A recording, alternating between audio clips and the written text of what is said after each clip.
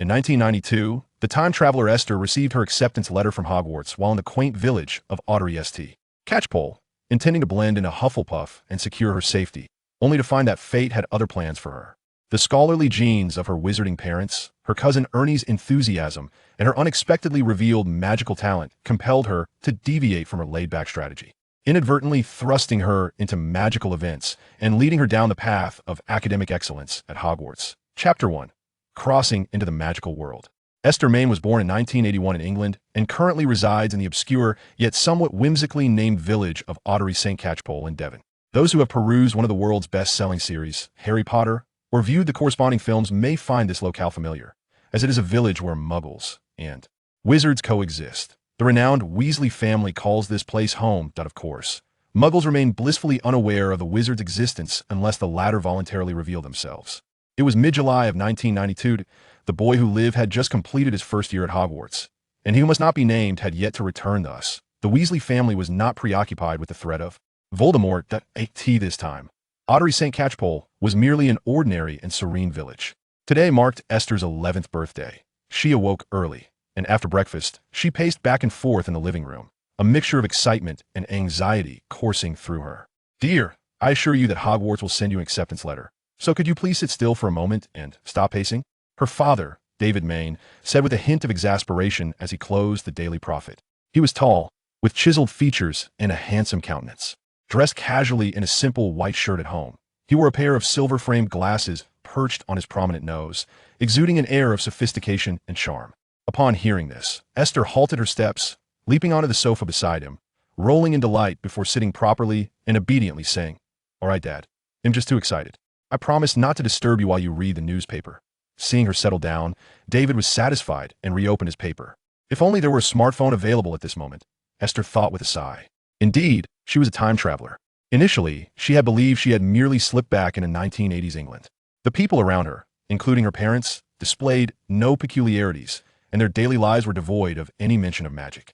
It wasn't until one fateful night at the age of 8 that her magical abilities surged uncontrollably, sending furniture flying around the room. Terrified, she assumed she was experiencing a supernatural event and cried out for her parents' help. To her astonishment, she witnessed her parents pulling out a little stick and pointing it at the chaotic furniture, restoring order. It was then that she realized she had crossed into the world of Harry Potter. Traveling into a children's literary realm was infinitely preferable to being thrust into a tale of supernatural horror, especially one from an author she deeply admired. "Come, have some fruit," her father said. Mother Letitia entered the living room, gracefully carrying a platter of freshly cut fruits. She hailed from the esteemed Macmillan family, one of the 28 pure-blood lineages, and was a proud graduate of Hufflepuff. With her lustrous golden hair and warm brown eyes, she emanated a gentle and amiable aura. "Thank you, Mother," Esther said, as she picked up a large, luscious strawberry and offered it to Letitia's lips.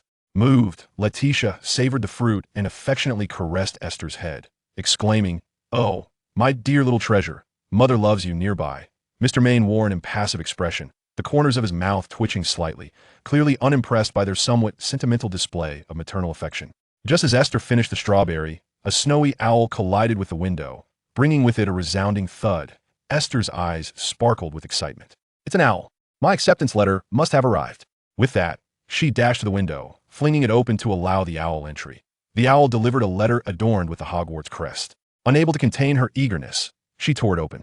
Hogwarts School of Witchcraft and Wizardry. Headmaster, Albus Dumbledore. President of the International Magical Association. Head of the Wizarding Association. First-class sorcerer of the Order of Merlin. Dear Miss Main, we are delighted to inform you that you have been accepted to Hogwarts School of Witchcraft and Wizardry. Enclosed is a list of required books and equipment. The term is set to commence on September 1st. We await your owl's reply by July 31st. Yours sincerely, Minerva McGonagall, Deputy Headmistress, just as she had seen in the films of her previous life. Esther jubilantly hopped around the room with the letter in hand, thrilled that her long-lost owl had finally returned in this new life. For someone who had cherished the Harry Potter series in her past existence, this was undoubtedly a stroke of immense fortune. Elated, she clutched the envelope tightly. "Congratulations, my darling. I believe you will become an exceptional witch," her mother said, approaching her and planting a tender kiss on her cheek. Esther smiled shyly. "Thank you, Mother."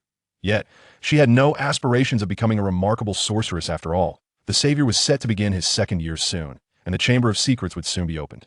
Instead of aiming for greatness, she preferred to set a modest goal of simply surviving until the conclusion of this tale. Fortunately, she was not in the same year as the Savior, and when the time came for sorting, if she were placed in Hufflepuff or Ravenclaw houses less involved in the plot, she could observe the protagonist save the magical world while safeguarding her own life. What a splendid arrangement it was. Feeling blissful, Esther turned to her parents and earnestly inquired, "Father, Mother, which house do you think I will be sorted into?" Her father, David, lowered his newspaper, a glimmer of interest flickering in his eyes. "While I would love to see you in Ravenclaw, your chances of being sorted into Gryffindor or Hufflepuff are considerably higher, given your evident disinterest in reading."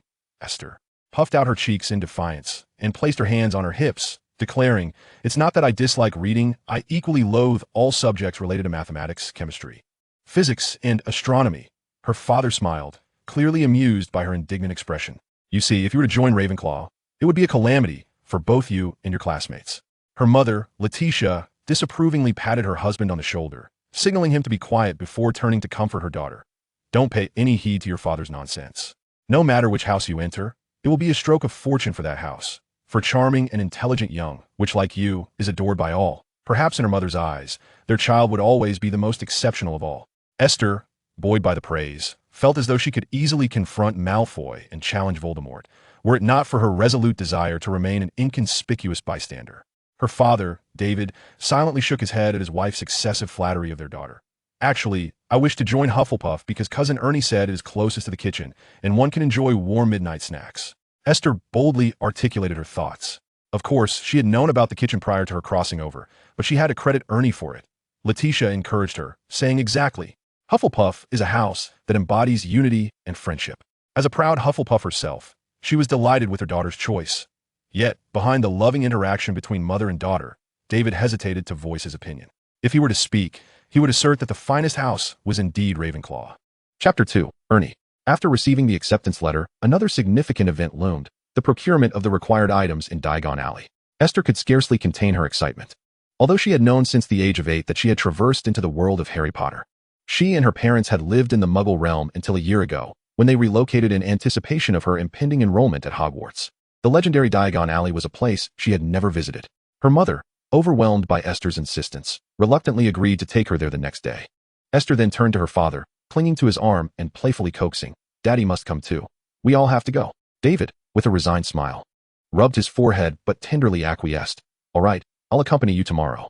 Elated, she planted kisses on her parents and bounded upstairs with the letter in hand.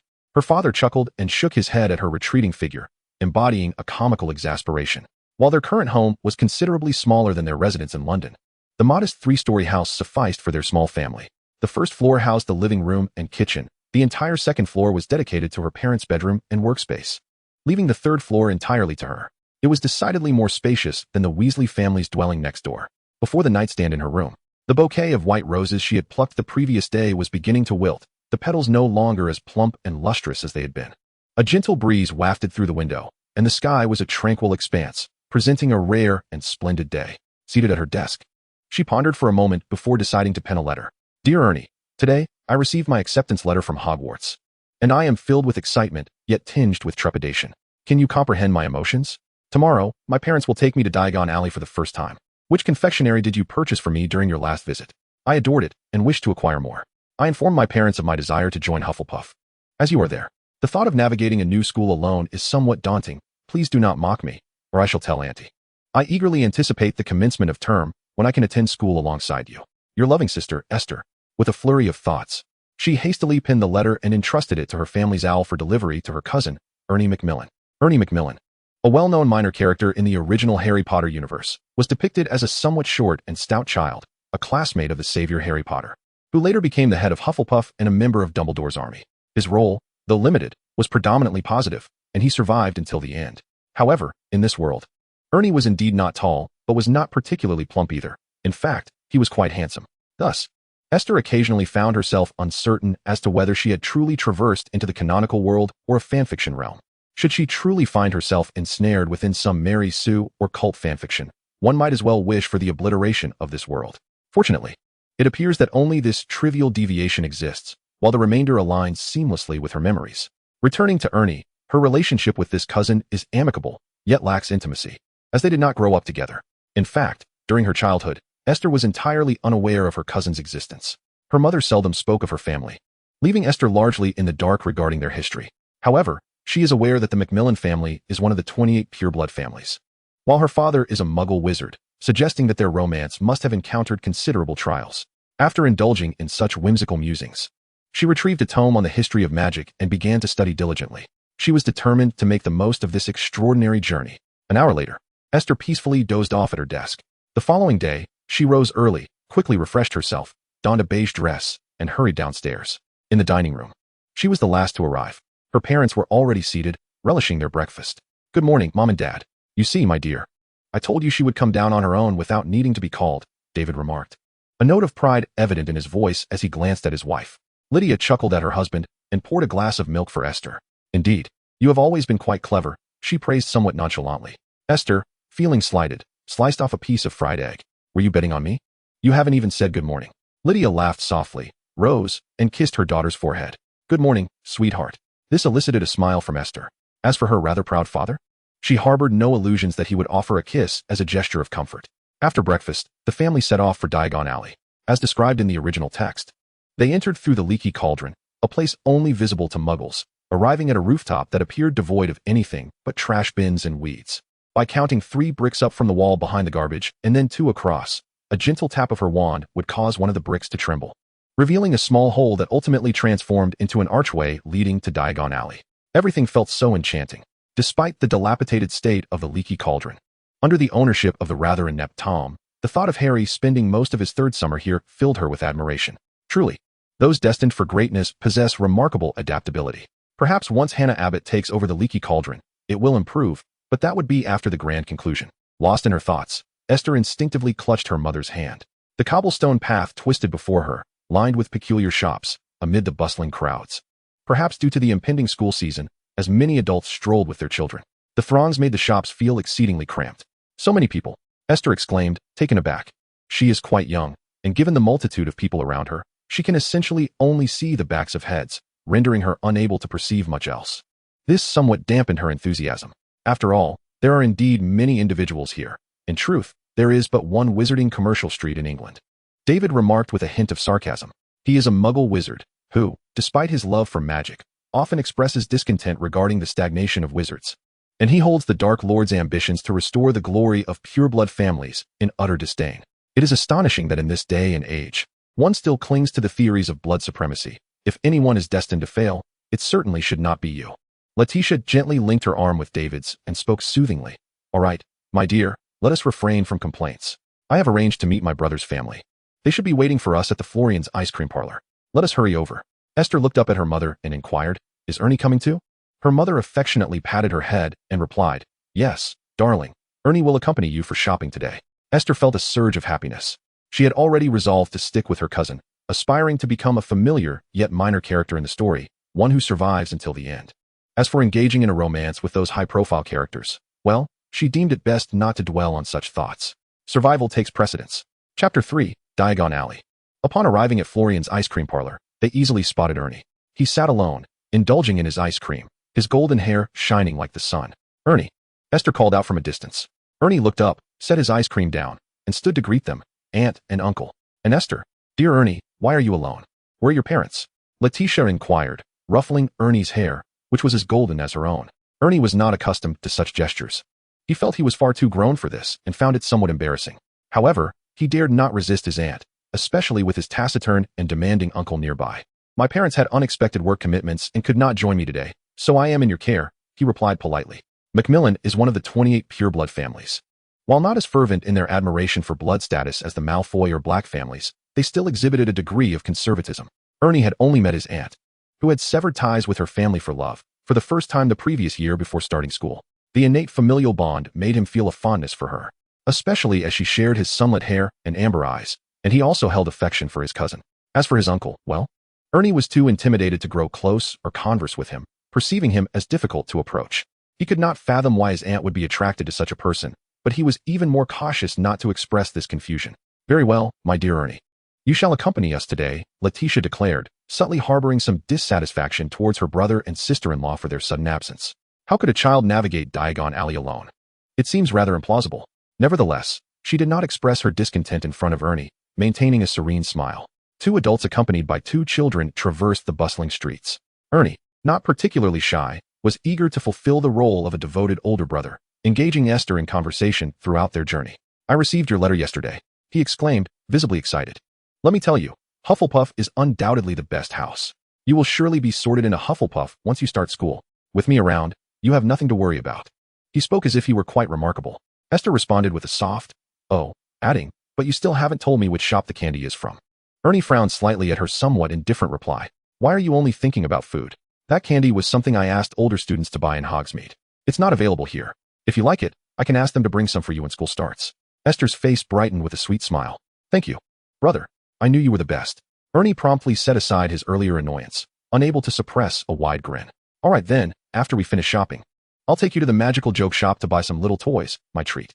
He jingled the coins in his pocket, the sound of several gold galleons ringing clear. Esther's smile grew even more genuine. Yay, their parents, trailing behind, could not help but smile. Even David joined in. This boy, not the brightest, was quite sincere. Noticing his wife's gaze, David quickly altered his remark mid-sentence. Letitia smiled and said, "Indeed, Ernie is a fine brother." Due to the crowd, the line at Flourish and Blotts was exceedingly long. Growing impatient, Esther conferred with her parents, suggesting they wait in line for her and Ernie's books while she and Ernie went to procure her wand. Letitia and David exchanged a glance, a hint of concern on their faces. Ernie immediately patted his chest, assuring them he would keep a close watch on Esther. "I've been to Diagon Alley many times. I wouldn't get lost." Ultimately, David nodded, handing Esther a sizable pouch of coins, instructing, "I trust you both. After buying the wand, if time permits, you may also procure some necessary items on your own. There are many people in line here, and it will likely take quite a while." Esther accepted the pouch and bid farewell to her parents. She and Ernie joyfully strolled along the street, both children adorned with shining golden hair, exuding warmth. However, Esther's eye color differed from Ernie's. At 11, she inherited her parents' finest traits, undeniably beautiful, with softly curled golden locks, deep blue eyes as clear as the sea, fair and luminous skin, delicate features, and cherubic cheeks adorned with a hint of baby fat. Her small, plump, rose-tinted lips were slightly pursed, presenting her as a lovely little daisy, radiating a vibrant charm amidst her delicate beauty. She privately compared herself to Ernie and felt that, solely in terms of facial features, she was indeed more attractive. This can be attributed to her father's remarkable appearance. Having seen her uncle, she candidly remarked that he was not as handsome as her mother. Her eyes and nose bore resemblance to her father, while her lips and facial shape were more akin to her mother's. Ernie remained oblivious to her thoughts. Even if he were aware, he would not concern himself with the triviality of who looked better, for he was certainly not unattractive. Without adult supervision, they all felt considerably more at ease.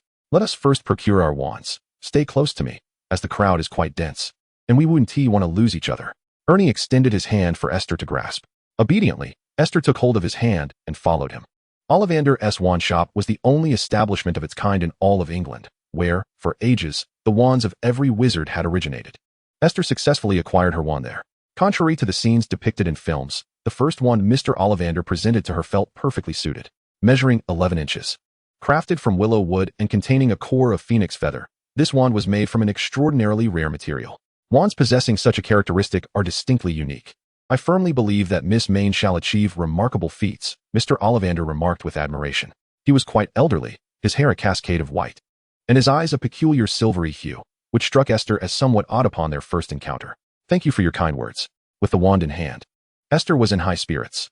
Although she did not believe she would accomplish anything extraordinary, who does not relish a compliment? Chapter 4. The Arrival of the Overconfident Brother. After purchasing the wand, Ernie took her to Madame Malkin's robes for all occasions to have her robes made. The place was bustling, yet significantly less so than Flourish and Blotts, as not every Hogwarts student required custom robes, whereas all students, regardless of year, needed books. After taking her measurements and paying a deposit, they departed. One could only speculate that had she been in the same year as the Saviors, she might have witnessed the iconic scene at Madame Malkin's this year. "Would you like to acquire a pet? An owl, or perhaps a cat?" As they approached the entrance of the magical menagerie, Ernie inquired. The young boy eagerly sought to display his prowess before his sister, upholding his status as the elder brother. Even a friendly and amiable Hufflepuff was not exempt from this. Upon finishing his sentence, he tilted his chin and confidently added, "However, if you wish to buy an owl, the Elop's Owl Emporium would be a better choice. Harry's owl was purchased from there. By the way, are you familiar with the renowned savior, Harry Potter?" Esther nodded. "Of course, I am well aware. I not only know of his past, but also that he was rescued from his aunt and uncle's home by the Weasley children just before the summer ended. He even inadvertently stumbled into Nocturne Alley while en route to Diagon Alley, encountering the Malfoy father and son who were dealing in dark artifacts. Esther mused silently. Speaking of the illustrious Harry Potter, admiration crept onto Ernie's face. Harry is incredibly formidable. He vanquished a troll, significantly contributed to our Gryffindor house points, surpassing Slytherin, and secured last year's House Cup. You now hold him in high regard, yet following the events of the semester's chamber incident, a veil of skepticism has begun to cloud your admiration, leading you to label him with a myriad of peculiar tags. Esther maintains a smile. While I am not fond of keeping pets, I shall acquire an owl to facilitate communication with my parents. She interrupted Ernie's praise of the savior, redirecting the conversation back to the original topic. Upon hearing her words, Ernie promptly led her to the Ilia Owl Emporium. Indeed, Esther harbors a disinclination for pets and plants alike, perhaps due to a prior existence consumed by relentless endeavors, rendering her incapable of caring for even herself, let alone other creatures. Thus, she meandered through the shop, selecting the owl that caught her eye. Ernie, who possesses a far greater affinity for pets than Esther, playfully engaged the owl while inquiring, "Have you decided on a name for this owl yet? If not, I can assist you." Without hesitation, Esther replied, "I have. It shall be called Donut." Ernie, puzzled, asked, "Why that name? Do you enjoy eating donuts?" Esther responded, "Ah, indeed. It is a name bestowed upon a cat that my aunt once owned during my early childhood, which tragically met its demise in an accident, crushed before my very eyes into a shapeless mass. This traumatic experience perhaps contributed to her aversion to keeping pets." Ernie, not dwelling on the matter, thought it quite normal for girls to assign endearing names to their pets. "Then, in a few days, come over to my house. I shall treat you to donuts." He warmly invited her. After procuring the pet, Ernie could not resist leading her to the magical joke shop. There, they unexpectedly encountered one of Ernie's friends. "Hey, Justin, is that you?" he exclaimed with delight, embracing the curly-haired boy. "Ernie, what a pleasant surprise to see you." Justin responded with equal enthusiasm. Esther recognized him as Justin Finley, a Muggle-born boy and a steadfast friend of Ernie Macmillan in the books, one of the unfortunate fifth-year students petrified during the chamber incident, and a member of Dumbledore's army. "This is my cousin, Esther Main," Ernie introduced them. "She will be a new student this year, having grown up in the Muggle world. You two should have plenty to discuss." Justin's eyes sparkled. "Hello, I'm Ernie's close friend, Justin Finley, a Hufflepuff student. Are you also a Muggle wizard?" Upon realizing the absurdity of his question, he chuckled, knowing that Ernie, a pure-blood wizard, could not possibly have a Muggle-born connection. "Sure enough," Esther clarified. "My mother is a pure-blood witch, while my father is a Muggle wizard, so I suppose I am a half-blood." Justin acknowledged her explanation, and the trio proceeded to browse and purchase items within the joke shop. It was Esther's first visit, and her curiosity led her to explore every nook and cranny, inadvertently accumulating a considerable haul. At the checkout, Ernie felt a twinge of pain as he parted with his money. He had originally intended to save a bit for a new Firebolt. Despite his mediocre flying skills, his heart still beat fervently for Quidditch. However, having already made his promise, he could not afford to backtrack without losing face as an older brother, so he gritted his teeth and paid. Oblivious to the situation, Justin praised him as a hidden millionaire for his generosity. Ernie, though pained, maintained a smile. Esther nearly burst into laughter at his expression. She cleared her throat and sweetly said, "Brother, you are so kind to me. How about we visit the Quidditch boutique? I'd like to buy a gift for you." Although Ernie was tempted, he feigned nonchalance, stating, "As your brother, it is my duty to buy things for my sister. You need not worry about purchasing anything for me." "Wow," Justin exclaimed, "you truly embody the ideal brother. Would you mind adopting another sibling?" Ernie shot him a disdainful glance. "Absolutely not. If it comes to that, I could always be your sister," he replied with a chuckle, continuing to jest. "Please, spare me the disgust." Ernie suddenly seized Esther's hand and sprinted away, eager to escape from this peculiar companion, while Justin laughed and chased after them. Amid their playful banter, they arrived at the Quidditch boutique, where a group of children surrounded a broomstick. "Behold, the latest model, the Nimbus 2001. Ernie pushed his way through, his expression one of rapture as he gazed at the newest broom. Esther took a glance but thought it merely a broomstick. While she had an interest in Quidditch, she was not keen on playing, thus finding little allure in the flying broom. Ernie and Justin eagerly engaged in animated discussion about the broom, leaving Esther to wander aimlessly around the shop. "That settles it. We are immensely grateful for Mr. Malfoy's support," a shop assistant respectfully announced as he ushered a tall man and a boy from a back room. Esther turned to observe them. It was a father and son. The father, with his pale golden hair and cold, haughty gray-blue eyes, possessed an air of shrewdness and cunning. The slightly shorter boy had impeccably slicked platinum hair revealing a fair forehead, his gray-blue eyes sparkling with brilliance, a pointed chin, and slightly chubby cheeks, all framed by a polite smile that rendered him quite handsome. The unmistakable features made it easy for Esther to recognize them as the infamous Lucius Malfoy and his even more renowned son, Draco Malfoy. Chapter 5. The Chaos at Flourish and Blotts.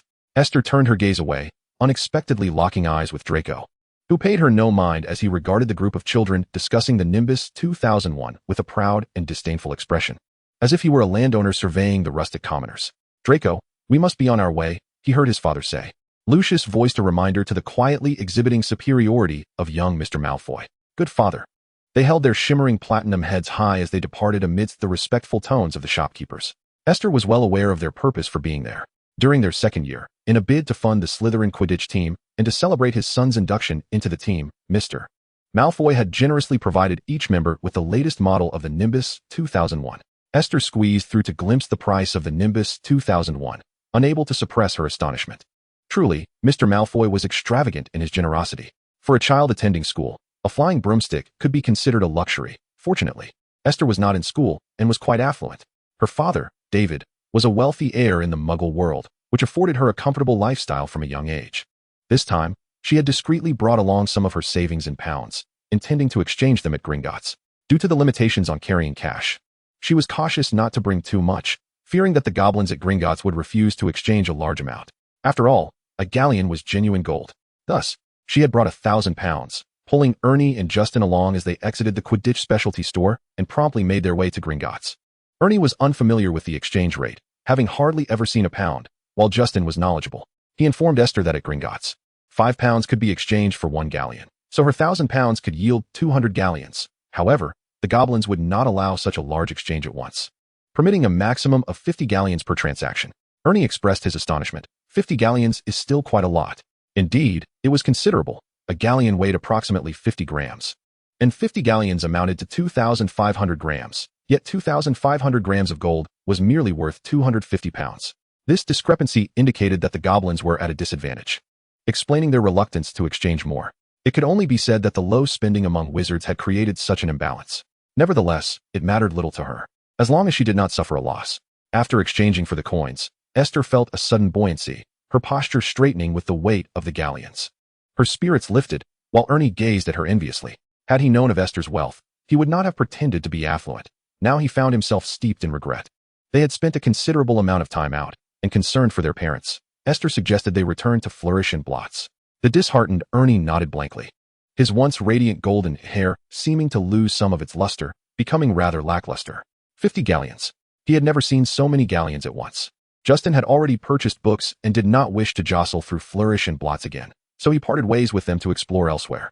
As they approached the entrance, they noticed a commotion inside, with many people gathered to witness the spectacle. The Malfoy father and son, whom they had encountered moments earlier in the Quidditch specialty store, now appeared far from their earlier glamorous selves. Mr. Malfoy's hair was somewhat disheveled, and a bruise marred his chin, despite his efforts to maintain an air of haughty dignity. Traces of anger were evident upon his countenance. At that moment, Mr. Malfoy, our illustrious braggart, wore a face as pale as death, his once vibrant gray-blue eyes now filled with panic and helplessness. He and his father hurried away, coincidentally crossing paths with Esther and Ernie.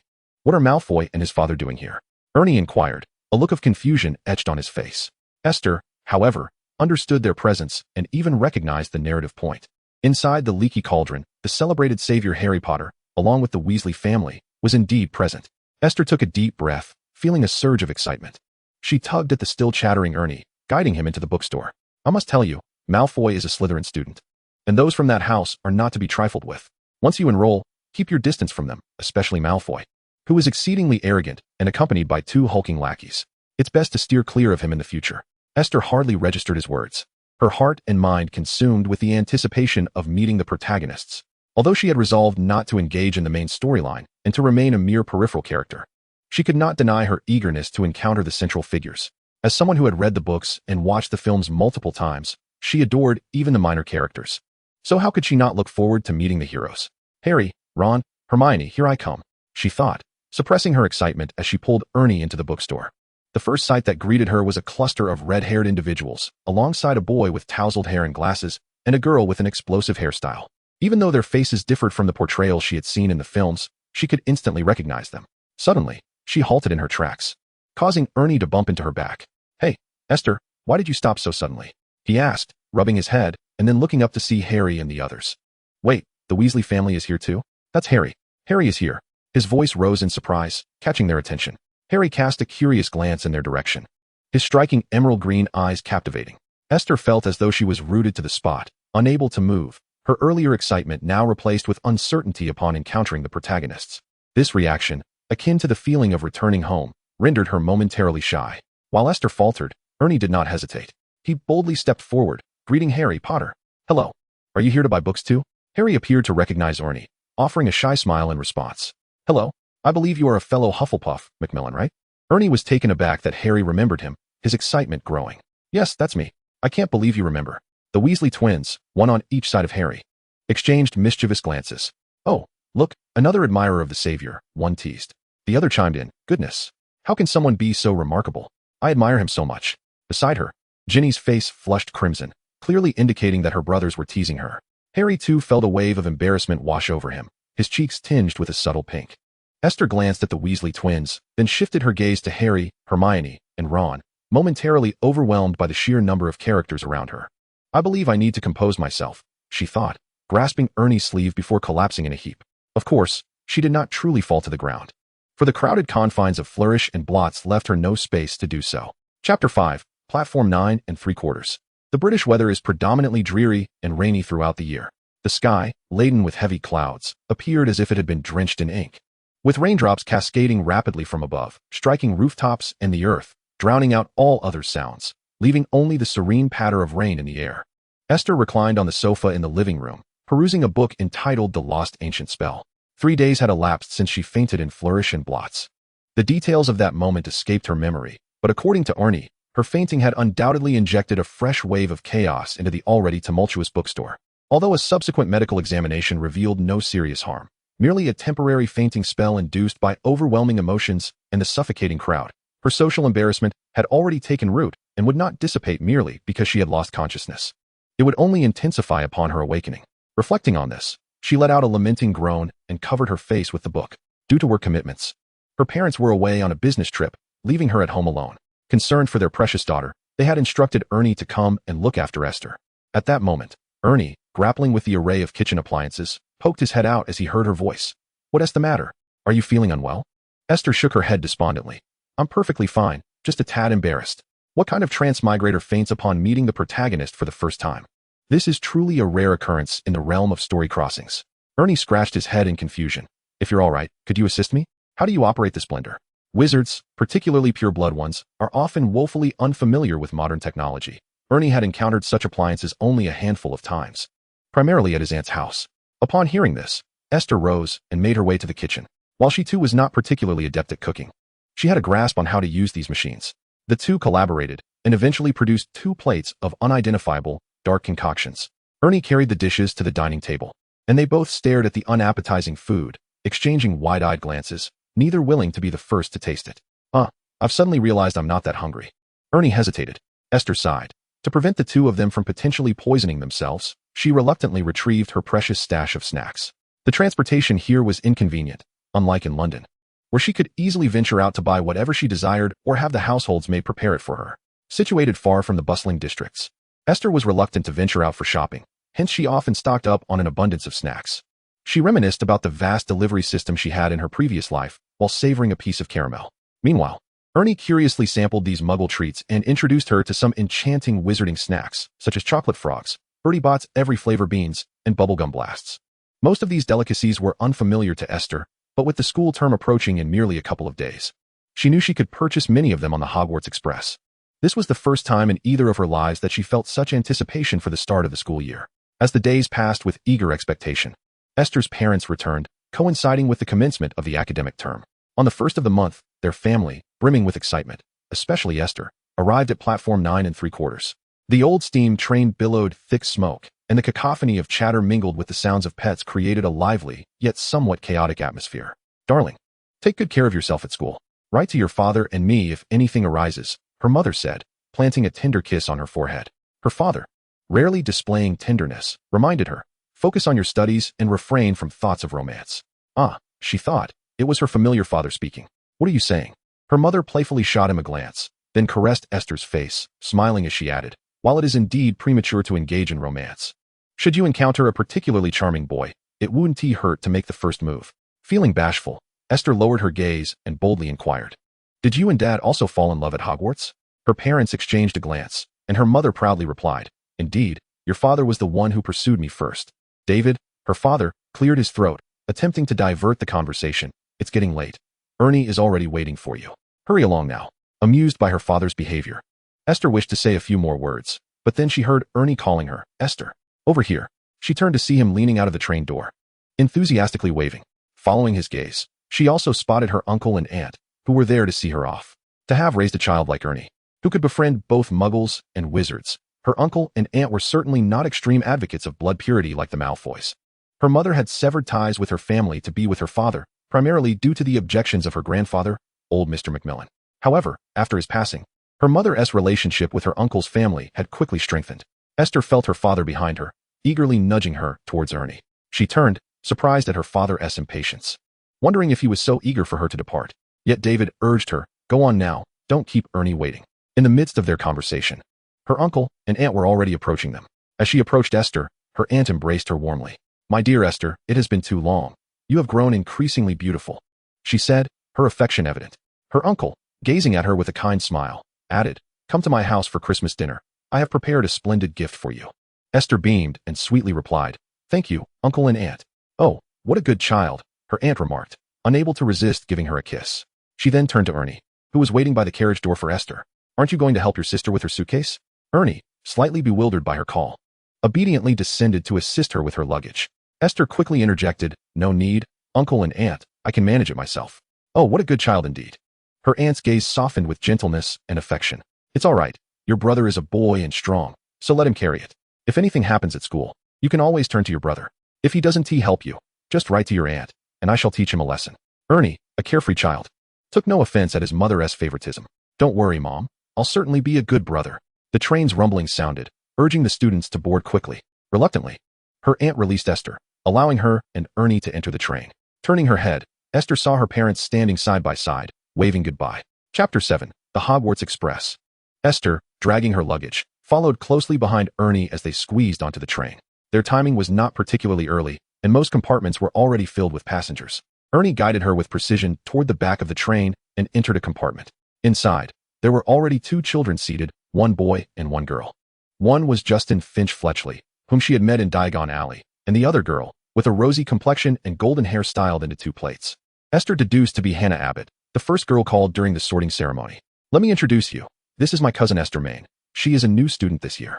This is Justin Finch Fletchley, whom you met in Diagon Alley, and this is Hannah Abbott, also a student of Hufflepuff." Ernie cheerfully introduced his companions. Indeed, it was Hannah Abbott. Esther smiled and shook hands with them. "Hello there." Hannah, who had been watching her intently, couldn't help but compliment. "Ernie, your sister is so pretty. Much prettier than you." Ernie beamed with pride, responding, "Of course. I'm certain no one in this year's new students is more beautiful than my sister." Esther chuckled at his playful banter. The 4 of them settled down, chatting and laughing. Justin asked Esther which house she hoped to be sorted into. Ernie quickly answered, "Of course, Hufflepuff." Esther nodded enthusiastically, saying, "My mother was a Hufflepuff, and my father is a Ravenclaw. So I'm most likely to be sorted into one of those 2 houses. However, I don't particularly enjoy studying, so I suppose Hufflepuff it is." Although Gryffindor and Slytherin were more favored in the online realm of her past life, she still felt a fondness for Hufflepuff. Perhaps to those unfamiliar with the intricacies of Hogwarts, Hufflepuff may not shine as brightly as Gryffindor, lack the distinctiveness of Slytherin, nor possess the wisdom of Ravenclaw. However, every student who has ever graced Hufflepuff's halls, regardless of their role, embodies integrity and courage. Gryffindor has produced a certain Peter Pettigrew. Yet Hufflepuff has never been home to a dark wizard. Truly, Hufflepuff is the finest. The trio commenced their 2nd year in unison, singing praises. Time flowed merrily in this jovial atmosphere, and soon the snack trolley made its way to their compartment. "Would anyone like to purchase some snacks?" the vendor inquired with a smile. Esther immediately raised her hand high. "I want one of everything." The vendor hesitated, uncertain, and asked, "Are you sure you want one of each?" Esther shook her head, rummaging through her pouch of golden galleons. "I want 2 of each. Make it 4 portions." The others gasped in astonishment.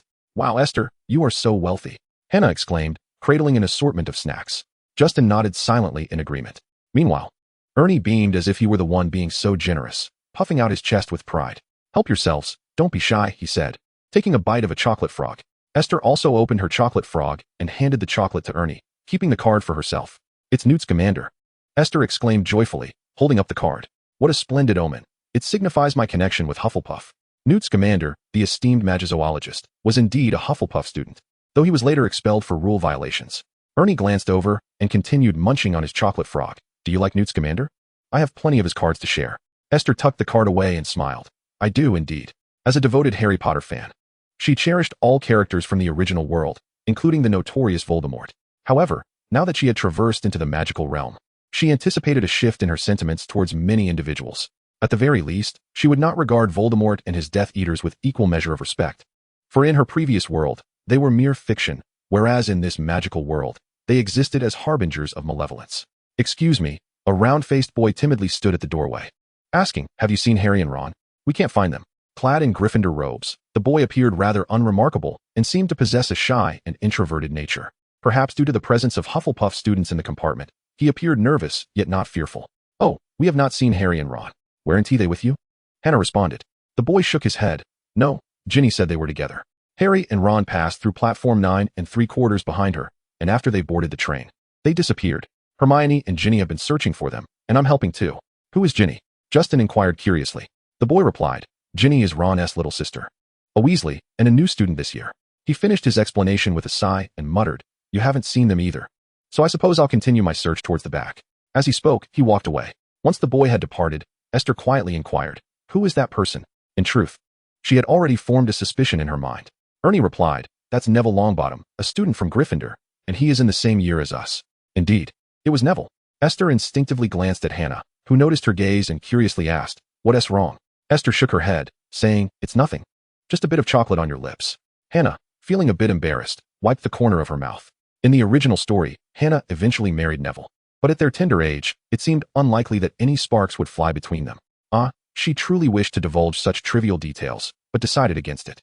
She feared that her careless revelation might stir the proverbial butterfly effect, leading the plot into uncontrollable territory.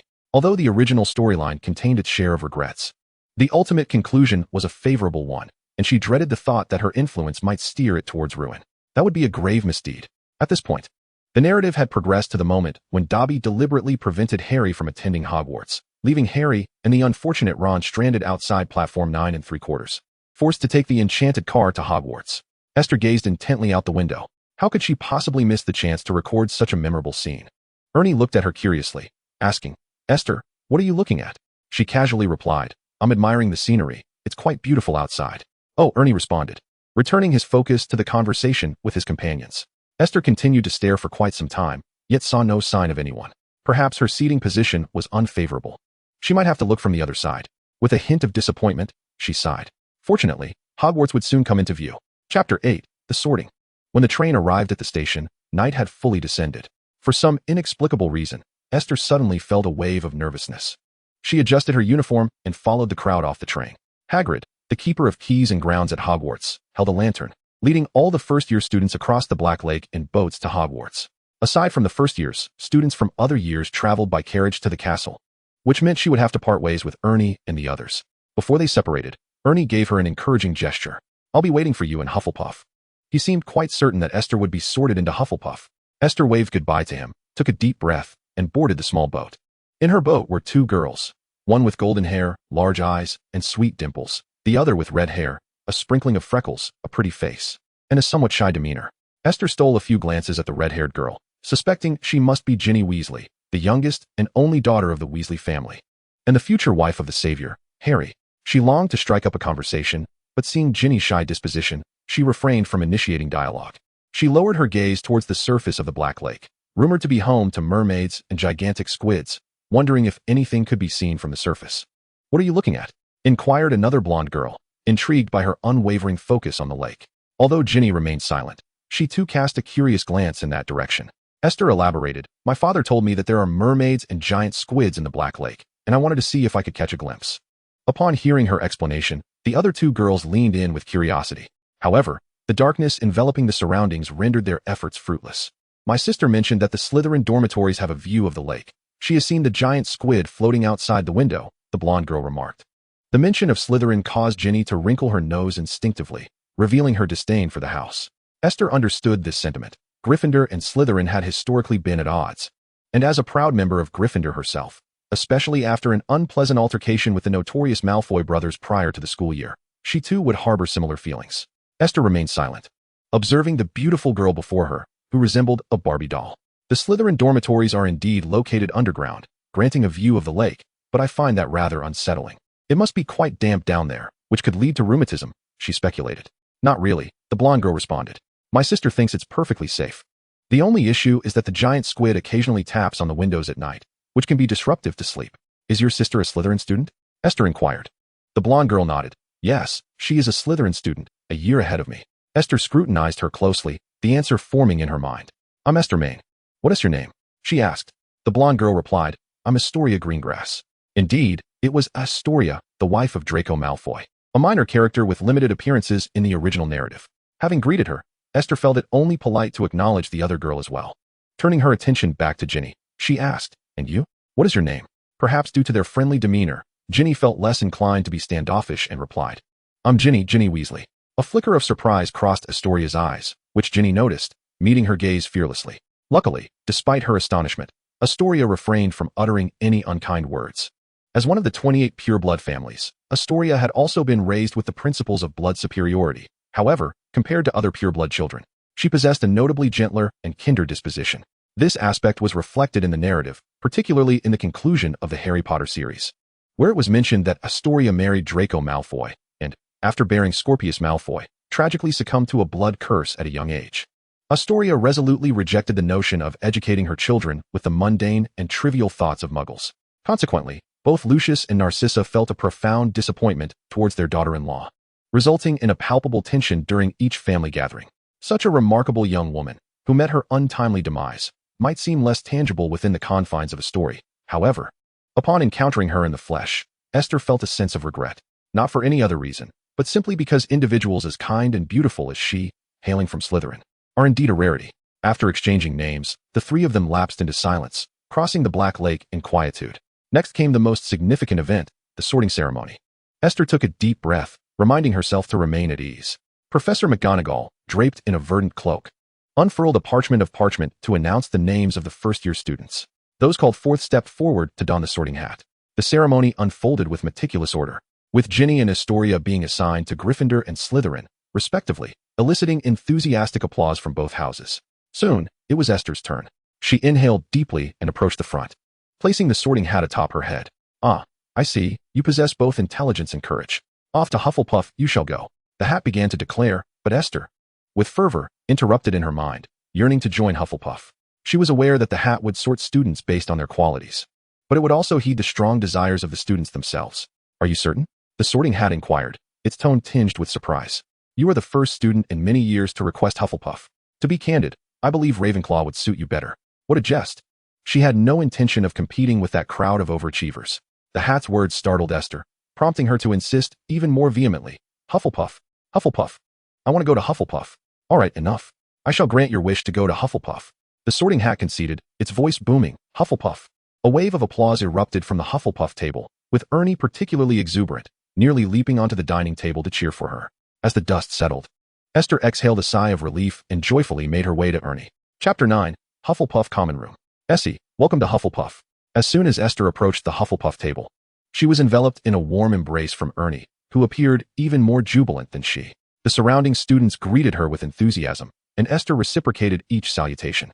She settled down beside Ernie, with Hannah on her left and Justin Finch-Fletchley on her right. After taking her seat, she quickly scanned the long table, her gaze lingering on a strikingly handsome boy seated at the front on the opposite side. He bore a prominent nose, dark hair, and striking gray eyes, his tall stature complemented by a warm and friendly smile. It seemed that he detected her gaze, and from across the crowd, he flashed her a friendly smile. Esther returned the smile and turned to Ernie, inquiring, Who is that boy? He is truly handsome. Ernie glanced up and replied, Oh, that's Cedric Diggory, a fourth-year student from Hufflepuff. He is indeed quite dashing and excels academically. Everyone holds him in high regard. Indeed, it was Senior Cedric, embodying the handsome description from the original text. Esther suppressed her excitement and took a sip of pumpkin juice. The sorting ceremony soon concluded, and after a day spent on the train, everyone was famished and began to indulge in the feast before them. With a sense of intrigue, Esther scanned the faculty at the head table, for as a devoted Harry Potter fan, She could readily match each teacher and character by appearance alone. The professors of Hogwarts were notably distinctive and easily recognizable. Her gaze lingered momentarily on a tall, thin man clad in black robes with greasy hair, before it was caught by his piercing eyes. Instinctively, Esther averted her gaze. Truly, the infamous Professor Snape could instill fear in students with a mere glance. In contrast, their house head was amiable, possessing a kind demeanor. Hufflepuff was indeed the best, just as she was about to cut into a piece of steak. Ernie leaned in and whispered to Justin Finch-Fletchley, who was seated beside her. "Hey, mate. Have you noticed that Harry and that Weasley boy who is always with him are not here?" Justin leaned in closer. "You noticed too? Do you think they missed the Hogwarts train?" Esther, exasperated, set down her knife and fork. "Is it appropriate for you to converse like this? Should I make space for you?" It was quite off-putting, nearly causing her to splatter her plate with saliva. Ernie and Justin exchanged sheepish smiles before moving behind her to continue their conversation. "They probably missed it. I remember Neville and Hermione looking for them on the train. Would anyone genuinely forget the start date of Hogwarts? Even if they were careless, with so many Weasleys. It's unlikely that only the two of them would have been left behind." "Exactly, mate. That's why I suspect someone is deliberately preventing their enrollment." Unable to tolerate it any longer, Esther turned to face them. "Let me make room for you." Saying this, she switched seats with Ernie and settled next to Hannah. Hannah appeared quite pleased. "Those boys are so annoying, aren't they? They lack any understanding of others." Esther nodded in silent agreement. Enthusiastically, Hannah introduced her to those around them. "This is Susan Bones, a fellow student from my and Ernie's year." The girl, with a rosy complexion and long blonde hair braided down her back, greeted her warmly. "Hello, just call me Susan." Susan was quite talkative. "When your name was called during the sorting, it was Esther Main, right? May I call you Esther? You are so beautiful." Esther smiled back at her. "Of course." Thus, a few girls engaged in cheerful conversation. After a brief exchange, Ernie and Justin had already speculated that Draco Malfoy, who was at odds with Harry, had deliberately caused trouble to prevent them from catching the Hogwarts Express. Esther, unable to bear their misguided assumptions any longer, turned to Ernie and said, "I'm afraid your deductions are entirely erroneous. Have you not noticed that Malfoy frequently glances towards Gryffindor? He is likely pondering Harry's whereabouts as well." Ernie turned to Esther, his surprise evident. "Esther, you actually know Malfoy?" Esther could not help but roll her eyes. "Just because I didn't grow up in the magical world doesn't mean I am oblivious to its affairs. I am aware of certain individuals and families." At that moment, Harry and Ron hurried into the Great Hall, their clothes disheveled and hair in disarray, as if they had just battled the Whomping Willow. Oh, not quite. In a sense, they had indeed just been in a tussle with it. Their sudden arrival caused a stir at the Gryffindor table, yet their expressions were downcast, betraying their distress. Esther instinctively glanced towards the staff table, and, as expected, Professors Dumbledore, Snape, and McGonagall were absent. It soon became apparent why they had been summoned. Harry and Ron, for reasons unknown, were unable to access Platform 9 and, in desperation, had flown to Hogwarts in a modified magical car. Their escapade had been witnessed by numerous muggles, leading to a conversation with the professors, and they were likely facing expulsion. Gasps erupted from the Gryffindor table, and Percy Weasley, the sole serious child in the Weasley family, could not restrain himself from reproaching Ron for the mess. Others echoed his concerns. Harry and Ron hung their heads, looking utterly dejected. By the time dinner concluded, the tale of their adventure had spread. "A flying car? How cool," Justin whispered enthusiastically to the boy beside him. "But also very dangerous," Ernie countered. He greatly admired Harry, and the thought of his potential expulsion troubled him. Just imagine. If a wizard could no longer study magic at Hogwarts, he would be no different from a muggle. Observing his friend's unease, Esther approached Ernie and softly reassured him. "Do not worry. Harry will certainly not be expelled, for Professor Dumbledore holds him in high regard." "I hope so," Ernie replied, still somewhat anxious. Esther ceased her attempts at consolation. After dinner, the first years, guided by the older students, returned to their respective common rooms. The entrance to the Hufflepuff common room was conveniently located at the corner of the kitchen corridor. It was easy to find, yet gaining entry proved to be quite the challenge. Fearing that the newcomers might be doused in treacle, the prefects patiently instructed them, eventually adding, "If you truly cannot remember, you may wait at the door for a senior student to assist you." Chapter 10, Roommates. Although located underground like the Slytherin common room, the Hufflepuff lounge is considerably more comfortable. Situated just one level below ground, it maintains a temperate climate, neither too cold nor too warm, unlike Gryffindor, where the sounds of the wind can disturb one's slumber. Due to Professor Sprout, the head of Hufflepuff and also the herbology instructor, the lounge is adorned with numerous green plants. The decor predominantly features the house colors of yellow, which, while not extravagant or particularly distinctive, is bright and inviting. This year's cohort of Hufflepuff girls consists of 6 members, a rather larger number compared to other houses. However, it is noteworthy that this year, there is one more boy than girl in Hufflepuff. Thus, it is evident that the influx of young wizards in the UK each year is limited. I recall from my previous life that the statistics indicated that in Harry's year, the clearly stated number of students was over 30, although some remained unspecified. Consequently, the annual intake of new students hovers around 30. During the sorting ceremony, I took special note and found that the analysis of that individual from my past life proved to be quite accurate. This year's freshers total 35, with Hufflepuff alone accounting for 13. This reinforces Hufflepuff's reputation as the most inclusive house. As for living arrangements, I had previously resided in a shared room, so I found no discomfort in this 6-person dormitory. Moreover, the Hufflepuff girls' dormitory is quite spacious, comfortably accommodating the 6 of us.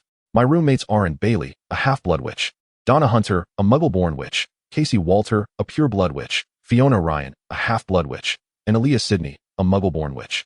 Being sorted into Hufflepuff signifies that these young women are quite amiable, and as we unpacked our belongings, we quickly grew familiar with one another. To be honest, when I first received my acceptance letter, my parents thought it was a prank and paid it no mind, discarding the letter outright. Donna, a vivacious and talkative girl, animatedly shared her own experience, stating, "It wasn't until a professor came to our home that I realized it was genuine." Aaliyah, also a muggle-born, empathized, saying, "Who isn't? After all, everyone assumes magic is merely a child's fairy tale." Before the term began, my parents were reluctant for me to attend, as it seemed rather implausible. Yet, I insisted, what could be cooler than learning magic? Indeed, Fiona interjected. My mother is a witch, though she never disclosed it until I received my acceptance letter. While my father was somewhat displeased at being kept in the dark, their love prevailed, and he forgave her. The experiences of this first day of school have already exceeded my expectations.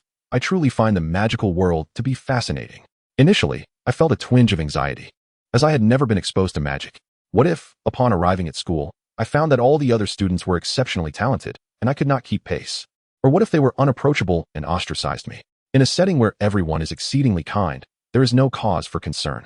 I am a pure-blooded witch, however. Prior to attending school, I had not acquired any particularly useful spells, just like everyone else. As for feelings of exclusion, this is not Slytherin, and no one here discriminates against young witches of Muggle descent. Moreover, Donna, with your adorable appearance, how could anyone possibly shun you? Esther, seated beside Donna, chuckled as she reached out to touch Donna's voluminous silver hair, filled with envy. Yet, Donna mentioned that her hair was not natural, but rather a result of dyeing. Nevertheless, it looked splendid, complementing her round, fair complexion, exuding a doll-like vibrancy. Flattered by the compliment, Donna replied, "If we are to discuss beauty, I must say, Esther, you are truly lovely, your eyes like sapphires." This statement garnered unanimous approval from everyone in the dormitory, seamlessly shifting the conversation towards discussions of appearance. Speaking of which, I noticed a rather handsome boy at our long table, tall and slender, with a warm smile. Does anyone know who he is? Aliana beamed dreamily, seemingly lost in thoughts of the young man she had mentioned. Annie concurred, indeed. I noticed him too. He is exceedingly handsome. After a moment of contemplation, Casey remarked, "You must be referring to Cedric Diggory, a senior from Hufflepuff. There is no boy in our house more charming than he. He is 3 years our senior and is reputed to excel at Quidditch, playing as the Seeker for Hufflepuff. Wow, he sounds impressive. I wonder if he has a girlfriend. With looks like that, I hope he is unattached. I'm not sure, but there are plenty of dashing seniors from other houses. It seems our year has a dearth of striking young men. Indeed, there are several pretty girls, like Esther, and that girl with dimples who ended up in Slytherin. There is also a girl with red hair who is quite lovely. Alas, there are so many beauties in the world. Why can't I be one of them?" The group continued to chat animatedly, their excitement palpable, until Annie interjected, "All right, dear ladies, we must retire for the night. We have classes tomorrow." Time had indeed slipped away, and after exchanging goodnights, they each retired to their beds. Thus, the first day at Hogwarts passed in tranquil fashion, perhaps due to overwhelming excitement. Esther struggled to fall asleep until the early hours of the morning. The next day, she was roused by her roommates. "Oh my, Esther, rise quickly. Neither of the alarms woke you. You were in such a deep slumber. Hurry, or you'll be late." Esther opened her eyes to find her roommates frantically preparing. Seeing the commotion, she quickly scrambled out of bed, joining the chaotic morning rush. With time pressing, they had no opportunity to leisurely enjoy breakfast. Instead, they hurried to the dining table, grabbing a few items to eat on the go. Ernie had just finished his breakfast and was preparing to head to class. He looked at the flustered Esther and said, somewhat sheepishly, "I didn't mean to neglect you. It's just that the girls' dormitory is off limits for us boys." Esther, however, had no time to assign blame. Her mind was consumed with the thought that their first class was potions. If they were late, Professor Snape would surely turn them into ingredients for his cauldron. Chapter 11. Encountering bullying at the corner? Esther grabbed a piece of cake of uncertain origin and hurriedly followed her roommates to class. Her thoughts were singularly focused on the fact that the potions classroom was located underground, so she urged her companions to run downward. Yet, she forgot that the enchanted staircases of Hogwarts could shift spontaneously, and as she lagged momentarily at a corner, she found herself separated from her friends. Gazing at the ancient castle walls, her anxiety surged, prompting her to exclaim, "If they know the castle is so vast, why not install some signposts? I'm genuinely terrified of being late." Although Professor Snape was intimidating, the prospect of having him remember her name on the very first day was hardly a desirable outcome. She merely wished to be a background character, to navigate through the events of the day without embroiling herself in the lives of the main figures. The protagonists had their circles, and she was content to inhabit the realm of supporting characters, surrounded by those with minimal roles. In her mounting distress, compounded by her poor sense of direction, Esther turned several corners and became utterly lost. The small cake she had clutched was untouched, forgotten in her anxiety. She didn't know what to do. At such a moment, it would be wise to ask someone for directions, yet strangely, there was not a soul in sight. Though it was morning, wandering through the historic castle, with its dim surroundings, was undeniably daunting. After all, the very existence of magic in this world defied reason, and the presence of ghosts within the academy was somewhat unsettling. Suddenly, a thought struck Esther. In addition to ghosts, Hogwarts was filled with many moving portraits. Surely, she could inquire for directions. With a newfound sense of purpose, she scanned her surroundings, only to find that this particular corridor was devoid of any paintings.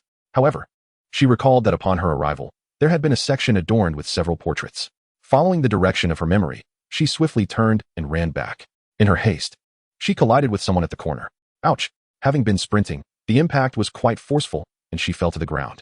The person she collided with appeared to be slightly taller than her, though she couldn't clearly see their face due to the angle. She instinctively raised her hand to shield herself from the impact. Nonetheless, it still hurt immensely. She cradled her hand, tears welling in her eyes.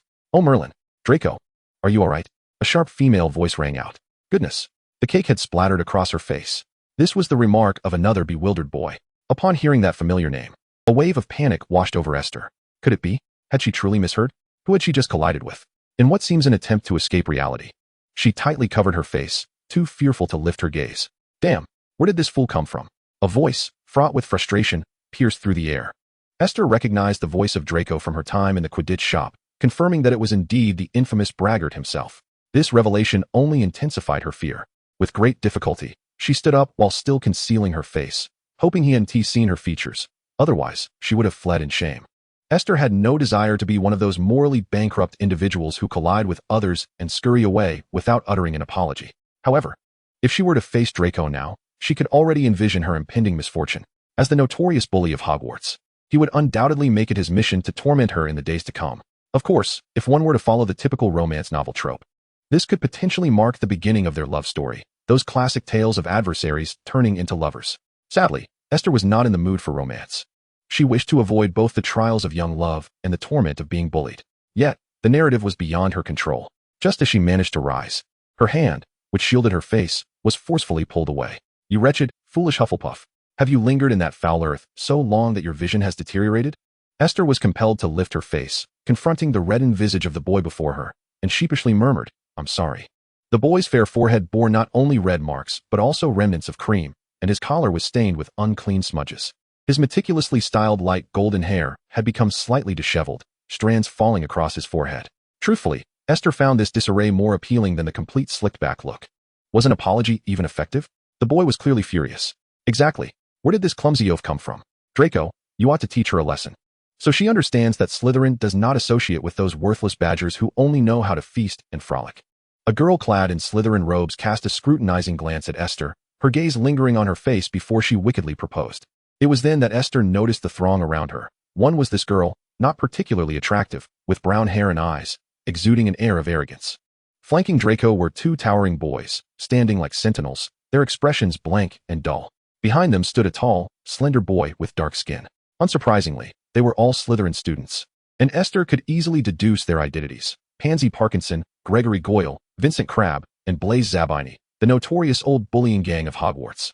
Esther realized that her day was unlikely to end well, but more pressing was her concern about being late for potions class.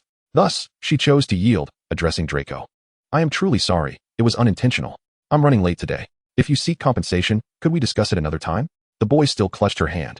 His eyes narrowed as he scrutinized her, saying, "Were you just about to cover your face and flee, so I wouldn't know who you are and couldn't find trouble with you?" The boy's grip was quite strong, causing Esther pain. Yet, upon hearing his words, the discomfort was swiftly overshadowed by fear, and she quickly shook her head, exclaiming, "No, I am not that kind of person. I merely bumped into something, and it hurt. That's all." Goodness.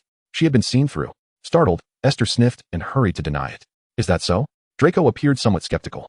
Pansy, noticing this, urged, "What are you wasting time on, Draco? Let Goyle and Crab teach her a lesson, so she understands who she shouldn't offend." Goyle and Crab, two hulking figures, obediently stepped forward, cracking their knuckles in anticipation. It was evident that in their minds, there was no concept of not hitting a woman. Oh right. They probably couldn't even read.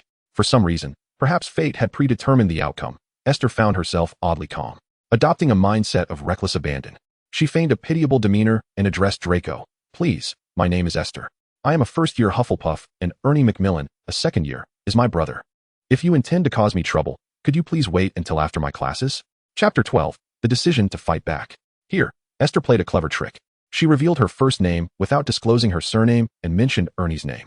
The Macmillans were also one of the 28 pureblood families, and Esther surmised that he might have a different attitude towards purebloods compared to half-bloods and muggle-born wizards. However, it was uncertain, after all. The Weasley family and Neville Longbottom were purebloods, yet he treated them quite poorly. Nevertheless, Esther was not a Gryffindor, so he should not treat her in the same manner. Right, Macmillan? Draco relaxed his grip, scrutinizing her from head to toe, finally saying, half convinced, "Remember your words." Was he letting her off the hook? Esther silently sighed in relief and quickly responded, "Of course, I will remember." Afterward, she bent down to pick up the scattered books, preparing to make her escape. Wait. Just as she was about to run, Draco seized her again. "What now?" Esther looked at him warily, thinking he couldn't possibly be having second thoughts, given his character. Such a thing was not beyond him.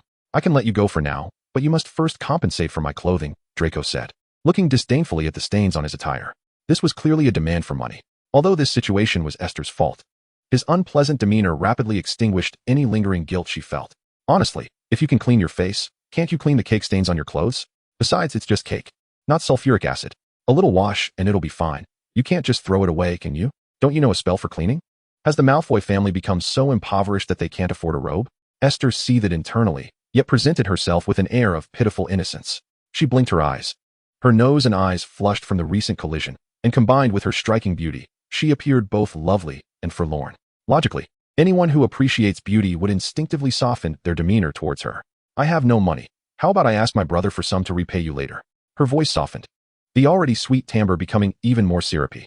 This tactic was her secret weapon, with her charming looks. A mere hint of vulnerability would melt the hearts of both adults and children alike. However, Draco was no ordinary individual. Upon hearing her words, he scoffed coldly. "If I let you go now, what if you don't pay me back? I'm not that foolish. Since you can't compensate me now."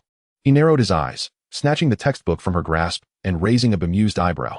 "You'll need to bring money tonight to redeem your book, or you will face the consequences," he threatened, glancing at the cover of the textbook and smirking maliciously. "Potions class. You're in trouble. You're going to be late." Esther cursed this scoundrel in her mind. Instinctively, she reached for the textbook, but Draco tossed it to Goyle beside him, tauntingly asking, "Do you still want to snatch it back?" Pansy laughed mockingly. "We were going to let you off easy, and yet you resist? Perhaps we should draw on your face to teach you a lesson." She gazed maliciously at Esther's face, wand poised in her hand, clearly envious of Esther's beauty.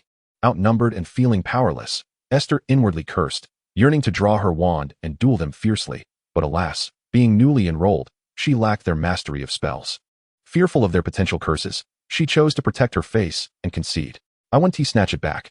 As she spoke, she surveyed her surroundings. This corner led back a few steps to another turn, and the abundance of corners made for an easy escape. Before attending Hogwarts, she had practiced sprinting in primary school. Her speed not being negligible, perhaps she should flee. The thought ignited, and her body reacted faster than her mind could deliberate. Before she could fully consider her escape, she was already in motion. Swift and unexpected, her actions caught Draco and his companions off guard. She ran. "Should we chase her?" Pansy shouted. Draco, somewhat irked, tightened his grip on the book, muttering indignantly, "There's no rush. She can't get far." Blaze, who had remained silent, coldly interjected, "I only know that if you don't leave now, we'll all be late." This snapped them back to reality, and they each grumbled as they made their way to class. Meanwhile, Esther, relieved they did not pursue her, finally paused to catch her breath. Now, she was consumed by one thought. What would happen if Professor Snape discovered she hadn't brought her book to potions class on the very first day?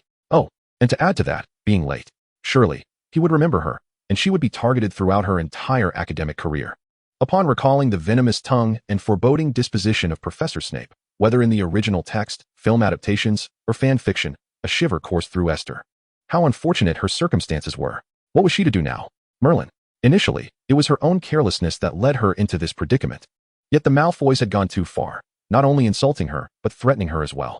She had intended to endure it, for she understood Malfoy's reprehensible nature and knew he would inevitably face consequences for his behavior without her intervention.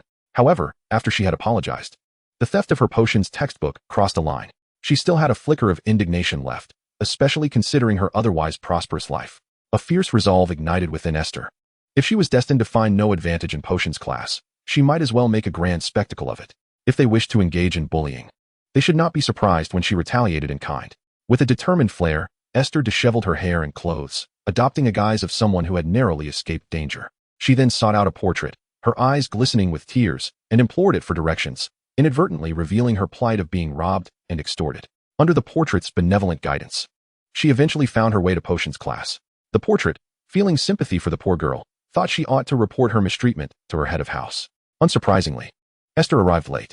Standing before the darkened classroom door, she took a deep breath and pinched herself, tears brimming in her eyes.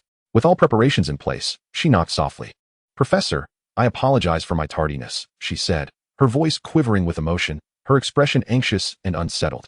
Inside the classroom, Professor Snape, clad in his flowing black robes, turned his gaze towards her, his sharp eyes glinting like knives. He sneered, "Late on the very first day, Miss Mina. You have truly excelled, successfully deducting 3 points from your house." Esther pondered how only 3 points seemed somewhat tolerable. Indeed, possessing the ability to provoke such a significant deduction from Professor Snape was a trait befitting Gryffindor, perhaps even a characteristic of the protagonists. Chapter 13. Better to go mad than to be punished.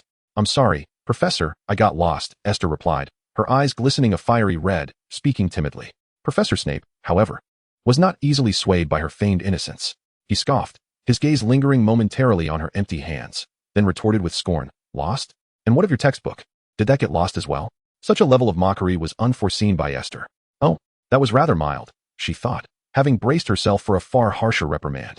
A flicker of hope ignited within her, yet she remained wary. What if this was merely a prelude to a more severe reprimand?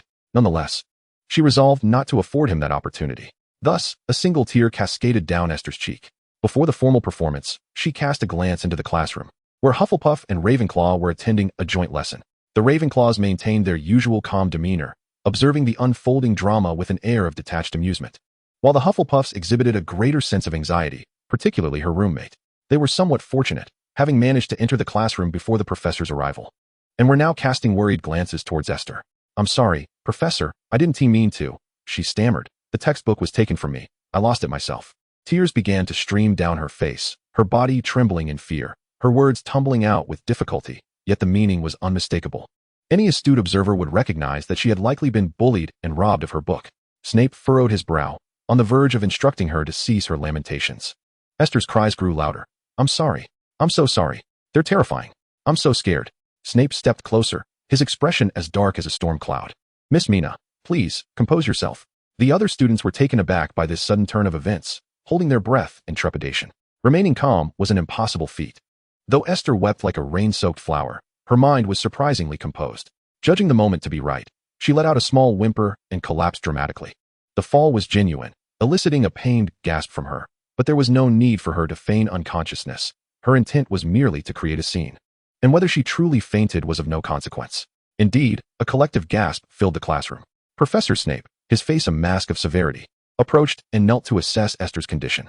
She sobbed quietly, appearing utterly overwhelmed and on the brink of a breakdown. Snape reached out, pinching her cheek to gauge her state, and Esther seized his hand, continuing to weep. "I'm sorry, Professor. I'm just so timid. I'm afraid. I can't fight back. I'm sorry. I'm so sorry." In her past life, Esther had studied acting, although she had met an untimely demise shortly after her debut. She possessed a foundational skill that allowed her to perform convincingly.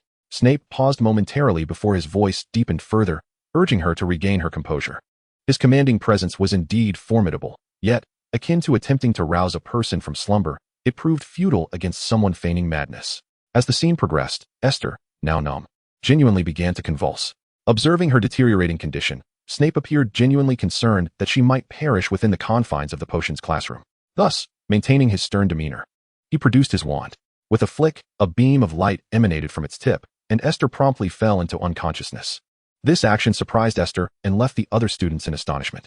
"I will take her to the infirmary. You may continue with your studies," Snape instructed, his expression a mixture of displeasure and concern, though he could not harm students within the school.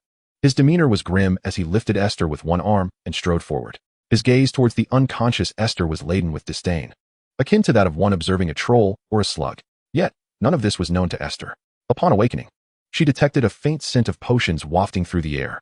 A fainting spell abruptly interrupted her performance, yet it seemed to suffice in achieving the desired effect. After all, with so many witnesses to her distress, Professor Snape and their head of Hufflepuff, Professor Sprout, would undoubtedly take notice. She gingerly rubbed her aching head, and as she sat up, someone hurriedly approached her. "My goodness, you have finally awakened. How do you feel now?" a gentle female voice inquired. And soon Madame Pomfrey appeared at her bedside. Esther timidly shook her head. "I'm fine, thank you. How did I end up here? What about my class?" Her emotions began to swell as fear of reprimand from the professors loomed over her. Hufflepuff had always been portrayed as timid and honest by other houses. Yet Esther's current demeanor could not be deemed unbecoming. She was merely playing the part of a reluctant damsel in distress. Madame Pomfrey reassured her, "Do not fret, my dear. Professor Snape personally brought you here, and your head of house is already aware of your situation. He will seek you out at noon after his class to discuss what transpired. Can you share what happened with me?" Grateful for the opportunity, Esther feigned hesitation before recounting the altercation with Draco and his companions. She recounted the events without embellishment, revealing the severity of their actions. The injustice of their behavior, coupled with her apparent vulnerability, naturally tilted the scales of sympathy in her favor. "My goodness, those Slytherin students have gone too far, extorting fellow students and stealing their belongings. Severus must take decisive action against them," Madame Pomfrey exclaimed indignantly, placing a comforting hand on her shoulder. "Do not worry, dear child, with your head of house involved. Justice will be served. I just want my textbook back," Esther murmured softly. Madame Pomfrey affectionately ruffled her hair and inquired if she felt any other discomfort. After spending some time with Esther and ensuring she consumed a calming potion, she attended to other matters. Perhaps due to the effects of the potion, Esther soon slipped into a deep slumber. When she finally awoke, it was already midday. Before she could fully open her eyes, she heard the sound of quiet weeping. "Madame Pomfrey, is she truly all right? Why hasn't she awakened yet?" It was Ernie's voice. "Rest assured, Mr. Macmillan, Miss Maine's merely experienced a fright. I have administered a calming draft. Her drowsiness is simply a result of the medication. She will be fine once its effects wear off," Madame Pomfrey reassured him. It was at that moment that Esther stirred awake. As her eyes fluttered open, Ernie rushed to her side, exclaiming, "Thank heavens. Esther, you're finally awake. You cannot imagine how terrified I was when I overheard your roommates say you had gone to the infirmary. I was so worried during our History of Magic class that I skipped it altogether to come see you." Esther smiled gently. "Do not worry, I am quite well." Chapter 14. Reactions following the incident. Ernie remained visibly concerned, his brow furrowed. "I heard that you were bullied. Did they take your books? Who did this?" "I shall seek vengeance for you." Esther reclined comfortably on the bed, asserting, "I don't need your assistance. Given the magnitude of this incident, the headmaster and others will naturally handle it. They will ensure justice is served, so your help is unnecessary." Ernie began to sense something amiss. In his perception, Esther was not the type to shy away from confrontation. Thus, he glanced around to confirm that Madame Pomfrey was not paying attention and leaned closer to Esther, whispering, "Listen, Esther, be honest with me. What exactly transpired?" Esther did not conceal the truth from him, recounting the events in their entirety. After hearing her, Ernie's brows knitted in anger. "Oh, Malfoy, he is truly out of line." Esther interjected quietly, "It's not just him, it's them." Ernie grimaced in distaste. "All of them from Slytherin are like this. But I'm not afraid of him. When I return home, I shall inform my parents and have them speak to Malfoy's parents about this." Esther chuckled at his remark. "Have you become like Malfoy, running to your parents every time something goes awry?" After sharing a laugh, Ernie continued to inquire, "So, did you feign being fainted to escalate the situation?" Esther raised her hand in a gesture for silence, lowering her voice. "Firstly, I did not pretend to faint. Professor Snape actually rendered me unconscious. Secondly, I did intend to amplify the incident. Given Malfoy's character, if I did not elevate the matter and bring the professors and headmaster into it, he would undoubtedly continue to cause trouble for me. I do not wish to squander my splendid school life engaged in a battle of wits with him." "But," Ernie expressed with concern, "I believe that even if the professors help you seek justice, he will still find a way to bother you." Esther sighed. "That is an unfortunate reality. I cannot simply wait for him to bully me without retaliation." "Indeed," Ernie grasped Esther's hand, saying, "Promise me you won't wander off alone in the future. Always inform me of any issues. Your brother will protect you." Esther nodded in agreement. Ernie did not linger long before being summoned to class. Although Esther had no pressing matters at hand, Madame Pomfrey suggested she remain for a while longer.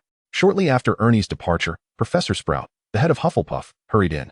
She was a kindly woman of short stature, with gray hair, dressed in worn robes, and speckled with dirt. As the head of Hufflepuff, she also taught herbology and bore the marks of her work with plants. She seemed to have come directly from her class and was in a rush. Seeing her, Esther attempted to rise and greet her, but Professor Sprout gently urged her to stay put. "All right, Miss Main, just lie still." After that, she inquired about Esther's well-being. Esther shook her head. "I feel much better with Madame Pomfrey here." Just then, Madame Pomfrey approached, and Professor Sprout asked her about Esther's condition. Once assured that she was fine, she pressed for details on what had transpired. Esther recounted the events that had transpired, marking the third time she shared her tale. If all went as anticipated, she would likely narrate it several more times. Professor Sprout, upon hearing her, furrowed her brow in concern. "Do not fear. I shall have a thorough discussion with Severus to ensure he keeps his students in check." Esther nodded in trust, yet her expression turned to one of guilt. "I apologize. Professor, I caused trouble on the very first day of school, and Hufflepuff has suffered point deductions because of me, not to mention the disruption of Professor Snape's lecture." Professor Sprout comforted her, saying, "This is not your fault. I believe Severus will not hold you accountable." Yet, deep down, she harbored doubts. Nevertheless, there was no turning back. She had to face the consequences of her actions. After she had accidentally toppled that piece of cake onto Draco, her tranquil life at school was irrevocably altered. Professor Sprout, busy as ever, gathered the facts and hurried away. At noon, her Hufflepuff companions visited her, bringing a bounty of food. Esther had not eaten anything until now, and though she had not initially felt hunger, the sight of the food awakened a growling in her stomach. She shared the meal with her friends, and the lively commotion they created soon irked Madame Pomfrey, who only relented after they promised not to disturb the patient's rest. It was no surprise that Madame Pomfrey was displeased, for their numbers were quite overwhelming. Alongside her 5 roommates, there was Ernie, Hannah, Susan, and Justin, as well as 2 upperclasswomen whom she had seen yesterday but did not know well. They had heard the news while passing by and decided to join. "My goodness, Esther. You terrified us today. Are you all right?" Donna whispered, her eyes brimming with tears. The concern was palpable among the others. Esther felt compelled to recount her experience once more. After she finished, the group was filled with indignation. "They took your textbook and threatened you for money? What scoundrels!" exclaimed Aliana, her anger palpable. "I will confront them." Kathy quickly intervened. "Do not act impulsively. You are unaware of the Malfoy family's influence in the wizarding world. They have strong connections within the pureblood community and are well acquainted with many high-ranking officials. Do not provoke them carelessly, especially since Aliana was still a muggle-born witch." Aliana, filled with rage yet fearful of inadvertently causing further trouble, simmered in silence. "When I encountered such situations in primary school, I would retaliate immediately. The more you let them walk over you, the more they will perceive you as an easy target." Esther reassured her, "It is all right. Professor Sprout is already aware of the situation, and she will certainly advocate for me." Only then did the group exhale in relief. Ophina expressed her guilt. "It is all my fault for not stopping you this morning, which led to you getting lost. Otherwise, this would not have happened." Esther quickly replied, "Do not say that. It is not your fault. Who could have foreseen what would transpire?" Susan listened quietly to their back-and-forth conversation before interjecting, "In my opinion, Esther has turned this misfortune into a blessing. The situation has escalated to the headmaster, and at least he might take some action." "Indeed," Hannah concurred. "Slytherin students are notoriously difficult to deal with. They are quite vile, especially Malfoy. In our first year, Neville was tormented by him. But Neville was too timid to report it to the professors." Justin added, "However, Esther's act of dumping the cake on Malfoy was a form of retribution." "Absolutely," Ernie chimed in. "And I am not afraid of Malfoy. If he dares to cause us trouble, I shall strike that pale face of his." Justin nudged him on the shoulder. "Great idea. I will ensure you follow through. A brother who doesn't keep his word is not worth having." Laughter erupted among them. Chapter 15. Colin Creevey and the swift spread of gossip. By afternoon, Esther was well enough to leave the infirmary. She returned just in time for the final history of magic class. This session was attended by both Hufflepuff and Gryffindor students, taught by Professor Binns, Hogwarts' old ghost teacher, who tended to lecture without regard for whether his students were paying attention. Esther was punctual this time, entering the classroom a minute before the professor arrived. Upon her entrance, her roommates visibly brightened and beckoned her to sit with them. She settled between Donna and Cassie, and as soon as she was seated, Donna asked, "Are you all right? Did Madame Pomfrey permit you to attend class?" Esther nodded. "I am fine now.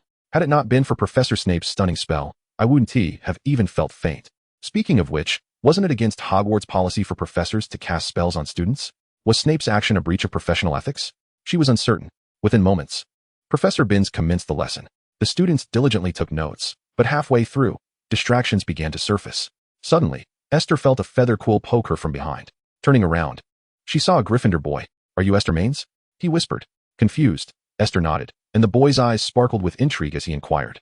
I heard that on the very first day of school, you were bullied by Slytherin's Malfoy, and that they stole your books and forced you for money? Esther replied. That is indeed true, though I was the one who bumped into him first, not out of a desire to defend them, but rather due to her honesty. She found it beneath her to lie about such matters. The boy disregarded her last statement and pressed on. So, it is true that you were bullied to the point of unconsciousness, and that Professor Snape carried you to the infirmary? Esther exclaimed. Word travels fast, doesn't it? Everyone knows. The boy nodded. Yes, many in Gryffindor are aware. To be honest, Slytherin students are quite outrageous. I hope their professors impose severe punishment. Kathy, who was eavesdropping on their conversation, turned her head and said, Not necessarily. I have heard that Professor Snape is quite partial to his Slytherin students. Rather than waiting for him to take action, it might be more prudent to hope our headmaster will restore justice for us. At this point, the Gryffindor boy sighed. Well, headmasters of other houses tend to favor their own students, while ours is fair and just. He seemed to realize that speaking ill of their headmaster in front of students from other houses was unwise, so he changed the subject and continued chatting with them. I'm Colin Creevey. Do you know HarryPotter? I've heard so much about him before enrolling, and I admire him greatly. However, I haven't had a chance to greet him since last night. Colin Creevey? Esther had a vague recollection. He was known as Harry's ardent fan in the books, and he once intended to start a HarryPotter fan club with Ginny. His fervent admiration had caused Harry quite a bit of trouble. If she remembered correctly, he would face petrification by the basilisk this year and ultimately perish during the Battle of Hogwarts. What a pitiable child, Esther thought, a hint of compassion in her gaze. Speaking of Ginny, she looked up to see Ginny nearby, fully engrossed in taking notes. Yet, Esther clearly noticed that upon hearing them mention Harry, Ginny leaned slightly in their direction, her quill momentarily pausing in its writing. The future Mrs. Potter was still a girl with a youthful demeanor, petite, with the family's signature red hair and a face adorned with freckles. To be fair, she could not yet be considered a great beauty, at most. She resembled a shy, charming neighbor girl. Harry Potter? Of course I know him. Almost every child in the Wizarding World knows of him. Defeating the Dark Lord at just 1 year old is quite remarkable, Kathy interjected. But I heard he might be expelled for exposing the modified magical card to muggles? Absolutely not. Colin Creevey raised his voice, drawing the attention of those around them, including Ginny. Esther and her friends had woken up late and missed the morning's dramatic events. Harry and Ron had driven the enchanted car without permission, resulting in Mr. Weasley being investigated, which led to an irate letter from Mrs. Weasley sent to Ron during breakfast. Witnessed by students from all 4 houses, many had laughed, and it was a significant blow to Ginny, the shy girl who felt embarrassed for her youngest brother, leaving her in a rather somber mood throughout the day. Kathy was startled by Colin's sudden elevation of voice. She froze for a moment, listening to Colin defend. Harry Potter is the chosen one. He defeated a troll in his first year. The school wouldn't expel him over such a trivial matter. Headmaster Dumbledore surely would not agree. Kathy, taken aback, muttered a hesitant all right, before turning away and ceasing conversation with him. Even without fully grasping the plot, she could discern that Colin Creevey was an ardent admirer of Harry Potter. She felt a wave of relief wash over her that this was a history of magic class. Had it been another professor's lesson, such a loud outburst would have surely resulted in reprimand for her. Mr. Creevey, could you lower your voice? You're disturbing other studies. Ginny admonished him, lifting her gaze. Just as she had managed to momentarily forget the troubling situation, his words brought back memories of her ineffectual brother. His expulsion was one matter, but if it led to Harry being implicated, how would she ever face him again? Oh, well, I apologize, Colin replied awkwardly, realizing that his volume had been excessive as he noticed the disapproving stares from those around him.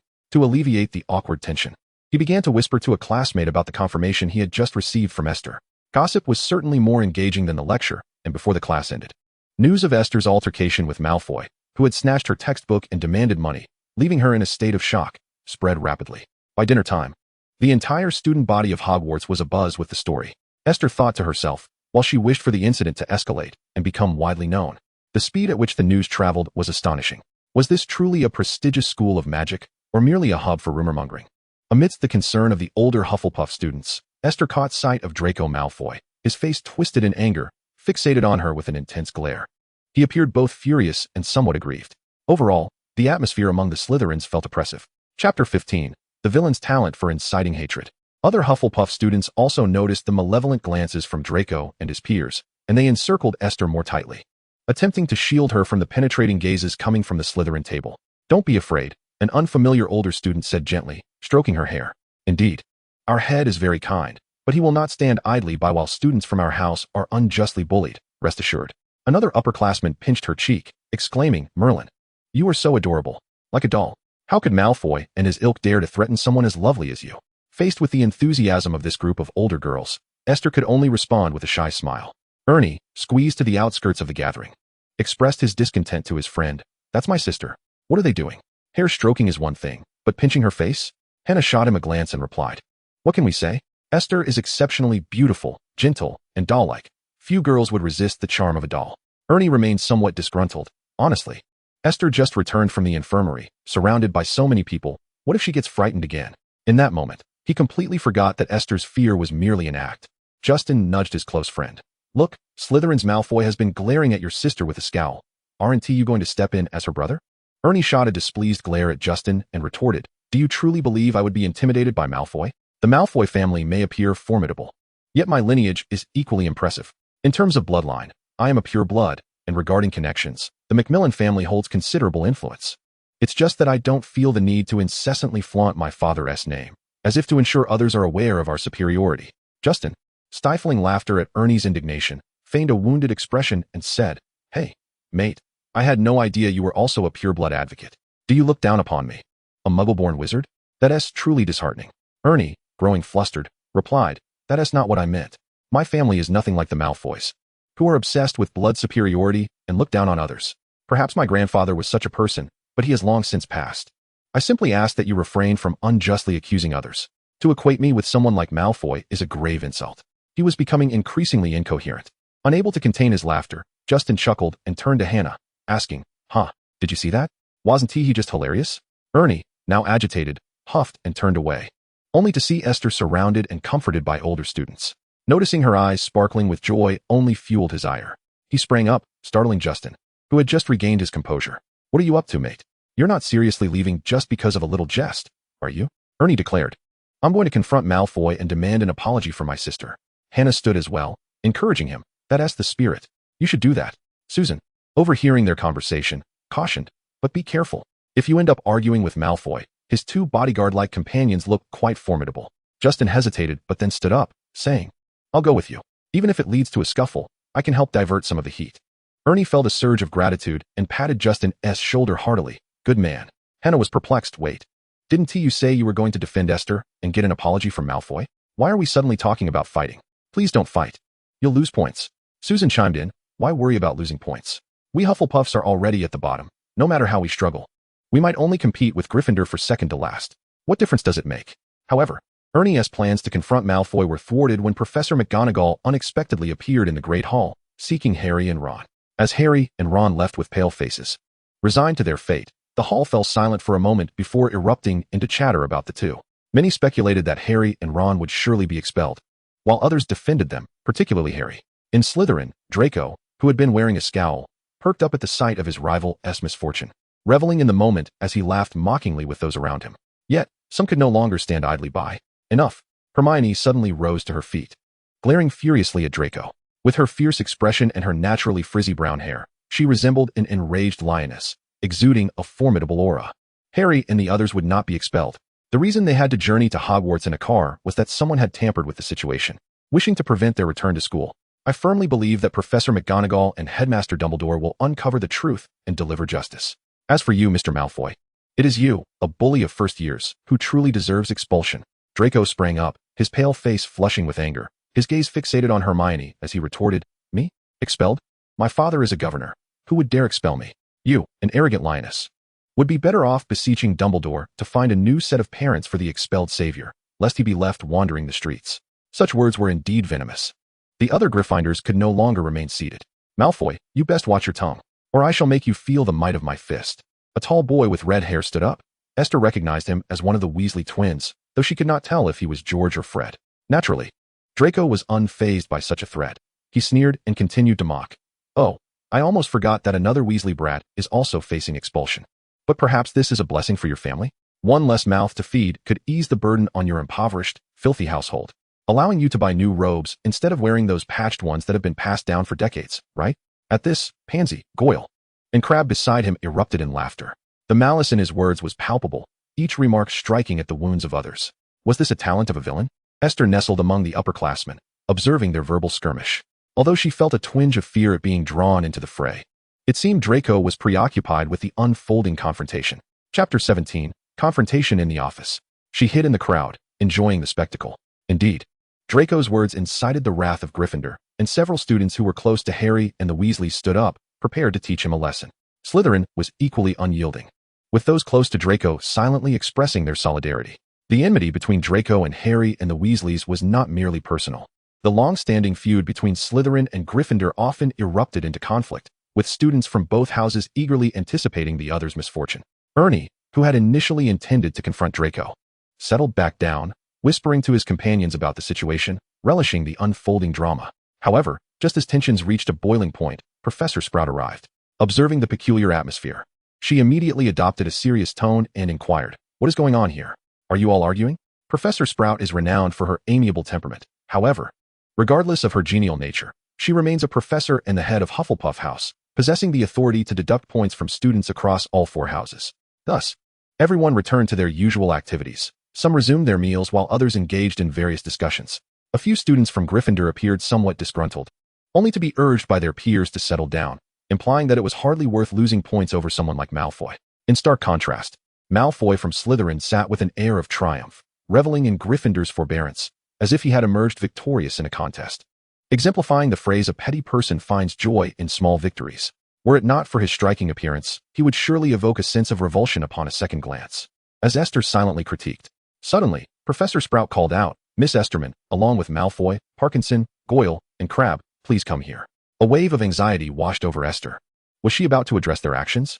Although she harbored no fear that Professor Sprout would show bias, her instinctive apprehension at being called upon by a teacher was rooted in her past experiences. "Do not be afraid." A senior student noticed her fleeting panic and quickly offered reassurance. Esther smiled in response, asserting, "I am not afraid." Indeed, the initial dread had dissipated, and she had since regained her composure, standing up confidently. Draco and his companions surmised the reason for their summons, and Draco's expression paled as he cast a glance at Esther through the throng. "Professor Sprout, where are you taking us? Does our head of house know?" Pansy interjected, crossing her arms and lifting her chin defiantly. Professor Sprout regarded her with a knowing look before stating, "Miss Parkinson, I am taking you to your head of house's office, where he will undoubtedly be present." At this, a flicker of alarm crossed Pansy's eyes. She could not comprehend why their head of house would be involved over merely bullying a timid Hufflepuff. In truth, it was not only students from other houses who feared Professor Snape. Slytherin students shared this trepidation as well. She instinctively glanced at Draco, who was pursing his lips, casting an irritated glare at the timid Hufflepuff but saying nothing, silently following behind. Pansy exchanged glances with Goyle and Crabbe, gritting her teeth as she decided to follow. After all, it was merely a Hufflepuff. She had no reason to fear her. As they traversed the corridors in silence, following Professor Sprout, Esther dismissed the unfriendly glares from Pansy and Draco. Soon, they arrived at Professor Snape's office. Professor Sprout entered first, with the others trailing closely behind. The room was permeated by the bitter scent of potions, which was not unpleasant, though it possessed a peculiar quality. Professor Snape remained clad in his signature black robes, his slightly long hair cascading down as he lifted his gaze towards them upon hearing a sound. His piercing eyes swept over the group, exuding an imposing aura. Esther instinctively stiffened, a sense of trepidation creeping in as she feared disrupting Professor Snape's lecture. After all, he was a double agent navigating the treacherous waters between 2 dark lords. Yet, she found herself with no alternative. The very first lesson of the day was potions, and her textbook had been snatched away. If she refrained from acting out, the only consequence would be borne by her. Conversely, if she unleashed her frustration, at least she could drag her tormentors down with her. She subconsciously glanced at Draco beside her, only to find his expression equally unnatural. It appeared that not only was she afraid of Professor Snape, but the Slytherin students seemed even more intimidated than she was. This realization brought her a sense of balance. "Good evening, Professor Snape," she ventured, emboldened by her newfound equilibrium. Draco looked at her as if she were a ghost, bewildered by her sudden audacity to greet their head of house. However, he had little time to ponder, for Professor Snape's sharp gaze had returned. "Good evening, Professor," Draco stammered, his greeting somewhat hesitant. Professor Snape regarded them with a hint of sarcasm, remarking, "If I did not have to attend to your matters after grading all the students' assignments, this evening would indeed be quite pleasant." Esther instinctively shrank back, the small measure of courage she had mustered fading away. "Now, let us discuss what transpired to cause our Miss Main to panic publicly, even disrupting a normal class." Professor Snape continued, his gaze finally settling on Esther. "Miss Main, you may begin." Feeling genuinely apprehensive, Esther was somewhat relieved that, aside from Professor Snape, Professor Sprout was also present in the office. She looked towards her, and Professor Sprout offered a kind smile, encouraging her. Do not be afraid. Just speak the truth. Taking a deep breath, Esther recounted the events of the day. In front of the other involved parties, she described the situation quite objectively, omitting any embellishments. Yet, her straightforwardness provoked glares from the 4 individuals across from her. Draco, in particular, looked at her with a mix of anger and indignation. Esther could not fathom his sense of grievance. Perhaps it was just a case of entitlement flaring up. Once she finished, Professor Snape turned to Draco. Mr. Malfoy, do you have anything to say? Draco's face flushed as he protested. I was merely joking with her. I did not truly extort her. Besides, it was she who bumped into me first, damaging my robe. Chapter 85. Unity and Friendship in Hufflepuff. Professor Snape cast a dark glance in his direction before shifting his attention to Pansy Parkinson beside him. And what does Miss Parkinson have to say regarding her intent to cast a hex on Miss Main? Pansy shot Esther a fierce glare, her venomous words hovering on the tip of her tongue, yet restrained by the presence of the 2 professors. She merely swallowed her fury and begrudgingly remarked, I was only joking, Professor. I am but a second-year student. Curses are beyond my capability. Esther feigned a shiver, as if genuinely intimidated by Pansy's stare. Taking a step back, she had become quite adept at playing the innocent flower. Throughout the ordeal, Esther sensed an increased malice from Pansy, pondering why one woman would torment another. Perhaps it was due to her own beauty, she mused silently. Professor Sprout cast a disapproving glance at Pansy. Miss Parkinson, please refrain from glaring at Miss Main. Pansy's expression contorted momentarily. Just as she opened her mouth to retort, Esther interjected, It's quite all right, Professor. Miss Parkinson likely does not mean any harm. She may simply possess a naturally fierce demeanor. This remark nearly twisted Pansy's nose in anger, and she retorted, Who asked you to play the virtuous one, you disgusting creature? Miss Parkinson. Before she could finish, Professor Snape interrupted, his dark gaze chillingly penetrating. Please do not create a scene here. His tone, though consistently deep and melodic, concealed an underlying ire, prompting Pansy to cease her provocations. Well, it seems the matter is now clear, he continued. It was merely a trivial squabble among students. However, considering the problematic attitude of Malfoy and his associates, Slytherin will lose 4 points, and you shall serve detention in my office after school tomorrow. Instantly, the 4 Slytherin students bowed their heads in dismay. For them, losing points and detention were far more severe than a mere scuffle with a badger. As for you, Miss Main, you are also required to come to the potions office tomorrow. Esther's expression shifted to one of disbelief. Am I to serve detention as well, Professor? Snape cast her a mocking glance, one that suggested he saw through all her ploys. No, you are not required to serve detention. However, you missed today's class. The first class of the term is quite significant, so you must attend a makeup session this evening. Esther was reluctant about this makeup class and glanced at her own professor, who surprisingly appeared to endorse this decision. Do not be afraid. Severus is a competent professor, she reassured Esther. Esther nodded hesitantly. She was tempted to inquire about Professor Sprout's seemingly excessive bias towards Snape. Moreover, she would be serving detention alongside Malfoy and his entourage, and it was certain they would seek to trouble her further. What a headache. Distractedly following Professor Sprout, who diligently escorted her to the entrance of the Hufflepuff common room, Esther found upon her return that the room was bustling with students. No one had retired for the night. They were all waiting for her. In addition to her dorm mates and Ernie, there were many upperclassmen present as well. Esther recounted her recent experience in meticulous detail, prompting an animated discussion among her peers. To everyone's surprise, Professor Snape exhibited an unexpected impartiality, not showing favoritism towards his own house. After 4 years at Hogwarts, it was the first time I had witnessed Snape deducting points from his own students. To put it conservatively, it was indeed my first encounter after 6 years. Ha. After all, our headmaster was present. Even Snape, despite his biases, could not overtly favor anyone. Malfoy and his cronies, who had always strutted about with arrogance, finally faced their comeuppance. Humph, he only dares to flaunt his authority before the younger years, as he certainly wouldn't risk offending the upperclassmen. Indeed, no matter how formidable his 2 bodyguards were, they could not match the vast array of spells wielded by the upper years, rendering him cautious. However, the situation was genuinely perilous. Even without Malfoy, Pansy Parkinson from Slytherin was no innocent bystander. She frequently bullied others alongside a few Slytherin girls. I recall a Ravenclaw girl from last year who, for reasons unknown, fell afoul of Pansy and ended up with her face injured by a curse. A third-year girl, visibly distressed, shared her thoughts. I am certain she was not jesting. She genuinely intended to mar Esther's visage with some curse. Goodness. Her words sparked a wave of gasps. Susan covered her mouth and exclaimed, That is utterly terrifying. Is she envious of others because she feels unattractive? Perhaps. How come I had not heard of this incident before? That is because the Ravenclaw geniuses swiftly helped the girl break the curse, thus avoiding a greater commotion. Had it been students from other houses, they would have been at a loss for solutions. As the discussion continued, Ernie's face grew increasingly pale. Suddenly, He grasped Esther's hand tightly and earnestly admonished her. You must never venture out alone. What if they persist in seeking trouble? What would you do without anyone to assist you? No, I must inform my parents and let them handle it. Esther quickly reassured him. There's no need for concern. It hasn't reached that extent. Now that both their head and our head are aware of the situation, they will surely behave with caution and will not dare to act against me. At most, they will just scold me when we meet. Hannah comforted her. Do not worry. If they scold you, we shall retaliate. Her roommate, Donna, nodded in agreement. Exactly. When I was in elementary school, I was the reigning champion of my class. No one dared to provoke me, regardless of who their father was, as I didn't know them anyway. Just went for it. As she rolled up her sleeves to showcase her muscles, everyone gasped in surprise.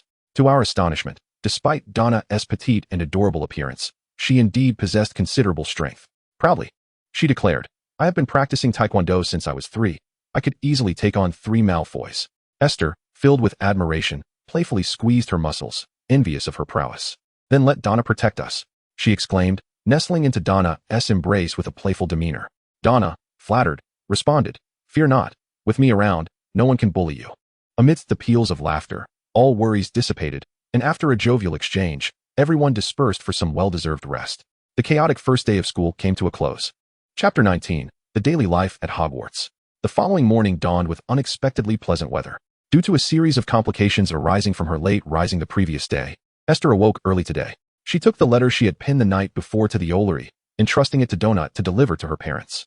In her correspondence, she briefly recounted the events of the previous day, emphasizing her capability to handle matters independently and assuring them that should she encounter anything beyond her control, she would promptly seek assistance from Hogwarts teachers or her parents.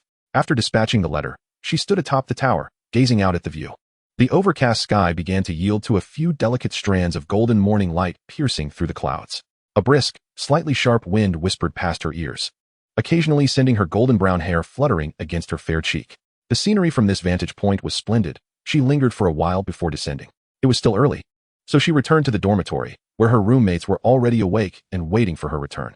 Given the previous day's events, they had all risen early, with Esther being the first to venture out to send her letter. Oh my, you scared us by slipping away without a word, Donna exclaimed as she embraced her in complaint. Esther chuckled softly. It's fine. At such an early hour, there were hardly any portraits awake in all of Hogwarts. What could possibly happen to me? You should at least inform us when you leave. If anything were to occur, we would at least know where you went, Ophelia remarked. Aware that the previous day's incident had frightened her friends, Esther nodded obediently. All right, I understand. Once everyone had completed their morning routines, they headed to the Great Hall for breakfast.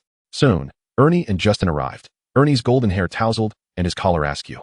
Esther furrowed her brow, feeling a twinge of discomfort at his disheveled appearance, urging him to be more mindful of his image and not appear so unkempt.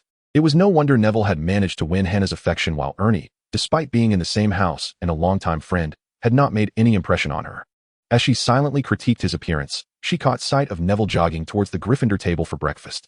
Well, his robes are equally a mess, she thought, but then again, boys at this age are all the same. Shifting her gaze, she took a sip of pumpkin juice, only to grimace slightly. I was too hasty. I intended to have Hannah and the others knock on your doors to ensure you didn't oversleep, but they ended up oversleeping themselves. I was frantic. And here you are, slipping away early without a word and laughing at me. Ernie lamented, his expression one of grievance. Esther quickly reassured him, it was my fault. I know you are the best brother in the world. Here, have a drink. She handed him her pumpkin juice, which she wasn't particularly fond of. Ernie, not giving it much thought, gladly accepted it, elated by the title of the best brother in the world, completely oblivious to the minor detail. Meanwhile, his good friend Justin hesitated to speak, but seeing Ernie's joy, chose to refrain from mentioning this trivial matter that might dampen his spirits. The breakfast at Hogwarts is remarkably sumptuous, and having finally found the time to indulge in a delightful meal, Esther savors each bite with great seriousness. After finishing a piece of toast, she hears a disdainful and contemptuous snort emanating from behind her. Turning around, she spots the arrogant Draco Malfoy striding past, flanked by his 2 sycophantic companions.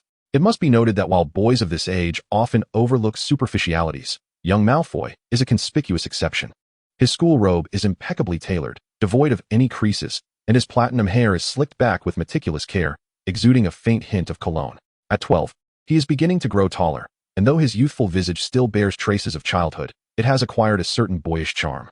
His striking appearance, even coupled with an air of haughty superiority, is not easily met with disdain, provided he refrains from speaking. As Esther meets his icy blue gaze, He deliberately glares at her before turning away haughtily and making his way to the Slytherin table. She turns back to her breakfast, feigning indifference. As long as he does not provoke her, let him glare. It will not cost her a morsel of food. The first class of the day is Defense Against the Dark Arts, taught by the newly appointed Professor Lockhart, a renowned author who is quite handsome and possesses an undeniable charm that has endeared him to many Hogwarts students, particularly the girls. However, Esther, aware of his true nature, certainly does not count herself among his admirers. She even brings along her potions textbook, intending to glance through the material beforehand, certainly a better option than fumbling through it in the dark later on. To be honest, she truly cannot comprehend why Professor Snape would voluntarily offer to tutor her. Is he truly such a benevolent instructor? It seems quite out of character. After much contemplation, she suspects that Snape finds her timid demeanor somewhat irksome, knowing her fear of Draco and his ilk. Thus, during their community service, he insists on including her as a form of punishment. Feeling somewhat vexed, she watches Lockhart, who is dressed flamboyantly like a peacock, incessantly extolling his own virtues, transforming what should be a serious defense against the dark arts lesson into a personal lecture by Lockhart. However, upon further reflection, she realizes that Lockhart is merely foolish and self-absorbed, in stark contrast to the previous year's defense against the dark arts instructor, who had a duplicitous nature, or next year's teacher, who will be a werewolf capable of transformation, and certainly not like the following year's instructor, who is outright a Death Eater. In light of such comparisons, Lockhart appears somewhat more palatable. Although he is inept, he poses no threat. Following the defense against the dark arts class is Charms, where Hufflepuff and Slytherin share the lesson. As soon as class begins, Esther's Hufflepuff friends encircle her, positioning her firmly in the center to keep her distanced from the Slytherin students, fearful that they might cause her trouble. While Esther feels touched by their concern, she also feels somewhat helpless. This arrangement places her in the most conspicuous position, making it difficult to daydream during class and particularly likely to attract the teacher's attention for participation. Fortunately, Professor Flitwick, the charming instructor of charms, is quite amiable. As the head of Ravenclaw House and a half-blood of both human and elf heritage, he may not be particularly tall, yet one should not underestimate him. His proficiency in spells is formidable, and his wisdom is profound. In addition to the aforementioned subjects, Hogwarts offers astronomy, flying, and Professor McGonagall's transfiguration classes. The first-year curriculum is not overly burdensome, and time passes swiftly. Regardless of Esther's reluctance, the moment for her supplementary lessons has arrived. Chapter 20, Confronted. Before departing, Esther took a deep breath, steeling herself, and, amidst the sympathetic gazes of her peers, she clutched her textbooks and notes as she approached Professor Snape's office. Located in the basement, his office is somewhat closer to the Slytherin common room than to Hufflepuff's. Navigating through the dimly lit corridor, she arrived at the door, mentally preparing herself before summoning the courage to knock. Enter. Snape's cold, gravelly voice resonated through the wooden door. It was difficult to discern his current mood, as he always seemed perpetually displeased. Upon entering, the familiar faint scent of bitter potions enveloped her, but the scene was altered. Draco and his 3 companions had arrived earlier and were presently occupied with a bucket of viscous creatures. Based on Esther's knowledge, these were likely common magical slugs. Soon, Ron would have to contend with the unpleasant task of handling this substance. The thought was rather nauseating. If she were in his position, she would rather forego her mouth entirely. With this disdainful thought, a hint of disgust surfaced on her countenance, which did not go unnoticed by Draco and Pansy, the former shooting her a vexed glare and the latter seemingly eager to hurl the slug in her direction. Their expressions were far from pleasant. Miss Main, are you so curious that you wish to assist them with tomorrow's potion ingredients? Or have you developed an affection for these slimy creatures? Snape's icy tone interrupted her thoughts. He was seated at his desk, furrowing his brow as he graded assignments. Esther snapped back to reality, hastily offering a smile as she admitted, "My apologies, Professor. Are we beginning the supplementary lesson now?" His office was quite spacious and impeccably organized, leaving Esther feeling somewhat out of her depth as she stood before his long desk. Snape methodically set aside the papers he had been grading, raised his wand with his left hand, and, with a flick, conjured a chair that inexplicably appeared beside her. "Sit down and open your textbook. While I have agreed to assist you, I trust that you have prepared in advance." Pleasantly surprised by the unexpected invitation to sit, Esther momentarily entertained the notion that perhaps Professor Snape was not so intimidating after all. "I did a brief review during lunch, Professor," she replied, straightening her posture and summoning her utmost focus to engage with Snape. "Very well," he remarked, his tone neutral, before commencing the lesson. The one-on-one tutoring session with Severus Snape was quite arduous. He persistently posed questions, but thankfully, Esther had genuinely prepared in advance and was able to respond to his inquiries. Moreover, she was not entirely inept in potion making. By meticulously following the steps, she avoided any mishaps such as melting cauldrons or explosions. As time slipped by, Draco's group completed their laborious punishment first, and Snape conducted a cursory inspection before allowing them to depart. To be honest, Esther breathed a sigh of relief. Their staggered exits meant she would not have to leave alongside them. Of course, it would have been even better had she been the first to leave.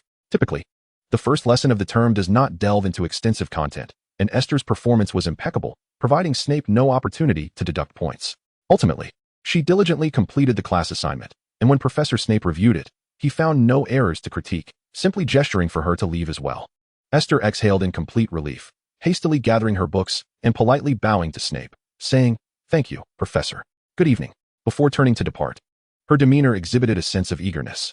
Upon closing the office door, she visibly relaxed. She gave a small jump, believing that the turmoil from the previous day's incident had finally concluded. She could return to her ordinary life at Hogwarts.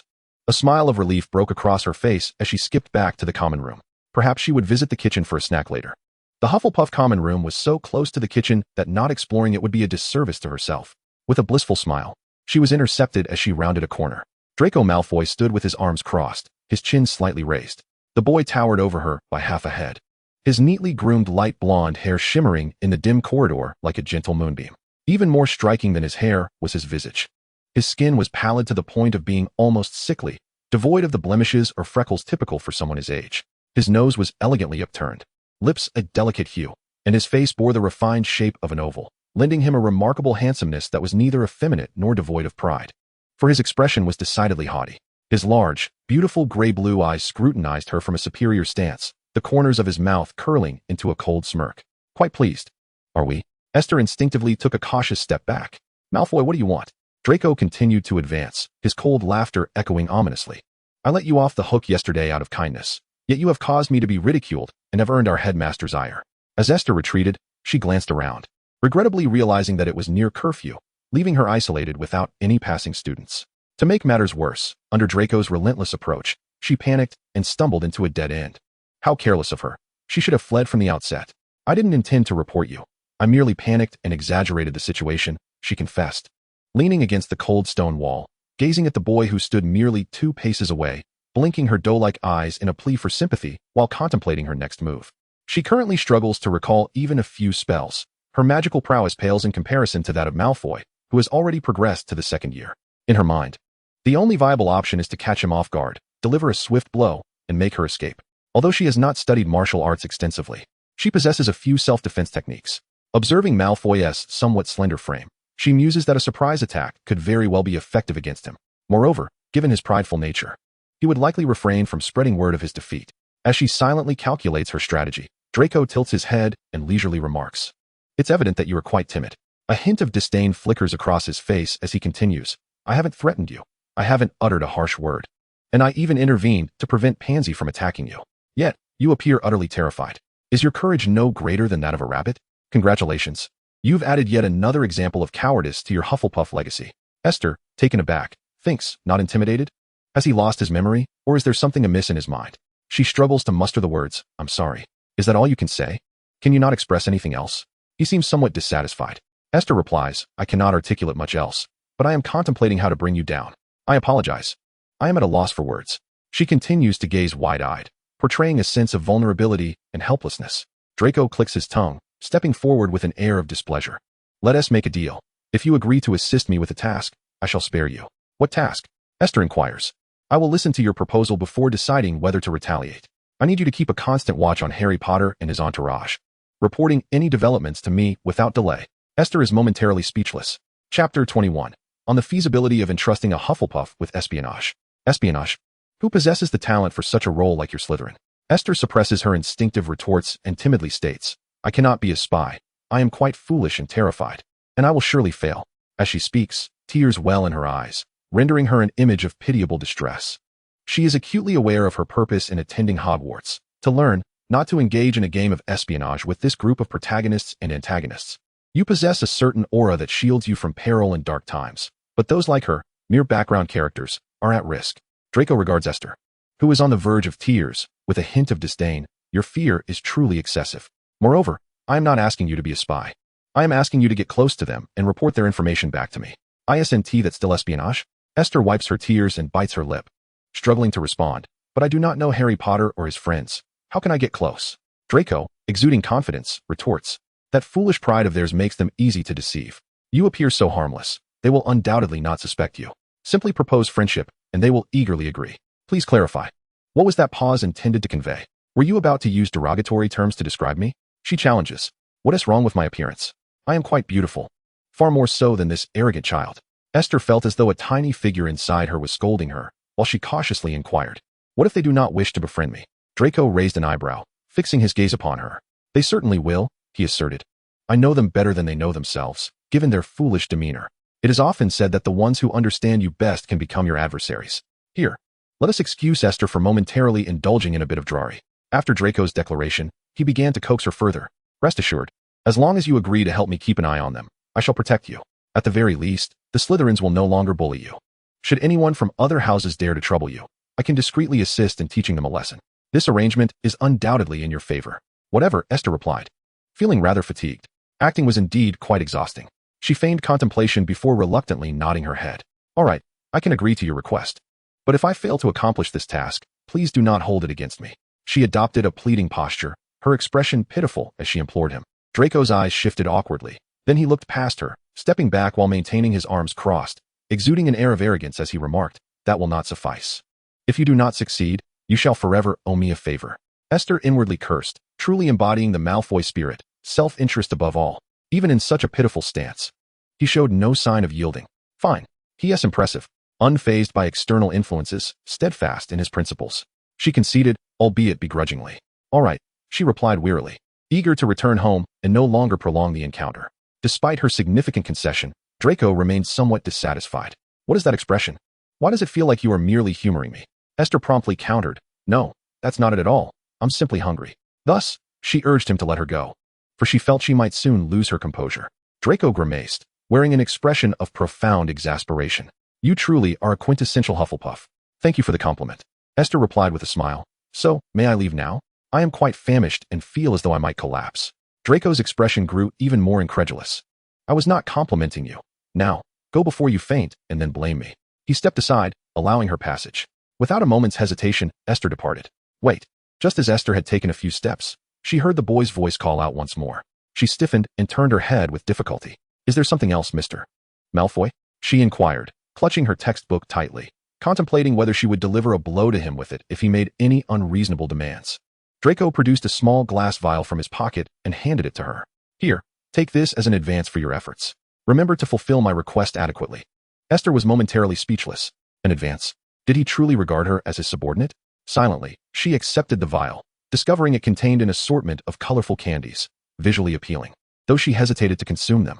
Thank you. She whispered her gratitude and then took off running. She vowed that this time, even if Professor Snape called after her, she would not pause for a moment. She dashed breathlessly to the entrance of the Hufflepuff common room. Unlike the other houses, Hufflepuff required a specific rhythm and method to knock on the barrel, and a mistake would result in a soaking of vinegar. Upon reaching the entrance, she spotted Ernie pacing anxiously outside. Thank goodness, you're finally back. Ernie exclaimed, his eyes lighting up at her return. It's nearly curfew. I was about to go looking for you if you didn't show up. Esther, puzzled, asked, were you waiting for me out here? Ernie shot her an incredulous look and complained, what else would I be doing? I was worried you might forget the correct rhythm for entering the common room.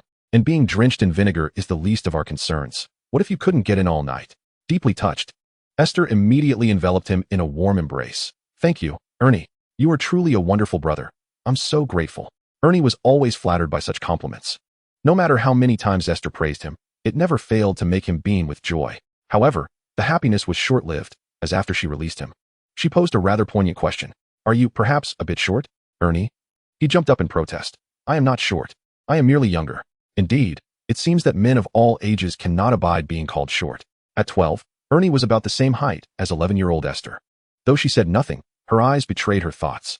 Ernie defended himself, saying, my mother once told me that girls tend to grow taller than boys first, and then stop growing sooner, so I will definitely be taller than you. While this logic held some truth, Esther could not resist teasing him. But I see boys your age who are taller than you. Who is taller than me? Justin? He is only a little taller. Just wait. One day, I will surpass you all. Ernie retorted indignantly.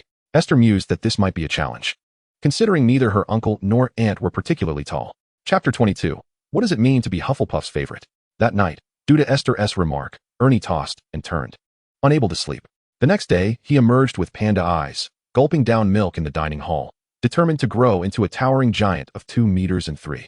Well, that was a thought Esther conjured up in her mind.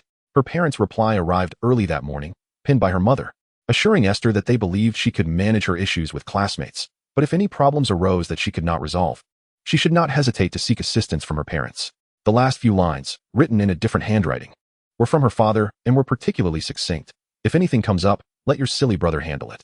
Well, it felt as though her father, had he not been a muggle wizard, would have had a greater chance of being sorted into Slytherin. With the weight on her shoulders temporarily lifted, Esther finally thought she could enjoy her life at the magical school. Well, not quite. Because the first lesson of the new term left a profound impression on her during Professor Snape's class. The resentful professor frequently directed questions towards her during potions. Meanwhile, in Charms class, Professor Flitwick, possibly due to her being surrounded by Hufflepuff students in the early lessons, had also memorized her name and tended to choose her when uncertain about whom to call upon. Esther felt a sense of despair. In order to avoid deducting points from her house, she had to diligently prepare for each lesson, striving to answer correctly every time. Flitwick was relatively lenient. Even if one answered incorrectly, points were not easily deducted. Snape, however, seized every opportunity to penalize other houses. His sharp tongue often delivered blows that were cutting without resorting to profanity, should he choose to be subtly sarcastic towards other students. Esther might marvel at such a creative form of insult, but when it was directed at her, it felt exceedingly unpleasant. Consequently, her excessive preparation, combined with her quick learning ability, soon led Flitwick to mention her during dinner, praising her intelligence and rapid grasp of charms. Receiving accolades from the wise and knowledgeable head of Ravenclaw, Esther suddenly attracted the attention of other professors, who thereafter eagerly called upon her during their classes. This was not the case for Professor Binns and the newly appointed Defense Against the Dark Arts teacher, Gilderoy Lockhart. The former, being a ghost, did not require sustenance, while the latter was not held in high regard by the other professors. Thus discussions with him were kept to a minimum unless absolutely necessary. Under the scrutiny of all the professors, Esther found herself reluctantly transformed into a top student. Even in flying lessons, akin to physical education, she was frequently called upon. Esther, she was truly at a loss for words. All she wished was to be an average student, yet she was forced into the role of a second Hermione. Esther, you've added 3 points again today. Splendid. At this rate, we might genuinely contend for 3rd place in the House Cup this year. During dinner that day, as Esther entered the Hufflepuff table, she was embraced by Jackie, the female prefect, who was exceedingly excited and couldn't help but plant a kiss on her cheek. A 7th-year student, she was comparatively tall, making Esther appear quite childlike. Although, in terms of age, 11 years old indeed classified her as a child. Surrounding them were older students, all of whom shared warm smiles at the sight. If this continues, we might not finish at the bottom of the House Cup this semester. We could even aim for at least 3rd place. One senior joyfully ruffled Esther's hair and handed her a piece of candy. Truly, Hufflepuff exuded positivity. They were content as long as they were not in last place, without even aspiring to contend for 2nd. This might seem lacking in ambition to some, yet she appreciated it. Esther naturally accepted the candy. She had recently received quite a few treats from upperclassmen and had become quite adept at the gesture of accepting gifts. Indeed, it is truly thanks to Esther and Cedric that we shine, remarked another senior. Esther smiled shyly, remaining silent. During this period, she had heard such compliments numerous times. The enthusiasm of her fellow Badgers was unwavering. Particularly, the older girls adored her, and it seemed that nearly every senior had taken the opportunity to express their affection. This affection felt like a sweet burden to Esther, as she feared being overwhelmed at such a young age. To clarify, this statement held no ulterior meaning. It was merely her own concern. Just yesterday, they had discussed this matter, with Ernie innocently inquiring why Esther was so favored by the older girls. Justin rolled his eyes and replied, "It's not just the girls who like her. Many boys do too, but they lack the convenience to express it. The girls, however, do not hold back, making it appear as though she is solely favored by them." Ernie, momentarily taken aback, exclaimed, "Is Esther really that popular?" "Indeed. One must consider that our Hufflepuff house rarely produces such scholars, and with her beauty, her popularity was rivaling that of Cedric Diggory, positioning her to become the most beloved in Hufflepuff." Esther, like Ernie, was bewildered. How could she be unaware of her own allure? Could it be that she possessed the potential to be a protagonist? This thought lingered for but a moment before she concluded that it would be more fitting for HarryPotter to take on that role. She decided to continue her laid-back approach. Returning to the present, upon hearing her name mentioned, Cedric offered a gentle smile, modestly claiming, "You are being overly generous. I am not that remarkable." Esther's gaze was drawn to him. The young man was tall, with strikingly handsome features and a smile as warm as sunshine, clean and exceptional. Truly, he was strikingly handsome, Esther mused internally. It was a pity that Hogwarts boasted so few boys who matched his allure. Perhaps her unabashed stare was too conspicuous. Cedric noticed and did not chastise her for her impoliteness. Instead, he returned her gaze with a friendly smile and offered her a piece of candy. This is a buzzing honey from Honeydukes. Do try it. Esther accepted it with a hint of surprise and expressed her gratitude. No need to mention it, the boy replied, still smiling. I have heard you excel in flying lessons. Keep it up. When you reach your second year, have you considered trying out for the Quidditch team? Oh, so that was the intent. Beyond excelling in academics and possessing good looks, Cedric was also an excellent Quidditch player, serving as the Sikh for the Hufflepuff team. Esther returned his compliment with a bashful smile. I'm not quite sure yet. We shall see when the time comes. Although she indeed flew well, better than Ernie. Even if she lacked Harry's innate talent, she was not overly enthusiastic about the sport. Cedric refrained from saying more, gently inviting her. If you have some free time, do come to watch our Quidditch practice. It's quite fascinating, and you might just fall in love with the sport. After exchanging a few words with the charming Cedric, Esther conversed briefly with some of the older students before bidding farewell, eagerly heading off to join her roommates for a meal. Of course, as she departed, both her pockets were brimming with sweets. Chapter 35, The Room of Requirement. As for Draco's request, Esther paid it no mind. She indulged in her meals and beverages without a second thought or even a semblance of compliance. If she were to act as an undercover agent, it was imperative to maintain secrecy. As long as he couldn't find an opportunity to capture her alone, he wouldn't divulge the contents of their previous conversation, thereby preventing any trouble from arising. Moreover, Esther's greatest grievance lay with the defense against the dark arts class. Gilderoy Lockhart was, without a doubt, a vacuous figure devoid of merit aside from his appearance. Each lesson consisted either of his self-aggrandizing tales or trivial quizzes concerning his favorite color. Just yesterday, during a class for second years, he unleashed a horde of Cornish pixies, who were far from aesthetically pleasing, with their dull blue hues and shrill voices. Once freed from their cage, the pixies wreaked havoc in the classroom, tearing apart students' books and smashing the glass at the back. Lockhart, however, was utterly incapable of controlling them, even losing his wand to the mischievous creatures, leaving the students to scatter in panic. This particular lesson was attended by both Gryffindor and Slytherin, and it was reported that Neville Longbottom from Gryffindor was hoisted by his ears by two pixies, his body dangling in the air as he cried for help. Currently, sentiments against Lockhart were widespread, with many girls no longer idolizing him as they once had. Conversely, there remained a few who stubbornly worshipped him. After all, he was a 5-time recipient of the Most Charming Smile Award from Witch Weekly, easily captivating many Na'vi girls with his looks. As for her long-desired visit to the Hogwarts kitchens, she had indeed ventured there with all her dormitory roommates, who were astonished by the multitude of house elves. They had always believed that Hogwarts' delectable cuisine was conjured through magic. Donna and Ariana were particularly shocked, having previously been unaware of house elves, and their initial encounter left them quite taken aback. Ariana even screamed in fright, causing the startled house elf to burst into tears, punishing itself in a self-deprecating manner, which left the others in a state of bewilderment. Esther had seen house elves at her uncle and aunt's home, but her encounters had been limited. Even with her knowledge from the original texts, she found herself slightly taken aback. Only Cassie remained remarkably composed, commanding the distressed elf to cease its antics and prepare some juice. The elf, overwhelmed with joy, vanished from sight, and the other elves promptly began to prepare food for them. Observing the somewhat dazed expression on Eliana's face, Cassie promptly enlightened her about house elves. House elves are truly remarkable beings, diminutive in stature, with pointed ears and large, expressive eyes. Possessing formidable magical powers, they can perform spells without the aid of wands. However, for reasons unknown, they have become subservient to wizards, dutifully complying with their commands. Moreover, they are incapable of harming wizards or defying their master's orders. Although the late-night feast was bountiful and delectable, it nonetheless unsettled both Donna and Eliana, the Muggle witches, leading them to avoid the kitchen thereafter. In their own words, having these small creatures serve them instilled a sense of guilt. Esther, too, felt a twinge of discomfort, having grown up in the Muggle world, where the tenet of equality among all beings prevailed. The sight of house elves completely subservient to wizards, treated as slaves, instinctively provoked her resistance. Thus, she resolved that when Hermione later initiated the House Elf Liberation campaign, she would lend her support. After logging her visit to the kitchen, Esther contemplated her next destination. Seizing the opportunity while the Chamber of Secrets incident had yet to unfold and Hogwarts remained safe, she aimed to check in at the Room of Requirement. She recalled that it was situated opposite the tapestry depicting the troll being beaten by the giant, on the 8th floor of Hogwarts Castle. The books had mentioned that the room only appeared when one truly needed it, leaving her uncertain if her direct approach would yield results. Yet her curiosity was insatiable. After all, it was a place capable of fulfilling any desire. Once this thought took root, it proved impossible to suppress. Thus, after enduring 2 days of anticipation, she finally set forth. That day was marked by a persistent drizzle, a commonplace occurrence in England throughout the year.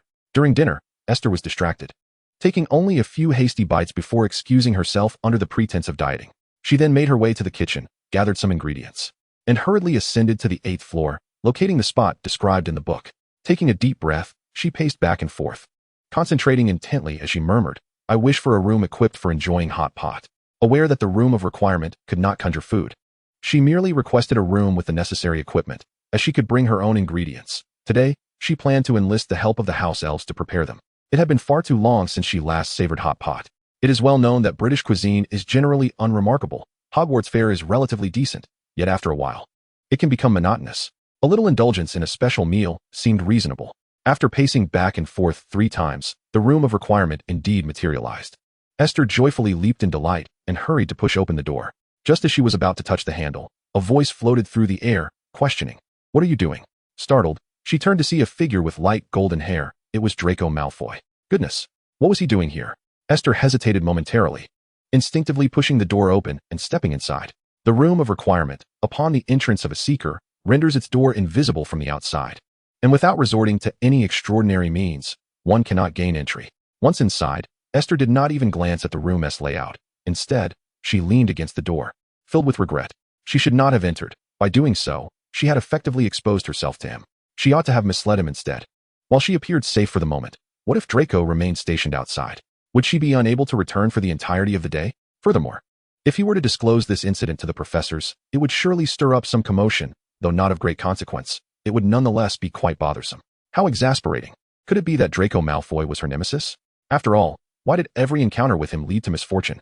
Contemplating this, Esther placed the ingredients she had brought on the ground and turned to open the door. Outside, Draco, with a scowl upon his face, was banging against the wall, looking utterly perplexed. Upon spotting Esther's head peeking out, he instinctively reached to pull her out. "What on earth are you doing?" he questioned her, still visibly irritated. Though Esther was vexed by his forceful extraction, she had to feign a vulnerable and helpless demeanor, preparing to deceive him. Chapter 24. Weeping on the surface, cursing internally. "You mean to say this is the room of requirement, and you brought food for a hot pot?"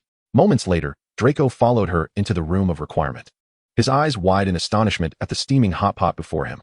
Esther nodded, and as the pot began to boil, she added the ingredients she had brought, patiently awaiting their readiness.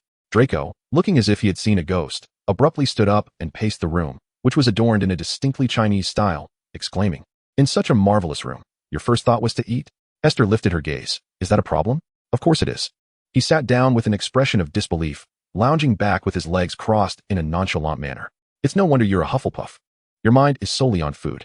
Esther chose not to rebut his stereotypical remarks about her entire house, as she was currently playing the role of a naive fool, hoping he would perceive her as increasingly inept, thus avoiding her in the future. "How did you know about this place?" he inquired, still maintaining an arrogant posture, his chin slightly raised. Esther glanced into the pot, quickly retrieving a slice of thinly cut beef once it was ready, and eagerly dipped it in sauce before taking a bite. Truly a delicacy. A smile of bliss spread across her face, under the influence of the delicious meal. Even Draco seemed somewhat less irksome. "My father told me about it. He said it was quiet and a good place to study," she fabricated casually. After all, her father was well aware of her nature and had long abandoned any illusions regarding her academic performance. He would never suggest that she diligently study, for he knew she would not heed such advice. "Your father suggested you study here, yet you've chosen to dine instead. Quite impressive," Draco remarked with a hint of disdain, though his gaze drifted towards the bubbling red broth of the hot pot. Esther noticed his gaze, yet she chose to feign ignorance. Did this uninvited fellow still wish to join her at the table? Not a chance. Were it not for the fear of a potential complaint, she wouldn't have even allowed him entry. The ingredients prepared for today were scant, and she had no intention of sharing them with anyone else. She indulged herself in her meal, not sparing him a single glance. Draco, feeling displeased, glowered at her and let out a cold scoff as he began to dredge up old grievances. "How have you fared with the tasks I assigned you?" Esther longed to pretend she hadn't heard him, yet this young master had closed the distance between them, rhythmically tapping his fingers on the table as though urging her for a response, subtly applying pressure. Perhaps this was a negotiation tactic he had learned from his father. Despite his handsome yet imposing demeanor, Esther felt no fear. In fact, she found it somewhat amusing, akin to witnessing a child trying too hard to appear impressive. To stifle the laughter bubbling within, she quickly lowered her head and took a bite of her hot pot, then continued to speak with her gaze cast downward. "Please, don't look at me like that. It frightens me." In truth, she was on the verge of laughter, struggling so much that she could hardly eat. Draco's expression was laced with disdain, What are you afraid of? Am I going to cook you in this hot pot? He continued, if you're so timid. Refrain from exploring mysterious places alone in the future. Let me know before you go, understood? How presumptuous. Who did he think he was? Her father was a prominent figure in the Muggle world, and as a cherished third-generation heir, she had no need to play the innocent here just to avoid trouble. Should she truly feel provoked, she could easily have her grandfather hire mercenaries to drop bombs at his doorstep. And as for his insistence that she inform him of any mysterious discoveries, the Forbidden Forest was rife with mystery. Why didn't he venture there?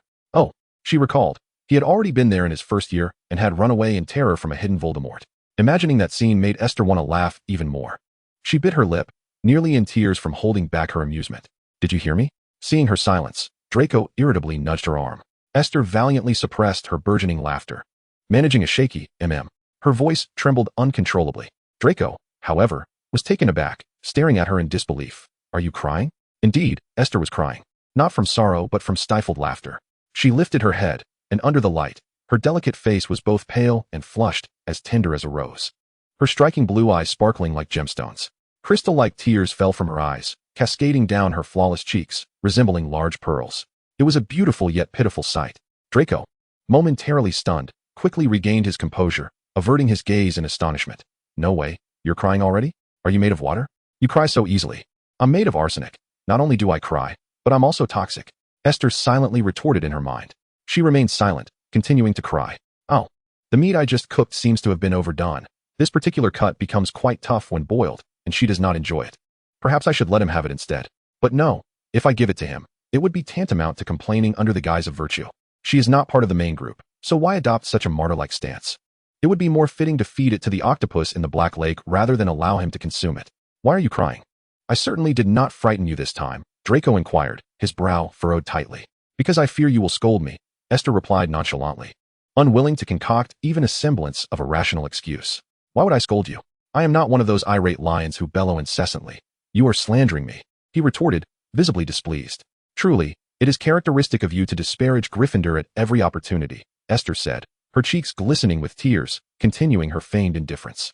It is simply because you can be rather fierce. Nonsense, how am I fierce? He stood up and paced again, his cheeks flushing lightly in indignation. Esther seized the moment to indulge in the hot pot. The beef she had initially placed in the pot was indeed overcooked. But the other vegetables and meats were perfectly done. Draco, exasperated, revolved twice before lifting his gaze to find that Esther had not wiped away her tears and had resumed eating. He suddenly found himself at a loss for what was causing his irritation. Fool, he muttered softly, his tone betraying a mix of disdain and an inexplicable tenderness. With an air of superiority, he seated himself and commanded Esther, fetch me a bowl, I wish to eat as well. Esther was tempted to hurl the bowl at his face. Did he think she had no hands? Was she merely a house elf to him? Internally fuming, she maintained her facade and begrudgingly retrieved a bowl for him, thoughtfully piling the overcooked meat into it. After all, the green bin was designated for kitchen waste. Disposing of leftovers there was most fitting. Chapter 25. The Hufflepuff warrior Donna. What captivates the students at Hogwarts the most? Undoubtedly, it is the Quidditch matches. Except for the initial weeks of the term, the students' attention predominantly shifts to Quidditch during their leisure time. Later on, Esther encountered Cedric several times. Each time, he urged her to watch their Quidditch practice, hoping to ignite her passion for the sport.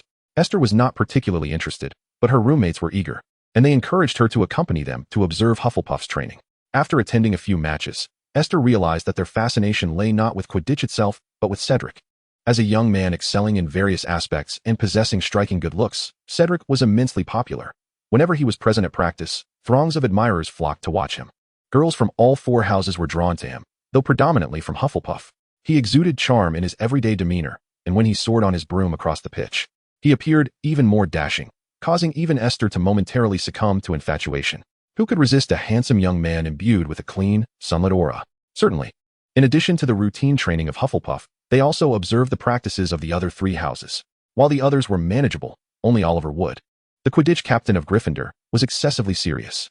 He harbored a strong aversion to students from other houses spectating their training, often suspecting that these onlookers were spies sent by rival Quidditch teams to glean insights into their strategies and strengths. Everyone was well aware of his nature. A fervent Quidditch enthusiast, most would not dare to challenge him. However, one day, while Esther accompanied Donna to watch Gryffindor's training, a minor dispute erupted between Donna and Wood, escalating into a vehement argument. Despite the imposing stature of the Gryffindor team members, even the female players towering and formidable, Donna stood undaunted. her petite frame exuding boundless energy as she confronted him defiantly. Wood, lacking in eloquence, found himself at a loss for words, repeatedly retreating until he was ultimately rendered speechless by her fervor. Witnessing their captain falter, the untrustworthy Gryffindor teammates stood by, reveling in the spectacle, even goading them on. Eager for the quarrel to intensify, fueled by their provocations, Donna, in a fit of exasperation, seized Harry's broomstick, which he had been holding helplessly as he watched the altercation, and rolled up her sleeves, vowing to settle the score with Wood. Alarmed, Esther rushed to restrain her, fearful that a physical confrontation would ensue. The ramifications could be severe. Should points be deducted, she would face a barrage of inquiries to restore their standing. The Gryffindor players were momentarily taken aback, perhaps unaccustomed to such a fierce Hufflepuff, leaving them somewhat flustered. Only Harry, standing nearby, voiced his concerns in a soft, pitiful tone. "Could you please return my broom?" He dared not raise his voice, for Donna had not only rolled up her sleeves, but also showcased her impressive arm muscles.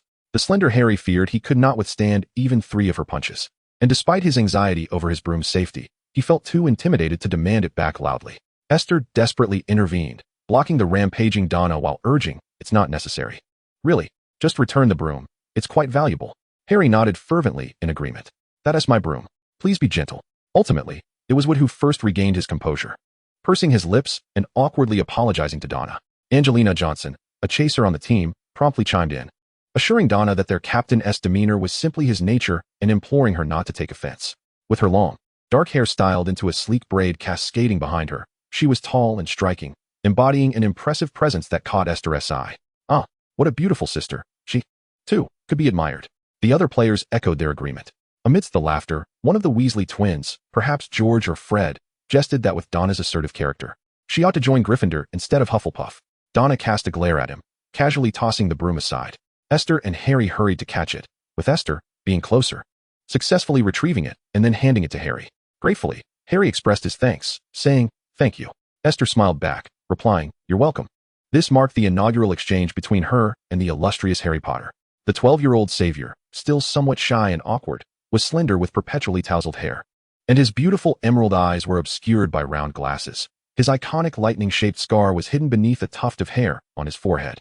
Despite his fame, he remained but a child, destined to be thrust into rapid growth as the chosen one by the mysterious figure. If you believe that our Hufflepuff house is easy to bully, you are sorely mistaken. Donna had reached the point of delivering a fierce retort. "Perhaps our kindness in the past has led you to this misconception, but from this moment on, anyone who dares to bully us will taste the weight of my fists." Having made her declaration, she took Esther by the hand and proudly departed.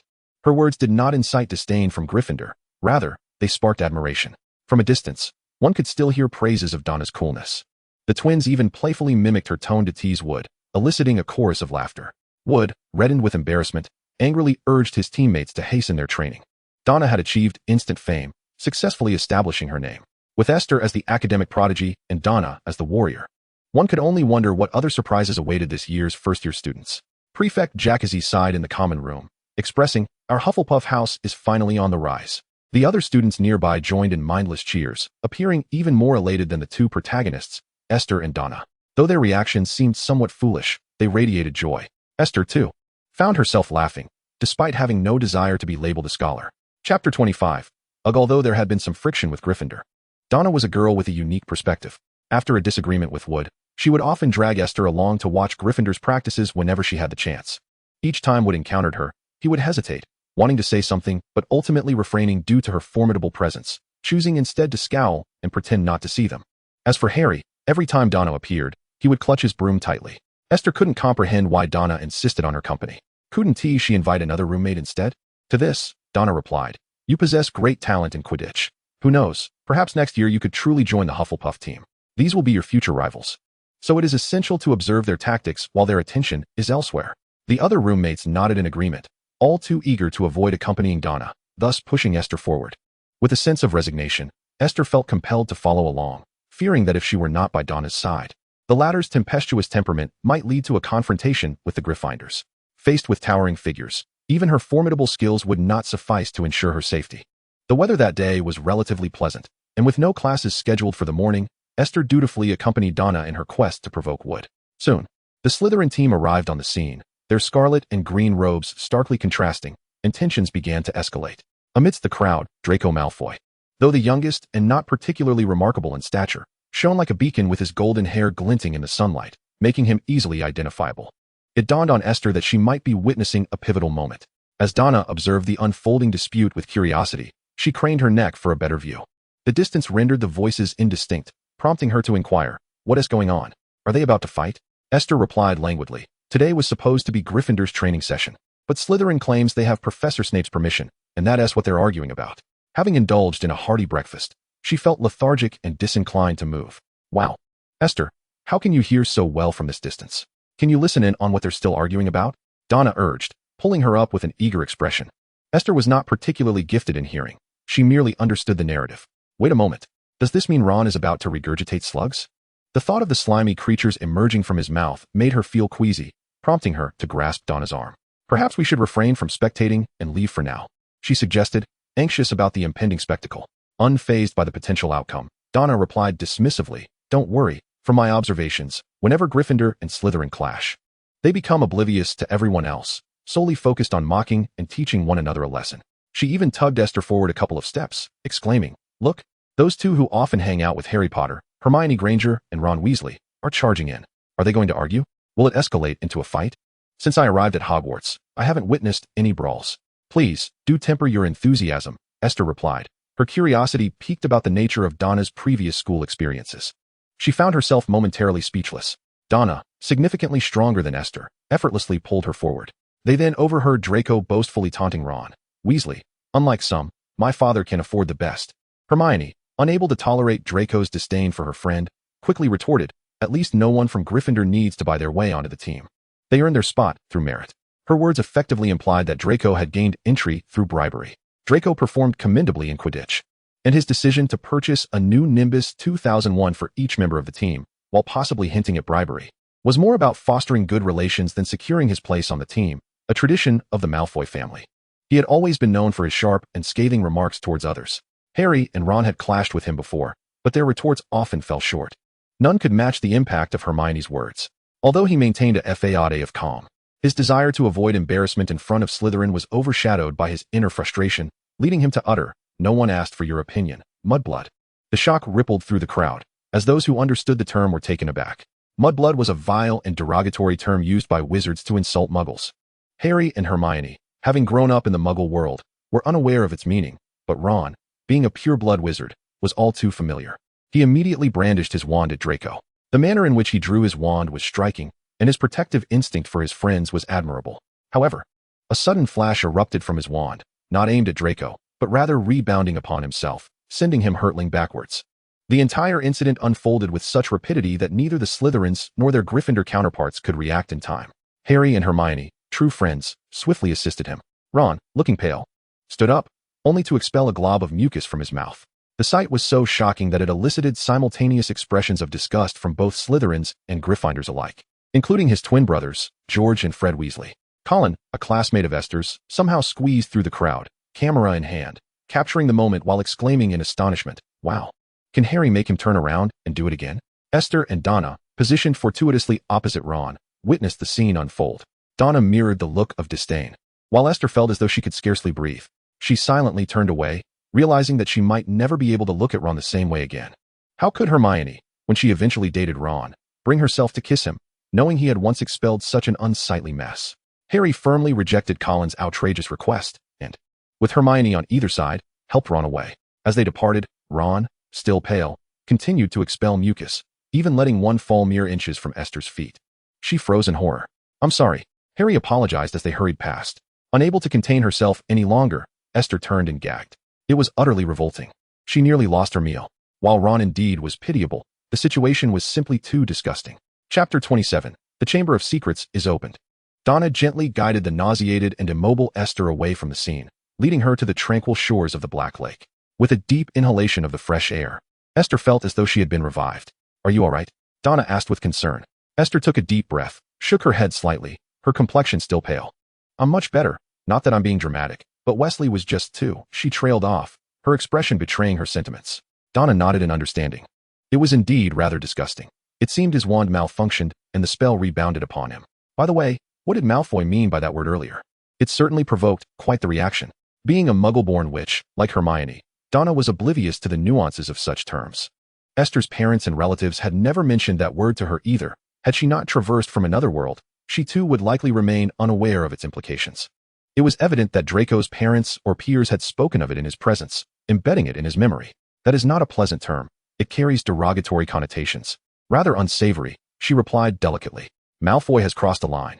How could he utter such words to Granger? Nonetheless, it's fine. He shall face his retribution next year. Esther mused silently. Donna furrowed her brow, but refrained from probing further. After sitting by the lake for a while, they returned. The ensuing days passed without incident, the quarrel failing to stir much reaction. October in England ushered in a damp and chilly season. The days leading up to Halloween were marked by incessant rain, the icy droplets mingling with the brisk wind, causing many students and staff to unexpectedly catch colds. Esther, being in good health and mindful of her warmth, managed to evade the illness that swept through the castle, while her dormitory mates, Casey and Fiona, fell ill and spent 2 days in the infirmary. Upon their return, they had missed numerous classes, and naturally, the duty of tutoring them fell upon Esther. This year, nearly headless Nick was set to host his death day party, and the castle was filled with previously unseen ghosts drifting through the air. As nearly headless Nick was the Gryffindor ghost, he extended invitations primarily to Gryffindor students, though others from different houses were also invited, albeit in fewer numbers. Esther chose not to partake in the revelry, although she could not recall the exact timing. She was certain the Chamber of Secrets would be opened during this period. Thus, for her own safety, aside from attending classes, she secluded herself in the common room to read and study, venturing out infrequently. That evening's dinner offered a delightful array of dishes. After dining, Esther conversed briefly with Ernie, primarily listening to his grievances regarding the recent coursework, particularly concerning the defense against the dark arts class. Upon finishing their meal and returning, a sudden commotion erupted ahead. Ernie seized the opportunity to inquire with an upperclassman about the unfolding events. It was said that Filch's cat was in distress, prompting everyone to gather and investigate. The senior spoke briefly and hurried ahead, while Esther exchanged a glance with Ernie, who, intrigued, grasped her hand and ran alongside her. They jogged to the 3rd floor, where a throng of students had already gathered. The caretaker, Filch's cat, Mrs. Norris, dangled from a torch on the wall, stiff and lifeless. Blood scrawled on the corridor wall proclaimed that the Chamber of Secrets had been opened, warning of adversaries to the heir. In an instant, Esther understood that the narrative of the Chamber of Secrets had officially commenced. Harry and his companions stood bewildered in the center of the crowd, alongside a panicking Filch, who was screaming, "My cat! You killed my cat!" Filch glared menacingly at Harry, vowing, "I will make you pay." "No, it wasn't me.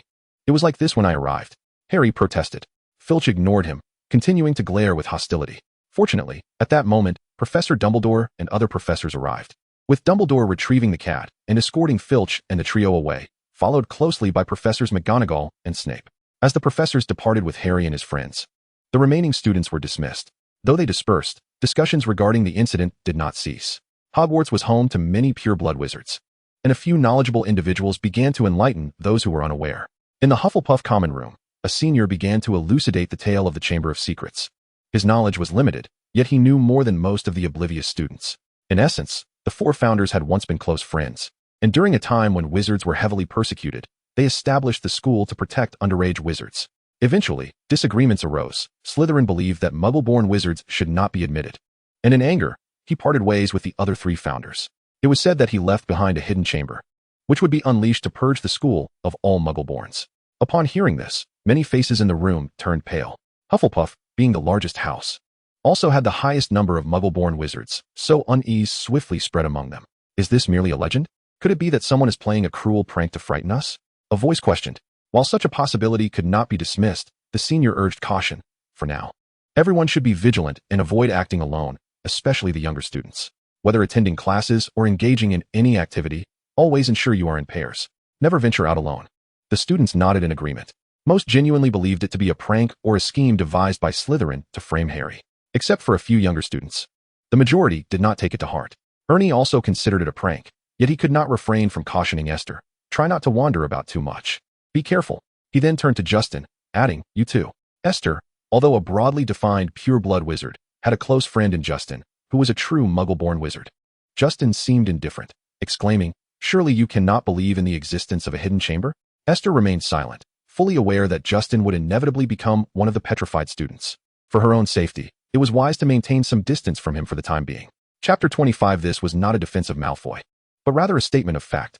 The events surrounding the Chamber of Secrets had instilled a sense of dread among the students, whether they believed it or not. The number of students venturing out alone had significantly diminished, and nighttime excursions had become notably rare. Esther, privy to the unfolding drama, managed to maintain her composure amidst a sea of oblivious peers. She continued her daily routine with simplicity, refraining from joining Donna to observe the Quidditch practices, and her activities revolved solely around classes, the dining hall, and the library. During this period, despite Filch's stubborn conviction that Harry had harmed his cat, few students harbored any suspicions about him. Their lives, therefore, remained largely undisturbed. Esther had encountered Harry and his companions in the library on several occasions. They huddled together in hushed conversation, while Hermione often immersed herself in a hefty tome. On one occasion, when no seats were available, Esther found herself compelled to share a table with Harry and his friends. Among the diligent students of Hufflepuff, those who genuinely enjoyed studying were few and far between. Initially, Kathy had promised to accompany Esther to the library for a study session, but midway through, she grew bored and left with Donna. Before departing, she admonished Esther not to wander off, assuring her that she would return shortly. Esther felt a twinge of exasperation, as it seemed everyone regarded her as excessively fragile and easily intimidated. In terms of age and birthday, Esther was indeed the youngest among them, with Donna being a mere 4 days her senior. Kathy was a year older, having entered Hogwarts a year late, as she had not yet turned 11 at the start of the previous academic year. The remaining friends, Annie, Fiona, and Eliana, celebrated their birthdays in February, May, and June, respectively. Reflecting on the unfortunate events that had transpired since her enrollment, Esther could hardly blame others for perceiving her as delicate. Choosing not to elaborate, she simply nodded in acquiescence and immersed herself in her studies. The Savior and Ron were seated at a table to the left, with Hermione directly across from them, while Esther sat alone to their right, separated by a considerable distance. Initially, their whispered exchanges were inaudible to her, but as their discussion grew slightly louder, she discerned that they were indeed debating the events surrounding the Chamber of Secrets. Harry and Ron were adamant in their belief that Draco Malfoy was the heir to Slytherin, while Hermione countered that it was unlikely to be him. Their dialectical exchange escalated in volume. Though Hermione was exceptionally intelligent, she found herself at a disadvantage against the two, as her arguments faltered under their persistent scrutiny. Listening in silence, Esther struggled to contain herself, but ultimately could not hold back. She had intended to remain uninvolved in the main storyline and to avoid interaction with the protagonists. However, witnessing Harry and Ron's zealous foolishness stirred within her a desire to speak up for Hermione. One cannot simply conclude that Malfoy is the heir of Slytherin merely because his family is composed entirely of Slytherins. By that logic, since the Weasley family is wholly of Gryffindor lineage, does it imply that the Weasleys are descendants of Gryffindor? Esther quietly raised her head and lowered her voice as she spoke. Indeed, Hermione rolled her eyes at them. What Maine stated is correct. Such a method of judgment is excessively subjective and devoid of factual foundation. Esther tilted her head slightly to look at her, her eyes wide with surprise. Do you know me? Since the beginning of the school year, she had exchanged a few words with Harry, yet had not conversed at all with Ron or Hermione. Hermione nodded. Of course, I know you. Everyone says you are the brightest student of this year, so I've taken notice of you. She was not surprised to have garnered attention for such a reason. Ron and Harry exchanged a glance, their expressions seemingly conveying their thoughts on Hermione's astuteness. That cannot be said. The heir of Slytherin opened the Chamber of Secrets to eliminate Muggle-born wizards, and it is evident that Malfoy harbors a strong disdain for Muggle-borns. Thus his motives are significant, Ron argued. Harry nodded in agreement. Esther's lips twitched as she replied. Disliking Muggle-born wizards cannot serve as evidence of being the heir of Slytherin. If, as the legend states, only the heir of Slytherin can access the chamber, then this chamber must possess certain characteristics known only to or held by the heir, such as blood lineage. As a pureblood wizard, you ought to be aware that those pureblood families frequently engage in various unions to preserve the purity of their bloodlines. For instance, my mother hails from the Macmillan family, which once intermarried with the Black family. Similarly, members of the Black family have also married into the Potter family. Perhaps you are reluctant to acknowledge it, but your Weasley family is indeed related to the Malfoys. Given such a convoluted relationship, if you assert that Malfoy is the heir of Slytherin, then you and the so-called savior could potentially be as well. Harry hesitated for a moment, feeling somewhat embarrassed as he said, "You can simply call me Harry." The title of savior felt slightly awkward when spoken in his presence. Esther noticed his discomfort. She had not intended to use that nickname, but had simply said it in the flow of her thoughts. "All right, Harry, you may call me Esther as well." She did not dwell on that point and effortlessly made the adjustment. Ron appeared quite displeased with her linking him to the Malfoy family, muttering under his breath, "What an odious connection. Moreover, what you said is merely speculation. What if the distinguishing factor of the heir of Slytherin is something other than bloodline? Of course, it could be something else." Esther continued in agreement. However, if Malfoy were indeed the heir of Slytherin, given his character, he would have certainly revealed it by now. After all, Being the heir of Slytherin is not inherently a negative thing. Rather, it could enhance the prestige of purebloods like them. As I am aware, the last descendant of Slytherin, the Gaunt family, takes pride in their lineage, remaining resolutely proud even in the face of dire poverty. Of course, this lineage currently lacks any heirs, at least none that are publicly acknowledged. Thus, I surmise there are two possibilities. 1. A student has recently discovered their identity, prompting them to act this year. Or 2. The true heir of Slytherin is among this year's new students. She remarked to them with significant implication. These possibilities are not mere conjecture. The first refers to Voldemort, while the second hints at Ginny, ensnared by Voldemort's Horcrux. Hermione, upon hearing her, pondered thoughtfully. Indeed. That makes sense. Although Malfoy is thoroughly detestable, should he be the heir of Slytherin, given his temperament? He would likely have acted out by the end of his first year. Esther smiled and chose not to elaborate further. Harry, still resolute, countered, what if he is the first possibility? To be honest, the chosen one harbors deep reservations about Malfoy, and it is not without reason, at times. Esther finds herself wishing to slap him for his haughty demeanor.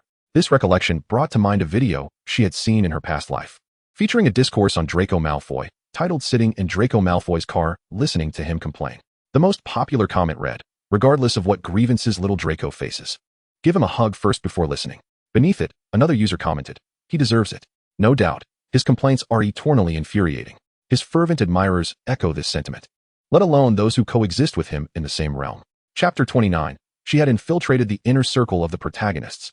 Apart from that day when she provided a slight spoiler to the Chosen One and his companions, she had minimal interaction with them in the following days. However, Hermione seemed to regard her as a perceptive and intelligent girl, greeting her whenever they crossed paths, and occasionally inviting her to collaborate on assignments in the library. Although they were in different years, with entirely distinct curricula, time passed steadily, and soon the day of the Quidditch match arrived. This semester's Quidditch final pitted Slytherin against Gryffindor. Faced with the Slytherins, each wielding a Nimbus 2001, Gryffindor felt considerable pressure. The weather on that day was rather dreary. In England, where it rains for at least 200 days a year, such conditions are to be expected, though thankfully, it did not rain.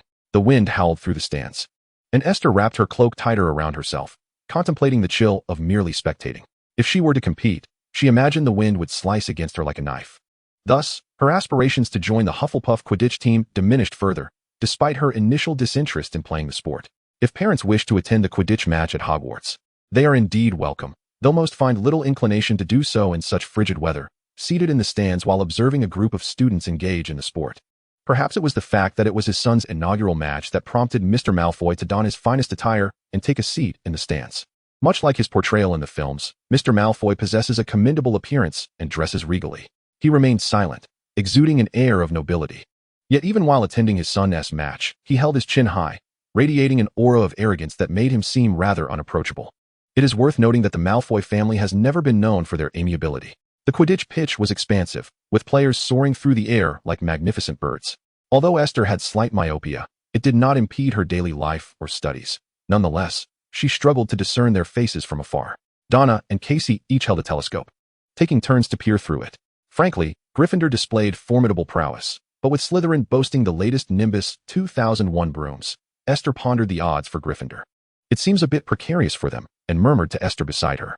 Her voice was nearly swallowed by the thunderous cheers and encouragement from the crowd, rendering it almost inconspicuous. Fortunately, Esther's focus was not entirely on the match, allowing her to catch Anne's words. That remains to be seen. I still believe Gryffindor will prevail. Esther replied, aware of the unfolding narrative. After all, the rules of Quidditch dictate that the team that captures the golden snitch earns an additional 150 points.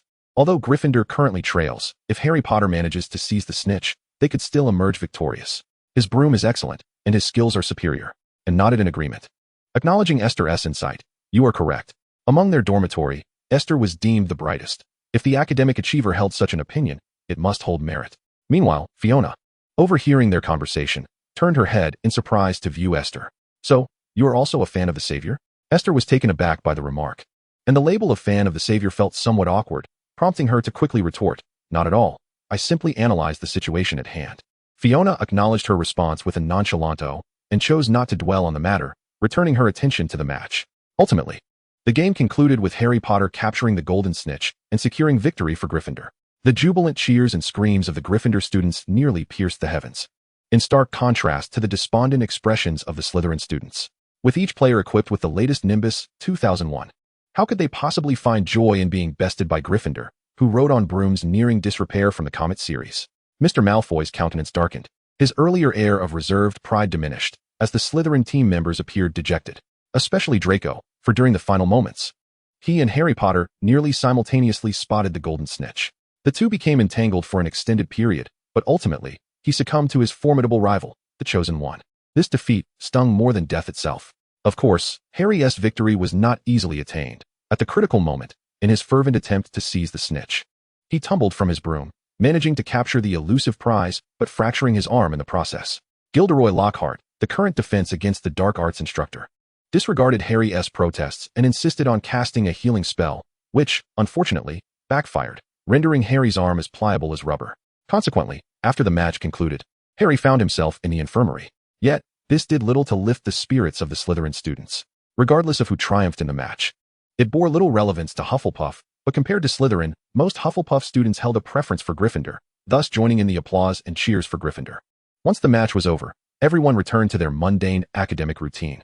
The recent days had been marked by incessant rain, and as the weather grew cooler post-storm, Esther donned a thick sweater and heavy robe. Were it not for her fear of standing out too much, she would have preferred to forego the school uniform skirt altogether.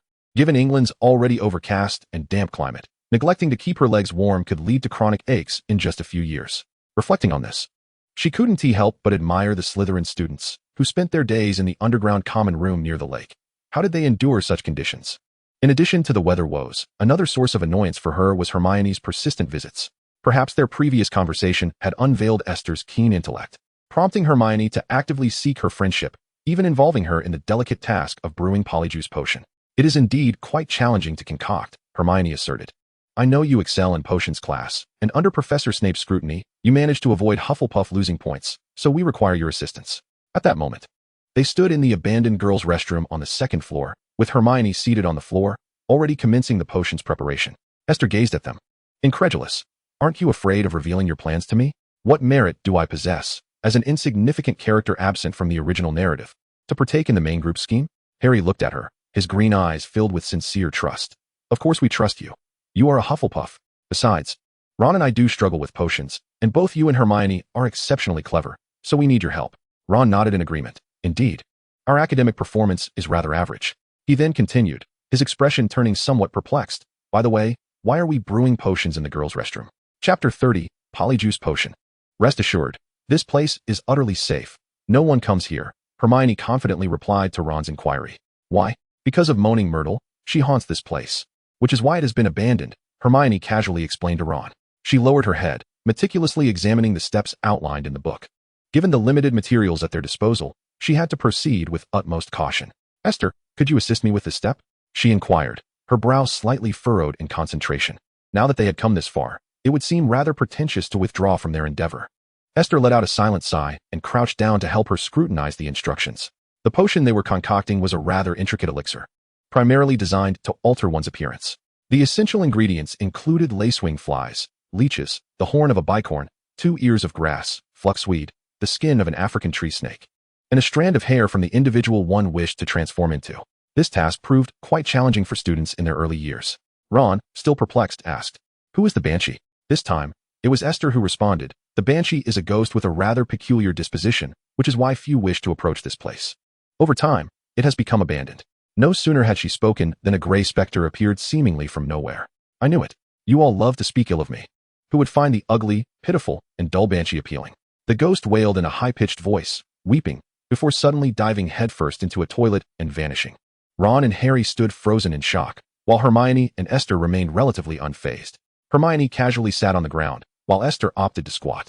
Although she knew that a simple cleaning charm would render the area pristine, she still struggled with the psychological barrier. Brewing potions in a restroom was indeed peculiar, albeit slightly more acceptable than cooking there. The thought of having to mix the resulting potion with strands of others' hair before consuming it made Esther feel quite queasy. She vowed that she was not a germaphobe. It was merely that others were too careless.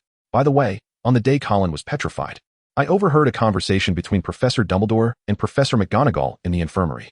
They mentioned that the Chamber of Secrets had been opened once again, Harry revealed to his companions. Yes, just yesterday, a student was found petrified, much like Filch's cat, Colin Creevey, a first-year Gryffindor who idolizes Harry Potter and has a penchant for photography. Quite coincidentally, he is a Muggle-born wizard. Consequently, the students who had initially dismissed the Chamber of Secrets incident as a mere jest began to grow ambivalent. Since that morning, very few students ventured out alone, particularly those of Muggle descent. Again, does that imply the chamber has indeed been opened before? Hermione queried, astonished. Harry nodded, indeed. That is the implication I gathered from their conversation. Ron chimed in, leaning against the wall. I believe it must be Malfoy's father. Their family are fanatics. He opened the chamber during his time at school and is now teaching his son to do the same. Faced with his stubborn prejudice, Hermione chose to refrain from further commentary. Perhaps, but we shall only know for certain once the potion is complete. She refrained from contradicting him, and Ron turned his gaze towards Esther, seeking her validation. What do you think, Esther? Esther hesitated for a moment before replying. I wasn't aware that the chamber had been opened before. Perhaps you could inquire with your parents or elders. They might possess some knowledge. If they are unaware, it suggests that the chamber was open long before their school years, which indicates it happened quite some time ago. Her subtle revelation carried weight. That makes sense, Ron exclaimed, clapping his hands together, convinced it was a splendid idea. I will write to my parents right away. Harry frowned slightly. I have a feeling the professors know about the last time the chamber was opened. Maybe we should consider asking them directly? Ron quickly rebutted. Don't be naïve, Harry. If they were willing to share, they wouldn't keep it from us. Though it seemed an obvious statement, it indeed held truth. While other professors might withhold information, Hagrid, with his loose tongue, was likely to let something slip, even if it pertained to himself. Esther suppressed her urge to speak up. Offering subtle hints that the main characters might overlook was one thing, but providing information that could genuinely alter the course of events was another matter entirely. Regardless, it was worth a try. Hermione suggested, perhaps we could talk to Hagrid about this next time. Truly a testament to the wisdom of the main characters, as they clearly recognized who among the Hogwarts staff would be the easiest to approach. Esther strained to recall whether the protagonists had ever asked Hagrid about this matter in the original storyline. It seemed they might have, though her memory was hazy. It should be close enough not to alter the plot, she reasoned. Thus, she fell silent, contributing only to Hermione's potion-making endeavors. Recently, due to a student being petrified, a sense of unease had permeated the atmosphere. With Dumbledore's approval, Lockhart organized a small dueling club to teach students self-defense. While it was a commendable idea, the organizer was none other than the inept Lockhart. In comparison to his abilities, his overly flamboyant appearance did little to inspire confidence.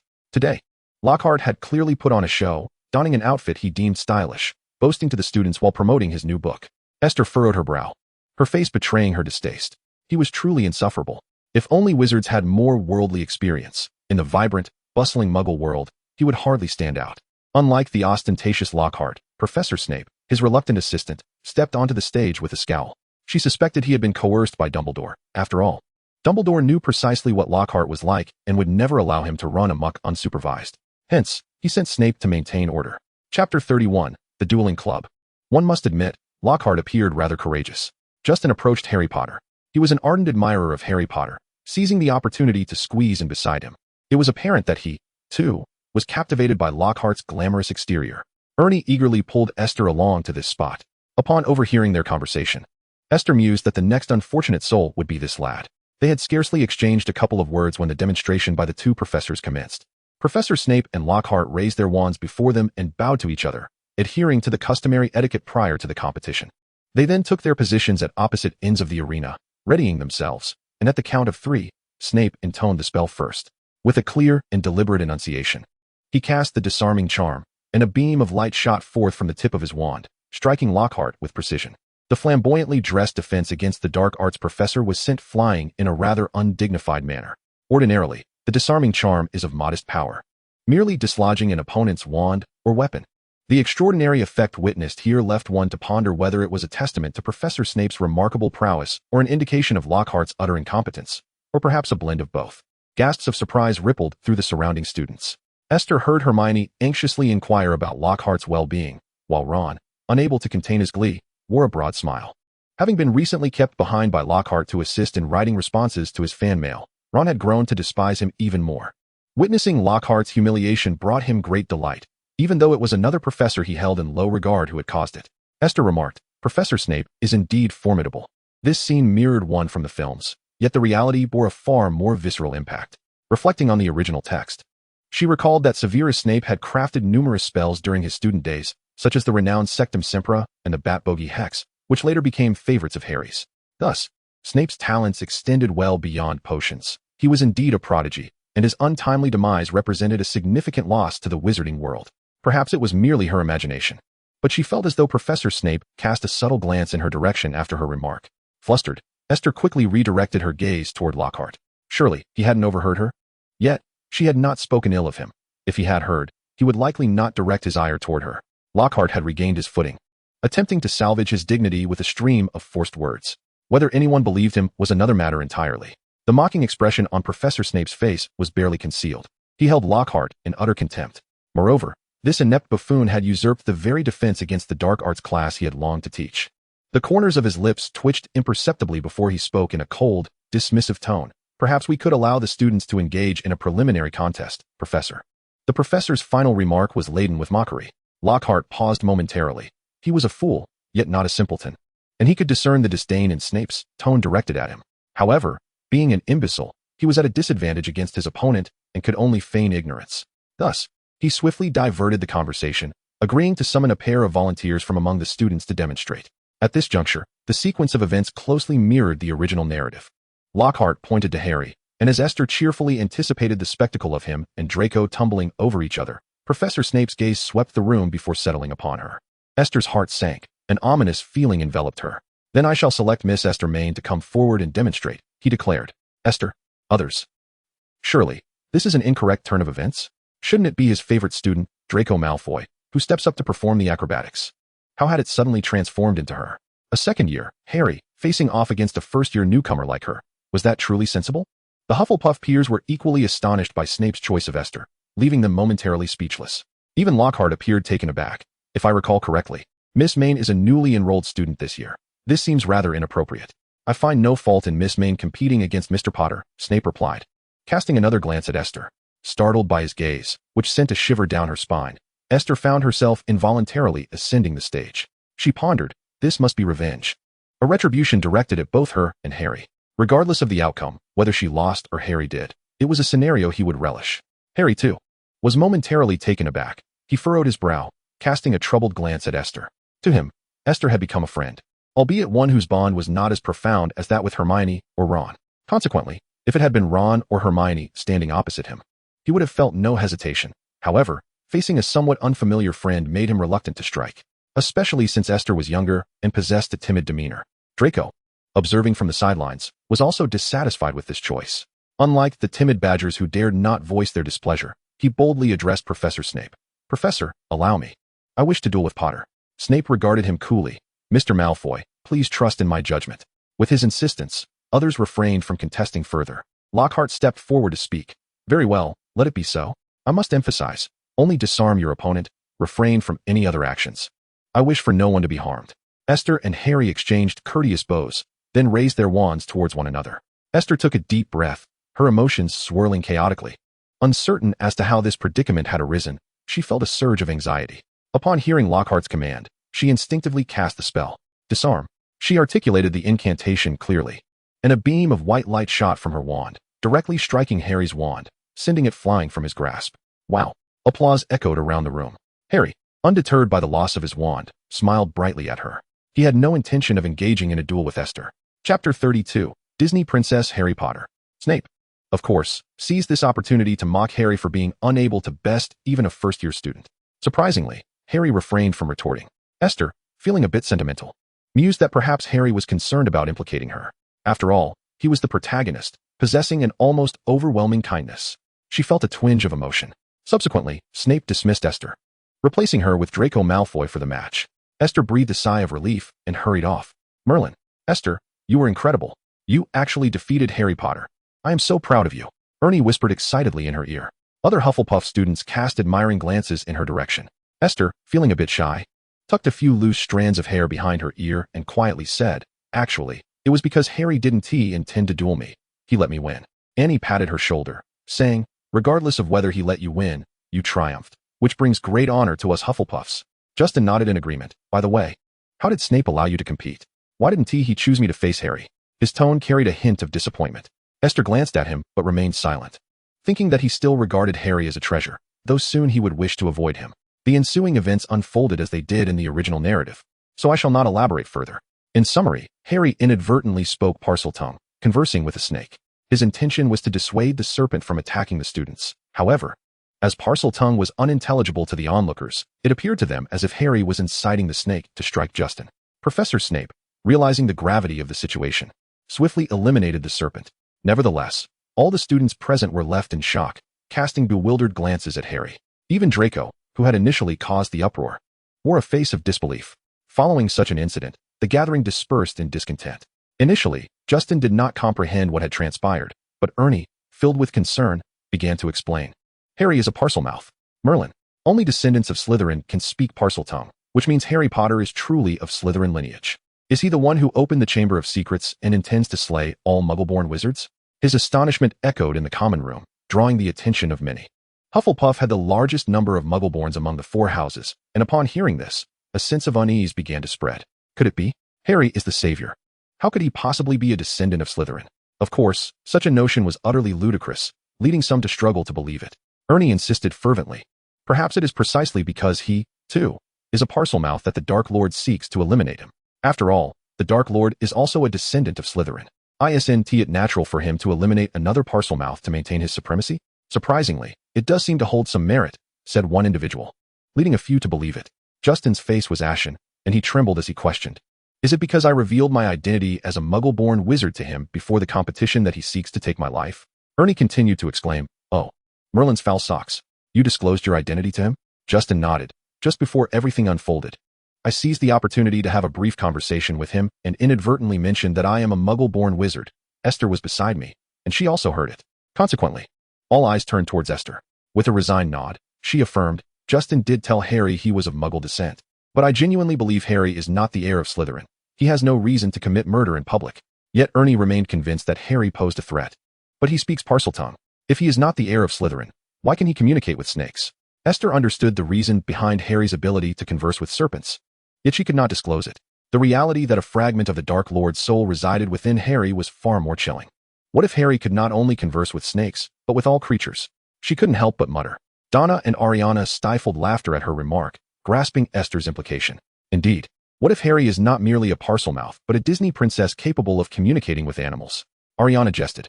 The Muggle-born wizards and some half-bloods living in the Muggle world chuckled at this, the previously somber atmosphere lightening considerably. Only a few wizards unfamiliar with Muggle fairy tales exchanged puzzled glances. Some explained that in Muggle folklore, certain protagonists with tragic backgrounds possess the ability to communicate with animals, a trait symbolizing their innocence and kindness. Later, a Muggle animation studio adapted these tales into animated films, which is what Ariana referred to as Disney princesses. Is that true? Do such extraordinary individuals exist in the Muggle world? Hannah inquired curiously. Esther replied with utmost seriousness, who knows? After all, fairy tales also feature wizards. When I was young, I thought they were all fictional, but it turns out wizards indeed exist in this world, so perhaps there are those who can truly communicate with animals. The Muggle-born wizards were unfamiliar with the concepts of Slytherin heirs or Parseltongue.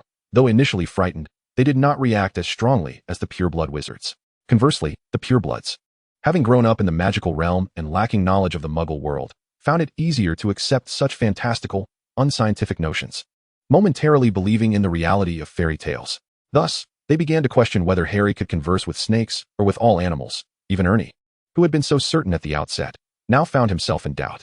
Divergence arose among the crowd, leading to a flurry of discussions. Esther, perceiving the situation to be favorable, eagerly fanned the flames. With her magical prowess, a tragic background, and living under the guardianship of others, she was relentlessly pursued by a malevolent sorcerer seeking her demise.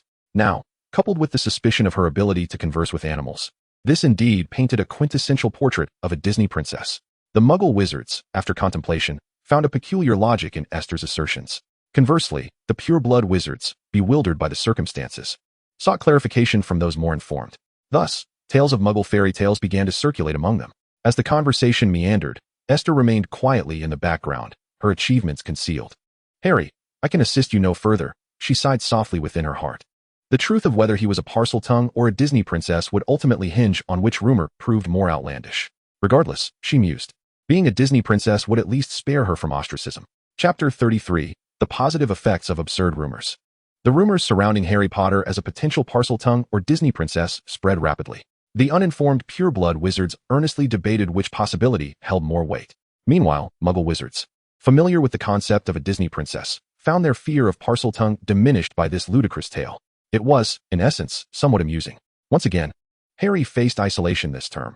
However, unlike the original narrative, the absurdity of the Disney princess rumor somewhat alleviated the distress of his solitude, rendering the entire situation rather comical. Under the explanations of Hermione and Ron, he learned that individuals capable of conversing with snakes were quite rare in the magical realm, a gift bestowed only upon those of Slytherin lineage. He was unequivocally certain that he was not the heir of Slytherin, had not opened the Chamber of Secrets, nor had he wished to harm Justin Finch-Fletchley. Yet, he found himself in a predicament. Despite his efforts to explain, the undeniable fact remained that he had indeed spoken in Parseltongue in public. Even he could not articulate why he possessed this ability, let alone convince others of his innocence. As the savior, he naturally attracted attention. But recently he sensed an increasing strangeness in the way others regarded him, with many subtly distancing themselves, which left him feeling quite uncomfortable. Fortunately, he had Ron and Hermione by his side, which eased his sorrow. Speaking Parseltongue was hardly a matter of great significance. As Esther had pointed out, intermarriages among pureblood families were commonplace. The Potter family, being a long-standing pureblood lineage, might well have had an ancestral connection to Slytherin at some point, and perhaps, generations later.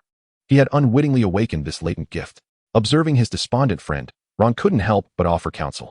Harry sighed. It's not solely about my ability to converse with snakes. Rather, it is the question of why they do not believe me. I am not the heir of Slytherin, have not opened the Chamber of Secrets, nor have I sent a serpent to harm Justin Finch-Fletchley. As Hermione was reviewing her textbook, she lifted her head upon hearing his despondent words. This is because people naturally harbor fears towards the unknown. Perhaps if we comprehend their thoughts better, we might be more adept at addressing their concerns, she suggested. Harry remained dejected. But now everyone is too afraid to speak to me. They avoid me at all costs. How am I supposed to understand what they truly think? That is quite manageable, Hermione replied. We can consult Esther. She has excellent rapport with the students in her house, and her intelligence assures me she would not fall prey to such rumors. Ron raised an eyebrow, feigning interest. It's evident you hold Esther in high regard. Hermione did not hesitate to affirm, of course. Who wouldn't cherish a friendship with a kind and principled Hufflepuff? Moreover, Esther is astute and rational, far surpassing many. Oh, the upright and valiant Hufflepuffs, Ron mimicked with a hint of sarcasm. Yet now, it seems they are the ones distancing themselves from Harry the most. Hermione shrugged. What can we do? Hufflepuffs are predominantly Muggle-born, and that day, the snake targeted their students, naturally instilling fear. At this point, Harry could not help but lament the instigators of all this chaos. It's all Malfoy and Lockhart's fault. One conjured a snake unlawfully, while the other insisted on causing a ruckus, leading to the snake's rampage. How infuriating. Currently, Hermione still viewed Lockhart through the lens of admiration, and could not resist defending him. Professor Lockhart only wished to assist. He cannot be blamed, as no one anticipated such an outcome. Harry sighed in exasperation. The sensation of being ostracized was unbearable. His time at Hogwarts had been his happiest, despite its myriad dangers. Gryffindor was unafraid of peril. Those unforeseen events served as spices in his life, rendering it more vibrant and exhilarating. Yet now, the situation filled him with dread. He feared reverting to that pitiful orphan, bereft of friends, living with his aunt and uncle after the loss of his parents. Sensing his despondency, Hermione offered solace. You know, aside from the whispers claiming you to be the heir of Slytherin, there are those who say you are a Disney princess. Although I'm unsure who initiated this. I've heard it first circulated among the Hufflepuffs, so perhaps their intentions towards you aren't so malevolent. Harry looked bewildered. Huh, what? A Disney princess? How could I, a boy, possibly be a Disney princess? Have they watched too many fairy tales? Ron chimed in with curiosity. What is a Disney princess? Is there a princess named Disney? What does that have to do with Harry? Hermione beamed with amusement. She tried to suppress her laughter, but the notion of someone calling Harry a Disney princess was too delightful to resist. She marveled at the creativity of whoever had made such a connection. It was truly inspired. Hermione stifled the laughter that had nearly escaped her lips and began to explain to Ron. The Disney princesses refer to characters from a company in the Muggle world, most of whom are inspired by fairy tales. These characters share certain traits, such as the ability to converse with animals and often having tragic backstories. Ron nodded, seemingly understanding. Now that you mention it, they do bear some resemblance to Harry. Harry retorted, these are fictional characters. They belong to fairy tales. How could they possibly be real? Furthermore, I cannot talk to all animals. I can only converse with snakes. Hermione cast a sympathetic glance at him. Then you might simply be a Parselmouth. She thought that being a Disney princess would be preferable to being a Parselmouth. Frustrated, Harry exclaimed, I am not the heir of Slytherin. Ron quickly interjected, we believe you would never harm anyone. It's just that others do not share our faith, which is why we must urgently seek out Esther Maine to ascertain the situation. Harry felt that there was no alternative. However, in the following days, they were unable to encounter Esther. Finally, one day in the library, Hermione called her over, only to be blocked by a Hufflepuff. Particularly, Her cousin, Ernie Macmillan, was vehemently opposed to her spending time alone with them. Whenever Harry appeared, he would glare at him with suspicion, as though he were a dangerous villain. Esther expressed her helplessness regarding the situation. Chapter 35, The Quarrel. Once again, in the library, Harry felt the weight of everyone's watchful eyes upon him, causing considerable discomfort. He exchanged a few words with his companions and then, feeling dejected, gathered his books and left. He did not venture far, but lingered by the wall outside the door. Listening to the murmurs about him within the library, Ernie firmly believed Harry was a descendant of Slytherin, claiming that he had attempted to incite a snake to attack his friend, Justin. While some Hufflepuffs did not believe he could be such a person, Ernie's fervent conviction caused initial dissenters to waver in their skepticism. The more Harry listened, the more agitated he became, ultimately deciding to turn away and leave. As he descended the stairs and turned a corner, he spotted two unexpected figures walking together. "How have you fared with the task I entrusted to you?" The slightly taller boy, clad in Slytherin robes, stood with his back to Harry, yet his strikingly bright blonde hair made his identity unmistakable. It was Malfoy. Almost instinctively, Harry pressed himself against the wall, curious to discern what mischief he was up to. "I am trying my best," Esther replied, cornered and feeling quite unfortunate. She had originally planned to study in the library with her friends, but halfway there, she realized she had picked up the wrong book, prompting her hurried return to swap it. Just as she was nearing the library again, she was unexpectedly confronted by Malfoy. "Are you deliberately avoiding the completion of my task?" Malfoy crossed his arms, narrowing his eyes with a hint of suspicion. One could not deny that the boy occasionally displayed a certain degree of self-awareness. Esther was internally seething. But now was not the time to confront him. She shook her head and declared, "No, I spoke to them not long ago. But recently everyone has been spreading rumors that Harry Potter is the heir of Slytherin, and I dare not approach him." Upon hearing her mention Harry as Slytherin's heir, Draco scoffed disdainfully, retorting, "A bunch of fools. Who would actually believe such nonsense? Harry Potter could never be the heir of Slytherin. I have already written to my father. He certainly knows what is truly happening. Your father indeed knows who the true heir of Slytherin is, but would he dare to speak it?" Esther, clutching her textbooks, looked up at him and asked, "May I return now? I fear my brother and the others will grow anxious waiting for me." Draco found himself at a loss for words, yet he was unwilling to let Esther go so easily. He had too many grievances to express, and Esther, under his subtle intimidation, made for an excellent listener, one he was not afraid would divulge his thoughts. Thus, he said, "Ernie Macmillan is your cousin, isn't he?" "I inquired with my father. Your mother is the sister of the current head of the Macmillan family. She was disowned due to her romance with that muggle father of yours, but you need not worry. Since I am willing to collaborate with you, I shall not discriminate against you based on your lineage." "Then I truly thank you." Esther managed a strained smile. Draco remained oblivious to her discomfort and continued to ramble. "I have also heard my father speak of your father, Mr. Maines. My father believes Mr. Maines possesses considerable talent. It is a pity he comes from a less than ideal background. Otherwise, he would undoubtedly have been an exceptional Slytherin. To be honest, I have never heard my father praise a muggle wizard before. A less than ideal background? Was her father not a wealthy heir? What, then, constituted a good background? My father has high expectations. It is all that insufferable St. Potter's fault. If not for my underestimation, he would not have easily triumphed in the recent Quidditch match. Now, people are proclaiming him as the heir of Slytherin. Huh. Who knows how smug he must be, reveling in the spotlight. How utterly detestable. Oh, listen to that tone. Is it not dripping with jealousy? More sour than a bucket knocked over at the entrance to the Hufflepuff dormitory, drenched in vinegar. He continued, "And that Weasley. Look at his impoverished demeanor, constantly fawning over our savior, yet he gains nothing from it. The most loathsome is that Granger. How dare she publicly humiliate me? Just wait. At this rate, someone will surely meet their fate at Hogwarts, and I hope it is her who faces the first calamity." That was rather malevolent. Esther could scarcely bear to listen any longer and interrupted his tirade. "You should not curse others like that. It makes you seem rather cruel." "Cruel?" Draco was clearly taken aback by her assessment. His eyes widened in indignation as he retorted, "You condemn me for merely voicing a thought about that muggle wizard? I simply believe we are all classmates. You ought not to wish ill upon her." Esther believed her words were perfectly reasonable. However, if Draco could truly comprehend them, he would not be the arrogant young master he was. "Ah, how splendid. Have you also succumbed to the allure of the savior, Harry Potter, and chosen to follow him?" "Ah, but it is no longer merely the savior. He is now the heir of Slytherin as well. How imposing that sounds," he exclaimed, his voice dripping with sarcasm. His naturally pale complexion, when inflamed with emotion, gained a hint of color, rendering him somewhat healthier in appearance. It could only be said that he was fortunate to possess such striking features. Otherwise, with his temper, Esther would have long since dismissed him outright. Yet, one must ponder.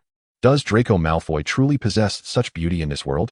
She was aware that the portrayal of Draco in the films was indeed charming, and the actor's good looks had attracted countless admirers, ensuring his continued popularity. In the original text, however, descriptions of Draco's appearance were scant. The author merely noted his light blonde hair, pale skin, and pointed chin, with a mention that his eyes resembled those of a goldfish. Initially, this was to underscore their lack of luster, later interpreted as a description of their size. Ultimately, she could not ascertain whether the original Draco was handsome. But there was no indication of him being unattractive, so perhaps he could be deemed somewhat appealing. Meanwhile, Draco was fuming, and she found herself distracted. Noticing her lapse in attention, Draco's anger intensified. What is this? Has my dear Miss Main already envisioned herself basking in the glory of being the Savior's companion? Esther returned to her senses, gazing at his face while reminding herself not to stoop to the level of such a petulant child. She suppressed her fury and managed to smile. If she could endure this much, he had better temper his sarcasm, or she might be compelled to strike back. What are you smiling at? Draco was displeased with her response. You were so fierce a moment ago, why the silence now? Have I struck a nerve? It seems granting such individuals an opportunity only leads to self-inflicted wounds. Esther chose to retort this time. Why do you become so enraged at the mere mention of Harry Potter? Could it be that you secretly wish to befriend him, but feel humiliated as he chooses to associate with that Weasley, whom you disdain? Chapter 35, The Empathetic Savior. Draco could scarcely believe his ears. Initially, a look of confusion crossed his face, followed by an outburst of anger. When did I ever wish to befriend him? I am not like Weasley, who needs to curry favor with the Savior to feel significant. He spoke with fervor, causing a strand of his meticulously arranged hair to fall out of place. He glared at Esther, as though she had uttered something utterly preposterous. Unfazed, Esther met his gaze with her striking blue eyes and calmly replied, Are you now merely embarrassed and angry? Of course not. He suddenly erupted with a shout, only to realize that his outburst seemed to validate Esther's claim of him being a victim of rage. He quickly lowered his voice, gritting his teeth as he menacingly threatened, Do not forget the promise you made to me. Should you dare betray me, I shall not let this rest. After uttering these words, he fixed his gaze upon Esther for a moment, but failed to detect the fear he had previously observed in her. A sense of unease crept into his heart, as he sensed that the situation had exceeded his expectations. An unexpected timidity arose within him, making him reluctant to pursue the confrontation further, as if continuing to challenge Esther might lead to an outcome he would rather avoid. Thus, he pressed his lips together and turned to leave, his retreating figure imbued with an air of hasty escape. Esther quietly watched him depart, and once his silhouette vanished completely, she placed her hands on her hips in irritation and muttered towards the direction he had gone. Who do you think you're dealing with? If it weren't for my patience, I would have struck you long ago. Well, I suppose this marks the end of our rapport. He likely won't seek me out again, will he? One can only hope. She prepared to return, taking a step forward when, unexpectedly, Harry appeared before her. Startled, she pressed her hand to her chest and exclaimed, Harry? What are you doing here? Surely, he hadn't overheard her conversation with Draco? Harry, with a serious expression, addressed her. I just overheard your conversation with Malfoy. Did he threaten you with something? What? Although she had indeed been privy to the exchange, his reaction was not what she had anticipated. Shouldn't a reasonable person first question what Draco had coerced her into doing? She paused momentarily. Harry continued, I heard him instruct you to accomplish something, seemingly related to me, which you have yet to fulfill, causing him to become angry. As for the disparaging remarks Draco made about himself and his friends, I certainly heard those too, but considering their long-standing discord, it is hardly surprising to hear such talk from him. If one day he were to speak well of them, that would truly be astonishing. Thus, he instinctively filtered out those remarks. Esther offered an awkward smile and confessed, Indeed, he asked me to get close to you all and gather information, then report back to him. However, I did not betray anyone. My conversations with you were not motivated by ill intentions. Harry nodded, I believe you. In situations like this, it is wise to inform others early on so they can assist you. Your kindness is why he dares to bully you. Esther mused to herself. No wonder Harry is the protagonist. He possesses such an understanding nature. After dealing with the troublesome Draco, Harry radiated an aura of benevolence, almost saintly in comparison, making him exceedingly endearing. She smiled back at him and reassured, It's all right. He wouldn't dare escalate matters, as there is no advantage for him in doing so. By the way, why are you here alone? At her inquiry, Harry's expression immediately dimmed. He bit his lip and asked, What has become of Justin Finch-Fletchley? Esther was taken aback by his question, but after a moment of reflection, she deemed it reasonable. Justin is fine. It's just that my brother has recently prohibited him from going out. Regarding this matter, Esther also felt a sense of embarrassment. Ernie was not a cruel person. On the contrary, he was exceedingly upright and loyal. It was precisely this integrity that led him to react so vociferously, as he feared for the safety of his friends. Harry, having overheard Ernie and the others outside the library, was not surprised by the outcome. Rather, he was more curious about Justin's perspective on the incident. Did Justin truly believe that I had deliberately commanded the serpent to attack him? Esther was uncertain how to respond to this inquiry. After a moment's hesitation, she resolved to speak candidly. To be honest, Justin was somewhat frightened, but he is not entirely convinced that you intentionally set the snake upon him. That was merely my brother's assertion, and even he has his doubts. Upon hearing Esther's words, Harry found himself at a loss for his own emotions, merely acknowledging that everything aligned closely with his expectations. Noticing his silence, Esther sought to comfort him, saying, "Do not be too disheartened, at the very least. I believe you did not open the Chamber of Secrets." Harry's spirits did not lift significantly. He expressed his gratitude and then departed. With two principal figures sent on their way, Esther felt compelled to retreat from the scene, hastily making her way back to the library. Defeating the Dark Lord and saving the world was a task best left to the professionals. Her current priority was her studies. The following day, news broke of another petrification, this time concerning nearly headless Nick, the ghost of Gryffindor. When Harry appeared at the scene of nearly headless Nick's petrification, rumors regarding Harry Potter as the heir of Slytherin gained even more traction. The coincidence was too striking to dismiss. Upon hearing this, Ernie became even more agitated, suggesting that Justin take a leave of absence from classes and remain in the dormitory. Observing his anxious demeanor, Esther could not resist teasing him. Is it truly safe in the dormitory? After all, the Slytherin common room is also underground. Ernie and Justin's faces turned a shade paler, particularly Ernie, who appeared even more anxious than Justin. Damn it, I forgot about that. What are we to do? He paced back and forth, filled with anxiety. Hannah, influenced by his distress, also began to feel uneasy. Susan, sitting beside them, quietly remarked, "I wrote to my mother yesterday about the happenings at school. Since we are all purebloods, she advised me not to worry too much, but also not to wander about. Moreover, Professor Dumbledore is at the school. This situation will certainly be resolved." Upon hearing this, Ernie leaned in closer. "Did your mother mention anything about the heir of Slytherin?" Susan shook her head. "No, she did not. Perhaps my mother is unaware as well." Esther mused that adults might not be entirely ignorant. Rather, even if they were aware, they would refrain from sharing such information with children. After all, the heir of Slytherin was none other than the infamous Dark Lord.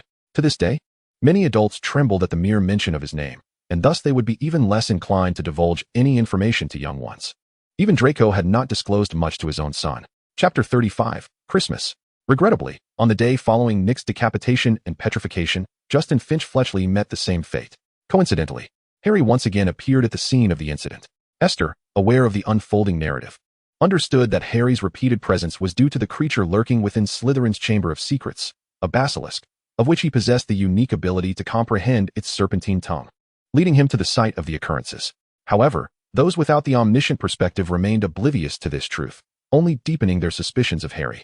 Given his prior insinuations that incited the serpent to attack Justin, the fact that Justin was now the victim further fueled their distrust. The Hufflepuffs were in a state of unease, and Ernie, accompanying the petrified Justin in the infirmary, returned disheartened and determined to confront Harry, demanding that he dispel the petrification afflicting their peers.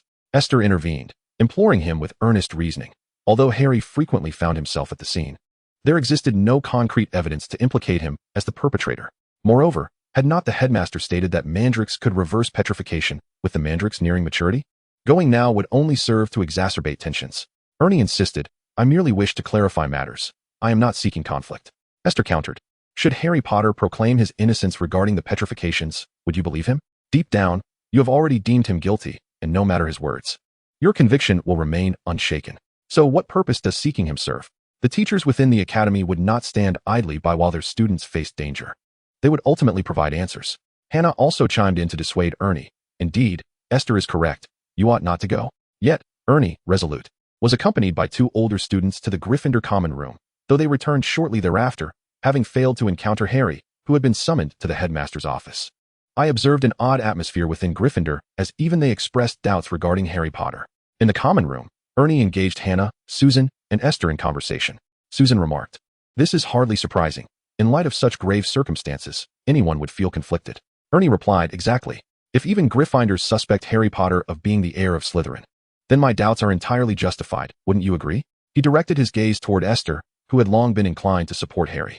Esther shrugged in resignation, stating, "I simply believe that if he is indeed the savior, he ought not to be a villain.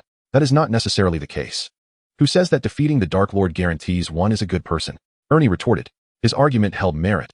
Had Esther not been privy to the unfolding story, she might have contemplated such a possibility, yet she chose to remain silent.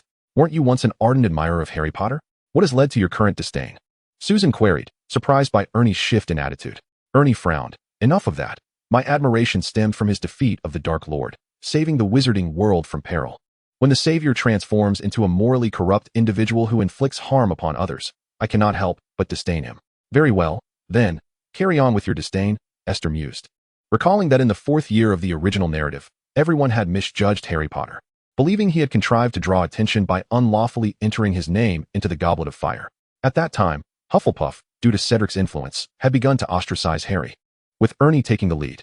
Viewed from a divine perspective, he may seem somewhat foolish. However, throughout the narrative, it is evident that although he spearheaded the isolation of Harry, it was motivated by the suspicion that his close friend had been petrified by Harry, and later, in defense of Cedric. Each instance was rooted in his loyalty to friends, illustrating that he was indeed the type willing to spill blood for those he cared for. Moreover, one cannot entirely blame him for ostracizing Harry, for the latter was undeniably unfortunate. Thus, Esther resolved to refrain from further commentary, confident that when the truth emerged, he would come to realize his errors. As days turned into weeks, drawing closer to Christmas, the petrified classmates remained unresponsive, and the perpetrator behind the petrification was still at large. This Christmas, Ernie chose to remain at school to keep company with the petrified Justin, opting not to return home for the holiday. Amidst the swirling snowflakes, Esther bid farewell to Ernie and journeyed home alone. This year, they would not celebrate in Ottery St. Catchpole, a residence acquired solely for Esther's education at Hogwarts. Naturally, they would return to their original home, especially with Esther's grandfather, old Mr. Main, still alive, as it would be remiss to leave the elderly gentleman to spend the holiday alone.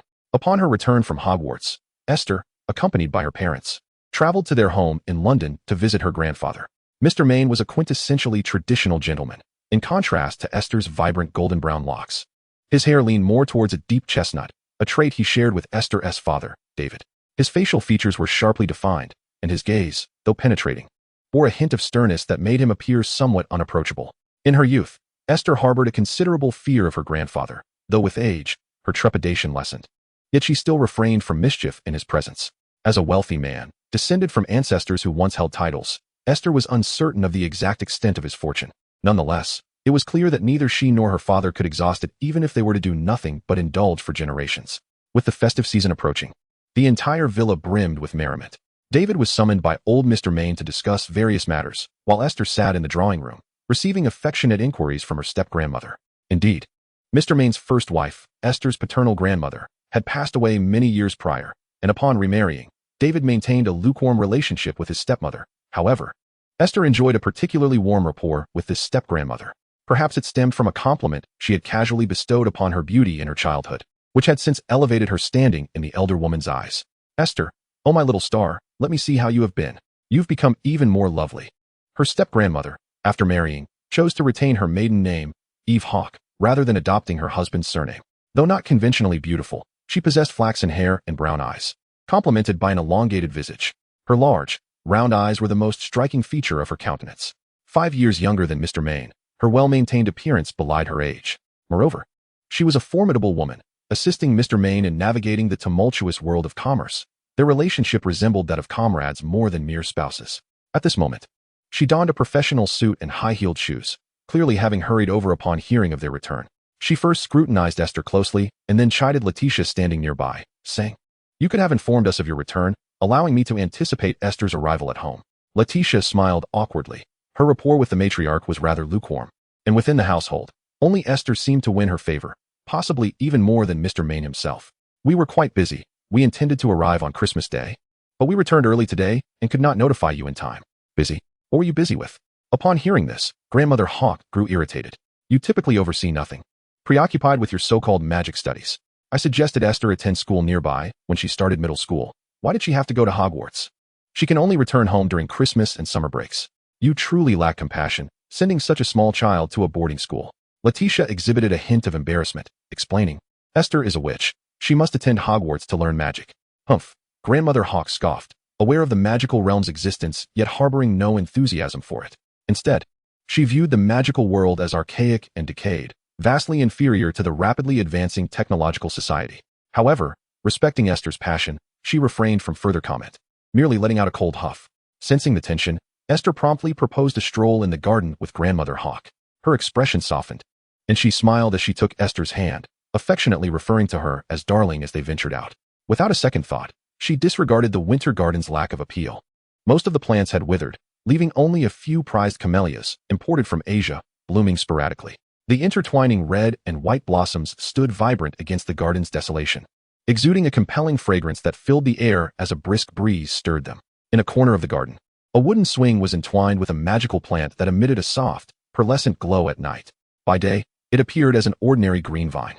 The Main family had once been a typical affluent household until Esther's father received his acceptance letter from Hogwarts, which marked their entry into the magical world. Later, after graduating, David married a pureblood witch, thus giving birth to little Esther, deepening their family's connection to the wizarding community. Consequently, the back garden bore witness to the occasional appearance of inconspicuous magical creatures. Grandmother Hawk gently inquired about Esther's experiences at school, asking her what subjects she was studying and how her interactions with classmates were. Esther shared a few amusing anecdotes, deliberately omitting any mention of the Chamber of Secrets incident or her dealings with Draco. Despite the light-hearted conversation, an undercurrent of worry lingered in Grandmother Hawk's heart. It sounds truly fascinating, but Esther, you will only be 17 upon graduation. What will you do afterward? They teach neither mathematics nor physics, chemistry nor politics. I fear you may become out of touch with the world, and pursuing university education after graduating from such a school may be more challenging than for others. This indeed posed a question Esther had never contemplated. She recalled her previous life, where she, born of humble origins, had strived to gain admission to a mediocre university, only to secure a commonplace job afterward, enduring her boss's exploitation while navigating interactions with inept colleagues and living frugally in a bustling city on a meager salary. Such a life was commonplace, yet it was not one she cherished. In this life, having been born into privilege and residing in a magical realm, she had never considered the future. In truth, given her current age, it was not necessary to ponder such distant matters. Most likely, only Grandmother Hawk was concerned about this issue on her behalf. Esther contemplated briefly but did not dwell on the matter. Perhaps I will remain at the Ministry of Magic as an Auror after graduation, in which case I would not need to consider university. She settled onto a swing, swaying gently as she spoke. Not going to university? Grandmother Hawk suddenly became animated. Oh no, to leave school at 17 and enter the workforce is quite. She glanced at Esther, swallowing her more critical thoughts, and softened her tone. I mean, you should experience university life. Wouldn't it be a pity to miss out on that? As a scholar, Grandmother Hawk's dedication to education was understandable to Esther. As a considerate granddaughter, she refrained from further rebuttals, simply nodding with a radiant smile. Indeed, but I am still young. There is no need to consider such distant matters just yet. Captivated by her granddaughter's smile, Grandmother Hawk relinquished her concerns and nodded in agreement. Very well, you are right. Perhaps I am being too hasty. Both of them chose not to continue the previous topic and played in the garden for a while. As dusk fell, it was time for dinner. On the table, 9 out of 10 dishes were among Esther's favorites. The atmosphere at the dining table was not particularly lively. Mr. Main maintained his perpetually serious demeanor, and Esther could not discern whether he was in good spirits that day. Her father, David, appeared relatively relaxed, yet his relationship with both his father and stepmother was lukewarm, resulting in a scarcity of conversation. Her mother, Letitia, spoke even less. Only Grandmother Hawk continuously checked in on Esther, asking if she enjoyed this dish or if she found the dessert too sweet. After finally finishing her meal, Esther anticipated returning to her room to embrace her long-absent electronic devices, only to be halted by Mr. Oldman. Bewildered, she accompanied her parents to Mr. Oldman's study. Along the way, her imagination ran wild as she inquired of her father, David, "Father, what could grandfather want with us? Has he finally resolved to cast us out to fend for ourselves?"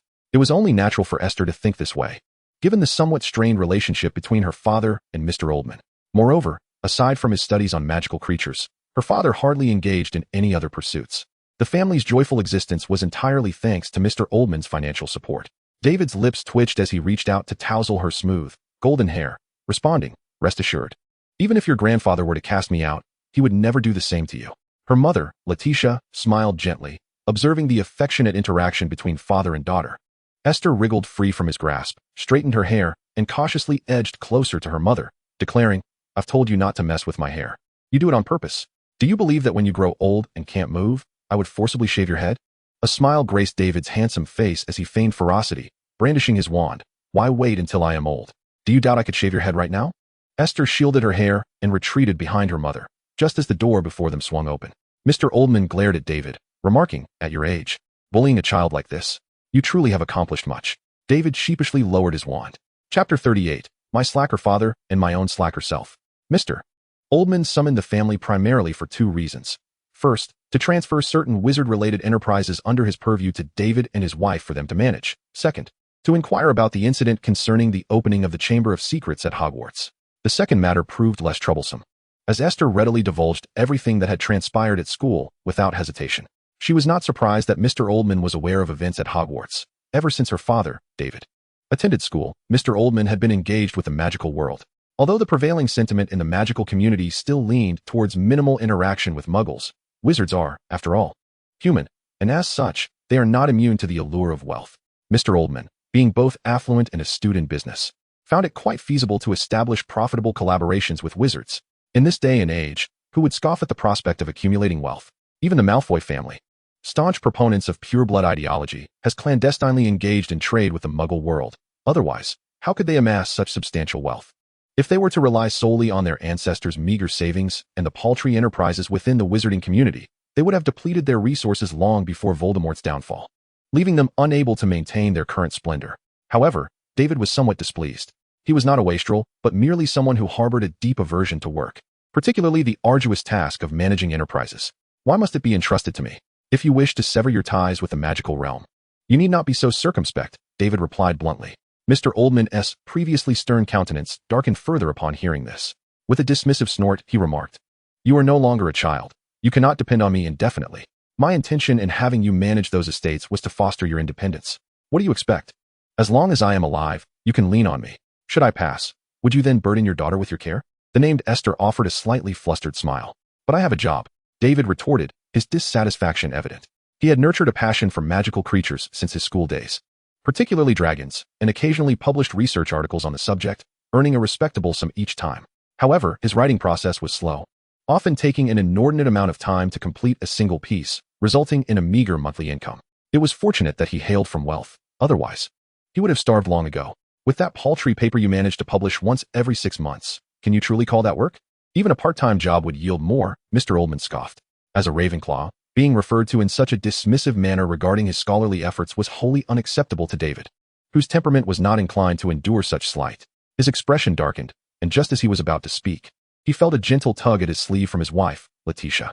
Turning to glance at her, he saw her subtly shake her head. Consequently, David stifled his frustration and replied in as nonchalant a tone as he could muster, "I am not cut out for this, apart from my studies. I possess no other skills.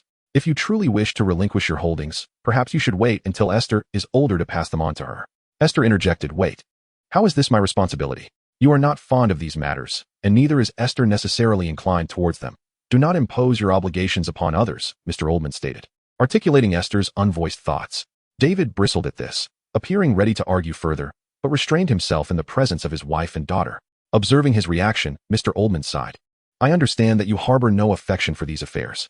If circumstances permitted, I would not insist upon your involvement.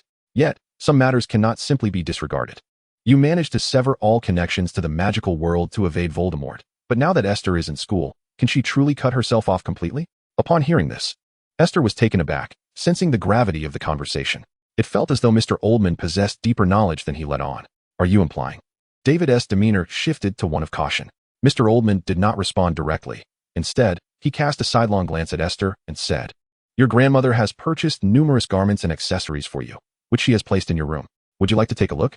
This was clearly an attempt to dismiss her. Esther felt a twinge of dissatisfaction. She did not wish to leave so abruptly, so she glanced at her parents. David, fixated on Mr. Oldman, finally said, "Go on, I will take you out to play tomorrow." Mother Letitia remained silent, yet her gentle pat on the shoulder conveyed her intentions. They all wished to shield her from the conversation that would follow. With a reluctant pout, Esther departed from the study. Albeit her minor discontent was swiftly alleviated by the sight of a wardrobe filled with exquisite garments. Although Esther considered herself not one to indulge in extravagance, who could resist the allure of a wardrobe brimming with beautiful attire? She joyfully tried on several pieces and ultimately selected a brown wool knee-length pleated skirt paired with a white cashmere sweater, intending to wear them the next day. By the time she had made her selections, the adults had concluded their discussion. Esther could glean nothing from their expressions regarding the nature of their conversation. She followed her parents to their room, pleading with them to divulge the details of the discussion. Regrettably, her parents possessed an extraordinary knack for secrecy, revealing not a single word. In desperation, Esther resorted to her ultimate tactic. She feigned a pitiful demeanor and asked, "Do you not love me anymore?" Her father, David, was unmoved by her act. With a handsome arch of his brow, he replied deliberately, "Of course, you possess quite the self-awareness." Letitia playfully nudged her whimsical husband, embracing Esther and tenderly stroking her hair, softly explaining, "Do not heed your father's nonsense. He and I adore our little star more than anything. Some matters, however, are not meant for little ones to ponder. When you grow a bit older, you will be included in these discussions." David also affectionately ruffled her hair, echoing, "Indeed. You must hurry and mature, so you can assist your grandfather with his business, lest he perpetually worry about me." Esther lifted her head from her mother's embrace, casting a dissatisfied glance at her father. "But I have my own aspirations."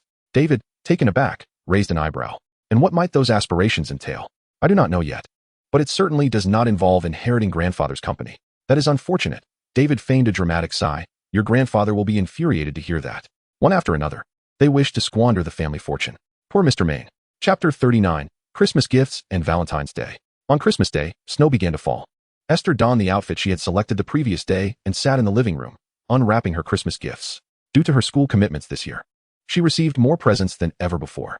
Among the most unexpected were gifts from Harry and his friends. Hermione undoubtedly gifted her a book, Harry presented a beautifully crafted bookmark, and Ron offered a bag of sweets. All were rather ordinary yet commendable gifts. Esther was pleasantly surprised and relieved that she had prepared gifts for them as well. Otherwise, it would have been rather awkward. This year, she had thoughtfully prepared numerous gifts. Her roommate received a uniquely styled crystal brooch, while her cousin Ernie was gifted a flying broomstick. Naturally, due to budget constraints, she could not procure the latest model, but it was nonetheless a brand new Comet 250. For the trio known as the Saviors, she prepared gifts including a book on various dragon species, a pair of warm and exquisite woolen socks, and a set of Quidditch maintenance tools. The names alone would reveal who received each gift. Esther believed she possessed an exceptional talent for selecting gifts. With delight, she unwrapped the presents from her classmates, only to begin on those from her family.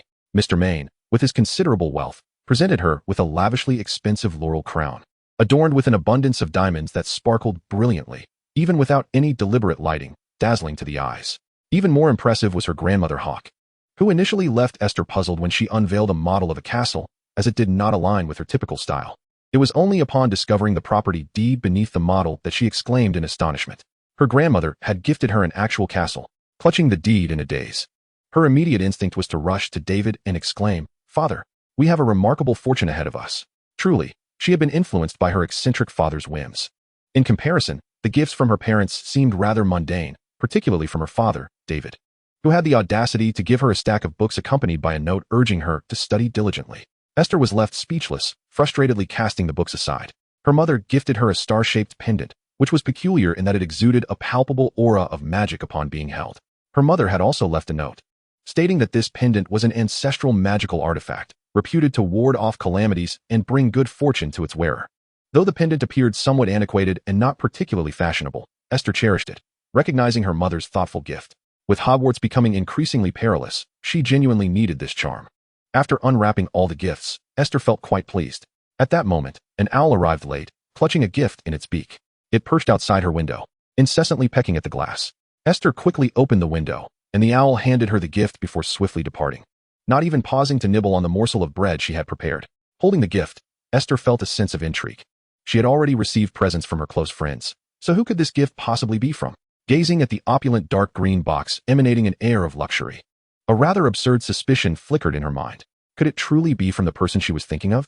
With a peculiar sense of anticipation, she opened the box to reveal an exquisitely crafted brooch accompanied by a beautifully perfumed card. "Merry Christmas.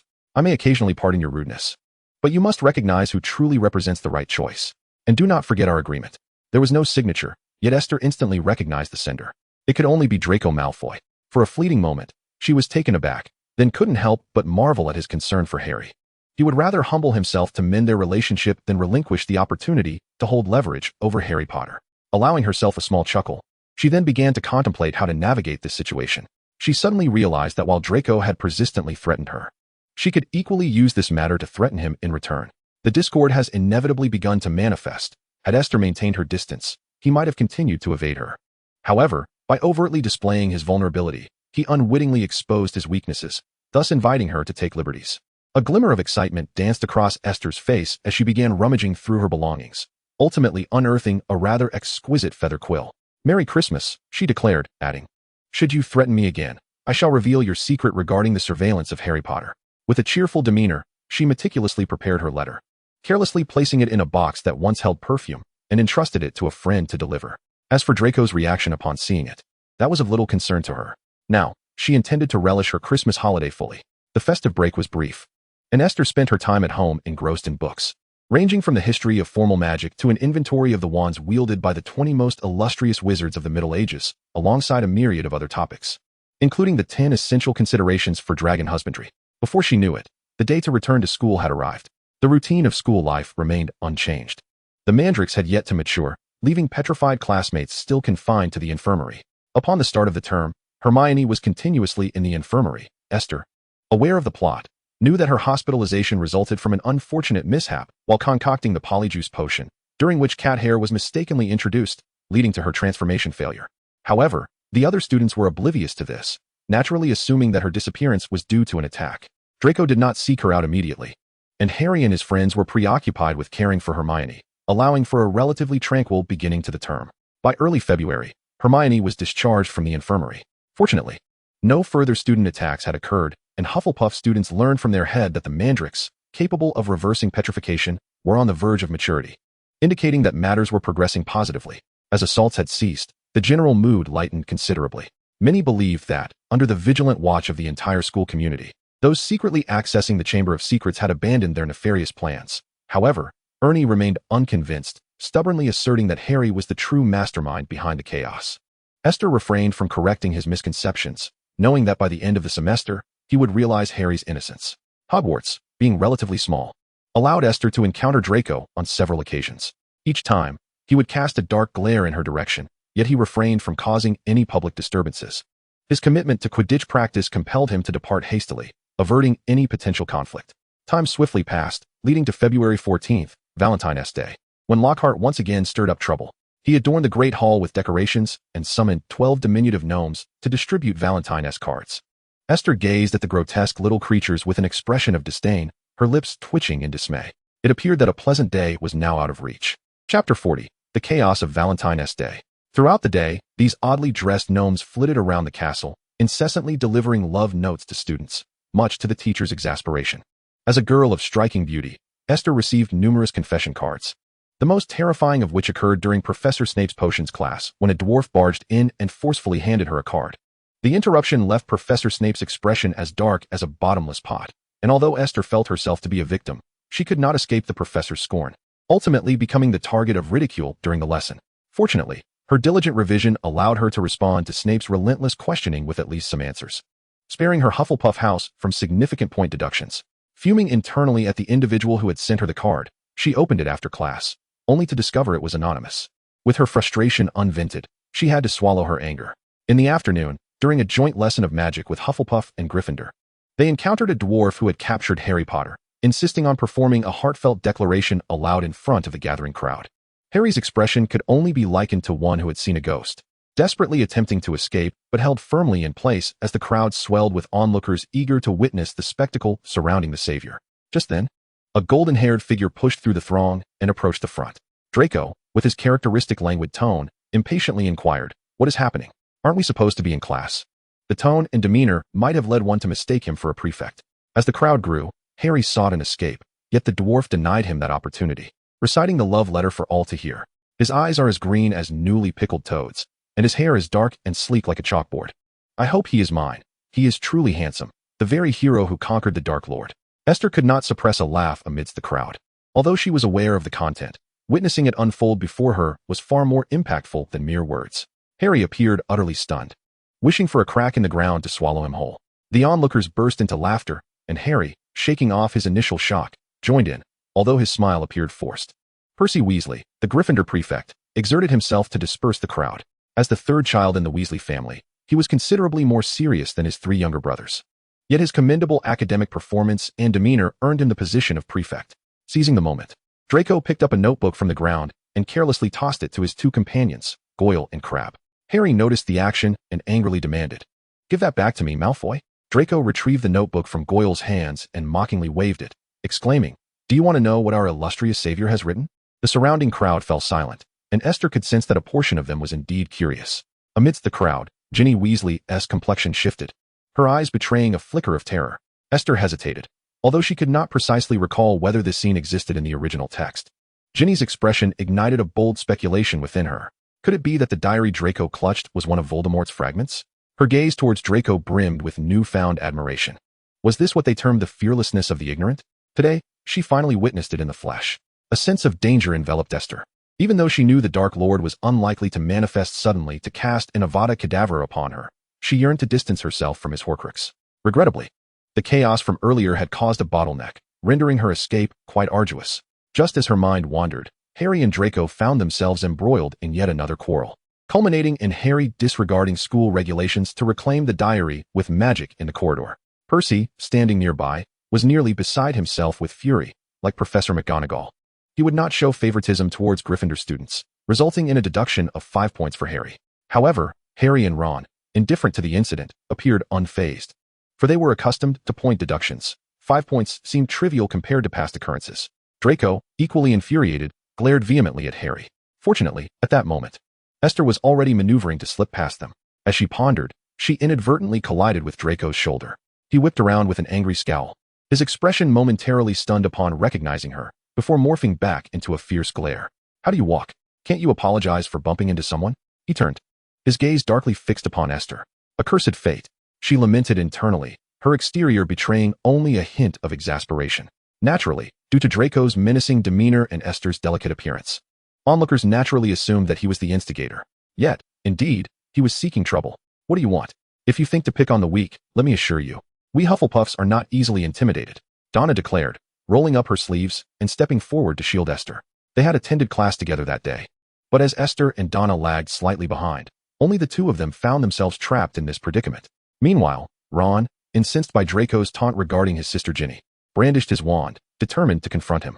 Harry desperately restrained him, aware that Ron's wand was malfunctioning, and any spell he cast might result in further misfortune. Esther grasped Donna's arm, peering around her to calmly say, "It was an accident that I bumped into you. I did not intend to.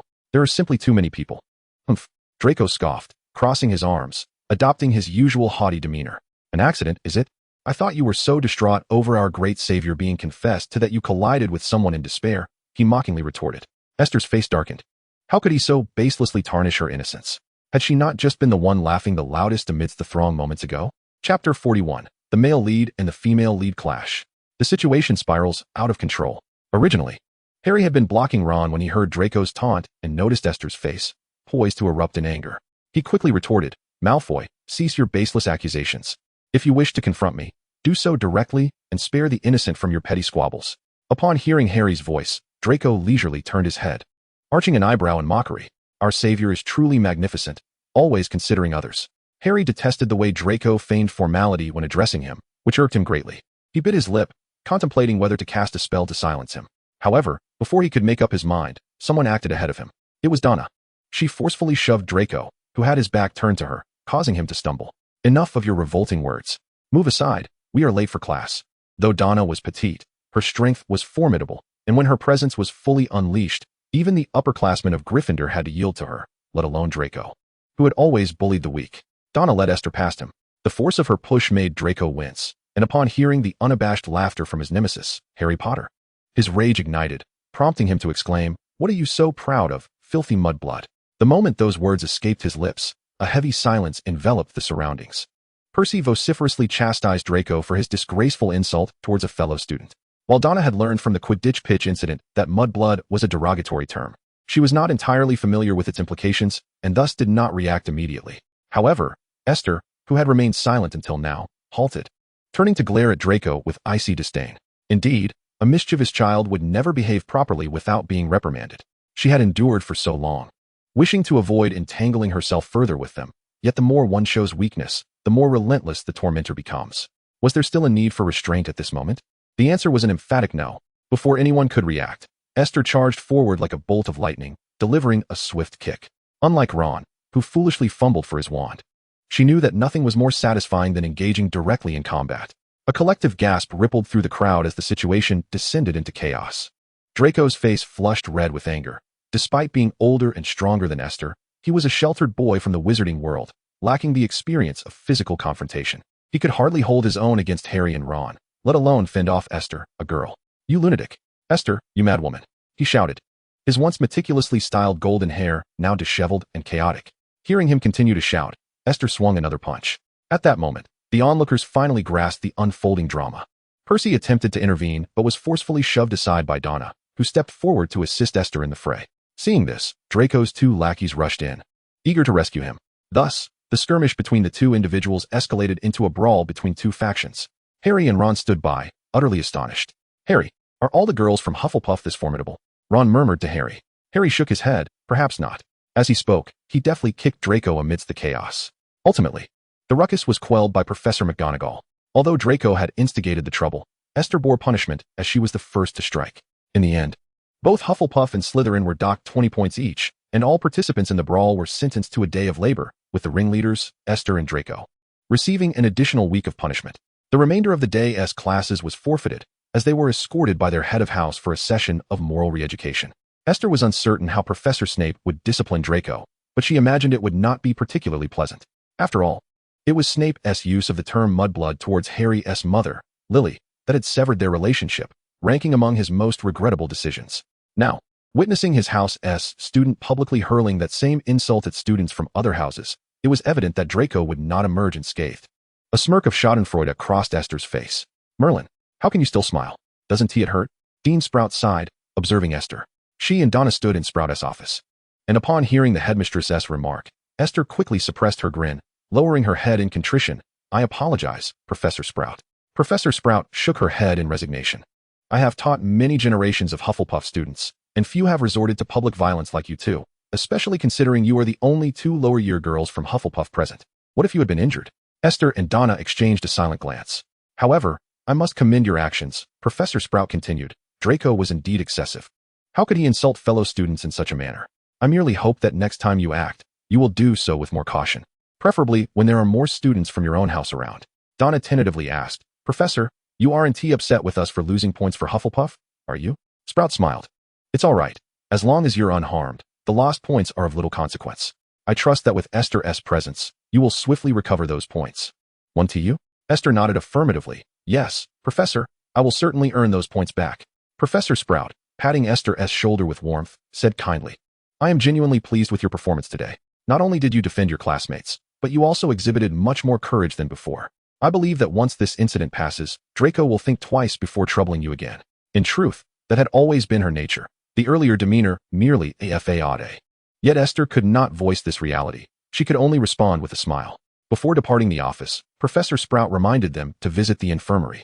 In truth, neither Esther nor Donna had sustained significant injuries, though Esther's right wrist bore a swollen bruise from where Draco had seized it. However, it was not severe, and she anticipated it would fade by the following day. Relative to others, Draco seems to endure more physical wounds. Instead of heading to the infirmary, they returned directly to the common room. The other Hufflepuff students were effusive in their praise for the duo's remarkable feat today. "Well done. I've always had an aversion to Malfoy," Susan exclaimed, embracing Donna and giving them a thumbs up. Roommate Katie, however, expressed her concern, inquiring whether they had sustained any injuries. Only after confirming their safety did she heave a sigh of relief. "You two truly chose a crowded place to engage in such a scuffle. What if you had been overpowered?" Esther smiled and reassured her, "No worries, many present were Gryffindors. You must believe that if we were to clash with Slytherin, they would undoubtedly support us rather than aid Slytherin." Katie remained anxious. The Malfoy family holds considerable influence within the Ministry of Magic. What if he informs his family, and they come looking for trouble? "Let him go ahead," Ernie interjected coolly. "Who fears such a fence-sitter?" Esther chuckled and comforted Katie. "It's all right, my father is home. If he dares to involve his parents, I shall do the same." Chapter 42. I yield. I confess. The following day unfolded with the usual classes. During lunch in the Great Hall, Esther caught a glimpse of Draco. His countenance dark as he sat silently at the Slytherin table, eating breakfast without acknowledging their presence. Unlike the Hufflepuffs, Draco had lost a significant number of points, likely incurring the ire of his housemates.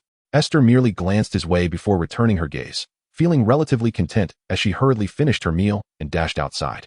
That evening, they were to commence their labor service. Due to recent safety concerns within the castle, their tasks had shifted to assisting Professor Snape with potion ingredients needed for the following day or aiding Professor Sprout in tending to the herbology specimens. Compared to previous activities that involved venturing into the Forbidden Forest with Hagrid or helping Filch clean decades worth of accumulated junk, working under the watchful eyes of the Slytherin and Hufflepuff heads felt considerably safer. However, a greater sense of security did not equate to absolute safety. Esther was aware that the petrification of her classmates was caused by the basilisk unleashed from Slytherin's Chamber of Secrets, whose gaze could be fatal. Direct eye contact with it resulted in death. The students who had been attacked were merely petrified, as they had not directly met the creature's gaze. She recalled that Colin, the first to be petrified, had seen the basilisk through a camera, while Justin had caught a glimpse through nearly headless Nick's body. As for Hermione, she couldn't quite remember how she had been petrified. Perhaps it was through a mirror, although her character did not exist in the original narrative. And logically, she should remain untouched by these troubles. She believed in the adage that it is better to be safe than sorry. Therefore, during her Christmas vacation, she purchased several boxes of contact lenses to wear during classes. She pondered if Justin could avert death merely by gazing through the ghost's translucent form at the serpent creature, then surely wearing contact lenses would suffice. This was merely her speculation. To hedge against the unforeseen, she had recently taken to carrying a pair of sunglasses. However, she recalled that during this period in the original text, there appeared to be no incidents of attack. With Voldemort's notebook now in Harry's possession, this time was indeed deemed safe. The first day of labor reform involved assisting Professor Snape with materials. Gazing at a large basin filled with slugs and bubble roots, Esther felt utterly at a loss. Draco and his cohorts, seasoned and cunning, seized the opportunity to handle the bubble roots while Esther was still in a daze. Consequently, only Donna and Esther remained, staring at the vast bucket of slugs, wide-eyed and bewildered. Professor Snape, seated at a nearby desk marking assignments, occasionally glanced in their direction. Noticing that Esther and Donna had yet to move, he mockingly remarked, "Are you two planning to spend the night with the slugs?" At this, Esther and Donna hastily donned their protective gear, preparing to handle the slugs. Despite her mental preparation, when Esther finally grasped the slug, her composure shattered. In an instant, her face drained of color, and she stood there as if petrified, as if all sensations had deserted her, leaving only the slimy, writhing slug in her hand. Vivid and alive, she longed to flee, yet found herself unable to escape. Almost instinctively, Esther flung the slug away, sinking helplessly to the ground, apologizing as the residual slime on her hands prevented her from embracing herself. The slug landed amidst the bubble roots Draco was tending to. He cast a disdainful glance at the slug before looking up, intending to hurl a few barbs at her, but hesitated upon seeing her expression. "What's wrong? Did the slug attack you?" he asked, his confusion not impeding his sarcasm. Esther chose to ignore him. Concerned, Donna reached out, attempting to help her up. "Esther, what's the matter?" Upon noticing the slime on Donna's gloves, Esther recoiled in panic. "Don't come near me." Her reaction startled Donna and caught Snape's attention. "What is happening?" Professor Snape approached, his expression dark. Donna, apprehensive of Snape, instinctively shielded Esther, fearing that he would punish her for such a display. In her fluster, she accidentally knocked over the bucket brimming with slugs, spilling them across the floor, writhing. Esther could no longer contain herself and screamed, scrambling on the ground in a frantic twist to evade the slugs. When she realized that this frantic movement would not distance her from them, she instinctively clung to Draco, climbing onto his back, gripping his neck tightly as she screamed at the top of her lungs. "I give up. I'll do anything. Help. Snape, Donna." Draco was unable to express any emotion, for he felt as though he were on the brink of suffocation. "Let go. I can hardly breathe." His face flushed crimson as he attempted to pry her fingers from around his throat, but this only resulted in her grip tightening further. "Please, don't throw me to the bugs. I beg you. I will confess to anything." Esther, utterly petrified, was lost for words, unaware of her own utterances. Severus Snape's expression darkened, resembling the soot of a charred pot. With a wave of his wand, the multitude of slugs scattered across the floor returned to their container, and the slimy residue was meticulously cleaned away. "Miss Main, what shall you confess?" Snape's deep voice acted like a potent sedative, restoring clarity to Esther's chaotic thoughts. The slugs, now obediently contained, alleviated her fears, and her wits returned to her mind. Recalling her earlier panicked and nonsensical words, Esther nearly broke into a cold sweat. What could she possibly reveal? Of course, it was everything she knew about the original plot. Fortunately, despite her fright, she had not divulged anything she ought not to have. Her racing heart gradually returned to a normal rhythm, and as she cleared her throat, she prepared to navigate the conversation. However, Snape interjected. "I believe you should first dismount from Mr. Malfoy. He appears to be on the verge of asphyxiation." Only then did Esther realize she was still perched upon Draco's back. Startled, she jumped down, while Draco collapsed to the ground, coughing and still flushed. Under the light, Esther noted the redness on his neck, a result of her earlier excessive grip.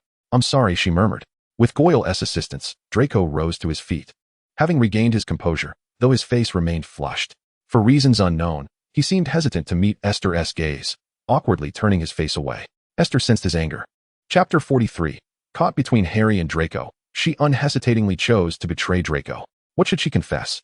That was indeed a pertinent question. Under Professor Snape's watchful gaze, Esther's mind raced. She certainly could not divulge anything pertaining to future events, Altering the course of the future was a perilous gamble. If it veered towards a favorable outcome, it would be acceptable, but if it took a turn for the worse, she would indeed become a villain. Given this predicament, what could she possibly admit? She could feign ignorance or casually throw out some trivial information to deflect, but could Professor Snape be easily deceived? Well, perhaps not. After all, she was uncertain of what she truly wished to say. Why not give it a try? However, upon locking eyes with Snape's piercing, obsidian gaze, her resolve faltered. No, she couldn't possibly mislead the serious and stern Professor McGonagall, yet she dared not attempt the same with Snape. The former might overlook her little tricks, but the latter was unpredictable. She would have to present him with topics of genuine interest that were not easily dismissed. Two such matters came to her mind. One matter pertains to the complicated relationship between her and Draco. Although Professor Snape might not find this issue particularly intriguing, it directly involves Harry, which could very well divert Snape's attention away from her, thus ceasing his inquiries. The other matter concerns Harry and his companions stealing his potion to concoct the Polyjuice Potion. This issue not only involves Harry but also pertains to potions, which would undoubtedly pique his interest. However, revealing it would seem rather disloyal to Harry and his friends. When faced with the choice between Harry and Draco, she resolutely opted to betray Draco. Very well, Professor, I must confess something to you. Her tone was solemn, and her gaze fixed upon Professor Snape as she spoke amidst his calm demeanor. Shortly after the term began, Mr. Malfoy threatened me, instructing me to approach Potter and his friends to spy on their movements and report back to him. I did not heed his words, and after a quarrel before Christmas, I received a threatening letter from him. Upon her revelation, all present turned their attention towards Draco. Donna's eyes were filled with fury. Snape's expression darkened, his thoughts unreadable. Goyle and Crabbe, though large in stature, appeared stunned and insignificant. Draco's face, which had just begun to regain its composure, flushed crimson, his delicate features contorted in disbelief. He had not anticipated that Esther would choose this moment to betray him. He wished to defend himself, yet upon meeting the depth of his head of house's gaze, he found himself at a loss for words. His previously flushed complexion turned ashen, rendering him almost pitiable. A threatening letter? It seems I must enlighten Mr. Malfoy regarding your recent conduct at school, Snape remarked coldly, directing his attention to Draco. No, that is not the case, Draco exclaimed in alarm, hastily attempting to clarify. I did not write her a threatening letter, Professor. It was merely a card accompanying the Christmas gift I sent her, expressing some of my grievances. I absolutely did not threaten her. As he spoke, he shot a fierce glare at Esther, a blend of anger and profound injustice evident in his expression. If I had intended to threaten her, I would not have given her such an extravagant Christmas gift. Besides, her response was hardly cordial. Draco felt genuinely wronged. His intention behind gifting Esther a Christmas present was to subtly mend their relationship. Yet, the proud young master, accustomed to his heirs, was unwilling to fully lower himself, which led to that unfortunate exchange. To his dismay, Esther not only rejected his goodwill, but also reported him to his head of house. He swallowed the bitterness rising within him, unable to suppress it entirely, and felt compelled to voice his feelings. I never intended to threaten you. I merely asked you to assist me in monitoring Potter. It was evident you disregarded my request. I did not genuinely seek your involvement. I merely mentioned it in passing. Yet you dismissed my Christmas gift with that wretched bottle of perfume. And now you blame me? Very well, you have certainly given me a new perspective on you. He began to exhibit an inexplicable anger, his tone involuntarily rising, and those beautiful gray-blue eyes shimmered with a hue of rage, rendering them even more captivating than usual. The young master of the Malfoy household was arrogant, conceited, sharp-tongued, and devoid of empathy, a veritable little scoundrel. Yet, this very scoundrel possessed an exceptionally striking visage. Particularly when stripped of his usual haughtiness, his current disheveled and aggrieved expression appeared surprisingly more agreeable. Esther was not one to be swayed by appearances. Yet even the most rational individuals find themselves harboring a modicum of leniency in the presence of beauty. Thus, gazing directly into Draco's eyes, she could not help but feel a pang of guilt. In her view, this trivial matter was hardly worthy of a complaint. It was simply a means to deflect the blame. However, upon reflection, who was responsible for her current predicament of sharing a space with a repugnant, snot-nosed brat, which subsequently led to a cascade of unfortunate events? It was Draco. Consequently, that fleeting guilt dissipated. It is not some cheap perfume. It is a prestigious brand from the Muggle world, exceedingly expensive. Esther retorted. Humph, Draco scoffed, yet the movement tugged at the injury on his neck, causing his expression to momentarily contort. Even so, he stubbornly continued to argue. Who cares for Muggle trinkets? If you don't appreciate it, then you should return it. If you cannot even admire such an exquisite perfume, it is you who lacks taste. Who lacks taste? She shot back. What? Are you incapable of understanding human speech? I have articulated myself quite clearly. Donna, initially filled with fury, gradually began to appear dazed. She sensed that the trajectory of this exchange was somewhat amiss. Meanwhile, Snape's lips twitched, his countenance darker than before. If you two wish to continue this nonsensical banter, I fear you will be condemned to share a room with that snot-nosed brat for the entirety of the evening, he interjected coldly, putting an end to the squabble between the two schoolchildren.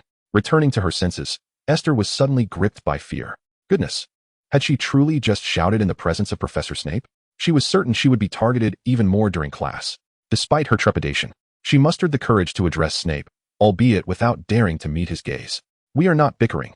We are merely having an argument. Professor, if I may be so bold, your joke is far from amusing. Had her voice not trembled, it would have sounded quite brave. Snape, now devoid of the desire to engage further, yearned only to dismiss this gaggle of young miscreants and enjoy a moment's peace. Silence. Complete your tasks promptly. Those destined for the dormitories should return, and those in need of the infirmary should proceed there. This is not a playground for your childish antics. With that, he turned back to his desk. Esther felt a tinge of disappointment. She had hoped that such a commotion might absolve her from today as punishment. Yet this disappointment paled in comparison to the looming task of dealing with the snot-nosed brat. Chapter 44, To the Infirmary.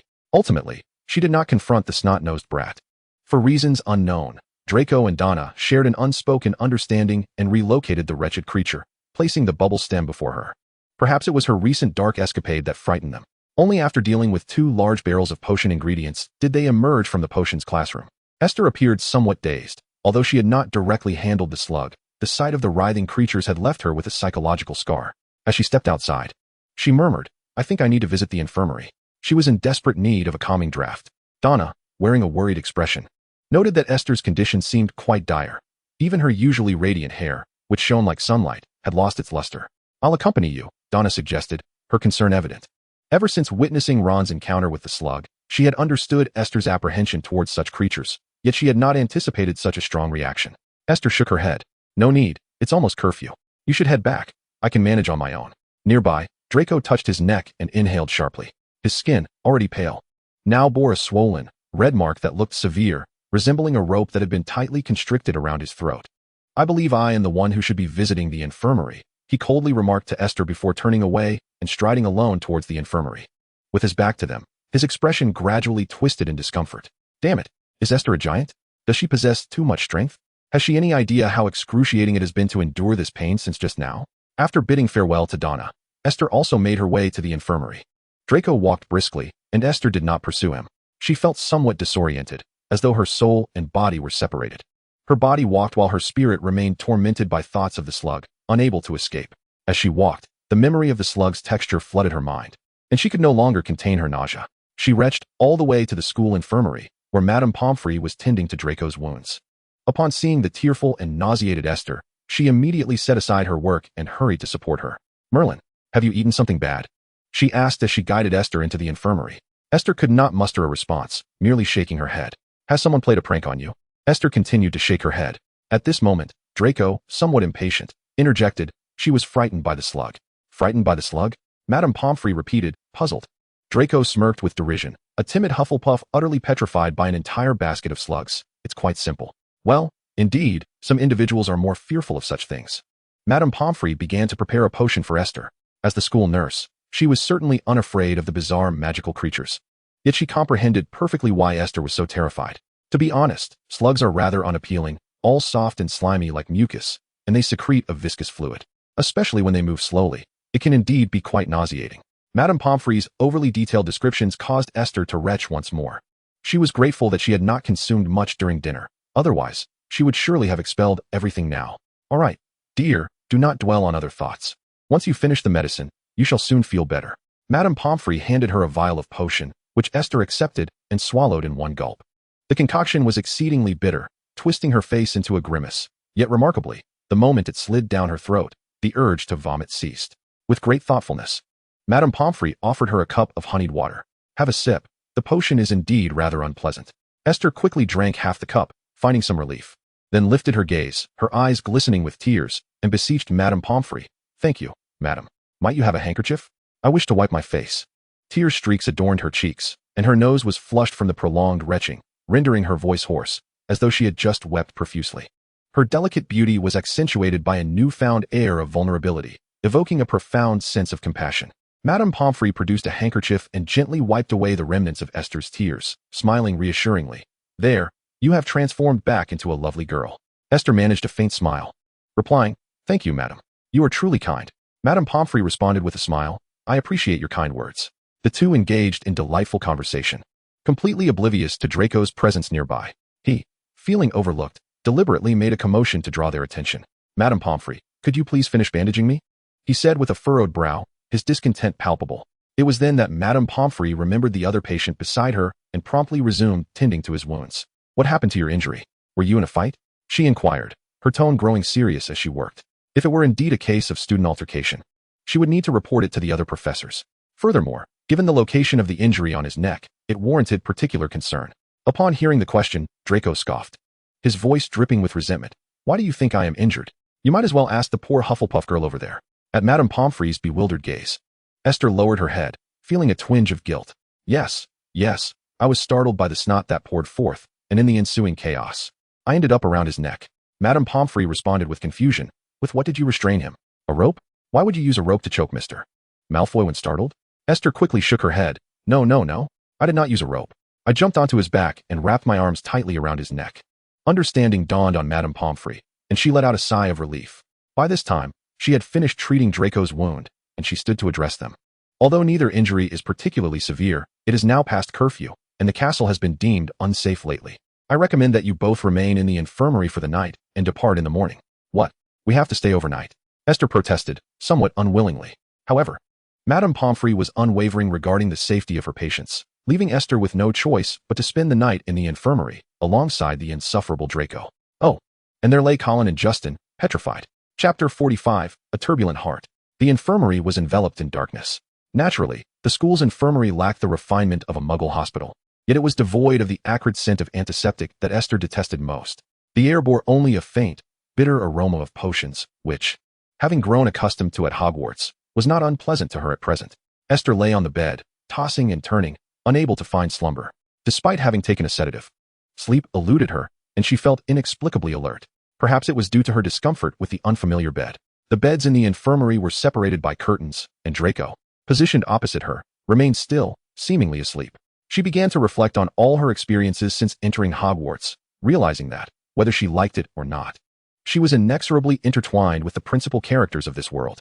Her steadfast resolve to remain an inconspicuous bystander stemmed from a fear that her involvement might trigger a butterfly effect, leading the narrative astray from its previously satisfactory conclusion.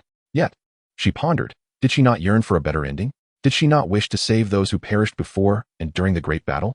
As a reader, she had always mourned for the fallen, and now, they had transformed into her classmates, friends, and mentors.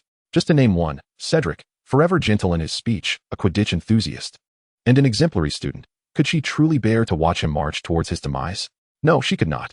Her mind was in turmoil. One moment, she contemplated confessing everything to Dumbledore, and the next, she felt compelled to conceal her identity from everyone. She was afraid of how they might treat her once they uncovered the truth. How would they regard this world? Upon realizing that she was merely a character from a book, with a predetermined fate, what thoughts would cross their minds? Would they deem her a monster or an aberration? Or perhaps see her as a madwoman spouting nonsense? What of her parents? Would they still cherish her as their beloved daughter, or view her as the murderer of their own child? She could not articulate her feelings. Thus, she chose silence for the time being. Only when truly immersed in the narrative did she grasp the naivety of her initial thoughts.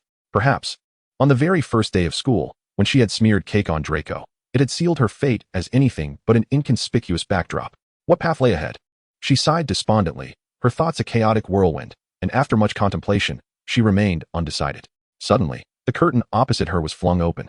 Draco, with his slightly tousled hair, sat up and cast a disgruntled glance at Esther.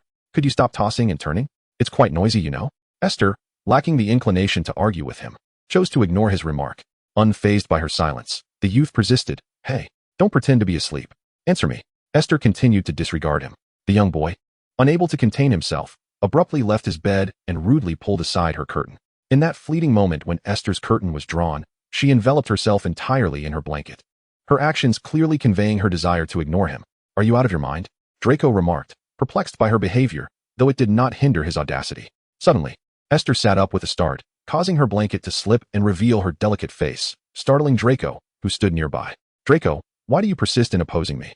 she inquired earnestly, raising her gaze and furrowing her brow.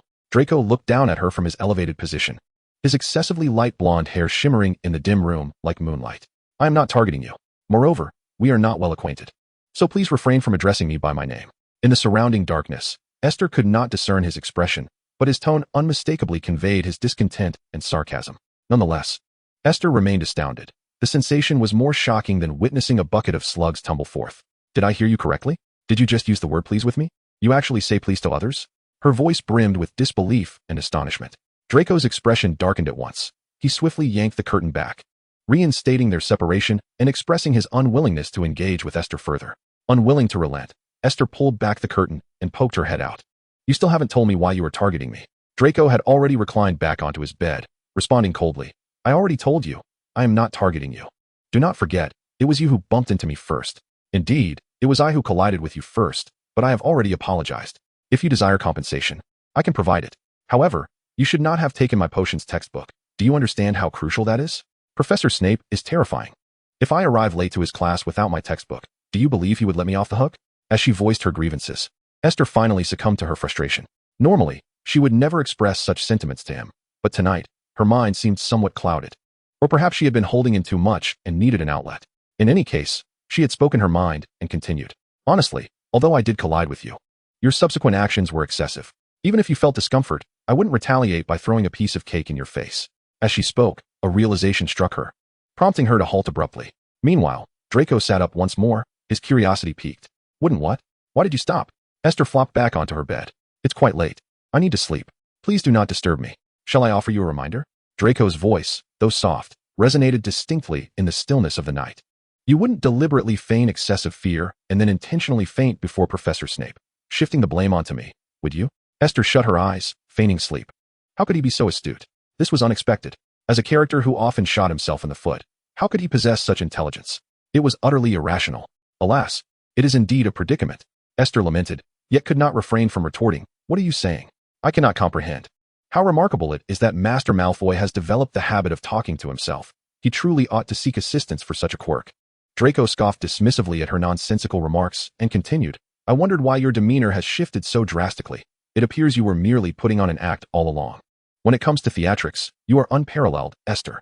Compared to your headmaster, however, you are still quite juvenile. Moreover, you yourself have just stated that we are not well acquainted, so why do you call me by my name? Esther silently scoffed. How adept you are at feigning. I believe I have now caught you in a bind, so prepare yourself. He persisted in his bravado. As Esther listened to his incessant chatter, she could no longer contain herself and once again drew back the curtain, threatening deliberately, if you continue to speak, I shall summon Madame Pomfrey to inform her that you just pulled my curtain and wish to uncover my blanket. Draco froze momentarily, and upon realizing the implication of her words, his face flushed crimson. Shameless. You flatter me, but I cannot compete with your cunning. Chapter 45. Absurd Rumors Revisited. The following morning, before Esther and her companions had emerged from the infirmary, they encountered the rumors from the previous night regarding their petrification. The gossip was both vivid and detailed, claiming they had been attacked while on their way to serve a punishment, resulting in Esther and Malfoy being hospitalized due to petrification. Thus, this rumor incited a new wave of panic. Previously petrified Colin and Justin were both Muggle-born wizards, while Esther's parents were wizards, making her, in a broad sense, pure blood and, in a narrower sense, half-blood. As for Malfoy, he was undoubtedly the epitome of pure blood. If only Muggle-born wizards had been attacked, the fear would have been palpable, yet manageable. However, with the possibility of Muggle-borns, half-bloods, and purebloods all being at risk, the atmosphere turned frantic. Discussions erupted, and some even contemplated writing letters home to their families, considering immediate withdrawal from school for their safety. Thus, when Esther and Draco entered the Great Hall for breakfast, the previously buzzing crowd turned their attention toward them, resulting in an abrupt silence. Esther, perplexed, noticed Ernie waving at her and, without a second thought, made her way toward the Hufflepuff table. Halfway there, she was intercepted by an unfamiliar Gryffindor boy. Maine, you have returned. Does this mean the Mandrake has matured? This Gryffindor was also a first year and had a friendly rapport with Colin, which emboldened him to approach Esther with his inquiry. Esther responded with a look of confusion. What Mandrake? The boy paused, bewildered. Didn't they say you and Malfoy were attacked and petrified? Your return must signify that the Mandrake has matured, and you have both been released from your petrified state? Esther was equally taken aback. Who was petrified? It was us? How absurd is this rumor? She explained. There is nothing of the sort. We were not petrified. Therefore, the Mandrake must not yet be matured. Oh, apologies. I mistakenly believed what others had said, thinking you were truly petrified. The boy awkwardly offered his apology. Esther replied with a casual "it's all right," and proceeded to the Hufflepuff lawn table. As she took her seat, she grasped Ernie's arm and inquired, "What on earth is happening? Why do people say I was attacked?" Ernie leaned closer and responded, "I have no idea how this rumor started. It just spread." He then asked, "By the way, how are you feeling?" His face bore the marks of exhaustion. Dark circles under his eyes suggesting he hadn't slept a wink the previous night. Esther grabbed a piece of smoked meat, eagerly stuffing it into her mouth, for she had hardly eaten anything the night before and felt on the verge of starvation. "I'm fine. I was just startled by a slug. After taking a calming potion, I was all right. If we're talking about real issues, Malfoy is the one who truly has problems." Despite a night's rest, the marks on her neck had not entirely faded. Some bruises remained, accentuated against her pale skin.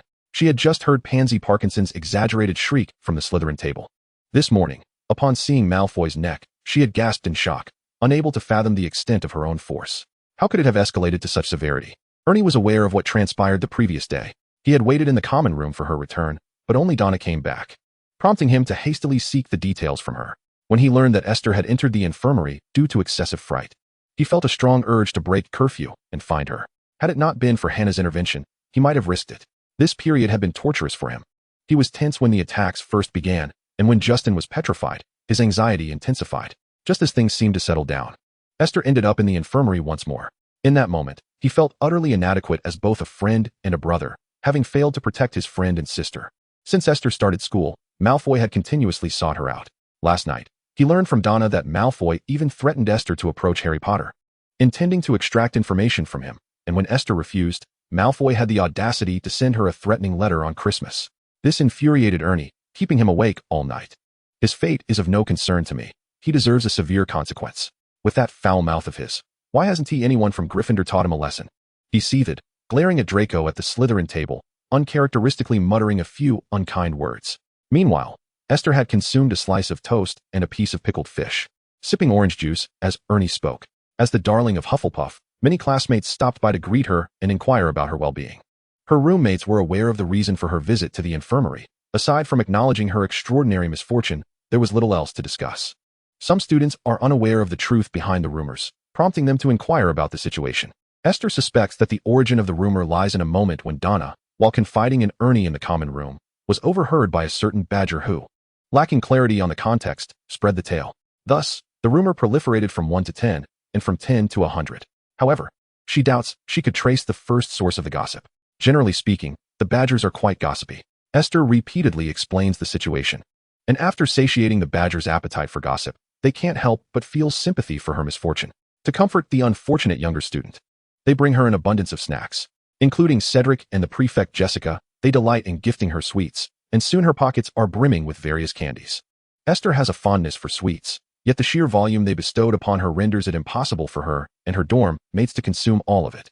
Oh, the sweet burden of excess.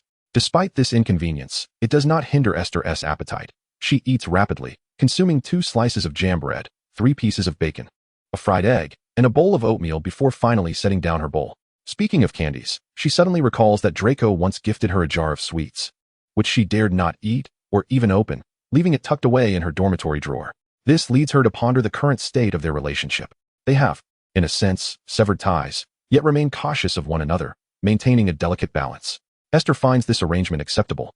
As long as he refrains from troubling her in the future, she is content to remain invisible in his presence.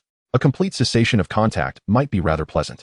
However, would the pampered Malfoy easily let her go? She feels uncertain about that. The unsettling feeling that he might unexpectedly cause her trouble lingers in her mind. With a heavy sigh, Esther silently serves herself another piece of meat. Chapter 47, The Theft.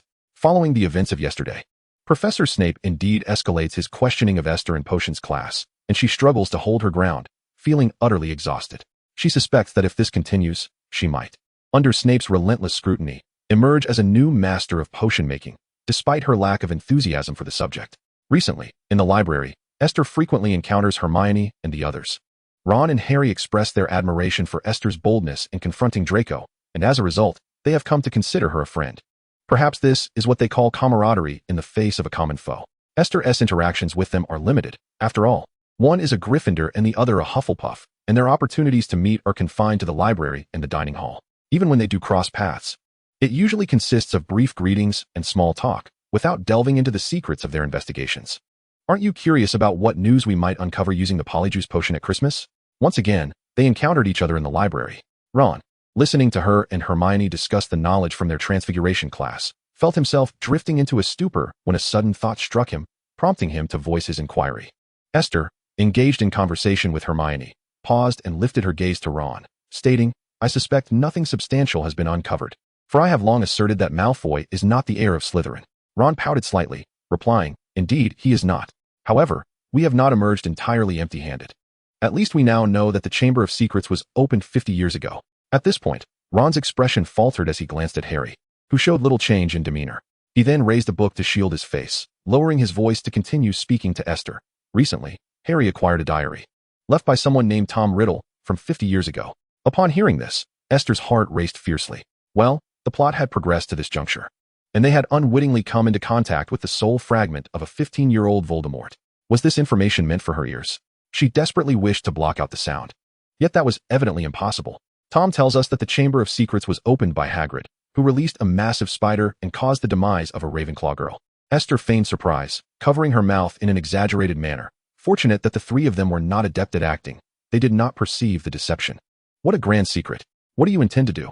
Harry, pushing up his glasses, replied with slight irritation. "We simply do not know what to do, Hagrid." The keykeeper and keeper of keys and grounds at Hogwarts, Rubeus Hagrid, a half-giant, shared a close bond with Harry and his friends, making their predicament all the more distressing. The sudden realization that their dear friend was implicated in the recent attacks must have weighed heavily upon them. Esther cleared her throat and quietly advised them. "Perhaps the events of 50 years ago are connected to Hagrid, but that does not necessarily imply that the current attacks are linked to him. Why would a half-giant assist Slytherin in eliminating Muggle-born wizards? It seems illogical. I believe it is best to maintain our ignorance until new attacks occur." Her words resonated deeply with them, and Harry sighed in relief, nodding decisively. Hagrid was the one who had introduced him to the magical world, and Harry held a profound trust in him. Even if he had witnessed the events of 50 years ago, he remained reluctant to believe that Hagrid could commit such acts. The fact that someone as astute as Esther entertained the possibility that Hagrid might not be involved eased some of his psychological burden. Unbeknownst to him, Esther was aware of the unfolding narrative and understood their decision to refrain from seeking out Hagrid. She also knew that Hagrid was innocent, while the true perpetrator had always been the young Voldemort. 50 years ago and 50 years hence, the truth remained unchanged. Thus, she merely followed the storyline, uttering a plethora of inconsequential words without offering any truly valuable counsel. She indeed wished for Harry to directly hand the diary to Dumbledore. Yet the repercussions of such an action remained unknown to her, leaving her hesitant to proceed. As days passed by, Easter approached swiftly. The second-year students were preoccupied with selecting their courses for the third year. Ernie was in a state of turmoil over his choices, even enlisting Esther's assistance in making a decision. Esther, unaware of his inner conflict, found it perplexing to see him so troubled over a mere handful of options. Nevertheless, having been asked to assist, she suggested the subjects of magical creatures and ancient runes. However, when Ernie found her selection unsatisfactory, deeming ancient runes too challenging and his disinterest in magical creatures apparent, Esther's advice was rendered moot, and he continued to grapple with his indecision. On that day, a rumor circulated among the students, claiming that the Gryffindor boys' dormitory had been invaded, with Harry Potter's belongings rummaged through, though fortunately, nothing had been taken. Esther overheard this tidbit during mealtime from a fellow Hufflepuff. The majority speculated that it must have been a fervent Gryffindor admirer of Harry, as students from other houses were unable to access the Gryffindor common room, making it likely that only a Gryffindor could have accomplished such a feat. However, some countered that it might have been the work of a magical creature. Regardless of the perpetrator, the matter became a light-hearted topic of conversation, treated as mere amusement during meals. Had it been another student facing such an incident, it likely would not have garnered much attention. However, Harry, as the vanquisher of the Dark Lord, attracted scrutiny with every move he made. Only Esther recognized that the invasion of the Gryffindor dormitory was a signal. In the original narrative, it was Ginny, possessed by a fragment of Voldemort's soul, who had entered their dormitory to steal the diary. The ensuing events included Hermione Granger being petrified, the Board of Governors exerting pressure that led to Dumbledore's resignation, followed by Ginny's disappearance. Harry and Ron, upon learning the truth from Hagrid about the Acromantula, ventured into the Chamber of Secrets to destroy Voldemort's Horcrux and rescue Ginny. During this period, they also unintentionally caused Gilderoy Lockhart to lose his memory, rendering him a fool. As Esther contemplated the unfolding plot, her mind raced with thoughts. The tranquility of recent days was about to be disrupted, and the castle would soon become perilous, prompting her resolve to avoid solitude at all costs. Fortunately, her labor reform with Draco had concluded early. Although their first day had been rather unpleasant, the following days saw them coexist peacefully. with Professor Snape not assigning them to deal with any slugs, thus allowing them to pass the time without incident. She now fervently longed for an end to these trials and the onset of summer vacation. She had never before been so compelled to study diligently in her life. Enduring a most arduous period, she harbored a strong aversion to studying and an even greater distaste for homework. Chapter 48, Reconciliation. On the day of the Quidditch match, another attack occurred. This time, it was Hermione who fell victim to petrification. Due to the sudden turn of events, the Quidditch match was temporarily cancelled, and Professor McGonagall appeared to instruct the students to return to their common rooms while they waited. Today's match was a thrilling encounter between Gryffindor and Hufflepuff, attracting nearly the entire student body, including Esther, who found herself amidst the crowd. She vaguely heard Professor McGonagall mention that 2 students had been attacked, after which Ron and Harry followed her. The surrounding students buzzed with speculation, and ultimately, whether they were willing or not, all were ushered back to their common rooms. Upon returning to Hufflepuff's common room, the situation swiftly clarified. The victims were Penelope Clearwater of Ravenclaw and Hermione Granger of Gryffindor, discovered petrified in the library. At times, Esther marveled at the rapidity with which her Hufflepuff peers gathered information. It had scarcely been long since the attack, yet they had already pieced together the events. Indeed, their speed in collecting intelligence was remarkable. Of course, the rapid spread of gossip also showed little regard for the gravity of the situation, a sentiment Esther, as a victim, felt acutely. Digressing slightly, Professor Sprout soon appeared in the common room, and students flocked to her, clamoring with questions about the current situation. Professor Sprout, in a calming manner, issued directives, indicating that henceforth, students would need to be accompanied by professors when attending classes and were prohibited from wandering the castle alone. All extracurricular activities, including Quidditch matches, were suspended. It was uncommon for Professor Sprout to speak to them in such a serious tone, let alone employ so many imperative phrases. This left everyone acutely aware of the situation's severity. Professor, I heard that the petrified students are Penelope Clearwater from Ravenclaw and Hermione Granger from Gryffindor. Is that correct? Ernie bravely raised his hand to inquire. Professor Sprout nodded, confirming, indeed, those 2 unfortunate girls. Isn't Penelope Clearwater half-blood? Ernie's complexion paled. Isn't the heir of Slytherin only targeting wizards of Muggle descent? Why would they attack a half-blood? His question sparked a wave of murmurs among the students. Indeed, why would they target half-bloods? Am I in danger as well? Wait, isn't Penelope Clearwater half-blood? Could she be a Muggle-born wizard claiming to be half-blood? Penelope is from Ravenclaw, not Slytherin. Why would she misrepresent her heritage? Ravenclaw does not discriminate against Muggle-borns. They only disdain fools. Speaking of Slytherin, it seems that only Slytherin students have not been attacked. Surely they are the culprits. Need we even ponder this? The heir of Slytherin must be from Slytherin. Would it be Hufflepuff otherwise? The students exchanged thoughts, the atmosphere of unease spreading rapidly. Within the entire Hogwarts, the proportion of Muggle-born and half-blood young wizards in Hufflepuff was the highest among the 4 houses, and due to their overall numbers, they felt comparatively more apprehensive than their peers from other houses. Professor Sprout sighed, wishing she could assure her students that the situation was not dire. However, the truth was that matters had escalated significantly. I do not wish to alarm you, but I must convey that if this continues, Hogwarts may face closure, she stated before turning to depart. There were numerous pressing issues for the professors to address, and she could not linger much longer. Her words instilled greater panic among the Badgers, and after a brief silence, the discussions intensified. Some believed that Hogwarts had become too perilous, and closure might be a blessing. Yet, such sentiments were in the minority. The majority were opposed to shutting down the school. Ernie had since abandoned the notion that Harry was the heir of Slytherin, directing his suspicions instead towards Draco Malfoy. Esther's lips twitched, yet she refrained from disclosing the truth about Draco not being the heir, given the rapidity with which Hufflepuffs spread gossip. Even a slight hint about Harry and his friends using Polyjuice Potion to transform into Draco's followers and infiltrating the Slytherin common room could reach Professor Snape's ears by the following day. If Snape learned that Harry and the others had pilfered his herbs for the potion, they would undoubtedly find themselves in dire straits. The next day, even worse news emerged. Professor Dumbledore had been ousted from his position by the Board of Governors. This action incited considerable discontent among many. Without Dumbledore, the school is more dangerous. What were those governors thinking? Ernie complained. Following the recent attacks on half-bloods, Ernie had grown increasingly concerned for Esther's safety, opting to remain close to her for protection. Esther appreciated the sentiment, but pointed out that Ernie need not wait outside the restroom for her, as it did come across as somewhat inappropriate. As summer approached, the school remained open, and the grass outside the castle flourished in vibrant green, adorned with a multitude of blooming wildflowers. The scorching sun poured down, yet it could not dispel the pervasive anxiety among the students. Everyone treaded carefully, laughter becoming a rare sound. There were, however, exceptions. Draco Malfoy had recently adopted a more ostentatious demeanor, seizing opportunities to intimidate younger Muggle-born wizards. perhaps warned by Professor Snape. He had refrained from hurling insults at others, leading to speculation about his behavior. Perhaps it stemmed from Dumbledore's dismissal, particularly since his father was one of the governors. Moreover, Madame Pomfrey had recently barred visitors from seeing the petrified students. Ernie had attempted to visit several times, only to be turned away at the door, and in his frustration, he dragged Esther along, having heard that Madame Pomfrey held a fondness for her. Unsurprisingly, they were once again denied entry.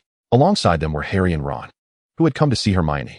The three boys wore dejected expressions, while Esther remained composed. She had anticipated this outcome all along. Harry. Ernie summoned his courage to call out to Harry, "I wish to apologize. I once suspected you of being the culprit, but I now realize that you would never harm Granger. Therefore, my assumptions were erroneous, and I sincerely regret having targeted you in such a manner." Harry paused for a moment, then smiled. "It's all right." They shook hands, and the misunderstanding between them dissipated. In the ensuing days, Ernie persistently sought to visit Justin, undeterred by repeated refusals. Rather than diminishing his resolve, these setbacks only fueled his determination, ultimately transforming his endeavor into a challenge. This persistence left Madame Pomfrey exasperated. She confided her frustrations to her colleagues, who echoed her sentiments, noting that recent generations of Hufflepuff students had increasingly deviated from the traditional traits associated with their house. For instance, the point-obsessed Esther Main seemed more akin to a Ravenclaw than a Hufflepuff. Meanwhile, Donna Hunter exhibited the boldness of a Gryffindor. Professor Sprout cheerfully remarked that the Sorting Hat must have had its reasons for placing them in Hufflepuff. Esther had been quite busy lately, diligently reviewing her studies as exams approached. Initially, she had no intention of working so hard, but her roommates' constant inquiries had unwittingly led her to engage in a thorough review alongside them. Even as the exams loomed, Ernie continued to visit the infirmary daily, sometimes dragging Esther along. Previously, she would have been reluctant to accompany him, but lately, she welcomed the opportunity, as it provided her with a rare moment of relaxation. On this particular day, after much persistence, Madame Pomfrey finally relented and allowed them to visit Justin for a brief period. Elated, Ernie pulled Esther into the infirmary. Justin remained frozen in a petrified state, his expression one of sheer terror, as though he had witnessed something harrowing. Ernie's spirits sank, and he sat silently by Justin's bedside. Seizing the moment, Esther glanced at the other petrified students. They were laid side by side on the beds, and her gaze quickly fell upon Hermione, who appeared to be holding something in her hand. Knowing the original plot, Esther instinctively focused on her hand, recognizing that the object she held might be a crucial clue. After a moment's hesitation, Esther decided to disregard it for now, confident that Harry and his friends would eventually uncover the clue. However, her moment of distraction caught Ernie's attention. He approached, exclaiming, "It seems Granger is holding something." Realizing her oversight, Esther panicked at Ernie's sharp observation. Consequently, she hastily retrieved the item from Hermione's grasp before Ernie could. Unfolding the crumpled paper, Esther glanced at its contents and confirmed it contained information regarding the basilisk. Ernie leaned in to see, but Esther instinctively recoiled and quickly tucked the paper away. "Oh, this is merely a fragment from a book on ancient runes. I suspect Granger was reading about ancient runes when she was attacked and accidentally tore out a page," she stated nonchalantly, successfully deceiving Ernie. Certainly, the primary reason stems from Ernie's inherent disdain for ancient languages such as the Nivian tongue. He ceased his inquiries, and after a brief respite in the infirmary with Esther, they were ushered out by Madame Pomfrey. Esther clutched the information regarding the basilisk, discreetly scanning the crowd for any sign of Harry and Ron. This clue, which was meant to guide them, had fortuitously fallen into her possession, and she needed to find a moment to return it to Harry. However, given their recent collective endeavors, an opportune moment eluded her. After a moment of contemplation, a spark of inspiration ignited within her. She retrieved a notebook and affixed the clue about the basilisk with a pen, leaving a note to elucidate how she had acquired the information. Subsequently, she approached the Gryffindor table with an air of nonchalance, presenting the book to Harry. "This is the revision material I borrowed from Hermione a while back. I thought you might need it now, so I'm returning it to you. Please don't misplace it, it's quite important. Do review it carefully in the dormitory." She emphasized the last sentence, her implication unmistakable. She noticed a flicker in Harry's gaze, as if he comprehended her subtle hint.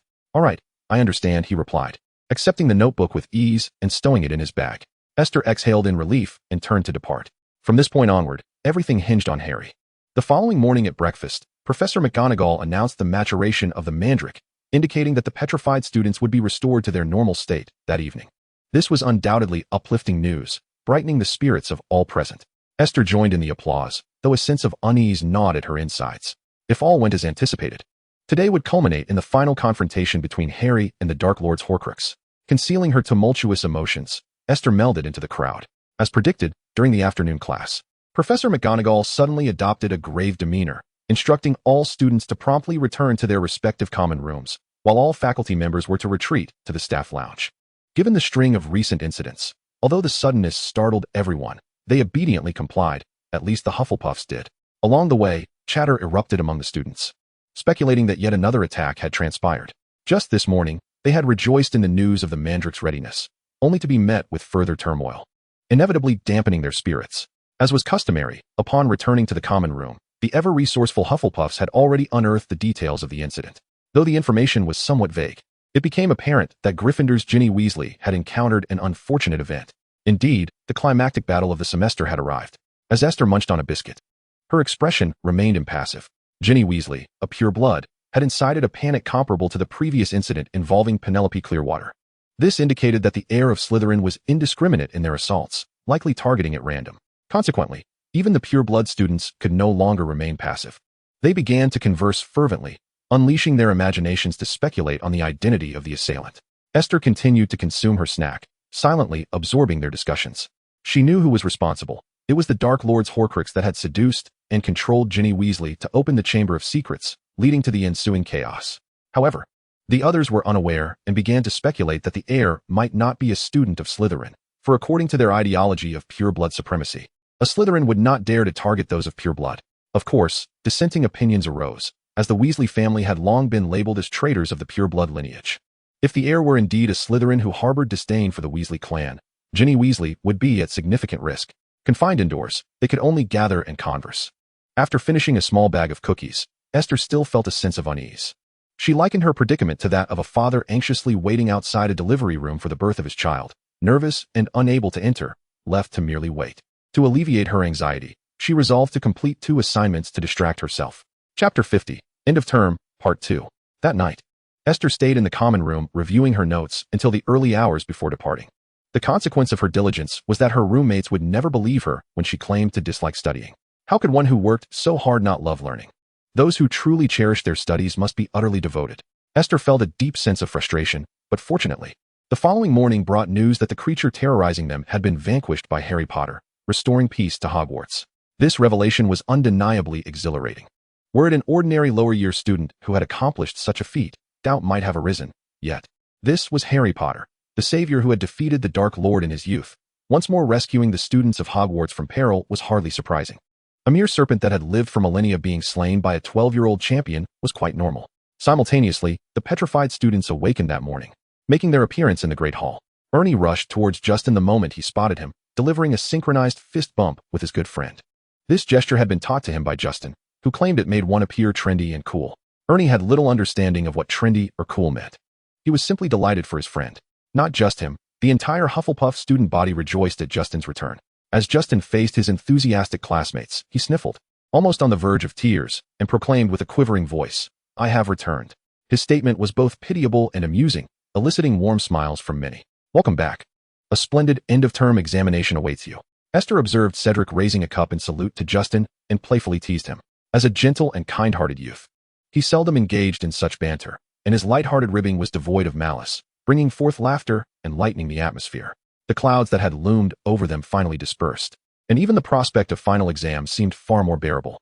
The most unfortunate were Colin and Justin, who, upon awakening, realized that an entire term had passed, and they were now facing exams, having scarcely attended any classes throughout the semester. It was truly dismal. Dumbledore has returned. The venerable wizard with a flowing white beard made his appearance in the Great Hall, eliciting a wave of enthusiastic cheers. Naturally, the most exhilarated were the Gryffindors, while the Slytherins remained notably silent. As for the Hufflepuffs, they joined the fray, clapping along. With the mystery of the Chamber of Secrets resolved, one would think everyone could focus on their impending examinations, but anxiety loomed as the exam date approached. Many began to feel a sense of trepidation. Although the Badgers were largely calm, they were not immune to the stress emanating from their peers. Take Hermione, for instance. The moment she was freed from her petrification, she insisted on cramming with Harry and Ron. Esther's notes had become a coveted treasure among the first-year Hufflepuffs, as many clamored to borrow her study materials. Once the dust had settled, Esther felt a wave of relaxation wash over her. Unlike others, she was devoid of anxiety and found herself indulging in the joys of the upcoming holiday. Soon, the examination week arrived. Esther completed her tests with ease and boarded the train home alongside her classmates. Upon returning to her home in Ottery St. Catchpole, she was initially in high spirits. Her mother had prepared a feast to welcome her back, while her bothersome father was absent due to work commitments. How splendid. However, midway through the meal, her father, David, rushed home, weary from his travels. His return did not dampen Esther's mood, but his first inquiry struck a sour note. He asked about her exam results. At Hogwarts, grades were categorized as outstanding, exceeds expectations, acceptable, poor, dreadful, and troll.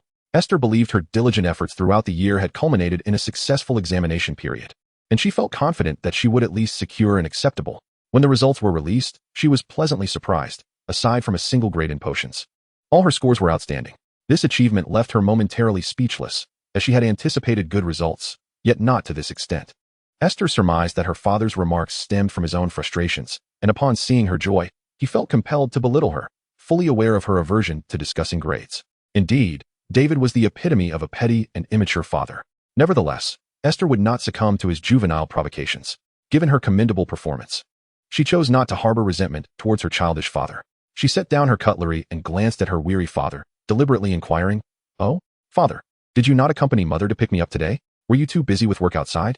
Esther was well aware of David's disdain for social interactions. Thus her question was intentionally provocative. This was her subtle act of defiance. Being a cunning adult, David merely shot her a glance and replied, "No. The reason I did not pick you up is simply because I do not like you." It is indeed disheartening for a young child to hear their father express dislike towards them. However, Esther is not an ordinary child. She has grown numb to such words from David, having heard variations of them throughout her life. Were he truly averse to her, he could have chosen not to have children at all. His words are merely a manifestation of his sharp tongue and competitive nature. Fully aware that such remarks could provoke tears from a child, thus he speaks them with intent. Nevertheless, there is no cause for concern, for Mother Letitia will intervene. As soon as the words left his lips, Esther needed not to respond. A swift slap from her mother landed on David's back. "Darling, how many times must I remind you not to frighten Esther?" Letitia's expression was serious, her eyes conveying a hint of warning. David, seemingly unfazed, retorted, "When has she ever appeared frightened by my words? That is still unacceptable." Letitia poured a glass of orange juice for Esther and a small glass of wine for herself. David, with a hint of self-awareness, raised his own glass, signaling his desire for a drink, yet Letitia deliberately ignored him. Across the table, Esther couldn't help but stifle a laugh. David cast her a sideways glance, poured himself a glass of wine, and leisurely remarked, "Speaking of which, this semester at Hogwarts has been tumultuous, but in the end, it was Harry Potter who resolved everything, correct?" Esther pretended not to hear. As long as her name was not mentioned, the inquiry did not pertain to her. Upon the mention of this topic, Letitia's expression softened with worry. Such events have never occurred at Hogwarts before. Thankfully, it all concluded well. Otherwise, I would have hesitated to allow Esther to continue her studies there. "You certainly underestimate your daughter," David continued, addressing Esther. "Today, I had a word with Headmaster Dumbledore, who informed me that Harry Potter succeeded in vanquishing the basilisk.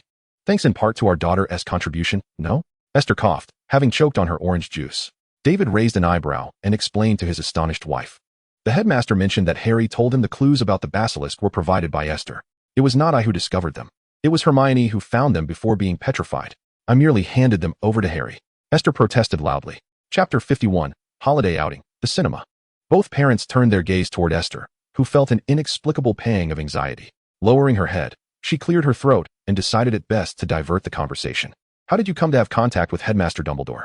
"I too am an exemplary graduate of Hogwarts. It is entirely normal to have connections with Professor Dumbledore," David replied.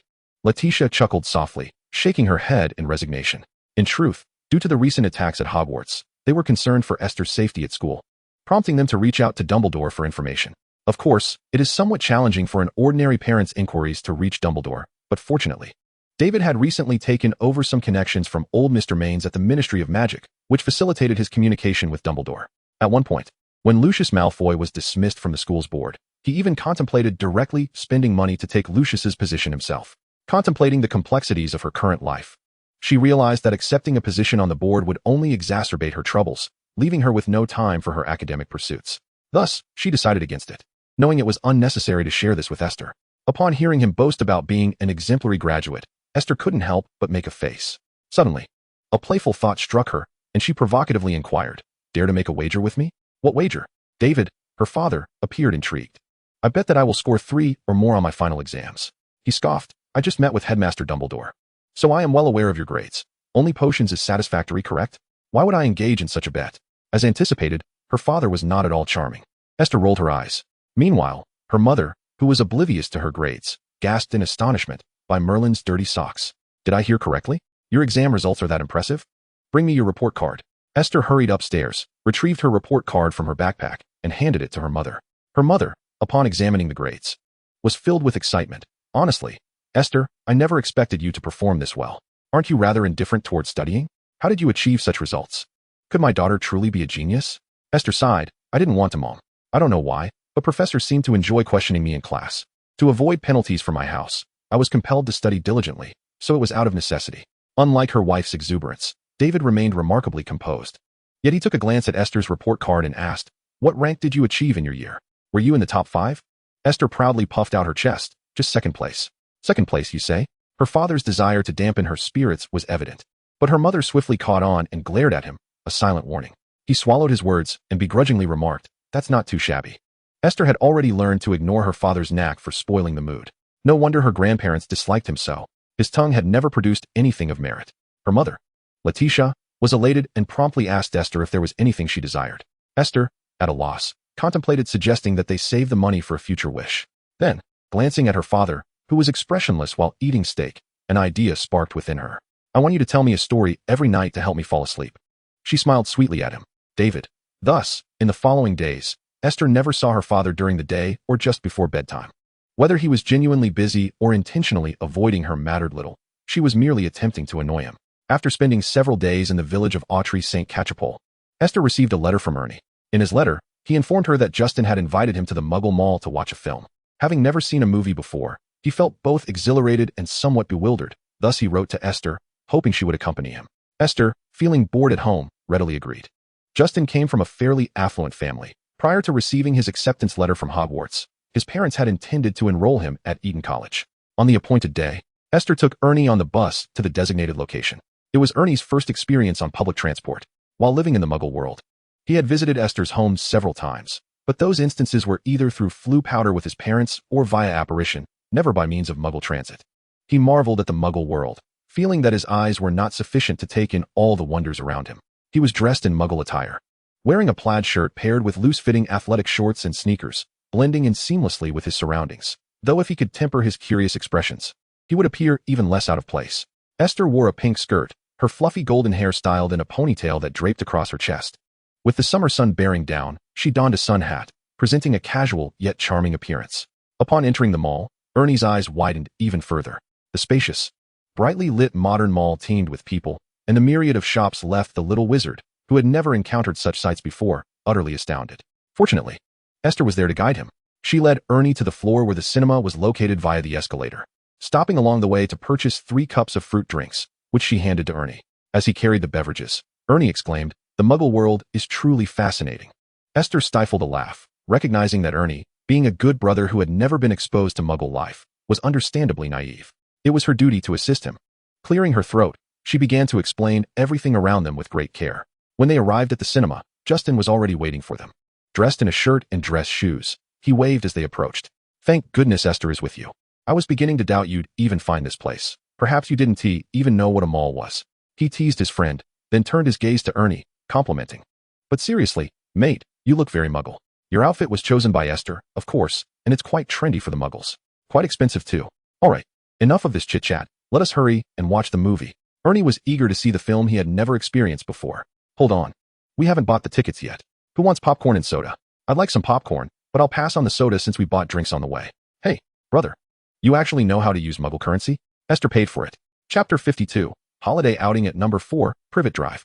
The movie concluded, and there was still ample time remaining. The film they watched was Aladdin, which narrates the tale of a young boy named Aladdin, who, with the assistance of his pet monkey Abu and a magical carpet, confronts the malevolent sorcerer Jafar and falls in love with Princess Jasmine. Esther and her companions were thoroughly engrossed in the film, and even after its conclusion, they exited the cinema feeling a lingering sense of delight. This narrative bore a striking resemblance to the bedtime stories found in the collection The Tales of Beedle the Bard, albeit with the distinction that in this tale, the sorcerer is the antagonist, whereas in the Tales of Beedle the Bard, Muggles frequently assumed the role of villains. This presents an intriguing phenomenon. As the film came to a close, Justin had intended to take them to an amusement park, but outside, rain began to fall. The downpour blurred the world into a dreary gray haze, and as pedestrians dwindled in number, the 3 of them found themselves without umbrellas, trapped in a shopping mall. At Ernie's insistence, they decided to explore the mall first. Much like muggles marveling at Diagon Alley upon their first foray into the magical realm, the wizards, encountering the muggle world for the first time, were equally dazzled by the myriad of novelties. Compared to the wizards endowed with wondrous magic, muggles appeared rather insignificant. However, the wizards had long shunned the outside world and were evidently outpaced by muggle advancements, which piqued Ernie's interest as he frequently cast curious glances. After a while, as noon approached, it was time for lunch. Esther expressed a desire to dine at a nearby French restaurant, yet Ernie, the inexperienced little wizard, was captivated by the flashy fast food options and insisted on dragging them to a fast food joint. Ultimately, the three of them found themselves at a hamburger restaurant. Surprisingly, after a lengthy hiatus from fast food, Esther found it unexpectedly delightful. Once they finished their meal, the rain had ceased. They strolled along the commercial street, chatting and digesting their food. Justin reminisced about his petrification experience from the previous semester with a sense of reflection. This led to a discussion about Harry Potter's ultimate victory over the basilisk, with both boys transforming into enthusiastic admirers, showering Harry with praise, completely disregarding their initial doubts and skepticism about him. Suddenly, Ernie recalled, "By the way, I remember Harry lives with his muggle relatives, right?" Esther, who had been silent until then, nodded affirmatively. "Yes, at number 4, Privet Drive, Surrey, with his aunt and uncle." Ernie clapped his hands in excitement. "Then let us go find him." Esther sighed in exasperation. "Do you even know where Surrey is?" However, Justin's eyes lit up. Seemingly intrigued by the suggestion, "I know where Surrey is. It's to the southwest of London, not too far away, about a 30-minute train ride." Upon hearing Justin's words, Ernie's enthusiasm soared even higher as he eagerly remarked, "That's quite close. Let's go find Harry." Esther, genuinely curious about their thought process, interjected, "True. London is indeed not far from Surrey, but do you know how to get to the train station from here? And once we reach Surrey, how do we get to Privet Drive? More importantly, what if Harry isn't home when we arrive?" Esther's practicality was evident, yet it did little to dampen the spirits of the two boys. Justin raised his hand to respond, "I know the way. I once had a classmate whose home was in Surrey. It takes only a few minutes to get to the train station from here, and then about 30 minutes more. At most, we can reach Surrey in an hour. It's not even 1 o'clock yet. We have plenty of time before 2. He continued, "Even if Harry isn't home, it doesn't matter. It would just be a wasted trip, and we can return before dark." Ernie struggled to comprehend Justin's words, but he nodded along enthusiastically. "That sounds splendid. Let us set off right away." "Wait, hold on," Esther interjected. "Have you considered what might happen if a group of us, barely more than children, encounters danger along the way?" "Not to worry. We are wizards, not muggles," Ernie replied confidently, brandishing his wand with a flourish. He had kept his wand tucked in his pocket since arriving, which seemed peculiar, yet Esther refrained from stopping him. Aware that the ministry forbids underage wizards from using magic outside of school, all underage wands are equipped with tracking threads, allowing the ministry to ascertain whether young wizards are abusing their powers. If discovered, the consequences could be severe, including expulsion from school. "But you are underage. You can't use magic outside of school," Esther kindly reminded Ernie. With a mysterious smile, Ernie replied, "I'm well aware, but this isn't my wand. It belongs to my mother." "Merlin," Esther exclaimed, taken aback that her aunt would lend her wand to him. "Cool," Justin remarked, "so we can use magic outside without being detected by the ministry, right?" "Exactly. If we knew how to apparate, we could simply teleport there with our wands," Ernie chimed in. Esther felt a jolt of anxiety at the mention of apparition. It is an advanced form of teleportation magic that can be quite perilous if not executed properly. Instead of apparating, why not just fly there? She quipped, attempting to rein them in, to prevent them from recklessly brandishing their wands. Esther reluctantly agreed they could search for Harry, but insisted on keeping the wands in her possession. Ernie, somewhat reluctant, handed his wand over. "Are you sure you want to hold on to it? What if something goes wrong and you can't cast a spell?" Esther rolled her eyes. "Rest assured, I ranked second in our year, just 2 points shy of the top Ravenclaw. My magical skills should surpass yours. All right, just make sure you take good care of it." He still seemed hesitant. To save time, the trio hailed a taxi directly to the train station. On this outing, aside from Ernie, both Justin and Esther carried ample cash, ensuring they had sufficient funds for their impromptu trip to Surrey. Esther even had a credit card. It's safe to say that technological advancement is rather slow. In another decade or so, with smartphones emerging, travel will be much more convenient. As this was Ernie's first experience aboard a Muggle train, he was brimming with excitement, like a curious child eager to explore. "Muggle trains are so much faster than the Hogwarts Express," he exclaimed. As they journeyed, he quietly leaned towards Esther's ear and remarked, "Of course, the Hogwarts Express, being a steam train, cannot compare to these modern marvels." Esther responded, her eyes glinting with understanding. He could not help but exclaim, "The Muggle world is truly wondrous." Chapter 53, Holiday Excursion, Number 4, Privet Drive, Part 2. Throughout one's life, There are undoubtedly moments that beckon spontaneous journeys. However, for 3 children aged 12 or 13, embarking on such an impromptu adventure is often perceived not as travel, but as running away from home. Fortunately, they were not escaping, but rather seeking a classmate who resided a considerable distance away. Nonetheless, this filled Esther with trepidation. Given the general state of safety in England that year, she truly feared for their well-being. Encountering a petty thief would be one thing. But what if they were to cross paths with a human trafficker or someone intent on societal retribution? To ensure their safety, she borrowed a phone from the train conductor to inform her mother of their situation. Her mother, while not overly critical of their spontaneous journey, reminded them to exercise caution and assured them she would communicate with Mr. Mundungus Fletcher, instructing him to collect them should their outing extend late into the evening. With the adults informed and arrangements made, Esther felt a wave of relief wash over her. Once they disembarked from the train, they swiftly inquired about the whereabouts of number 4, Privet Drive. However, they did not rush there immediately. Justin, feeling that it would be impolite to visit someone's home empty-handed, suggested they first procure a gift. Ernie readily agreed, recalling how he had wronged Harry the previous semester. Although he had apologized afterward, he still felt a lingering sense of embarrassment. Thus, this gift would serve as a gesture of atonement. Despite having no money to his name, he was quite generous with Esther's funds.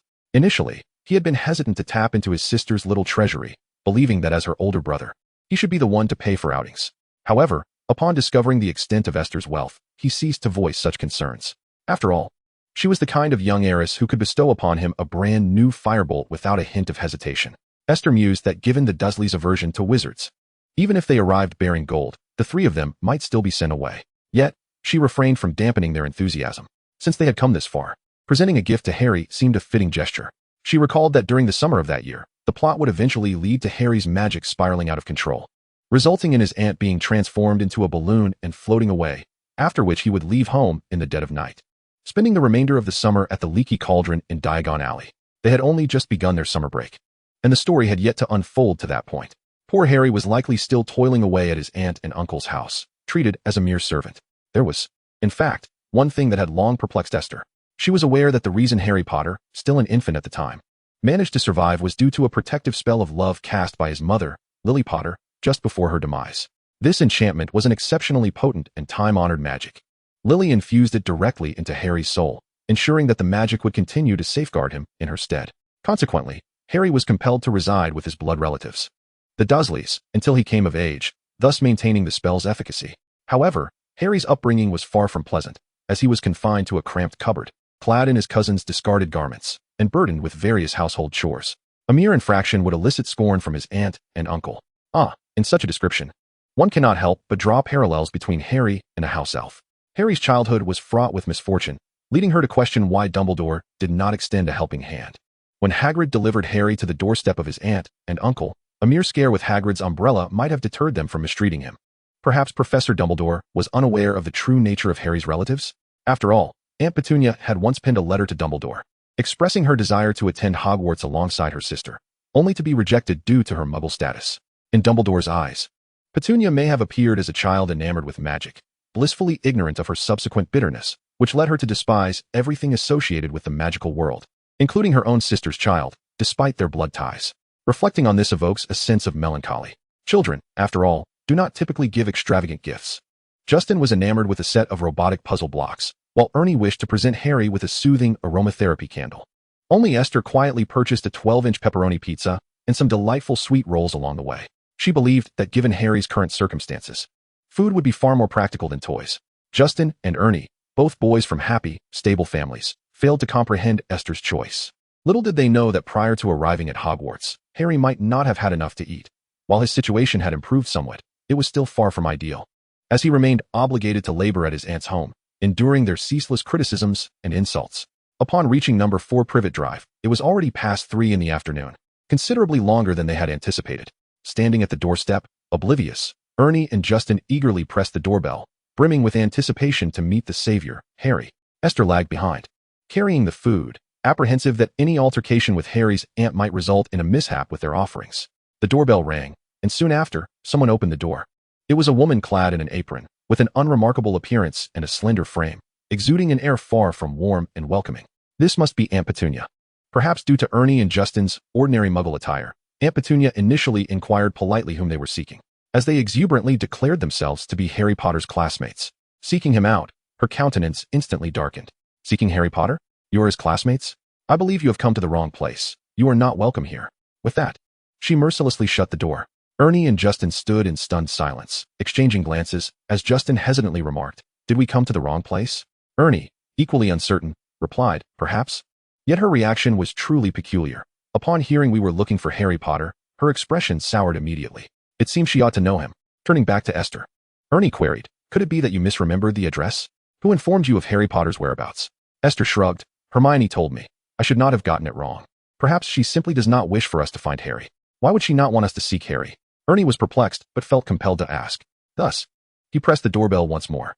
This time, the chime resonated for an extended period, until a small, plump boy finally opened the door. "Who are you?" The boy inquired impatiently, his gaze lingering on the toys they held, appearing quite enamored with them. "We are here to see Harry Potter," Ernie informed him. Upon hearing that name, the boy's expression shifted. "You are looking for that weirdo? Are you all peculiar like him?" Justin, indignant, retorted, "What do you mean by peculiar? We are his classmates here to pay him a visit." "Mum, Harry has brought a bunch of evil wizards," the boy exclaimed. "I told you we should kick him out." "What now? Oh dear, did I not just tell you not to open the door? You little oddities, be gone. I have made it clear that you are not welcome here, or I shall call the police." In just a few sentences, the once eager Ernie and Justin sensed something amiss. It appeared that Harry's relatives were none too fond of wizards, being two Navi youths.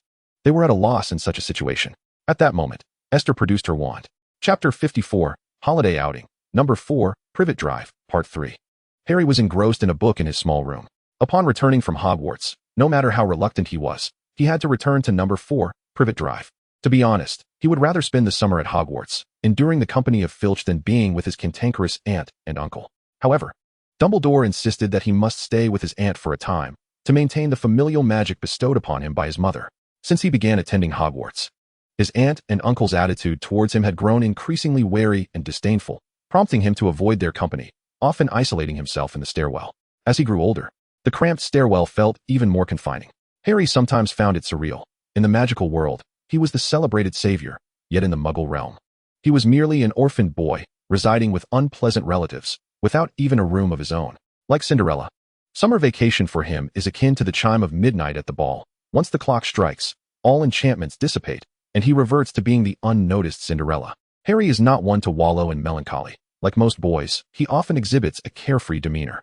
However, such musings may stem from the absurd rumor circulated last semester that he was a Disney princess.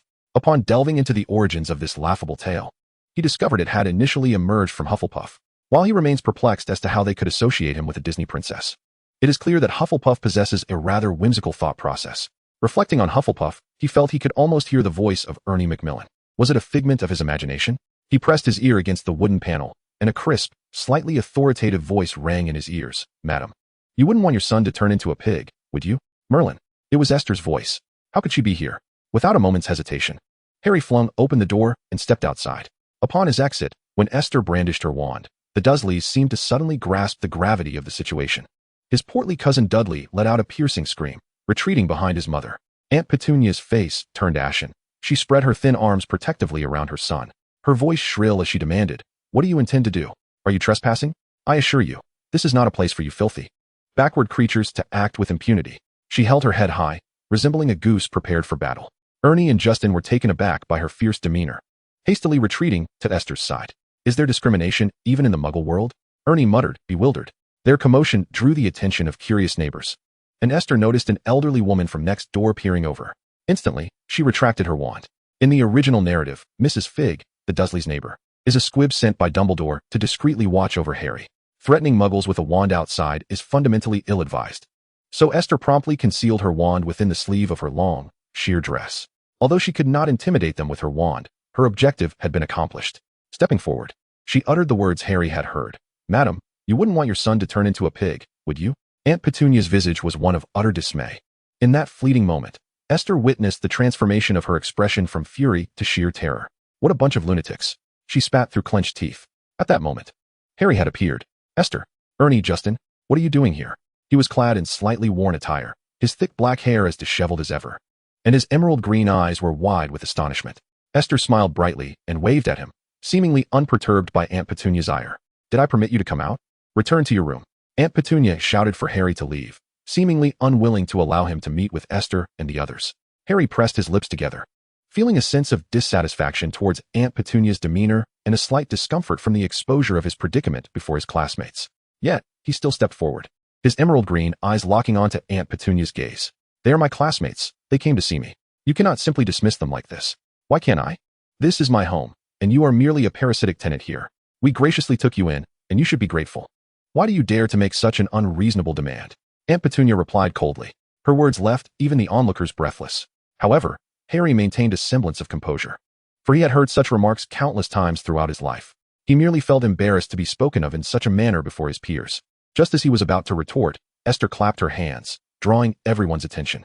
Pardon my interruption, but I recall that Mr. Dudley is a supervisor at the Grunning Company, which manufactures drilling equipment, correct? Aunt Petunia turned, her expression tense and guarded. What do you intend to do? Esther raised her hands in a gesture of peace. Please, madam, do not be alarmed.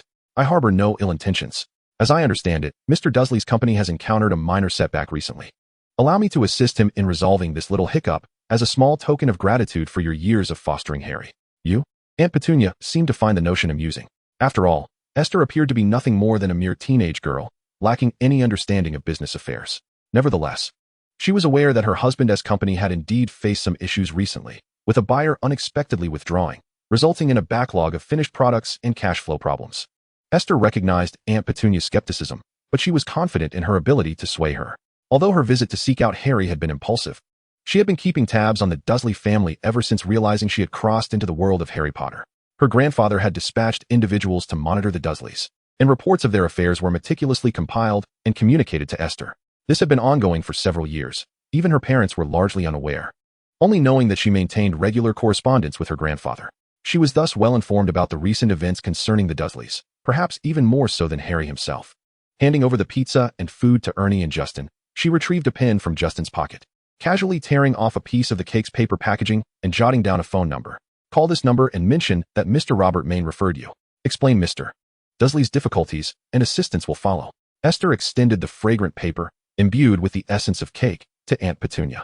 Aunt Petunia regarded it with a mix of skepticism and intrigue. She sensed that this young witch might be attempting to deceive her, yet the calmness in her demeanor suggested otherwise, leaving her momentarily uncertain. Robert Maine. That name is oddly similar to our school's benefactor, Dudley muttered under his breath. Esther caught his words. Smedding School is indeed one of the many institutions funded by my grandfather, she said with a smile. Chapter 55, Holiday Outing No. 4, Privet Drive, Part 4. A few minutes later, they found themselves sitting in a nearby park with Harry. The pizza they had brought had grown warm, and if they did not consume it soon, it would inevitably become cold in a matter of moments. However, Harry was indifferent to this. He devoured the pizza with great satisfaction. He had just learned from Justin and Ernie the reason for their visit. They had thought of him while out for fun and had taken the train specifically to see him. It was no wonder others spoke of Hufflepuffs as the kindest and most loyal companions. He was experiencing it firsthand, merely because he had been wronged last semester. They had decided to buy him a gift upon discovering that the cinema was not far from his residence. The feeling of being so cherished moved him deeply. Yet, he harbored some doubts. How did you know where I lived?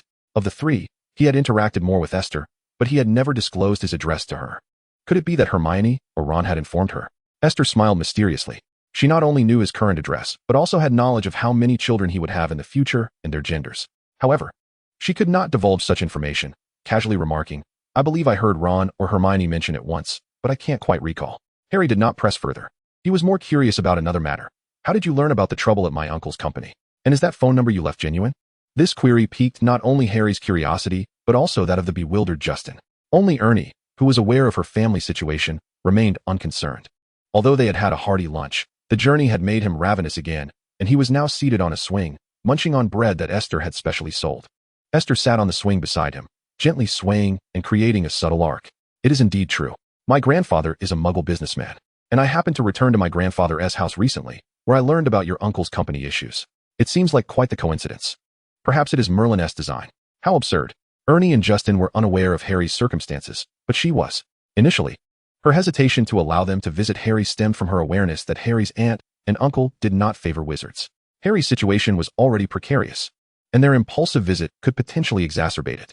So how could they minimize such adverse effects? Esther initially considered a rather straightforward approach, simply threaten the Dursleys, assured that with Dumbledore around, they would not dare to harm Harry significantly.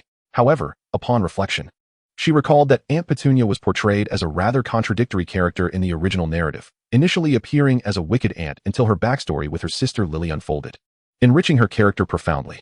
Esther found her feelings for Harry to be quite intricate. On one hand, a portion of her resentment towards her sister was projected onto him. On the other, she did not entirely disregard her sister.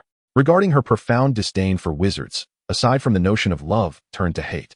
Could it be possible that her sister's demise amidst the tumultuous violence of wizards intensified Petunia's loathing for all things magical?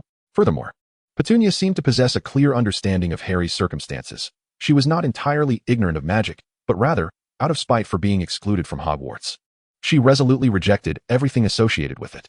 The fact that she had once mustered the courage to write to Dumbledore, expressing her desire to attend Hogwarts, indicated that Aunt Petunia was indeed a person of bravery. What if Esther truly threatened her? Might she not turn and write to Dumbledore to report the incident? Such a possibility existed, leading Esther to abandon the notion of threats, realizing the futility of such an approach. As the Dursleys were all Muggles, it was only natural to seek a solution through Muggle means. Thus, she devised a plan to assist them in resolving a dilemma, preserving the dignity of their household. Surely they would think twice before mistreating Harry in the future?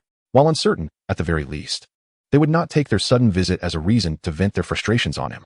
Harry remained unaware of her thoughts, but still expressed his gratitude to Esther. Thank you, and thank you to Ernie and Justin for coming to see me. I truly appreciate the gifts. He smiled slightly, his emerald eyes, hidden behind glasses, sparkling like two lakes reflecting boundless mountain scenery. Esther mused. No wonder Professor Snape was so captivated by those green eyes reminiscent of lilies. They were indeed enchanting, unforgettable to anyone. No need to thank me. I'm glad you like them, Ernie replied, puffing up with pride at Harry's appreciation, as if it were a noteworthy accomplishment. Justin, too, was pleased but sighed in resignation after a moment. Honestly, your aunt's attitude towards you is quite poor. They seem to harbor a deep-seated dislike for wizards. Why is that? Harry bit into his pizza, his expression dimming slightly. He shook his head silently. I don't know. They just really dislike wizards. Perhaps it's because I'm a wizard myself. They detest me, and by extension, all wizards. Ernie was taken aback. What? So they treat you poorly? Do they hit you? Perhaps you shouldn't live with them. Harry was at a loss for words, continuing to shake his head. They have never hit me, but they aren't particularly kind either. I have to help with household chores and often go hungry. To be honest, I'm quite grateful for the food you brought. I hardly ate anything for lunch. This revelation shocked both Ernie and Justin, their gazes towards Harry shifting from admiration to pity. Goodness, ISNT that abuse. We could report this to the police. My father knows many lawyers. I could have them help with the case. Justin was filled with indignation, as if he were the one subjected to mistreatment. Ernie remarked, if that is the case, perhaps you should reconsider staying with your aunt and uncle. Esther has numerous homes in the Muggle world. She could arrange accommodation for you. Esther responded with a puzzled expression. Harry felt deeply touched by their concern. A wave of warmth surged within him, so profound that he found himself at a loss for words. Nevertheless, he was aware that he must remain with his aunt for a time before reaching adulthood, thus he declined their generous offer. Harry had initially anticipated that Ernie and Justin would inquire further about his refusal, leaving him to ponder how he might explain the situation. Yet, Ernie and Justin merely exchanged glances, acknowledging that it was Harry's choice and refraining from further questioning. This brought a sense of relief to Harry, simultaneously highlighting the distinctions between Gryffindor and Hufflepuff. Had it been his Gryffindor peers, they would undoubtedly have pressed for more information. It wasn't that Gryffindor was undesirable. Harry, being a member of that house, held no disdain for it. Rather, he perceived Gryffindor's fervor akin to a blazing fire, while Hufflepuff's demeanor was considerably gentler. Ultimately, he felt fortunate today. Chapter 55, A Day of Filial Piety. Esther and the others accompanied Harry as they finished their pizza, and the clock struck 5 in the afternoon. Justin finally began to feel a sense of urgency. Oh no, I forgot I promised my mom I would return by 6. He stood up, frustrated, and slapped his forehead. This is terrible. My mother will surely punish me with extra physics or math assignments tomorrow. Harry looked up at him in surprise. Do you still have to study Muggle subjects over the summer? Justin sighed dejectedly. Yes, not only must I study various Muggle subjects, but I also have to take piano, equestrian lessons, and golf. Ernie, unfamiliar with the gossip surrounding these subjects, chimed in with admiration. Wow, you have so much to learn? Aren't you busy? Justin nodded. Indeed. I am extremely busy, and I detest physics. He ruffled his hair in frustration, clearly distressed at the mere mention of extra classes. On the subject, Esther couldn't help but sigh as well. I feel the same way. My grandmother insists that I study Muggle subjects during the summer and has consulted numerous extracurricular classes for me. So I'm not particularly eager to return to my grandfather's house this summer. At times, she wondered if her father and Grandma Hawk really shared any blood relation, considering their overwhelming passion for education. Harry smiled faintly, self-deprecatingly remarking, it seems I'm not the most unfortunate. At least Aunt Petunia and the others spend money on things I don't wish to learn. Justin and Esther sighed in unison. However, their spirits did not dwindle significantly. Esther patted his shoulder in consolation, saying, "It's all right. We should be able to return in time." Justin nodded. "Let us hope so." As they prepared to leave, Harry stood up and said, "You should head back. It won't be safe once it gets dark." He smiled sincerely as he bid them farewell. Esther waved back, "Goodbye. Have a wonderful summer." By the time they returned to London, dusk was fast approaching. Naturally, Justin did not arrive home before 6. However, as soon as they disembarked from the train, Esther's grandfather had sent 2 cars specifically to take them home. Justin gazed in astonishment at the luxury vehicles before him, exclaiming, "Now I am convinced that you weren't merely embellishing when you spoke of Aunt Harry's home. This display truly exudes wealth." Esther modestly replied, "It's not that impressive. My grandfather is affluent, but there's a saying that wealth rarely lasts beyond 3 generations. I suspect it will start to decline with me." Justin hesitated to respond, saying, "There's no need to curse yourself." Esther thought to herself that she was not cursing her fate, but rather acknowledging the prodigal tendencies of both herself and her father, especially her father, who might squander the family fortune before Esther even had a chance to take over the business. This was no mere speculation. After Christmas, her father had taken over Mr. Maine's ventures related to wizards, yet he faced numerous challenges and has been exceedingly busy lately. When they arrived home, night had fallen. Mother Letitia was in the kitchen preparing dinner while Father David lent a helping hand. They were sharing laughter, creating a scene of warmth and affection. However, the moment Esther entered, her father's smile vanished. "Ah, the busy bee returns. What have you been up to? It's truly our honor that you returned before nightfall," he remarked with feigned sarcasm. Dressed in a simple white shirt with the sleeves rolled up to his elbows and sans glasses, his handsome features appeared gentle, yet his words cut like a knife. Esther sometimes genuinely believed her father belonged in Slytherin rather than Ravenclaw. Just listen to that tone. It was more acerbic than the average Slytherin's wit. Esther pouted, stepped forward to inspect the dinner they had prepared, and then deliberately pushed past her father to stand beside her mother. "I already informed Mom about my day, so there's no need for your snide remarks. You sound just like a Slytherin, which is quite irritating." Her father's eyebrow arched in response. Water from washing vegetables dripped from his hands as he playfully flicked it toward Esther. She squealed and dodged, glaring at him in indignation. "Do I annoy you? Has the rebellious phase of youth arrived, making you disdain your old father?" He feigned a heartbroken expression. Esther did not buy his act. She retorted coldly, "Who could possibly be more rebellious than you? At your age, still so immature. All right, you two don't quarrel in the kitchen. Esther, go wash your hands. Dinner is nearly ready." Esther acknowledged her mother with a huff directed at her father, leaving without a backward glance. As she exited, she could still hear her parents' conversation. "This child is becoming increasingly temperamental. You ought to manage her better. Isn't it you who spoils her?" "Me? Have I ever spoiled her? Don't be ridiculous." "Exactly." For the first time, Esther found herself in agreement with her father's words. What did he mean by having spoiled her? She still remembers her childhood aversion to piano lessons, throwing tantrums to no avail, while her father patiently accompanied her in practice, enduring the punishment of late-night sessions due to her repeated mistakes. Ultimately, after 2 years of diligent effort, Esther could barely play the sheet music fluently, while her father, David, had achieved the advanced level of piano proficiency. It was indeed a matter of bewilderment. As the family gathered for dinner, David suddenly inquired, "Whom did you go out with today, Esther?" Without a second thought, she casually replied, "I was with Justin Finley. He is in the same year as my cousin Ernie, and we are all students of Hufflepuff." "Justin Finley? A muggle wizard?" "Indeed, but we later visited 4 Hedge Lane in Surrey to meet HarryPotter." This revelation momentarily astonished both David and Letitia. Earlier that day, Esther had merely informed her mother that she was going to visit a classmate in Surrey, omitting the fact that this classmate was Harry Potter.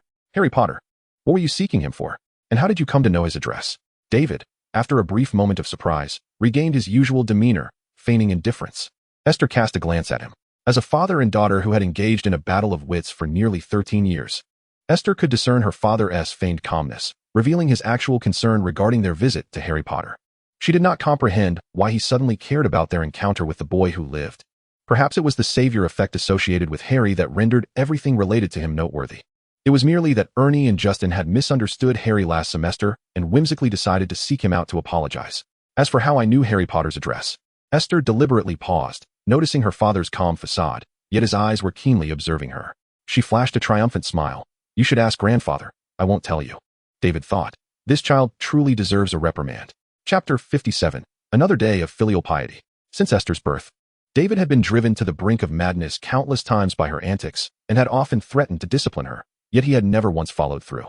Raising a child was far more challenging than all the difficulties he had ever faced combined, leaving him often at a loss.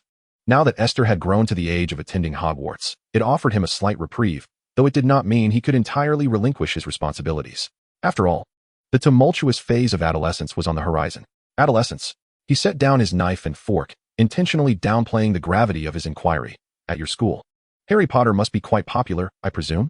Esther, unaware of the deeper implications of his question, simply thought he was like everyone else, intrigued by the savior.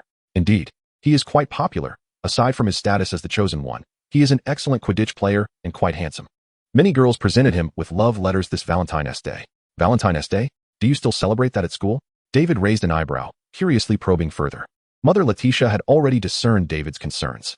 A secretive smile graced her lips as she gazed at her oblivious daughter, choosing not to utter a word of caution. Truth be told, she found herself quite intrigued by the small gossip. Esther took a hearty bite of her steak, relishing her mother's culinary prowess, which stood in stark contrast to the culinary disasters that plagued her and her father, an unfortunate inheritance. The delightful food dulled her vigilance. She remained blissfully unaware of any impending danger, genuinely believing this was merely an innocent daily conversation. Thus, she responded, "It seems we didn't have that at school before. It was during last semester's defense against the dark arts class with Professor Lockhart. He even brought in 12 little dwarfs to play Cupid, delivering love letters all around the castle. To be honest, that day was quite chaotic. It escalated to a fight between Draco and me, which led to the subsequent slug incident. In short, it was rather complicated." "Ah, I see. However, as an unremarkable Hufflepuff, I suppose that day caused you relatively little distress. Correct? What do you mean, unremarkable? I am quite beautiful, of course." Esther suddenly paused, realization dawning upon her. "Oh dear Dad, why the sudden concern for me? If you want to warn me against dating at school, you can just say so directly instead of being so coy." She paused again, adding, "and rather rude." David's lips twitched, while Mother Letitia could no longer contain her laughter. "As long as you know." With his thoughts laid bare, David endeavored to maintain a facade of calm as he continued, "You're not particularly clever. If you indulge in these frivolous matters, you might not pass your exams. Just see how you will manage then." Esther smiled, feigning ignorance, and chimed in, "Indeed, you are absolutely right. I should focus on my studies rather than on romance." She then innocently inquired, "By the way, how did you and Mom fall in love?" "David, they were classmates, having started their relationship in 6th grade. And they married soon after graduation." Esther seemed to have him cornered. Looking at his daughter, who beamed like a cunning little fox, David felt a wave of exasperation. "See, I told you children can be quite challenging." Mother Letitia watched their playful exchange with great amusement, but mindful that the food would soon grow cold. She stepped in to rescue her husband, who had been rendered speechless by their daughter. "All right, Esther, don't pay heed to your father's nonsense. If you encounter a boy you like at school, be brave and pursue him. By the way, have you seen any handsome boys at school?" Upon mentioning this, Esther's fatigue vanished. Her eyes lit up, yes. Cedric, the upperclassman, is incredibly handsome. Her excitement was palpable, and she even lightly tapped the table in enthusiasm. Seeing their daughter's animated expression, both Letitia and David were taken aback. They exchanged glances. David hesitated, while Letitia gently inquired, "Really? For Esther to admire him so? He must be an exceptionally fine young man." Esther's distinctive recognition. "Cedric Diggory is truly exceptional. He excels at Quidditch, achieves remarkable academic results, and is renowned for his gentle and warm-hearted nature. In short, he possesses all the admirable qualities, and every Hufflepuff student adores him. He is undoubtedly the pride of our house." Having traversed into the magical realm, her admiration for Cedric intensified immensely. Though a fleeting character within the pages, perhaps not as brilliantly captivating as others. Once one engages with him, it becomes impossible to harbor any dislike. Alas, his life was cut tragically short. Reflecting on Cedric's fate, her previously exhilarated spirits waned slightly. The troubling thoughts that had plagued her for half a semester resurfaced, causing her mild agitation. Yet, upon glancing at her parents, each lost in their own contemplations, she promptly reined in her emotions and cheerfully declared, "But Mom and Dad, please do not misunderstand my admiration for Cedric. I do not fancy boys." She quickly added, "Nor girls, for that matter." The notion of romance had never crossed her mind. At her age, most boys exhibit immature and unpleasant traits, such as Draco Malfoy, with whom she has had countless conflicts. Life at Hogwarts was already tumultuous enough. Why seek additional excitement?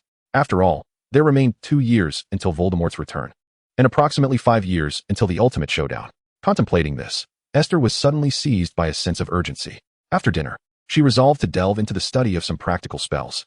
She whimsically began to practice the silencing charm. As the name suggests, it entails silently reciting incantations in one's mind. This requires a profound familiarity with the spells and ample magical energy, rendering it quite challenging. Many adult wizards struggle to cast spells silently. Esther spent countless hours in her room practicing, enduring countless failures. After several episodes of magical exhaustion or surges, Her father, David, could no longer stand by. Upon learning of her attempts with the silencing charm, he both mocked her for her naivety and offered guidance on her practice. Finally, one afternoon, Esther successfully cast the Lumos spell silently. Lumos is a relatively simple charm. It lacks offensive capabilities and, when successfully executed, produces a burst of light from the tip of the wand, typically used for illumination in darkness. Nonetheless, Esther was elated. She even began to believe her talents were not lacking, and with diligent study, she might truly be a prodigy. This, however, was met with her father's disdain. Perhaps unable to tolerate his daughter's exuberance, he informed her of an unpleasant upcoming event. In 3 days, their family was required to attend a gathering, a wizarding soiree that might attract some unfriendly pureblood wizards, including the infamous Malfoy family. Chapter 58, Holiday Excursion, The Dismal Abode, Part 1. You seem to be faring well, mingling with pureblood wizards. When will you try your hand at becoming a minister for magic? Upon hearing this thunderous revelation, Esther's initial excitement instantly withered away. Noticing her father, David, observing her reaction with keen interest, she could not resist the urge to mock him playfully. David, undeterred, relished in teasing Esther, despite her unconventional temperament, which often led her to retaliate instead of playing along. He found joy in their exchanges. After all, isn't raising children just a form of playful engagement? If I were the Minister of Magic, you would have more opportunities to mingle with that crowd of purebloods. Perhaps you ought to reconsider cursing yourself in this manner, David said slowly to his visibly discontented daughter. Truth be told, he had no desire to associate with those self-serving purebloods, even during his school days. He felt alienated from them. They scorned him for his Muggle origins, while he dismissed their arrogance and ignorance. Yet, circumstances were beyond his control. Mr. Maine had entrusted him with navigating the intricate web of connections within the magical community, leaving him somewhat powerless. Although the prospect of dealing with those pompous purebloods was disheartening, seeing his daughter's stronger aversion to the situation alleviated his own frustration. It was a comfort to know that someone else shared in his distress. Having successfully dampened his daughter's spirits, David left in relatively good spirits, leaving Esther alone in the room, seething and stamping her feet. She began to question whether her father's words held any truth or if he was merely trying to frighten her. Given his nature, the latter seemed entirely plausible. Thus, she resolved to seek confirmation from her mother. After searching the house, she found no trace of her mother, Letitia, only David, who was comfortably engrossed in a book in the living room. "Dad, where's Mom?" Esther had no choice but to set aside her grievances and inquire of her mischievous father. David, deeply absorbed in his reading, was momentarily distracted and answered without looking up. "She's visiting the neighbors." Neighbors? The village of Ottery St. Catchpole was a small enclave where muggles and wizards coexisted. Of course, wizards' residences were far more discreet than those of muggles, and any interaction between them was virtually non-existent. Esther's home was no exception, surrounded by woods and hills, with the nearest neighbors being the Weasleys, situated beyond 2 hills. Wait, the Weasleys? Could it be that the neighbors her father mentioned were indeed the Weasleys? Tentatively, Esther asked, "Did Mom go to the Weasleys?" David responded with a non-committal seemingly irritated by her interruption, but still answered her question honestly. Years of experience had taught him that failing to address Esther's inquiries properly would render his reading futile for the day. "It seems she is consulting with Mrs. Weasley about cake making," he added, lifting his gaze to meet Esther's. "You see, my wife is eager to learn how to make treats for you. Consider it a privilege. Do you not?" His tone carried a hint of bitterness. Esther held her head high with an air of arrogance, proclaiming, "So, I am Mummy's little darling. And you are not." David endured the provocation, stifling the words that threatened to spill from his lips. "No," he thought. After finally securing some precious moments of leisure to immerse himself in a good book and unwind, he could not squander this time engaging in a verbal spar with his daughter. Sighing, he resolved to let it slide just this once, being her biological father after all. He repeatedly attempted to persuade himself, ultimately casting her a stern glare and saying, "Go report to your mother. Do not disturb me while I read." Esther huffed with delight and joyfully exited the room. The distance from Esther's home to the Weasley residence was quite considerable, situated amidst dense woods that obscured the view for miles. In stark contrast to the Weasley household, on the opposite side, loomed a peculiar and striking structure, the abode of the Lovegood family, home to Luna Lovegood, a significant character in the narrative. However, Esther had spent the majority of her life in the Muggle world until her family relocated here a year prior to her enrollment at Hogwarts. They claimed it was to facilitate her early integration into the magical realm, yet in truth, they had never visited their wizarding neighbors. More specifically, Esther had never set foot in their homes, as during the year they moved to Ottery St. Catchpole, she scarcely resided there. Shortly after their arrival, her grandmother, Hork, had concocted an excuse to whisk her away, attempting to demonstrate that the Muggle world was far more thrilling than anything wizards could offer, hoping to dissuade Esther from the notion of attending Hogwarts. For nearly a year, Esther reveled in adventures around the globe, attending various exhibitions and engaging in a multitude of delightful activities. Remarkably, her grandmother did not even pressure her to study, indicating the extent of her determination. Compared to the antiquated and insular wizards, the Muggle world indeed brimmed with vibrant experiences. Yet, as the school year approached, Esther ultimately chose to return to the quaint village. Anticipating the arrival of her acceptance letter from Hogwarts, Hork was powerless to alter this decision and resigned herself to it. Thus, Esther had not visited any of the wizarding neighbors, though her parents likely had. As dappled shadows danced around her, Esther pondered while making her way toward the Weasley household. The weather was pleasant, the air refreshing, occasionally punctuated by the melodious chirping of birds, adding a lively touch to the serene village. Esther felt uplifted. She relished the occasional communion with nature. However, this thought dissipated after she traversed a hill. Breathless, she paused momentarily to catch her breath. How exhausting. Her mother surely hadn't walked this distance. It appeared short, yet scaling 2 small hills was no trivial feat. How foolish of her to venture out like this. But now, regretting her decision was futile. Whether she turned back or pressed onward, she would still have to conquer another hill. After a brief respite, Esther resolved to continue her journey forward. Today, the delicate pair of designer shoes adorning her feet has met its unfortunate demise. Although she is now affluent, a pang of sorrow still tugs at her heart. The temperature is not particularly low, the air is stifling amidst the surrounding trees, and the mosquitoes are plentiful. A large welter of bites has already marred Esther's arm, leaving her in a state of discontent. Ultimately, she resolves to lay the blame squarely on her father, vowing to deliver a thorough complaint to her mother upon their reunion. Chapter 59, Holiday Outing, The Burrow, Part 2. By the time Esther finally lays eyes on the Weasley residence, she has endured 4 or 5 mosquito bites. The house, known as the Burrow, is a rather large and precarious structure. While such a building would be deemed a dilapidated hazard in the Muggle world, it stands robustly in the magical realm. A simple hedge encloses a yard in front, which includes a garage and a garden featuring a small lake. Though it may appear somewhat modest, it boasts a generous expanse. Within the hedge, a few chickens roam freely, while the garden is overrun with trees that cling to the walls, rampant weeds, and overgrown grass, alongside a quaint little lake. As Esther takes a couple of steps forward, she is startled by the sudden appearance of a goblin. This magical creature, notorious for its unsightly appearance, catches her off guard as it is her first encounter with such a being. Unsurprisingly, she instinctively kicks the goblin away. It emits a wail that beckons more goblins to pop their heads out of the ground.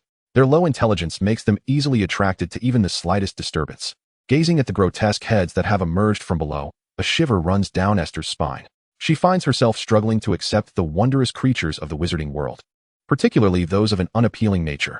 She bolts away, lamenting her decision to venture out. Yet, even after she scurries inside the fence, the situation does not improve. The free-range chickens, sensing her panic, cluck incessantly and rush towards her. While she manages to stifle a scream at the sight of the goblins, the flying chickens prove too much for her to handle. With a startled shriek, she stumbles backward, inadvertently inciting a frenzy among the chickens, leading to chaos. Crouching on the ground in a trembling heap, Esther endures a peck on her hand. Although it does not draw blood, the pain is sharp. From that moment forth, chickens become a terrifying presence in her mind, rivaling even snails. Fortunately, at this moment, someone finally emerges to rescue her from the commotion. Look at this. A poor little girl has ventured into a wizard's home, remarks one figure with a tone of amusement, while another voice, strikingly similar, chimes in. Esther lifts her gaze to find 2 identical red-haired boys standing before her, George Weasley and Fred Weasley, the mischievous twins of the Weasley family. Upon lifting her gaze, Esther noticed one of the twins, either George or Fred, gently nudging his brother, exclaiming in an exaggerated tone, "Oh no, you are mistaken. This is no lost, pitiful Muggle girl. This is our classmate, the shining star of Hufflepuff, Miss Mame." Another twin, unable to conceal a smile, chimed in, "Indeed, brother, a splendid Hufflepuff star. Reduced to a squawking mess by a mere chicken. Hufflepuff's pride." Their laughter erupted, reminiscent of a cherished memory, as they both succumbed to fits of mirth. The recent chaos left Esther feeling uneasy, and she had little time to address the twins' teasing. Moreover, what on earth was a Hufflepuff star? Who bestowed such a moniker upon her? How juvenile. She silently scoffed, attempting to tame her disheveled hair, only to inadvertently brush against the tender spot where the chicken had pecked her. Although it hadn't broken the skin, it was swollen and incredibly painful. A wave of indignation washed over her. Pouting slightly, she succinctly declared her purpose. "Hello, I am looking for my mother." "Your mother?" One of the twins raised an eyebrow in confusion. "Who is your mother? Are we expecting guests today, brother?" The other twin adopted a contemplative expression, then shook his head. "I don't think so. Not here." Disheartened, Esther felt a sinking sensation. Could it be that her father had deceived her? It was certainly within the realm of possibility. Her father was notoriously unreliable. The tension in her chest intensified, and she felt as though she could barely hold on. A swell of emotion surged, and her eyes brimmed with tears. Having spent so much time as a child in this world, she felt her emotional maturity regress to that of infancy, despite the fact that in her previous life, she had only been a couple of years older than she was now. "How could you trick me like this, Dad?" she lamented. "It's utterly outrageous." Upon seeing her tears, the twins exchanged glances, and one of them inquired, "Why are you crying? Is it because you can't find your mother, Miss Hufflepuff Star?" Esther shot them a glare and retorted loudly, "No. It's just that the chicken pecked me too hard." Remarkably, the Hufflepuff Star, who was unafraid to confront Malfoy, was reduced to tears by a few ordinary chickens. The other twin feigned astonishment.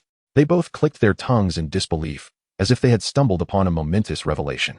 Though their tone was exaggerated, it was devoid of malice, more a playful jest than anything else. Under normal circumstances, Esther might have enjoyed their banter, but now she was in no mood for it. All she desired was to return home, toss every one of her father David's books to the fish, and then seek her grandfather's counsel. Urging him to sever his paternal ties with her father, she turned to leave. At that moment, a red-haired figure emerged from the shabby dwelling. Upon seeing Esther about to depart, he called out loudly to the interior, "Mom, your twin sons have bullied Esther to tears. Hurry out and give them a lesson." The newcomer was Ron, whom she had not seen in quite some time. Soon, the room was filled with the sound of hurried footsteps as the plump Mrs. Weasley, dressed in an apron and wielding a rolling pin, emerged in a flurry, followed closely by Esther's mother, Letitia Maine. In an instant, Esther comprehended that she had been duped by the twins. With no time to confront them, she wiped her tears and dashed into her mother's embrace. Meanwhile, Mrs. Weasley, hands on her hips, confronted the twins with a loud inquiry about their antics. The twins shook their heads in unison, defending themselves. "Mom, we didn't bully her. She was frightened by the chickens." "Liar," Ron shouted from the side. Finally having the chance to witness his mother reprimanding his exceptionally amiable brothers, Ron was thrilled. "I distinctly heard them deceive Esther into thinking Mrs. Maine was not here, which made her cry." It appeared that Ron had been eavesdropping on the twins' trickery without revealing their deceit, waiting for the moment Esther was about to leave, fearing he would miss the spectacle. Esther silently raised her gaze to Ron. Ron, feeling inexplicably chilly, wondered what was amiss. Chapter 50, Holiday Outing, The Dismal Abode, Part 3. By the time Esther was seated at the Weasley dining table, cradling a freshly baked roll, the Weasley brothers had already received a stern lesson from Mrs. Weasley and were dispatched to the garden to deal with the goblins, including Ron, who had been eager to witness the twins' antics. After all, if even Esther could see through their little ruse, it was no surprise that their beloved brothers could too, which is why Ron had been forcibly taken away by the Weasley twins. Soon, the garden echoed with the screams of goblins accompanied by the twins' boisterous laughter. Mrs. Weasley shook her head in exasperation, seemingly resigned to the mischief of her sons. Mr. and Mrs. Weasley were blessed with 7 children. The eldest, Bill Weasley; the second, Charlie Weasley; the third, Percy Weasley; the fourth and fifth were the twins, George and Fred Weasley, followed by the sixth, Ron Weasley, and the youngest and only daughter, Ginny Weasley. Bill and Charlie had already graduated, with one working at Gringotts in Egypt and the other studying dragons in Romania. The Weasley household, bustling with children, appeared somewhat cramped, yet Mrs. Weasley managed it all with remarkable efficiency, keeping the home clean and exuding warmth. She poured a cup of tea for Esther and, with gentle warmth, said, "Good child, come have some tea. There are also some delightful pastries almost ready over there." Esther, now in better spirits, smiled at Mrs. Weasley in gratitude and turned to her mother to display the mosquito bites and peck marks on her skin, playfully exclaiming, "Mom, look, I'm nearly devoured by mosquitoes." Her naturally fair skin made the welts stand out prominently, appearing more severe than usual. Letitia gazed at the red spots on her daughter's skin with concern and couldn't help but ask, "I was just about to inquire, why did you come alone? Did your father not accompany you over such a long distance?" Esther immediately reported, "No, he was engrossed in his reading and paid me no attention, constantly urging me to go outside." Livia felt a surge of compassion, embracing Esther as she exclaimed, "Your father is truly inconsiderate. I shall certainly speak to him upon my return. How could he allow you to wander alone in the woods? What if something were to happen?" Mrs. Weasley nodded in agreement. Indeed, such a young child knows only a handful of spells. It would be perilous to encounter a hostile magical creature. As she spoke, she gently stroked Esther's smooth hair, her eyes filled with affection. "I shall fetch the medicine box." Turning to ascend the stairs, she called out, "Ginny, dear, come down for a snack." In contrast to her interactions with her previous sons, Mrs. Weasley's tone softened considerably when addressing her only daughter. When Mrs. Weasley returned with the potion to tend to Esther's wounds, the sound of light footsteps descended from above, and Ginny Weasley made her appearance. Compared to the previous year at the beginning of term, Ginny appeared somewhat subdued, likely still haunted by the fear instilled by Voldemort's Horcrux during the last semester. Her demeanor was lethargic, and even her vibrant red hair seemed to lack its usual luster. Nevertheless, upon seeing Esther and her mother as guests, she politely greeted them before sitting down to complain to her mother. "Ron and the others are too noisy. You must do something about them, or else Percy will come down again to say they are disturbing his studies." Upon mentioning her exemplary third son, Mrs. Weasley nodded eagerly. "Oh yes. After the summer break, he will be a 7th-year student. He has not relinquished his studies even during the holidays, all in hopes of graduating with distinction to secure a position in the Ministry of Magic." As she spoke, a smile graced her face as she addressed Livia. "I do not wish to boast, but my son is indeed remarkable. Upon returning to school, he will officially assume the role of head boy at Hogwarts, just like his elder brother Bill." Livia nodded with a smile. "Your children are indeed exceptional. People often remark on my daughter's beauty, but Ginny is quite adorable as well." Livia's compliment was sincere. Compared to the previous year, Ginny had indeed blossomed, and even her inherited freckles from the Weasley lineage could not diminish her charm. Rather, they added a touch of youthful vivacity. Feeling flattered, Ginny's cheeks flushed with shyness as she replied, "Thank you for your kind words, but Esther is truly more beautiful. We all say she is the fairest girl of our year, and some even call her the Hufflepuff star." Hearing this nickname, Esther could not contain her curiosity, leaning closer to Ginny and asking, "Who bestowed that nickname upon me?" "I had no idea." Although Esther and Ginny belonged to different houses, they frequently attended classes together due to being in the same year, and Esther had refrained from approaching Ginny out of respect for the diary in her possession. With Voldemort's Horcrux now resolved, she felt free to engage without hesitation. Ginevra whispered softly into her ear, "I am unsure who bestowed upon you that nickname, but ever since you struck Malfoy in front of everyone, it seems that the crowd has taken to calling you that behind your back. It appears to have originated with your fellow Hufflepuffs. You truly did not know? It was indeed the Badgers who started it." Esther felt an overwhelming urge to weep. She had only just learned about it from your twin brothers outside. What on earth was happening? Compliments on her beauty she could accept, but why bestow upon her such a juvenile moniker? Could it be that she truly possessed the aura of a leading lady, unwittingly becoming a figure of intrigue within the school? Surely not. She had been so discreet. How could she have gained notoriety?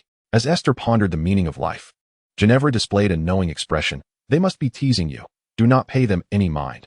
They simply delight in mischief." Esther recalled how easily she had fallen for the twins' deception, even shedding tears, and felt a rush of heat across her face. She stammered, "I'm all right." However, Ginevra immediately discerned her hesitation and recognized that her brothers had indeed played a trick on Esther, saying, "It's all right. I shall help you deal with them later." Being the only girl in her family, she was particularly cherished by her elder brothers. Observing Esther and Ginevra engaging in lively conversation, Mrs. Weasley wore a look of contentment. It had been a long time since Ginevra had conversed joyfully with anyone, especially following the events of the previous term. Although Mrs. Weasley had been both furious and anxious upon learning what had transpired, her compassion ultimately prevailed. Ginevra was also a victim in this scenario. Watching her daughter grow increasingly silent had caused Mrs. Weasley great distress. Now, with Esther, a peer of Ginevra's to play with, she hoped this companionship would help her emerge from her shell.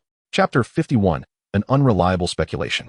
Esther's visit with her mother continued until Mr. Weasley returned home from work. Thus, they were oblivious to the extraordinary fortune that had befallen Mr. Weasley, who had won the galleon prize, receiving a reward of 700 galleons. This sum was undoubtedly a windfall for the financially strapped Weasley family. The entire household rejoiced, enthusiastically deliberating on how to spend this newfound wealth. Ultimately, it was decided by Mr. and Mrs. Weasley to take the family on a trip, with Egypt, the home of eldest brother Bill, chosen as their destination. As to how the Weasley family celebrated their good fortune, that tale shall be set aside for the moment. Upon returning home, Esther witnessed her mother furiously chastising her father for being absorbed in reading, thereby neglecting to keep an eye on Esther while she ventured outside. Her father offered no rebuttal, patiently enduring the reprimand, promising it would not happen again before he was permitted to retreat to his room to continue writing. Esther watched her father receive his scolding with a sense of amusement, yet remained skeptical of his promise. After all, his unreliability was not a recent development. She had long since grown accustomed to it. Only her mother sighed, appearing deeply troubled by the situation. However, Esther did not allow her mother to dwell and worry for long. At last, without any outsiders present, she could pose the question she had initially been eager to ask her mother. "Mother, did father really say that in a few days we are to attend a gathering with many pureblood wizards?" Esther wished fervently that it was merely a jest on her father's part, but alas, her mother nodded in affirmation. "Indeed. And tomorrow you shall accompany me to Diagon Alley to have a gown tailored." She slumped in disappointment and asked, "Is that true? How could my father, a muggle wizard, possibly intersect with those purebloods?" Her mother replied, "Oh, I must have forgotten to mention that your father is about to assume the position of director of the Department for the Regulation and Control of Magical Creatures, which explains the situation. For a fleeting moment, Esther doubted the accuracy of her hearing, yet she knew her mother would never deceive her, so it must be true. She recalled jokingly asking her father when he might become a minister of magic, only to discover that he had quietly ascended to the rank of a director. Still, she found it astonishing that someone with no prior experience could leap to such a position. Was her grandfather's network truly that formidable? Could it really orchestrate a directorship for him in such a short span of time? As she pondered and voiced her thoughts, her mother patiently addressed her inquiries. Dear, you may have forgotten that your father is a renowned magical creature researcher. The position of director of the Department for the Regulation and Control of Magical Creatures became vacant. And once your father expressed even a modicum of interest in assuming the role, the Ministry of Magic was more than willing to appoint him. At this juncture, her mother paused slightly before continuing. Of course, I cannot ascertain whether he utilized any connections, but I do know that the current Minister of Magic, Cornelius Fudge, has some acquaintance with your grandfather. That made perfect sense. It was indeed her grandfather's connections at play. Yet, Esther still harbored doubts. But doesn't father dislike such matters? How could he willingly choose to become a director? Her mother gently caressed her thick, lustrous golden hair, her gaze cast down, concealing a myriad of emotions. Her tone remained tender as she replied, perhaps your father wishes to experience a different way of life. Who knows? Alternatively, you might inquire directly with him. On the surface, Esther remained composed, but inwardly, she was filled with uncertainty. She understood her mother well. Whenever she posed questions that her mother found difficult to answer or preferred to avoid, she would invariably redirect them to her father. Yet, one would think that merely entering the Ministry of Magic would not necessitate concealing the reasons behind such a move. There was something amiss, definitely something amiss. Esther recalled a phrase her grandfather had let slip during Christmas and how, after a private conversation with her parents, her father had inexplicably begun to take over her grandfather's business and connections within the magical realm. Once, you severed all ties with the magical world to escape the Dark Lord. Now that Esther is attending school, can she truly cut all ties? Her grandfather's words echoed in her mind, and a hypothesis began to crystallize. Could it be that her grandfather and the others were aware that Voldemort would one day return, and everything they were doing now was merely to prepare for or avert that day? The day will inevitably come when Voldemort returns. At least Albus Dumbledore is convinced of this, and his belief signifies that most members of the Order of the Phoenix, who follow him, share this conviction. Esther recalled her father mentioning that he had been in contact with Dumbledore, and a new speculation formed in her mind. Could it be that her father was a member of the Order? This thought was so shocking that she found herself momentarily speechless. Noticing her sudden daze, her mother gently tapped her shoulder and inquired, "What are you thinking about? Why the sudden distraction?" Esther snapped back to reality, suppressing the tumult within her and feigned ignorance, saying, "I was pondering why one must don wizarding robes for the banquet. I possess numerous exquisite gowns. Could I not simply wear one of those?" Her mother chuckled and nodded at her head, saying, "Oh, you wear whatever you like. Those old fellows won't dare to criticize you, especially since your father has recently risen to prominence." Esther joined in her mother's laughter, momentarily casting aside her earlier speculation as she began to contemplate how to navigate the upcoming banquet. However, the only reassuring thought was that since her father had taken a position in the Ministry of Magic, Mr. Malfoy, with his penchant for status and influence, would certainly advise Draco to maintain a cordial relationship with her, thus possibly allowing their past grievances to be resolved. It was even conceivable that Draco might, under his father's suggestion, approach her to mend their relationship. The mere thought of him, begrudging yet compelled to acquiesce, brought her an inexplicable sense of joy. Indeed, fortunes shift, 30 years in the East and 30 years in the West. One should never underestimate the youthful and impoverished. As Esther considered that this was merely the beginning, she could not help but feel a sense of schadenfreude at the prospect that the Malfoy's life after Voldemort's return might be even more tumultuous than it had been prior to his return. Yet, after indulging in such thoughts, anxiety began to creep in about the challenges that lay ahead. This compelled her to ponder a pressing question. She was certain that in the original narrative, there was no mention of her family. She had initially assumed they were merely peripheral characters, akin to countless unnamed wizards, serving as mere background. However, with the startling realization that her father might have ties to the Order, her perspective shifted. She was reluctant to alter the storyline, fearing that her involvement could lead to a divergence in the plot and ultimately a change in the conclusion. But what if, since her birth into this world, the fluttering of a butterfly's wings had already set off a chain of events? What was she to do? Chapter 52, Malfoy Manor. As days passed, the banquet her father had spoken of finally arrived. To Esther's astonishment, the event was held at the illustrious Malfoy Manor. As the leading family of pure bloods in contemporary Britain, Malfoy Manor exuded both luxury and sophistication. The meticulously designed gardens, opulent marble fountains, and several rare white peacocks strutting through the grounds created a breathtaking scene. The guests, elegantly attired, exuded an air of grandeur as they mingled. A select few hail from the esteemed 28 pureblood families, such as the Malfoys and the Greengrasses, while the majority are officials from the Ministry of Magic. Thus, Esther's family does not appear out of place among them. In the era before Voldemort's return, even though some traditionalist purebloods looked down upon half-bloods and muggle-born wizards, the latter were undeniably a part of the magical world, dispersed throughout various roles and wielding considerable influence. Consequently, most pureblood wizards were able to set aside their arrogance and cultivate amicable relations with these powerful half-bloods and muggle-borns. The Malfoy family, evidently, was well-versed in this approach. As a proficient social chameleon, even though his father David was a muggle-born wizard, Mr. Malfoy could engage in pleasant conversation with him. In this regard, Draco fell considerably short of his father's accomplishments. Of course, a child raised in excessive indulgence tends to exhibit a more tempestuous disposition. Adults have their own social circles, and children have theirs as well. The children accompanying their parents were all classmates at Hogwarts. While they may not have been intimately familiar with one another, most recognized each other. It was here that Esther first encountered the matriarch of the Malfoy family, Narcissa Malfoy, who hailed from the illustrious Black family. This lady possessed a striking beauty and an air of haughtiness. Her soft-spoken demeanor, while conversing with guests, belied a subtle undertone of detachment. Only in the presence of her son did her expression soften considerably. She had come to deliver some treats to the children and reminded Draco to take good care of their young guests before departing. It was also here that Esther discovered the small jar of candies Draco had previously gifted her was crafted by Narcissa herself, which made her realize he was rather generous. Unfortunately, she had refrained from indulging in them due to her suspicions that he had added some unpalatable ingredients. On this occasion, Esther donned a delicate, light green chiffon dress, a muggle style, yet crafted from exquisite materials that complemented her appearance splendidly. At 12 years old, her features were finely sculpted. Even without makeup, she radiated brilliance. Her already fair complexion appeared even more luminous against the soft green fabric, resembling a forest nymph, graceful, elegant, and strikingly unique. Regrettably, the majority of the children attending the soiree were students from Slytherin, along with a few from Ravenclaw, leaving her as the sole representative of Hufflepuff. As for Gryffindor, it was clear that the Malfoys would not extend their hospitality to them. Draco, with his chin held high and a smug expression, deliberately ignored Esther while attending to others. Naturally, the other guests followed suit, and as Esther savored 2 candies, still yearning for more and lamenting her previous waste of such delightful treats, she suddenly felt as though she had been ostracized. Isolation was one thing. She could tolerate that.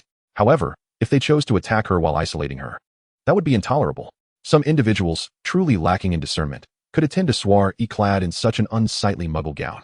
A sharp, mocking laugh echoed from across the room, prompting Esther to glance up and witness Pansy, accompanied by a Slytherin girl, stifling their laughter while casting a disdainful gaze in her direction, exhibiting blatant provocation. Their voices were not particularly hushed, thus capturing the attention of all present. Among the crowd, Esther stood alone in her rebellious choice of muggle attire. However, as her mother had remarked, due to her father's recent rise in prominence, none of the adults who had encountered her that day dared to comment on her unconventional clothing. Yet, while adults might refrain from voicing their opinions, children were far less restrained, especially one envious girl.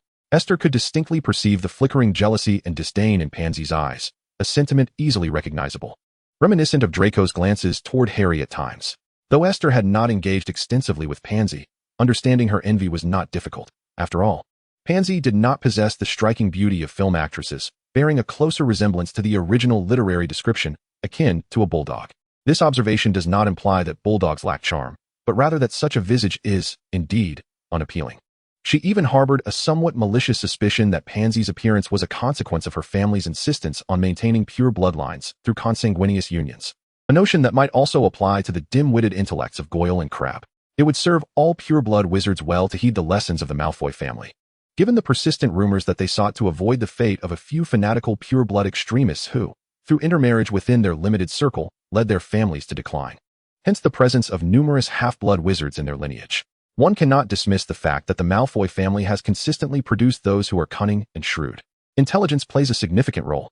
Imagine substituting those pure-blood families, whose faculties have deteriorated due to inbreeding, to see if they could ever display such adaptability. Contemplating this, Esther instinctively cast a glance at the young Mr. Malfoy before her. Today, he was attired in an exceptionally formal manner. Clad in a black suit and white shirt complemented by a bow tie, his striking platinum hair meticulously slicked back. A plate of freshly cut fruit lay before him, and he seemed oblivious to Pansy's taunts as he indulged in his snack. not sparing a glance in her direction. It had been some time since their last encounter, and he appeared to have grown taller, a fact that did not bode well for Esther, as it suggested that should any conflict arise upon their return to school, she would find herself at a disadvantage. Merely casting a fleeting glance in his direction, she then redirected her gaze towards Pansy, her smile unwavering. One can redeem a lack of fashion sense, but what can be done about an unattractive visage? Her words were laden with implication. Pansy, struck at her core, found herself unable to muster a laugh, her eyes narrowing with a venomous glare. Who are you calling ugly, you wretch? Esther maintained her composure, her smile unperturbed. Well, I certainly wasn't referring to myself, for I do not consider myself unattractive. A soft chuckle emerged from the crowd, prompting Esther to discreetly lift her gaze. Although she could not identify the source, she did notice a girl beside Pansy subtly twitching her lips, as if struggling to suppress laughter. It appeared that while the Slytherins enjoyed camaraderie, their unity was rather superficial. With a raised eyebrow, Esther found this amusing. To Pansy, Esther's expression was a clear mockery, inciting her to spring up, intent on hurling her teacup at Esther's face, hoping to mar her features in the process. However, Esther anticipated her intentions and issued a warning with a steady gaze. Is this a tradition of the Parkinson family, to act out in the homes of others? For reasons unbeknownst to her, Pansy felt a fleeting sense of trepidation as she locked eyes with Esther's calm demeanor. She found herself at an impasse. To smash the cup or not, ultimately looking towards Draco for support. Surely not everyone can be a guest of the Malfoys? Draco responded earnestly. I truly don't fathom why Mr. Malfoy would extend invitations to those of questionable repute. Pansy pinned her hopes on Draco, wishing he would join her in deriding Esther. However, her expectations were dashed as Draco finally lifted his gaze, coldly addressing her. Do not overstep, Pansy. It is not for you to dictate whom my father invites. The atmosphere grew tense in an instant. The still relevant Malfoy family held considerable sway among the bloodline-obsessed pureblood families, rendering Pansy momentarily silenced by Draco's biting retort. Though she was brimming with arguments, a nearby girl tugged at her sleeve, signaling her to cease, and she reluctantly resumed her seat. Esther was taken aback by this turn of events. She had anticipated that Draco might offer a barbed comment or two, given his apparent closeness to Pansy at school. Was this merely a fayade? The cunning nature of Slytherins was indeed formidable. Did they truly possess friendships? Draco noticed Esther's mild surprise, and with a barely perceptible scoff, he continued to deliberately ignore her. Once Pansy, still disgruntled, settled back down, conversation resumed as if the earlier incident had never occurred. The topic swiftly shifted to Quidditch, the beloved pastime of wizards, and everyone animatedly engaged in discussion, even Draco partaking. Seizing the opportunity, Esther quietly slipped away. The Malfoy Manor, steeped in history, was unfamiliar to her, and she dared not wander aimlessly, fearful of becoming lost or inadvertently encountering a dark artifact. Thus, she chose to retreat to the garden to observe the peacocks. In truth, the white peacocks were not particularly remarkable, while their pristine feathers were undeniably beautiful. They lacked any distinguishing features. Nonetheless, the solitude was far more agreeable than the atmosphere of the banquet.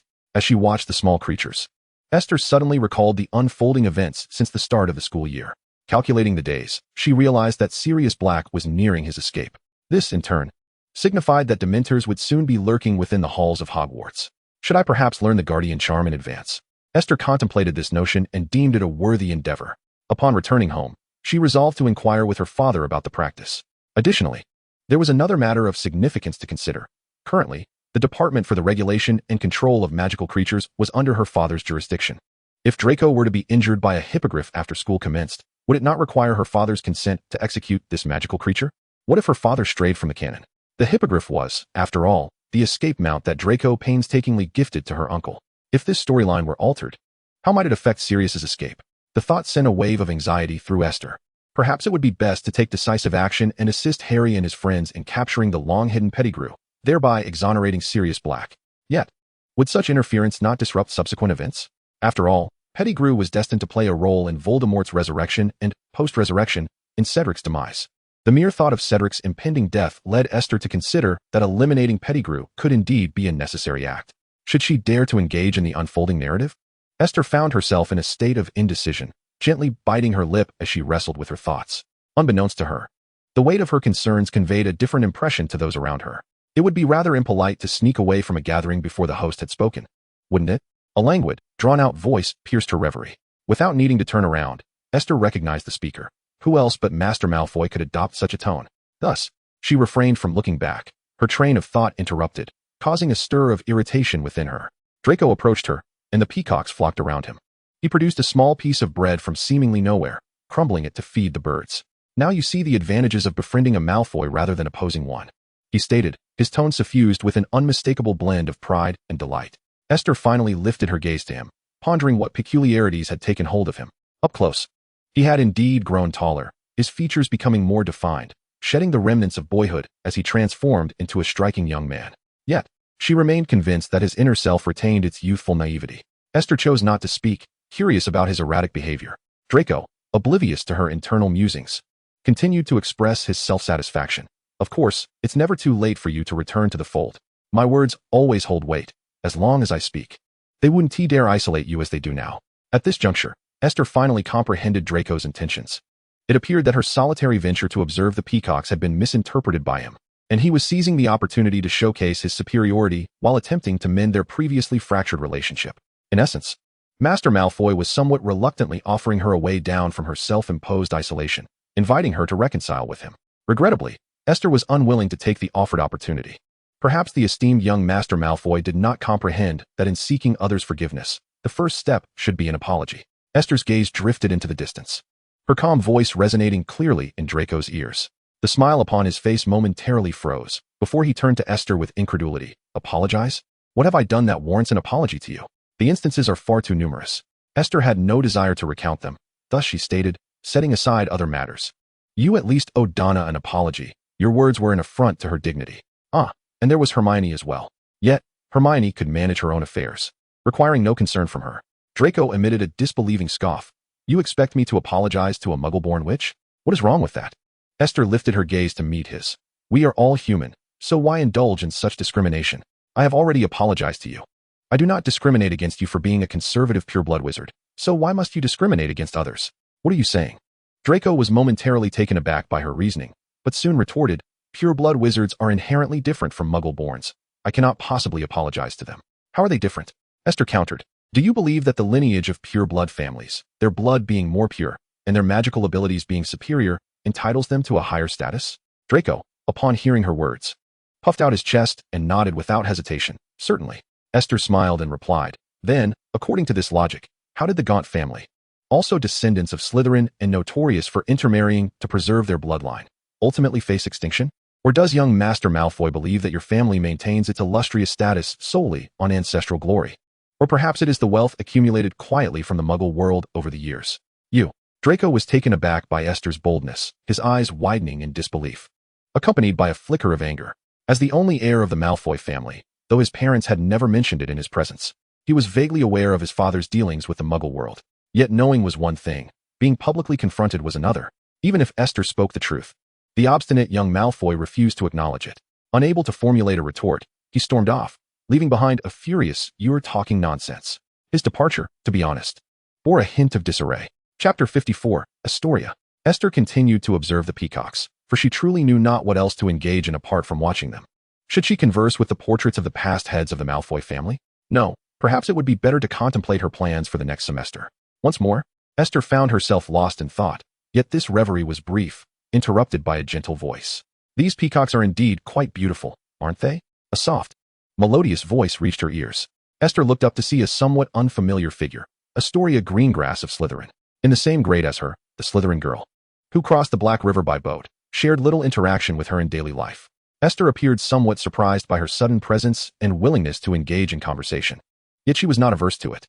After all, Astoria was gentle and did not possess the aggressive demeanor of some Slytherins. She was a person with whom one could converse normally. When faced with an ordinary person, particularly a beautiful girl, Esther typically exhibited a degree of patience. "Have you ever seen a green peacock?" "They are quite beautiful," Esther remarked. Astoria shook her head. "I have not seen a green peacock, but I have seen a blue one. I find all peacocks lovely." "Do you like animals?" The mention of animals reminded Esther of the day she was pecked by a rooster, prompting her to shake her head. "I don't particularly like animals. Whether they are mundane or magical, I mostly dislike them." Astoria was taken aback by this response. "You don't like magical creatures? I thought, given Mr. Maine's significant achievements in the study of magical creatures, you might share an interest in them." Esther dismissed the notion. "He is he, and I am I. While genetics is indeed fascinating, it is evident that it does not extend to us sharing the same interests." Astoria revealed a hint of a smile. "Indeed. Just as my sister and I have different preferences." Upon mentioning her sister, a gentle smile graced her features, clearly indicating their strong bond. "Is your sister Daphne Greengrass? The one next to Pansy?" Esther casually inquired, brushing aside the strands of hair that the breeze had tousled. Astoria nodded. Yes, that is my sister. She paused for a moment, looking at Esther with keen interest. Do you know why Pansy deliberately targets you? Esther was indifferent to the reasons, as Pansy had many targets. Apart from Slytherins, there was hardly anyone from other houses with whom she could converse amiably. Oh, there are some Slytherins she looks down upon as well. However, having broached the topic, Esther felt inclined to ask further, why is that? Because after you clashed with Draco at the beginning of the term, Pansy insisted on teaching you a lesson, but she was reprimanded by Draco. When she brought it up again on 2 occasions, she was rebuffed each time. Astoria intentionally paused. Leaning closer to Esther with a teasing smile, she confided in my sister that she believed Draco was enchanted by your face, which is why he overlooked your repeated provocations. Esther, momentarily at a loss for words, was overwhelmed by the absurdity of the situation. Should she mock Draco for actually keeping his word, ensuring that no one bullied her as promised? Or should she question how their young minds could conceive such notions? After all, she had fought with Draco to the point of visiting the infirmary, yet Pansy still thought Draco was indulging her. Or perhaps she ought to criticize the superficial camaraderie of Slytherin, where, despite appearing united, any sign of trouble would swiftly turn them into mere spectators of your misfortune. Esther hesitated, finally emitting a soft "huh," to express her complex emotions. The look of confusion on her face prompted Astoria across from her to erupt into laughter. You are truly amusing, she complimented sincerely. Esther's lips twitched slightly as she replied, thank you, but you Slytherins are far more entertaining. Astoria chuckled again, choosing not to pursue that line of conversation and instead inquired, do you know why I sought you out today? Esther turned her gaze towards her. I presume it's because your family advised you and your sister to cultivate a good relationship with me? However, your sister, despite her cordial demeanor with Pansy, seems to be quite a staunch pure-blood Slytherin, disdaining friendly discourse with someone of my background, the daughter of a Muggle wizard. Thus, it falls upon you to engage me in conversation. Astoria smiled faintly. She was fond of laughter, and the dimples in her cheeks rendered her exceedingly charming. You are indeed clever, living up to your reputation as the Hufflepuff star. Upon hearing that title, Esther felt a wave of embarrassment wash over her, realizing she was likely the last to be aware of it. Please do not call me that. It feels rather strange. She wished to cover her face, but restrained herself, forcing a calm demeanor. Do you dislike the title? Astoria inquired, somewhat perplexed by Esther's aversion. I recall it being first uttered by your fellow Hufflepuffs. It began after you publicly confronted Draco, and later, when you ranked second in your year, many began referring to you as such behind your back. Astoria continued, trying to understand Esther's resistance. It is merely a term of endearment. In truth, my sister's disdain for you partly stems from this title. One's excellence often breeds envy among others. Esther then asked, so, do you harbor dislike for me? Astoria shook her head. I do not dislike you. After all, we were not even friends before this moment. Why would I dislike a stranger? She added candidly, frankly, you do not resemble a typical Slytherin. And you do not fit the mold of a Hufflepuff, Esther retorted. Alas, it appears we are merely two peculiar individuals exchanging inconsequential words. No, there is merit in this exchange. At least I can feign fulfillment of the task assigned by my parents, Astoria replied with a smile. In truth, peacocks are rather unremarkable. Are they not? Do remember to eat something upon your return. The delicacies from the Malfoy household are quite delightful. With that, she turned on her heel and departed without a backward glance. Esther shook her head, feeling compelled to retract her earlier statements. She realized that Astoria did indeed exhibit traits akin to a Slytherin. The peacock was, in fact, rather unimpressive, as it did not even display its plumage once. Gazing at the vast horizon, Esther sighed and resolved to return to the banquet. After all, Astoria was correct. The Malfoy confections were indeed delectable. Chapter 85, Theodore. As Esther savored her third slice of cake, Draco, the protagonist, resolved to lead everyone to admire the white peacocks he had raised at home. Esther had just spent nearly an hour observing the peacocks, and she suspected they had grown weary of her presence. Draco, well aware of her prior fixation on the birds, seemed to be teasing her deliberately, perhaps out of irritation at her indulgence in his family's delightful pastries. Setting aside her intention to procure a fourth slice, Esther reflected inwardly. Despite her ongoing discord with her father, they shared similarities, particularly their aversion to socializing. Throughout her life, Esther had attended numerous gatherings, yet she had never relished such events, always seeking an opportunity to escape after merely making an appearance. Her father, of course, was far quicker to slip away than she. Thus, she was uncertain if he felt uneasy at today's gathering, but she had certainly reached her limit. As others eagerly prepared to leave, Esther remained motionless. To her surprise, she noticed that two others shared her inertia. Astoria, who likely had grown tired of the peacocks as well, and a tall, slender Slytherin boy with dark hair and eyes, who, though handsome, exuded an air of aloofness. He had remained notably silent throughout the soiree, rarely contributing to conversations, only responding lazily when directly addressed. Esther was certain she had seen him at school, but did not know his name, only that he was a contemporary of Draco. In a sea of movement, the three of them appeared distinct. Draco's gaze swept over them, not with anger, but with a raised eyebrow as he inquired, "Do you not wish to join us outside, Astoria, not?" He pointedly ignored Esther, which only delighted her. With that, she reached for a fourth slice of cake, which was undeniably delectable, fragrant, and not overly sweet, a true testament to the art of dessert. Simultaneously, Esther noticed Draco shoot her a sidelong glance, his lips moving as if to speak, only to swallow the words. She could not be bothered to speculate on his thoughts. The allure of the cake far outweighed any curiosity. "I have seen your peacocks many times. Forgive my reluctance to view them again tonight. However, if possible, may I linger in your library? The collection at Malfoy Manor is indeed impressive," the boy said politely to Draco. It was evident that the boy's praise for the Malfoy library pleased Draco immensely. "Ah, I know, not that you have a penchant for such things," he replied with a proud smile, his head held slightly higher, which took Esther by surprise. The ever-arrogant young Master Malfoy exhibited an unusual demeanor towards the boy, one marked by a sense of equality rather than the typical condescension. Not. That surname seemed somewhat familiar, yet Esther could not quite place it. "I just went out to see that group of white peacocks. I apologize, but I'm not particularly inclined to wander about," Astoria remarked immediately after. A hint of an apologetic smile graced her lips, and she appeared genuinely embarrassed. However, Esther, having known her well, keenly sensed that something was amiss with her expression. It bore a striking resemblance to her usual acting, seemingly sincere at first glance, yet upon closer inspection, the emotions appeared superficial. Indeed, she was quite the thespian. Esther declared her newfound interest in Astoria. "Are you feeling unwell again?" Daphne expressed a modicum of concern upon hearing Astoria's words. "Then you should rest here and refrain from wandering." The use of again indicated that Astoria's health had been a recurring issue, else her sister would not exhibit such worry. Astoria nodded obediently. Now, only Esther remained silent. Draco furrowed his brow slightly. "So, you choose not to join us, deeming us unworthy of your company. Or is it that you are unwell?" His tone was markedly more sardonic than when addressing Esther previously. Accustomed to his lack of civility, Esther met his gaze and sincerely replied, "Why not consider that the little cakes here are simply too delightful, and I wish to continue indulging in them?" Draco appeared momentarily taken aback by her response, opening his mouth as if to retort, yet finding himself at a loss for words. Meanwhile, Pansy, standing nearby, snickered derisively, truly. A Hufflepuff devoid of sophistication. A few others joined in her laughter, clearly emboldened by Draco's earlier demeanor towards Esther. Yet Esther was not one to tolerate such mockery. She shot back, "A Hufflepuff who can achieve top 3 grades in the year. How many well-informed Slytherins can claim the same?" Her words left them momentarily speechless.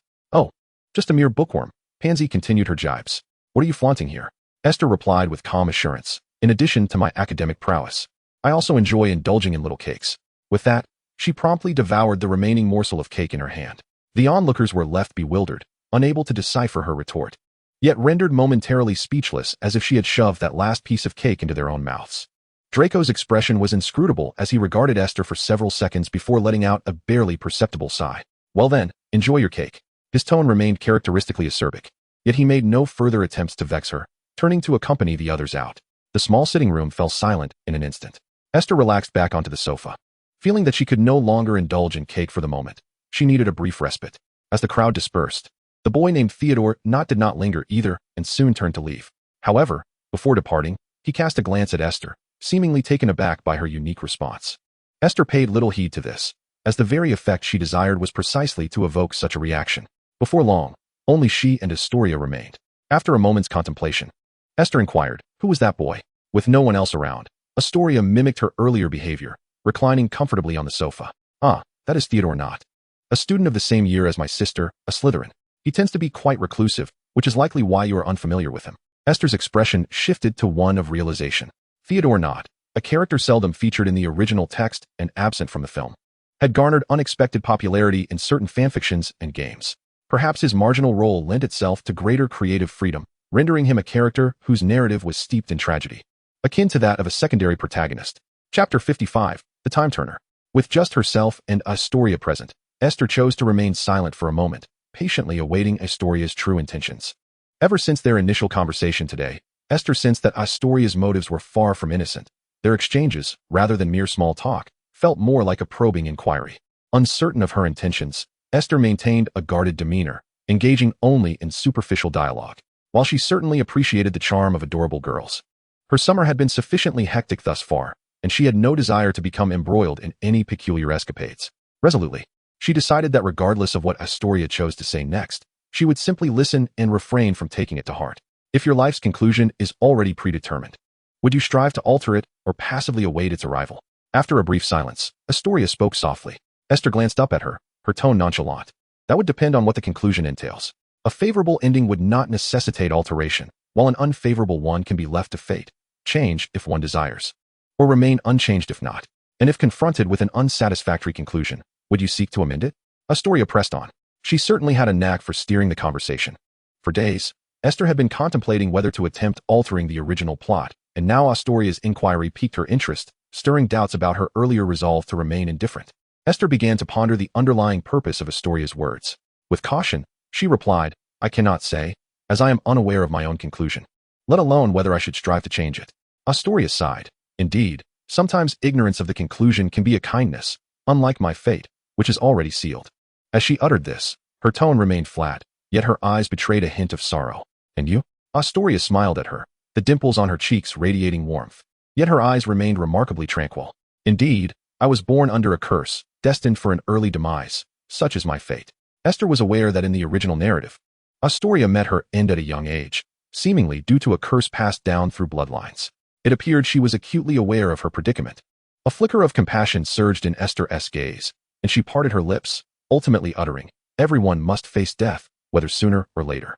Death is not the end of life. Perhaps it is oblivion that truly signifies an end.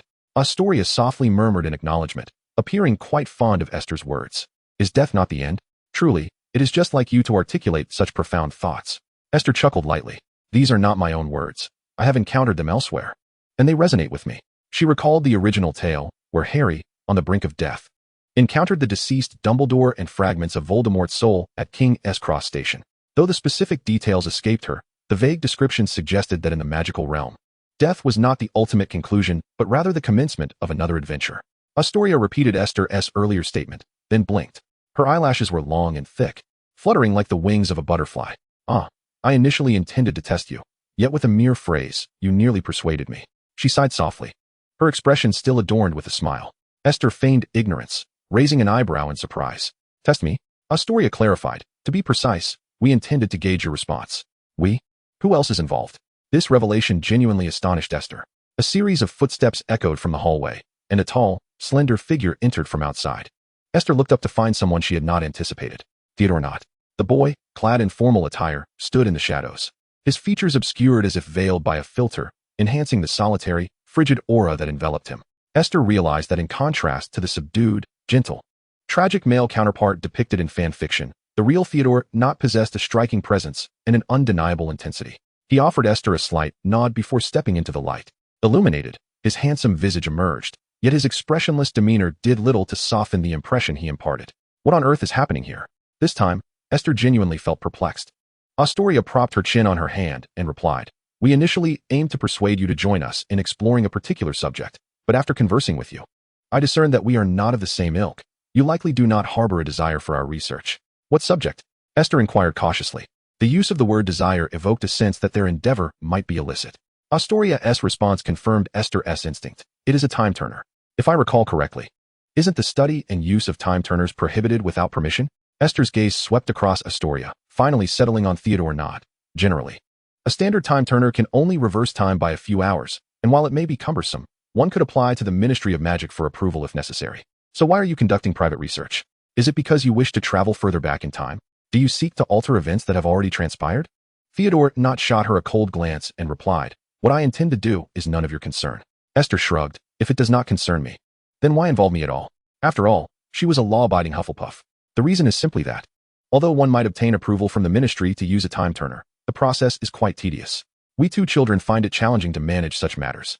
Moreover, your father, Mr. Maines, has recently ascended to a prominent position. We thought perhaps involving you in our research might grant us better access through your father's influence. Astoria candidly explained the rationale to her. Esther found this reasoning credible. However, she regrettably held no interest in altering past events. For her life over the past several years had been remarkably joyful, and the only source of her anxiety lay in the uncertain future. Have you ever considered that even if you possessed a time turner and returned to the past, could you truly change the outcome of the future? Since the future is a foregone conclusion, What if your arbitrary alterations to the past precipitated an even more uncontrollable future? Esther sighed as she posed this question to them. In The Cursed Child, Harry and Draco's son used a time turner to return to the future, and not only did they fail to change the outcome, but they also exacerbated the situation. This was precisely why Esther feared that her casual meddling in the narrative could lead to a more undesirable conclusion. Finally, Theodore not spoke to Esther for the first time. As you mentioned earlier, the future is unpredictable. If we were to study the time turner and then return to the past, could that not also be considered a facet of destiny? Chapter 85, Choices. Esther conceded that Theodore's statement left her at a loss for a rebuttal. Such questions are akin to Schr Dinger's cat, steeped in paradox. It is much like the age-old dilemma of choosing between saving one's mother or girlfriend from drowning. If you cannot answer, it is also permissible to choose neither. Thus, Esther calmly replied, I do not favor hypotheticals or philosophy. Rather, I would prefer to enjoy a slice of cake. Though she was already quite full and truly could not eat any more. Astoria, still resting her chin on her hand, smiled at Esther and said, Then you must indulge a bit more. These cakes are personally made by Mrs. Malfoy, and you certainly cannot find anything like them outside. Esther marveled, Mrs. Malfoy is an excellent cook. She must have learned specifically for her son, right? Astoria replied, Why else would she do it, if not for love? Baking is indeed a profoundly rewarding endeavor. Certainly, it is not to imply that consuming ready-made delights lacks a sense of achievement. After all, devouring 4 petite cakes in one sitting can indeed evoke a feeling of accomplishment. Esther admires her ability to jest at herself in such moments. Meanwhile, Theodore steps forward a couple of paces and emits a soft chuckle. His laughter is subtle, yet both girls perceive it, prompting them to direct their gaze towards him. Astoria, with an expression of astonishment, inquires, Did you just laugh, not? Esther retorts, Is it truly surprising to laugh? Has he never laughed before, like some sort of stoic? Theodore disregards Esther's interjection, maintaining a quiet gaze upon her as he articulates his second remark. You appear carefree, yet in reality, you harbor greater fears than we do. Hence your evasion. Esther instinctively straightens in her seat, narrowing her azure eyes. Evasion? What am I evading? Inaction itself is a form of avoidance. You have been articulating your evasion since the very beginning. His dark eyes resemble a profound lake under the night sky. Inscrutable, his voice flows like water. Devoid of emotion, yet evoking the chill of touching cold lake water. Esther offers a slight smile, seemingly unfazed by his words, though she alone recognizes the truth in his observations regarding her emotions. A 13-year-old boy with such keen insight is indeed impressive. However, Esther does not concede to his interpretation. Instead, she gazes at him fearlessly, poised to deliver her final blow. I lead a rather content life, eagerly anticipating my future, harboring no regrets about the past. Theodore's lips twitch slightly. Her resilience disarms him, and he decides against further verbal sparring. He turns away and departs. Astoria lets out a sigh, collapsing back onto the sofa. Addressing Esther, You have a knack for pouring salt on people's wounds at times. With Theodore's absence, Esther finally exhales a sigh of relief and playfully responds. How did you know I possess commendable grilling skills? Astoria chuckles at her jest, momentarily lightening the atmosphere. Yet, only Esther is aware of the turmoil within her. Enduring the banquet had drained her, and she felt utterly exhausted. Upon returning home, she and her father, David, collapsed onto the sofa, releasing weary yet relieved sighs. All right. You too, Lydithia could only shake her head in exasperation. Quickly wash up and rest. Don't linger in the living room. Neither moved. Esther sighed, pleading Mom. Allow me a brief respite, just a moment. I promise I will wash up and sleep afterwards. David echoed her sentiment. It seems that I still detest such social gatherings as ever. Lydithia shook her head, choosing not to engage further, and proceeded to wash up. Summer nights are exquisitely tranquil, and their residence, distanced from the city, amplifies this serenity into a profound stillness. Esther, blinking in a daze, suddenly poses a profound question to David. Father, today someone asked me a rather philosophical query. If you were aware that your life's conclusion would be less than fulfilling, would you attempt to return to the past to alter everything? Father did not look at her. Instead, he replied with a detached tone, When you pose this question, it signifies that you inherently reject the final outcome. If you have already made your choice, why must you deliberate once more? Is that so? Esther tilted her head, murmuring softly, Already made a choice? I truly find myself ill-suited to contemplate such philosophical queries. With a resigned sigh, she abandoned her thoughts. Do not fret, Father David interjected. If philosophy is not your forte, perhaps you could explore mathematics, physics, or chemistry. I have promised your grandfather that in a few days, you shall spend your summer at their place, where you can also catch up on your Muggle studies. He wore a mischievous grin. Esther thought, what a splendid father she had. Taking a deep breath, she managed a strained smile. It's quite all right. I can also inform grandfather about your recent exemplary conduct. With his guidance, you might even ascend to a higher position in no time. David, They both turned their heads away, avoiding each other's gaze, and soon departed in silence. Indeed, the notion of filial piety seemed non-existent between them. Burdened with her thoughts, after a restless night, Esther finally recalled something. Oh no, she had yet to learn the Patronus charm. Would her father still teach her today, after their confrontation yesterday? The answer was a resounding no. Having stayed up late the previous night, she awoke late this morning, and by the time she emerged from her room, her parents had already finished breakfast and left. Esther nibbled on the toast her mother had thoughtfully prepared for her, sighing heavily. Well, never mind. She might as well dedicate her time to self-study. There were only a few days remaining before she returned to her grandparents', where she would have to endure various life-threatening courses.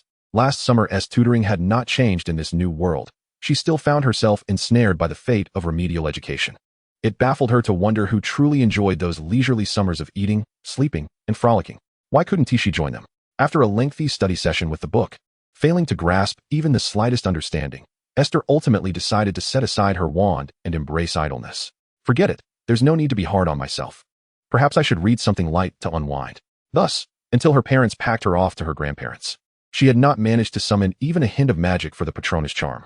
The silver lining was that she had read 4 or 5 novels, noticeably enhancing her reading and endurance skills. Chapter 58, Back to Diagon Alley. Esther's summer adventures were abruptly curtailed as she returned to her grandparents, where she began to endure their relentless knowledge infusion.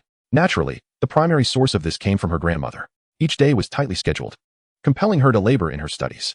Consequently, her connection to the magical world diminished, and by the time she regained her senses, not only was summer drawing to a close, but several plot lines had also reached their conclusion.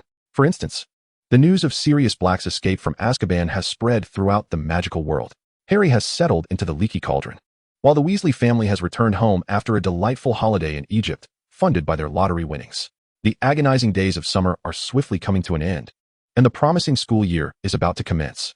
Upon returning to Diagon Alley, Esther is accompanied solely by her mother, as the Ministry of Magic has mobilized entirely in response to Sirius's escape, including the department where her father works, the Department for the Regulation and Control of Magical Creatures. This year, she has also arranged to meet Ernie in Diagon Alley. At their usual meeting place, they awaited the arrival of Ernie and his parents. Dear Esther, it's been ages. Let your aunt have a look at you. Oh, you've become even more beautiful lately, exclaimed her aunt, enveloping Esther in a warm embrace before showering her with compliments, momentarily pushing Ernie aside. Ernie, far from resenting his mother's affection for Esther, merely grinned at her and, once released from his mother's embrace, stepped forward with a puffed chest, declaring, "Look, I've grown taller." Esther glanced at him and indeed noticed the change. Last year, she had been slightly taller than him, but now Ernie had surpassed her by a small margin. Esther, astonished, circled around him, realizing that from every angle, he appeared to be a tad taller. No worries, it's just a little height difference. I must have been too preoccupied with summer tutoring to grow properly. But I'll catch up soon, she reassured herself. Ernie, being a good brother, chose to encourage her in response to her remarks. Then make sure to grow tall. Diagon Alley is always bustling at this time of year, filled with students and parents gathering supplies for the upcoming school year. Although Ernie has outgrown Esther, she has also gained some height over the past year. Her robes from last year are now slightly snug. Thus, they first visited Madame Malkin's robes for all occasions to have their school uniforms tailored anew. Not only does Esther require new robes, but Ernie does as well. Children grow so quickly, they still seem like the little ones from memory, yet they have reached heights nearly akin to adults. Mr. Macmillan could not help but exclaim, "Isn't it remarkable?" He shares the same golden hair and warm brown eyes as Esther's mother, Letitia, though he has developed a fuller figure with age, giving him a most amiable appearance. Indeed, Letitia sighed, observing Ernie and Esther, their golden heads huddled together whispering. In that moment, she felt as if she were peering through time, witnessing her own childhood with her brother. Their bond, so intimate and untroubled, remained strong despite the myriad experiences they had faced. At this moment, they could still stand together, engaged in cheerful and warm conversation, a true stroke of fortune. As her thoughts wandered, a hint of regret and concern flickered across her face. On the other side, Esther and Ernie had measured their sizes, and they walked over together to face the adults who awaited them. Ernie nudged Esther, signaling her to address the adults about what they had just discussed. Esther cast a glance back at him, whereupon Ernie displayed a pleading expression, clasping his hands in a gesture of entreaty. Reluctantly, Esther approached the adults and said, "May I purchase a set of the latest pure gold gobstones?" Several adults exchanged glances, and in an instant, they comprehended the situation. "Oh dear. If it is you who desires it, and is more than willing to buy it for you. However, if it is not your wish, then let the one who truly desires it speak for themselves." Aunt's tender gaze shifted from Esther to Ernie, her expression gradually losing its warmth. It was evident that their little ruse could not remain concealed from the adults. With a quiet sigh, Esther, out of consideration for Ernie's usual kindness towards her, decided to assist him further. She gently tugged at Aunt's sleeve, employing a coaxing tone. It truly is what I want. I have never played gobstones before. Turning her attention to her mother, she added, Mom, could you please buy me a set? I beg you. Esther's display of charm was particularly effective on her childless uncle and aunt. Before Letitia could respond, Mr. and Mrs. Macmillan readily agreed. Of course, Esther, whatever you desire. Your uncle and aunt shall procure for you. Although she was aware that it was their son Ernie who yearned for the gobstones, Esther merely facilitated his request. Yet they still found it impossible to deny her. Aunt Macmillan took Esther's hand, speaking softly. Then let us first visit the magic joke shop to buy the gobstones. If there is anything else you wish for, just tell Aunt. Do not hesitate. By the way, would you like some ice cream? It's rather warm. I shall send your uncle to fetch some while we wait at the joke shop, shall we? Upon hearing his mother's words, Ernie's eyes lit up, exclaiming, I want chocolate flavor. Mrs. Macmillan shot him a disapproving look, replying, I did not ask you. Don't think I am unaware of your intentions. We shall discuss this when we return home. Ernie fell silent, chastened. Letitia expressed her discontent to her brother and sister-in-law. Do not always indulge Esther. Her father already spoils her enough. This will lead to her being spoiled further. The Macmillans dismissed her concerns. How could she be spoiled? Esther is so beautiful and intelligent. I heard she ranked second in her class last semester, far surpassing Ernie. Mr. Macmillan chimed in, nodding in agreement. Indeed, such commendable results deserve a reward. Esther, however, looked at her mother with dissatisfaction. Dad does not spoil me. He enjoys bullying me. They paused outside Mrs. Moquin's robe shop, engaged in conversation as pedestrians streamed by. Just as Letitia was about to speak, she suddenly smiled at something behind Esther. As Esther turned to investigate, a pair of large hands ruffled her hair playfully. Why do I hear someone speaking ill of me? A deep male voice resonated from above her, prompting her to struggle against the intrusion of fingers in her hair. Dad, what brings you here? And please, refrain from tousling my hair. Esther cast a disdainful glance at David, who, clad in a tailored suit, exuded a polished charm that surpassed that of Mr. Macmillan standing nearby. He gazed at his daughter, who was busy arranging her hair, and remarked, Although my work keeps me busy, I made it a point to come and accompany you shopping. Yet, upon my arrival, I overheard you speaking ill of me, which truly saddens my heart. Despite his words, his tone betrayed no trace of actual sorrow. Chapter 35. What does it mean that the path of virtue is 1 foot high and the devil is a mile higher? With David's arrival, the atmosphere remained largely unchanged. While Esther was irked by his disheveling of her hair, her interest in shopping was rekindled, especially if it meant her father would foot the bill. Upon entering the store, aside from the high-quality fabric that Ernie desired, Esther impulsively gathered an array of items. Of course, she was considerate enough that whatever she acquired would also include something for Ernie.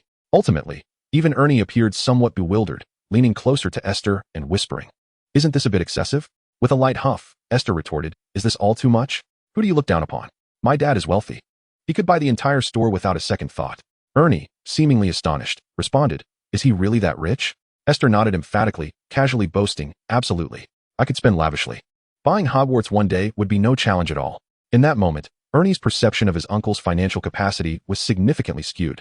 Lydia, standing nearby, shook her head in resignation, attempting to curtail her daughter's reckless chatter. That's enough. We can't afford to buy so many things. What if we need money for other purchases later?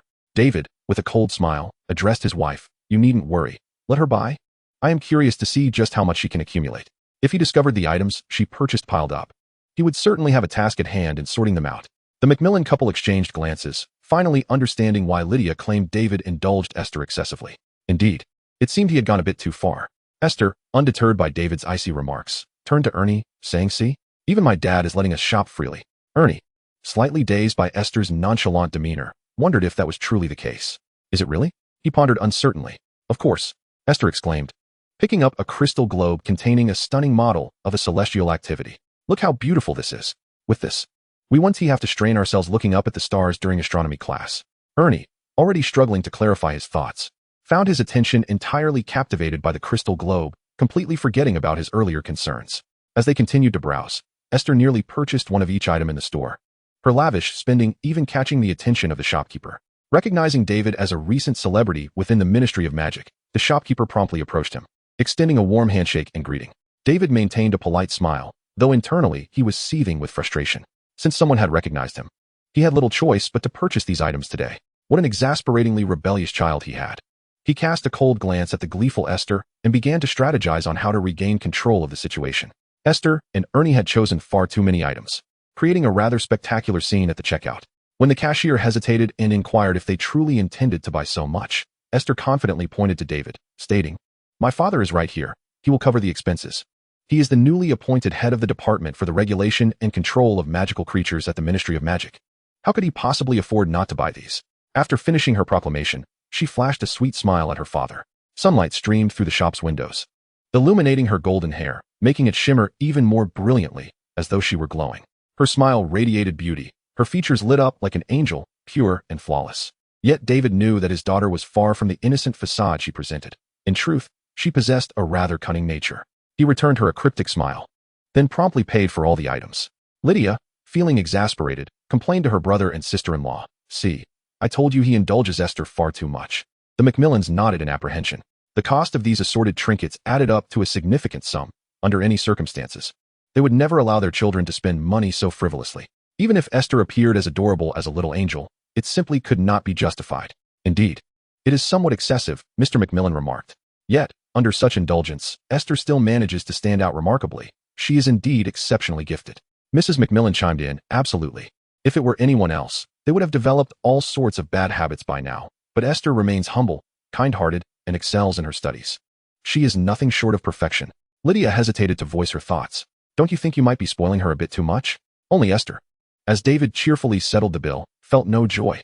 Instead, she grew wary. She understood her father all too well.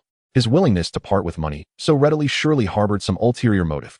Once the cashier had packaged all the gifts, David produced a small pouch of coins and handed it to Esther. She hesitated to accept it, instead asking suspiciously, "What does this mean?" David smiled slightly. "It means that we adults have matters to attend to and cannot accompany you to purchase more items. Here, take this money and buy what you wish. Just remember to bring these things along." He then instructed the store manager not to allow them to leave the items at the store. This would serve as a consequence for their reckless spending. The manager hesitated briefly but, tempted by a gold galleon, eventually agreed. "You did this on purpose." Esther crossed her arms, casting an indignant look at her father. David, now in high spirits, thought, "So what if it was intentional? Were you not being deliberate just moments ago? But how could they possibly carry all these heavy items? That is a matter for you to consider. Who compelled you to desire so many things? Your heart is truly wicked. Likewise, you are not blameless." The father and daughter began to exchange banter. The Macmillans nearby wished to interject, but were halted by Letitia. "You cannot indulge her. She must face some hardships to learn her lessons." Since her parents have spoken, they felt it inappropriate to defend Esther. As for their foolish son, well, he deserves to suffer for purchasing so many items. Thus, several parents waved their sleeves and departed without a trace, leaving Esther and Ernie amidst a sea of bags, bewildered. "What am I to do?" Ernie was momentarily at a loss. Once the adults departed, Esther, who had initially appeared anxious and furious, suddenly burst into laughter. Her swift emotional transition left Ernie utterly astonished. "Do you comprehend the concept of a higher power?" She triumphantly placed her hands on her hips and, after reveling in her mirth, retrieved her wand. "Surprised, were you? I secretly mastered the shrinking spell during the summer and have even become quite proficient." That earlier display of exasperation was merely a performance for her father. Indeed, when it comes to acting, she excels. In a state of triumph, Esther recited the incantation. Chapter 70, The Firebolt. To Ernie's astonishment, the multitude of bags swiftly diminished in size, ultimately becoming small enough for Esther to carry effortlessly. This magic is rather profound, requiring a strong sense of control, as well as the ability to perform the opposite enlarging spell. Otherwise, one might shrink items without the means to restore them. Despite the summer being largely consumed by remedial lessons, she still managed to find time to learn some spells. However, she made little progress with the silencing charm and the Patronus charm. The former proved difficult. Mastering a flickering light at her young age was commendable. The latter's failure remains a mystery. She understood that to successfully cast the Patronus charm, one must recall their happiest memories. She felt her life had not been particularly burdensome, filled with joy, yet for some reason, she could not succeed. At best, she could emit a few strands of silver light from her wand, but they never coalesced into a form representing her Patronus. The most significant improvement was her elation at finally finishing her tutoring sessions, leaving behind the trials of mathematics, physics, and chemistry. This joy even intensified the glow of her wand when practicing the Patronus charm at night. Alas, it still failed to take shape. Perhaps these spells related to inner emotions are rather esoteric. Esther has always had poor luck. She does not feel disheartened by her failures, merely a tad anxious. With the school year approaching, she knew she would soon confront the ominous Dementors. Even though she was aware that in the original story, the Dementors did not harm other students, but fixated solely on Harry, it did little to ease her unease. She had resolved to alter the narrative. At the very least, she aspired to reclaim the souls of those who had perished. During her time at Malfoy Manor, it seemed as though Theodore Knott's words had no effect on her. However, how could they not? He was astutely correct. She was evading the issues at hand. This evasion had initially led her to adopt the role of a passive observer. His obsession, perhaps born from past regrets, drove him to explore the temporal translocator in hopes of returning to the past to amend it, thereby reshaping the future. Like Astoria, Esther was acutely aware of the impending outcome. Standing firmly in the present, they glimpsed a future they were reluctant to confront. Consequently, Esther opted for silence, while Astoria endeavored to instigate change. Even if she doubted their ability to successfully develop the time-turner, Esther appeared, well, not cowardly, but rather excessively cautious due to the profound implications of the outcome she envisioned for countless lives. The subsequent remarks from her father profoundly awakened her. She had, in fact, already made a choice, and once a choice has been made, revisiting it holds little significance. A sense of melancholy washed over Esther. Her newfound resolve signified that she could no longer afford to be complacent in her studies. At the very least, she needed to learn some practical spells. She was no savior and could not possibly hope to triumph over the killing curse with mere disarming charms. Alas, the prospect of diligent study was daunting. Comparatively, though a year her senior, she felt she had yet to acquire as much knowledge as he had. As they departed the shop and made their way to Flourish and Blotts, Ernie was taken aback by Esther's recent display of skill, which sparked a hint of envy within him. Esther remained in good spirits, and in response to his envious tone, she jokingly boasted, "Do not compare yourself to me. I am the star of Hufflepuff." She playfully winked at him. Unable to contain his laughter, Ernie exclaimed, "You actually know that title? I was afraid you wouldn't appreciate it, so I didn't dare mention it. How did you find out? You truly understand me. When I first heard that title, I felt quite embarrassed. I had no idea what you all thought when you bestowed such a label upon me," she complained before elaborating. "I visited the Weasley family during the summer, and I heard it from George and Fred Weasley. From those twins? That makes sense. I imagine they teased you with it," Ernie remarked. Esther recalled the events of that day and still felt a tinge of embarrassment. She must have been overwhelmed by the rambunctious chickens. Otherwise, how could she have so easily fallen for their deception? Thus, she opted not to respond to that inquiry.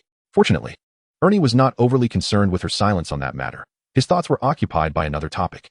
"I heard that the Weasley family won the Galleon lottery and received a substantial sum, which enabled them to travel to Egypt. Their story was even featured in the newspaper. They are indeed fortunate. Such a large amount of money." "Indeed, they are quite fortunate," Esther replied. "Individuals like Esther, who are devoid of luck, could never hope to win such a grand prize in their lifetime."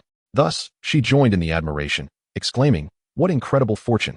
As the two engaged in light conversation, they approached the Quidditch boutique, where a throng of people had gathered, regardless of age or gender, all adorned with expressions of exhilaration. Out of curiosity, Ernie tugged Esther into the crowd, and upon reaching the front, they discovered the source of the commotion. On a newly constructed pedestal within the shop rested an impressive flying broomstick. The shopkeeper was vocally proclaiming, "Behold, the fastest broomstick to date. The Irish Club has just placed an order for 7 of these magnificent brooms." Wow! Ernie's eyes sparkled with wonder and admiration as he gazed at the broom. Esther, peering through the crowd, recognized the broom's name, Firebolt.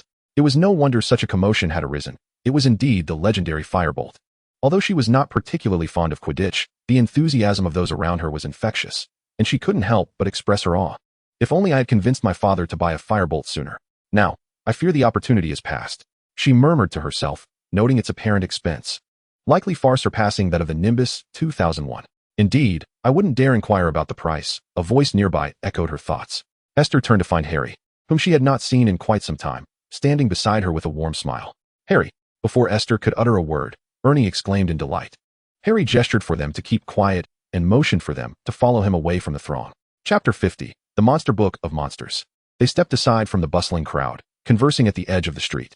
Captivated by the Firebolt, no one paid them any mind. "Harry, are you here in Diagon Alley to gather supplies for the school year?" Ernie inquired enthusiastically. Harry appeared to be in high spirits, nodding with a smile at Ernie. "In fact, I have been residing at the Leaky cauldron for some time, so I often take leisurely strolls through Diagon Alley." "Then you must have come to witness the Firebolt too. You've run away from your aunt's house?" Ernie asked, slightly astonished but genuinely pleased with Harry's decision. "I must say, well done," Harry replied. "Well, it could be considered a runaway situation, but the reason is rather peculiar. I accidentally inflated my Aunt Marge into a balloon during her visit. Consequently, the Ministry of Magic had to speak with me about it." "Inflated into a balloon?" Ernie struggled to envision such a ludicrous scene. Esther, however, remained composed. "I heard my father mention that incident, but do not worry. The Ministry will not hold you accountable." Having already met Minister Fudge, Harry was aware that the ministry would not expel him from school over such an occurrence. Perhaps this was one of the few benefits of his status as the savior. He thought to himself, somewhat self-deprecatingly. However, he kept this sentiment to himself in the presence of Esther and Ernie, merely stating, I know, otherwise. I wouldn't have been able to stay at the leaky cauldron for so long, and so comfortably. Apart from his time at Hogwarts. This was the only period in which he felt so carefree. We are heading to the leaky cauldron to purchase books. Have you acquired the textbooks needed for the new term? Shall we go together? Ernie invited him to join in the book shopping. Harry readily agreed, stating that he had already procured his textbooks. At this point, he suddenly recalled something and asked Ernie, what courses have you chosen to take? Ernie replied, care of magical creatures and divination. Harry's expression became momentarily difficult to describe. Ernie looked at him quizzically and inquired, what's wrong? Is there an issue? Harry shook his head, no issue. I have also chosen those two subjects. But never mind, you will see when we get to the bookstore. Inside the leaky cauldron, the crowd was sparse, yet the noise was deafening. This cacophony was due to a large iron cage in the store, housing approximately 100 living books. These books were entangled with one another, furiously wrestling as if engaged in an intense match, with torn pages fluttering about chaotically, creating a disarray throughout the establishment. What kind of books are these? Ernie exclaimed, wide-eyed. Harry responded, these are the Monster Book of Monsters, the textbook for our Care of Magical Creatures class. Are you certain? They appear so ferocious that they might bite off my arm. Are we really required to use such textbooks? Ernie felt a wave of fear at the thought of having to handle such a book in class. I assure you, and I already possess one, Harry said, having experienced the terror of such a book before. Yet, when he considered that the instructor for the course would be Hagrid, he deemed it not too outrageous. The bookstore manager noticed them and hurried over, asking, are you Hogwarts students buying these books? He wore a visibly impatient expression, his hands encased in thick gloves. Without waiting for a response, he grabbed a battered wooden stick and approached the cage. Esther quickly interjected, we only need one. Is that so? Thank goodness. The manager sighed in relief upon hearing they required just a single copy. I am nearly driven to madness by these wretched books biting me daily. I wonder who the professor for Care of Magical Creatures is this year to assign such a perilous book for students to acquire. As he continued his tirade, he used the stick to separate a few brawling monster books, seizing one, slamming it shut, and handing it to them. Which of you wants this book? Ernie stepped forward, but faced the still fierce-looking book, which seemed ready to lunge at him at any moment, leaving him somewhat flustered. Should we perhaps contain it in a box? Merlin. It truly doesn't resemble a textbook, but rather a dangerous magical creature. Esther, noticing Ernie's trepidation, approached him and reached out to touch the spine of the menacing book. Those present were startled by her audacious act, especially Ernie, who, disregarding his fear, quickly moved to block Esther's outstretched hand. Be careful, came Harry's concerned voice from behind. Don't reach out. It will bite, Ernie exclaimed in a panic. However, it is astonishing that the previously tumultuous tomes, upon being caressed by Esther's gentle hand along their spines, miraculously settled into silence. They now lay quietly in the manager's palm, resembling any ordinary book. The onlookers were left utterly astounded by this transformation. Unfazed, Esther calmly elucidated. The Tome of Monsters is indeed quite unruly, but a gentle stroke along its spine will bring it to tranquility. Ah, that makes sense, Harry realized, and in that moment, he perceived a glimmer of Hermione's essence in Esther. Indeed, the brilliance of a scholar brings a profound sense of reassurance. The most delighted among them was the bookstore manager, whose smile could scarcely be contained. He promptly handed the book to Esther, exclaiming, wonderful. You have truly been a tremendous help. Consider this book a token of my gratitude. With that, he turned away, focusing on the monstrous tomes, gently stroking their spines. Esther then passed the book to Ernie, saying, all right, we have other textbooks to purchase. Let us hasten to complete our shopping for the next destination. Ernie gazed at Esther with admiration. Esther, you are truly remarkable. Harry nodded in agreement. Flattered by their praise, Esther offered a modest smile and replied, it's nothing extraordinary. I simply read a bit more. Indeed, HarryPotter is merely a book, and she was not deceiving them. She had just indulged in reading extensively. After acquiring the necessary textbooks and other supplies for the new school term, the three of them returned, laden with goods. With their arms full and the adults from home nowhere in sight, they decided to follow Harry back to the leaky cauldron, where they could rest in his rented room. Once Esther used the enlargement spell on the items purchased, the small room was nearly overwhelmed by the collection of various goods. Harry stared in disbelief at the mountain of merchandise, picking up an item he had long admired but had not purchased, a crystal galaxy model. Did you rob the store? He managed to utter. Rest assured, everything was purchased. There was no theft involved, Esther explained, her tone assertive as she added, do you see anything you like? Feel free to take it. Really? Harry displayed the same dazed expression he had in the shop, somewhat bewildered. How did you buy so many things? How much did this cost? With a playful smile, Esther replied half-jokingly, it did cost quite a bit. For I bought all these in retaliation against my father for upsetting me. Take whatever you fancy, no need to be shy. In truth, she had begun to regret her impulsive decision to buy so much out of spite, as most of the items held little interest for her. It felt rather wasteful to have purchased them merely to provoke her father. She believed herself to possess a maturity beyond that of her peers. Yet whenever faced with her father, her reason inexplicably faltered. Your father truly dotes on you. Harry, oblivious to the truth, expressed a tinge of envy. If only his parents were still alive, would they dote on him as Esther's parents do? His mind began to wander, and upon glancing at the scattered items around, he mused that even if his parents were alive, they could never afford such extravagant gifts as an apology. How much must that cost? Surely enough to procure a crossbow. Only Ernie tilted his head in confusion. Were these treasures purchased by his uncle to placate Esther? The connections seemed to suggest so, yet something felt amiss. Unable to articulate his thoughts, he chose silence. Harry, do you know how to play gobstones? Shall we engage in a game together? He inquired, brandishing the coveted set of pure gold gobstones in Harry's direction. This very set was something Harry had long desired but had refrained from purchasing. Though he possessed a substantial inheritance at Gringotts, he hesitated to spend frivolously. During his prolonged stay in Diagon Alley, he had been captivated by numerous intriguing items. Yet he had exercised restraint, whereas Esther had indulged in most of them. Absolutely. Harry eagerly acquiesced to Ernie's request, and the two boys immersed themselves in the game of gobstones. The game, notorious for its ability to spray foul scents at the losing player, required a modicum of luck. Esther, believing her luck to be lacking, wisely opted out of participation. As the boys became engrossed in their game, Esther stepped out of the room and into the bustling common area of the leaky cauldron. The leaky cauldron, with its storied history, traces back to the 15th century. At that time, even the statute of secrecy had yet to be enacted, allowing muggles to enter the establishment.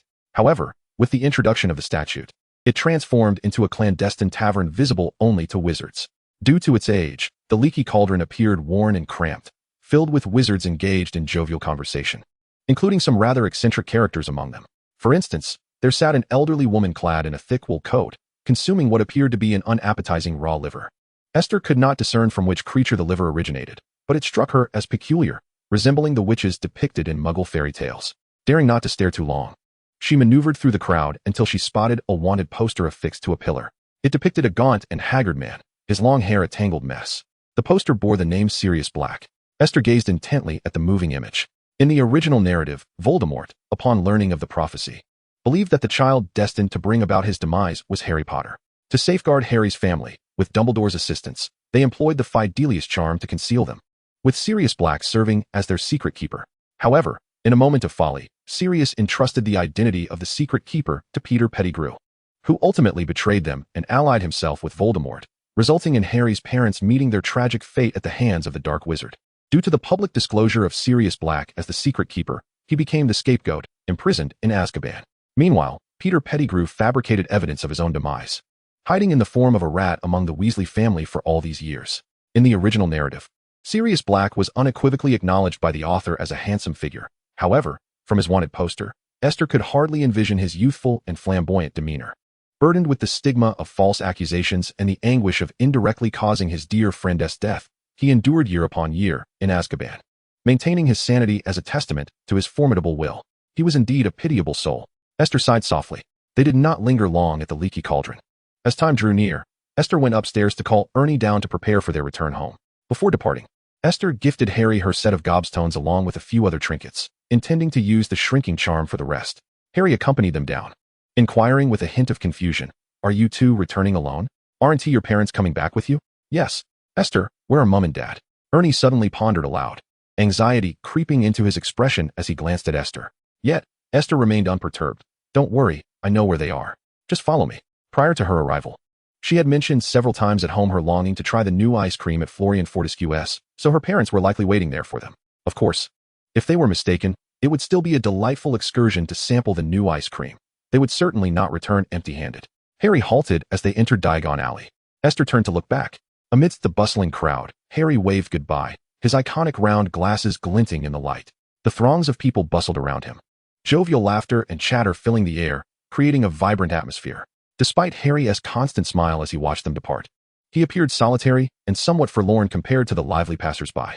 Esther offered no words, merely waved back before pulling Ernie into the throng of people, quickly disappearing from Harry's view.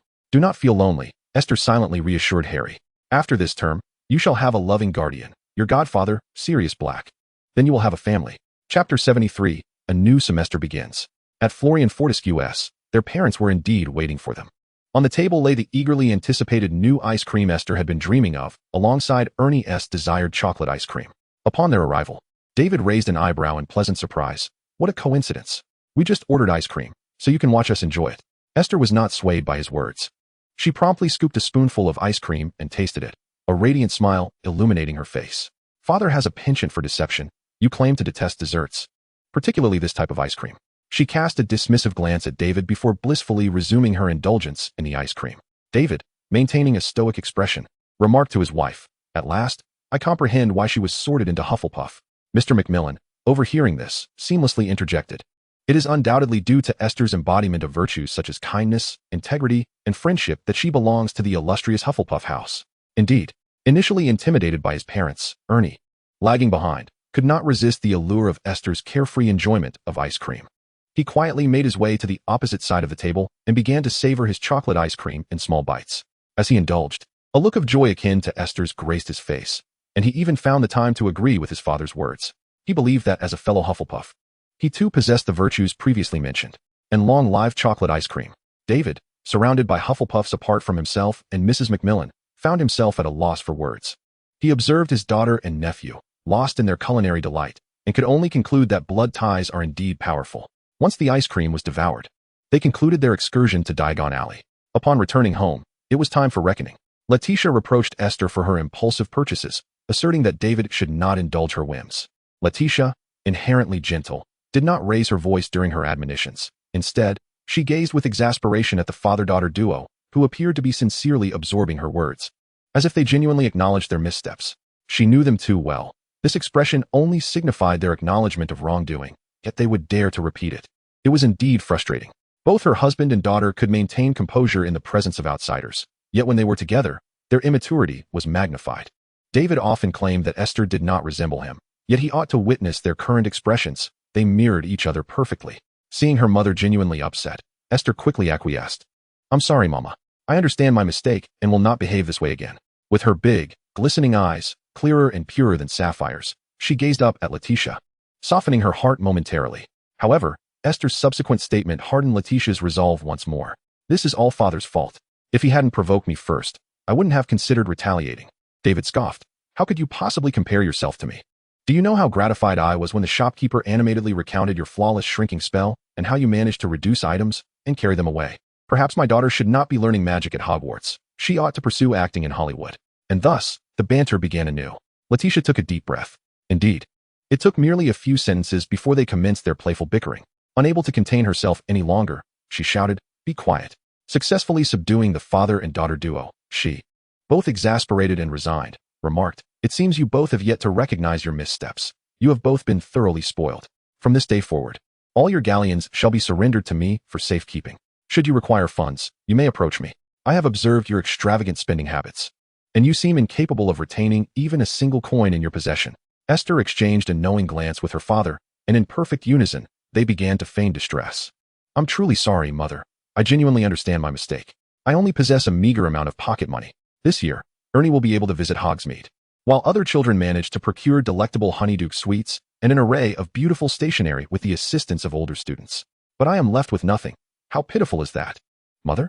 Esther cast a sorrowful gaze at her mother, her tone laced with a pleading sweetness. "I apologize, my dear. I should not have indulged her. Although my work has kept me exceptionally busy and there are numerous expenditures to manage, you labor even harder. Therefore, I am willing to entrust all my funds to your care. You may purchase any clothing or jewelry you desire without concern for me. I can forego attending gatherings with my colleagues and manage any necessary expenses on my own, even if it invites their disdain," David declared, feigning generosity while subtly retreating. Letitia, aware of their theatrical display, nonetheless found herself susceptible to their charm. With a sigh, she remarked, "You too. Somehow, you unite against me at this moment. Very well, I shall grant you leniency this time, but should there be a next, it will not be so easily overlooked." A smile blossomed on Esther's face as she joyfully embraced Letitia, cooing, "Thank you, Mother. I knew you loved me the most." David shot an exasperated glance at his daughter. Yet, mindful of Letitia's earlier outburst, he refrained from further comment. Thus, the family engaged in their playful banter until the day of the new term arrived. Calmly traversing the barrier between platforms 9 and 10, the Esther family arrived at platform 9 3/4. The crimson vintage steam train roared, while parents bid heartfelt farewells to their children. David squinted thoughtfully before suddenly recalling something, admonishing Esther, "I just remembered, due to Sirius Black's escape from Azkaban. There may be dementors at your school this year. Do exercise caution, those creatures are not easily dealt with." In response to her father's unexpected warning, Esther acknowledged with a simple mm. She was well aware, having begun her practice of the Patronus charm long before. David regarded her with a knowing glance and remarked, "You seem utterly unfazed." Esther replied, "What is there to be surprised about? Sirius Black is a servant of the Dark Lord. His escape clearly indicates he will seek trouble with Harry Potter, so it is entirely reasonable for Hogwarts to be patrolled by dementors." Unbeknownst to her, in a corner where she was oblivious, her mother Letitia discreetly squeezed David's wrist. If she were to witness this, she would comprehend that her mother's gesture was intended to prevent her father from uttering words that ought not to be spoken. "Very well, you are indeed astute. So I implore you not to create any trouble." David offered her a lukewarm compliment, then urged her to board the train. "The train is about to depart. Go find your friends, and may this semester be devoid of any unexpected occurrences." Esther mused to herself about his rather peculiar way of offering well wishes. Rest assured, the ensuing years at Hogwarts shall be anything but tranquil. Chapter 74. The New Defense Against the Dark Arts Teacher. As Esther approached the train, she was indeed somewhat tardy. She searched through the entire carriage for her Hufflepuff companions and finally stumbled upon a compartment where her housemates were gathered. However, apart from them, there was also an unfamiliar young girl who appeared to be a first-year student of this term. The compartment was not particularly spacious, and Esther felt that joining her friends would render it a tad cramped. Thus, after exchanging a few words with her roommates, she departed the compartment in search of Ernie. Unfortunately, Ernie's compartment was also filled to capacity. They would certainly have saved a spot for Esther had she not boarded the train. But when a naive first-year cautiously inquired if she could rest in their compartment, the soft-hearted Hufflepuffs were mostly reluctant to refuse. Observing this, Ernie immediately stood up to accompany Esther to another compartment. He felt a slight irritation, as he had originally reserved a place for Esther. However, 2 first years had arrived midway, and the accommodating Hufflepuffs had inadvertently allowed them in, resulting in Esther being left without a spot to rest. He recognized that it was a trivial matter, and the 2 new students were innocent. Thus he restrained his frustration, albeit feeling somewhat sympathetic toward Esther. Others displayed expressions of remorse as well. "Perhaps we could squeeze in a bit and still find room," Hannah suggested. Esther shook her head in refusal, as she did not find it to be a significant issue. If anyone were to be blamed, it would be her father, who had promised to accompany her to school but ended up late, causing her to arrive later than the other students. The fact that she managed to catch the train was already fortunate. With so many compartments on the train, it was improbable that she would be unable to find a place. Moreover, look at those 2 first years, who were already flustered in the face of such a predicament. If she were in their shoes, she would also feel quite awkward. Therefore, she encouraged Ernie to remain seated, while she sought out other upperclassmen in another compartment. Ernie was somewhat reluctant, but after Esther's persuasion, he begrudgingly settled back down. Esther offered a reassuring smile to the 2 visibly uncomfortable first years before turning to head toward the next compartment. Today had indeed been rather unfortunate. After several compartments were already occupied, she ultimately had to make her way to the last carriage. She knew that the final compartment housed Harry and his friends, along with this term's defense against the dark arts teacher, Remus Lupin. When she appeared in the last compartment, Harry and the others exhibited a moment of surprise, followed by an enthusiastic greeting. "Long time no see, Esther." "Long time no see, Harry, Hermione, and Ron." Esther also greeted them, saying, "I was a bit late getting on the train, and the compartments ahead were all full. May I sit with you?" "Of course," Hermione replied eagerly. Harry had already assisted Esther with her luggage. "Thank you, Harry. I hope my arrival hasn't interrupted your conversation." Esther settled into the seat across from them, next to Professor Lupin, who had succumbed to sleep. She couldn't help but steal a glance at the new defense against the dark arts teacher. His complexion was pale, and he appeared to be unwell, clad in a simple, worn wizard's robe adorned with several patches. His graying hair added to his haggard appearance, despite his relatively young face. He bore the marks of hardship. He must be our new defense against the dark arts instructor, Esther thought, noticing her curiosity about Lupin. Harry quickly lowered his voice to explain. Esther nodded, redirecting her gaze to them, and then to the cat nestled in Hermione's arms. "Is this your new pet?" she inquired. "Indeed," Hermione replied, her affection for her pet evident. "Her name is Crookshanks. Would you like to pet her?" Esther regarded the ginger cat with its flat face with curiosity, but politely declined Hermione's enthusiastic invitation. "She's quite adorable, but I think I'll pass." Ron, observing Esther's reaction, recalled her summer experiences at her home and couldn't help but chuckle. "Esther, you aren't afraid of all animals, are you?" Esther understood his amusement and feigned indifference, retorting, "No. At least I'm not afraid of owls and a few harmless little creatures." This reminded her of the time at number 4, when Ron had concealed himself in the shadows to enjoy the spectacle, only to leap out as she was about to leave. She shot him a disgruntled glare. "And what about you? Were you not hiding there, relishing the chaos when your twin brothers were teasing me that day?" Ron, feeling slightly embarrassed, muttered an apology. "I'm sorry. I just didn't expect you would be reduced to tears by their antics." Esther could no longer muster a smile. Her expression turned serious as she asserted, "No, I did not cry. You must have misremembered." Her tone was resolute and sincere, an attempt to muddle his recollection. Harry and Hermione turned their curious gazes toward them. With Harry asking, "What are you two discussing?" Ron proceeded to recount Esther's visit to their home that day, including the comical incident of being startled by a chicken and the mischief instigated by his twin brothers. The image of her fleeing in panic from the chicken was indeed amusing. As Ron finished, both Harry and Hermione couldn't help but burst into laughter. Esther covered her face, sighing in exasperation. "Honestly, I cannot picture what Ron described, especially considering how assertive and composed you were in front of my aunt over the summer," Harry remarked, suppressing his laughter. Hermione gasped softly, "Did Esther visit you over the summer?" Harry nodded, acknowledging, "Indeed, she arrived with Ernie and Justin, bringing gifts for me and successfully impressing my aunt's family. Honestly, had I not later extolled that insufferable Aunt Marge, they would have undoubtedly treated me much better this summer." After all, Esther's displayed influence instilled considerable apprehension in them. Hermione could not help but exclaim, "This summer, you sought out Ron and Harry. Why did you not come to me? We could have studied together." Esther replied with a smile, "I wished to see you as well, but subsequently, I returned to my grandparents' house, where I enrolled in numerous tutoring sessions. I have been tirelessly grappling with those bewildering Muggle subjects, in addition to attending various extracurricular classes, including painting, music, dance, and equestrian activities, which has left me utterly overwhelmed." Ron displayed a sympathetic expression, remarking, "To have so many classes during the holidays is truly something. No wonder it's you." Hermione, raising her voice, interjected, her expression resolute, "It appears I was rather lax this summer. Upon returning to school, I must exert myself even more diligently in my studies." Esther quipped, "In truth, during half of those classes, I was merely goofing off, not paying attention." Harry quietly added, "Believe me, Hermione, you have already exerted yourself sufficiently. This year, you have chosen all the elective courses." Chapter 75, A Turn of Events. Crookshanks lay obediently upon Hermione, yet his gaze fixated intently on the pocket of Ron's chest. Esther glanced over, and Ron, following her gaze, spotted the watchful Crookshanks. Instantly alert, he covered his pocket and complained to Hermione, "Keep an eye on your pet. Scabbers has been too frightened to come out lately." Hermione promptly retorted, "Cats have a natural instinct to catch mice. Crookshanks is quite well behaved. As long as you ensure Scabbers does not appear, I can guarantee Crookshanks will not harm him." Ron seemed to harbor more grievances but chose not to voice them. Instead, he gently patted the concealed pet mouse Scabbers within his pocket. Among those present, only Esther's expression was notably complex, as she alone knew that the mouse in Ron's pocket was, in fact, the long-dead Peter. If they could capture Peter, Sirius's name would be vindicated. However, despite appearing timid, Peter had been hiding in the form of an animagus at the Weasley household for years. As a grown wizard, his magical prowess was not to be underestimated, especially considering his past actions during Voldemort's reign. Should they confront him directly, the group of students could face dire consequences. Thus, they could not hastily reveal his true identity. A careful approach was necessary. Resolute in her decision, Esther withdrew her gaze and engaged in casual conversation with the others. The train gradually journeyed northward, the scenery continuously shifting. Unbeknownst to them, thick clouds loomed overhead, darkening the sky, foretelling an imminent downpour.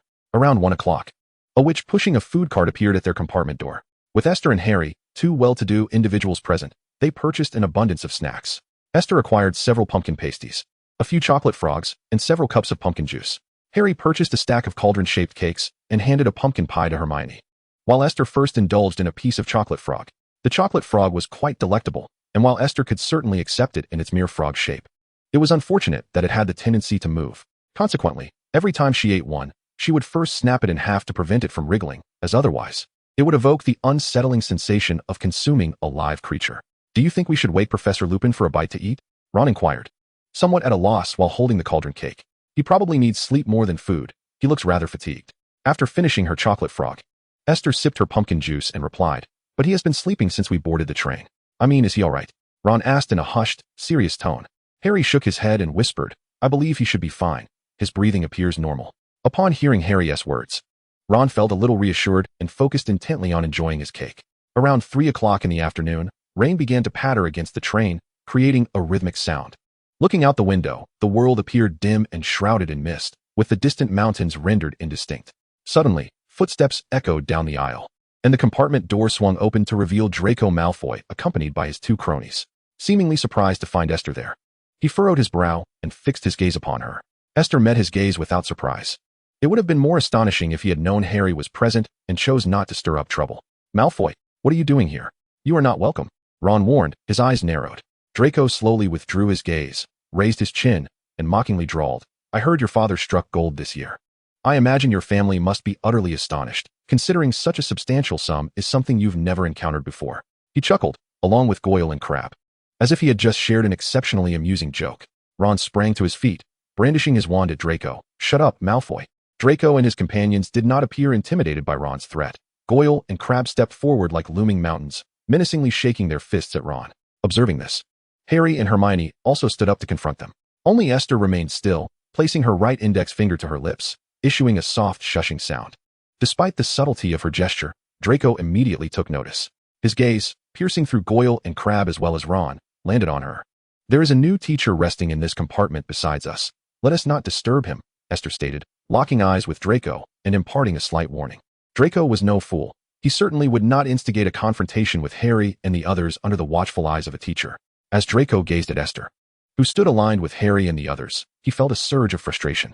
During the summer, his father had cautioned him against allowing his relationship with Esther to become strained, for her father was a rising figure in the political realm, and their family's influence in the Muggle world was formidable. Thus, cultivating a friendship with Esther seemed the wisest course.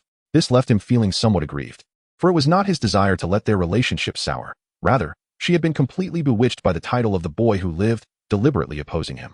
He had treated her with enough kindness. When she deceived him, he refrained from causing her trouble, even when she injured him during their quarrel. He did not report her to the adults. Yet, during his visit to Malfoy Manor, she had intentionally provoked him, truly excessive. And all of this was Potter's fault. Were it not for him, matters would surely not have escalated to this extent. With this thought, he shot a furious glare at Harry before storming off with his entourage. "I dare say Draco Malfoy is the most detestable person in all of Hogwarts," Ron exclaimed indignantly. Harry paused momentarily before replying. Perhaps Snape could rival him. Esther silently enjoyed her cake, pondering that they had yet to encounter Umbridge. By the time they did, they would understand the true meaning of "there are greater powers beyond." When it came to repulsiveness, Umbridge had no equal. "You two should lower your voices. Don't wake the professor," Hermione admonished, pressing her lips together. After this brief interlude, the train continued its journey. However, not long after, the train's speed began to decelerate, eventually coming to a halt. "What is happening?" Ron asked, puzzled. "Have we arrived?" "Certainly not. What time is it?" Hermione glanced at her watch and replied. Harry leaned out of the compartment door to assess the situation, while Esther fixed her gaze on the fogged window, tightening her grip on her wand. She knew the Dementors were approaching. In the next moment, the lights extinguished, plunging the entire carriage into darkness. Chapter 75, The Dementors.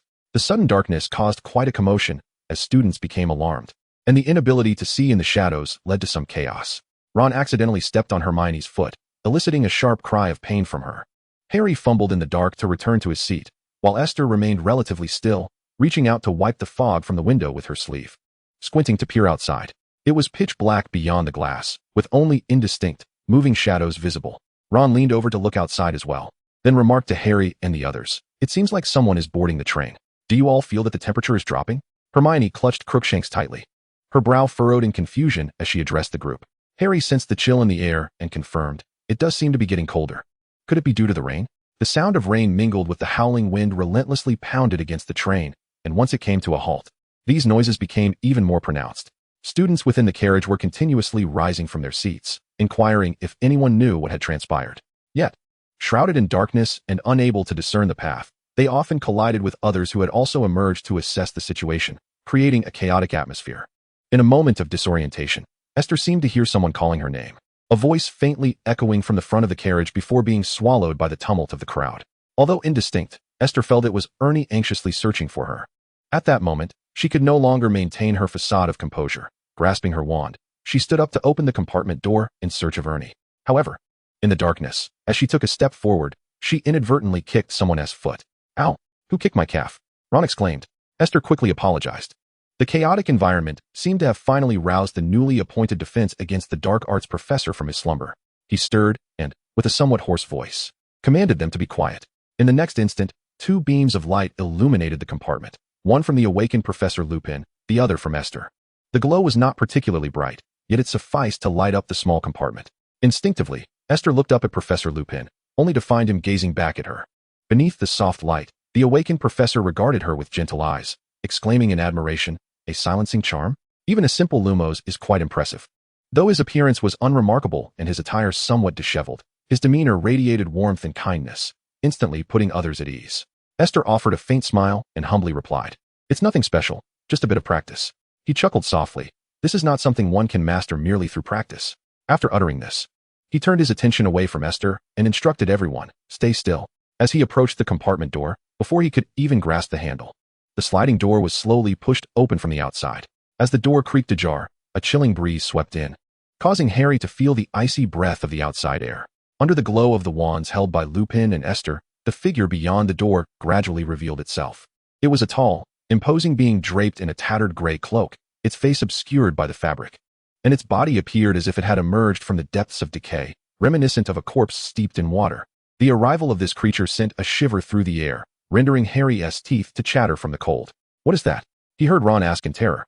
"It's a Dementor," Esther replied calmly. "A Dementor? The ones that guard Azkaban. Why are they on the train?" Harry exclaimed, utterly astonished. But there was no time for further contemplation, as he noticed the Dementor seemingly fixating its gaze upon him. The Dementor drew in a long breath, emitting a chilling, rattling sound from its throat. A bone-chilling cold enveloped Esther, rendering her entire being frozen in fear, but none reacted more intensely than Harry. He gasped for air, his eyes rolling back, emitting a cry of anguish as if on the brink of fainting. The air was punctuated by a cacophony of screams. Clearly, they were not the sole victims of this dreadful creature aboard the train. Others were also under siege. Time was of the essence. Esther raised her wand, her voice resolute as she began to chant the incantation, Expecto Patronum. A voice, steadier than her own, harmonized with her incantation. It was Professor Lupin, invoking the same spell. A brilliant silver light emanated from the tip of her wand. Though it had yet to take form, it still dispelled a significant portion of the frigid air. However, compared to her, Professor Lupin's Patronus was far more formidable. A fully formed silver wolf materialized before them, bounding around and instilling fear in the Dementor, which retreated hastily. Unwilling to approach again, Harry lay on the ground. Though he had ceased screaming, he remained unconscious. "Harry!" Ron rushed to support him, calling out anxiously. Professor Lupin cast a complex glance at the fainted boy and remarked, "He has merely fainted. A bit of rest will suffice." He then turned his attention to Esther. "You can cast the Patronus charm? That is a rare skill indeed." Although the Dementor had been repelled, its lingering effects had not yet dissipated entirely, and Esther felt her hands trembling uncontrollably. Steadying herself, she spoke with a determined calmness, "But I have not yet mastered it. I have yet to summon my own Patronus." "That is already quite impressive," Lupin openly praised her. After uttering this, he cautioned them against venturing outside, then waved his wand, causing the silver wolf to leap into the aisle, seeking to drive away the other Dementors that tormented the students. Professor Lupin followed closely, plunging into the darkness.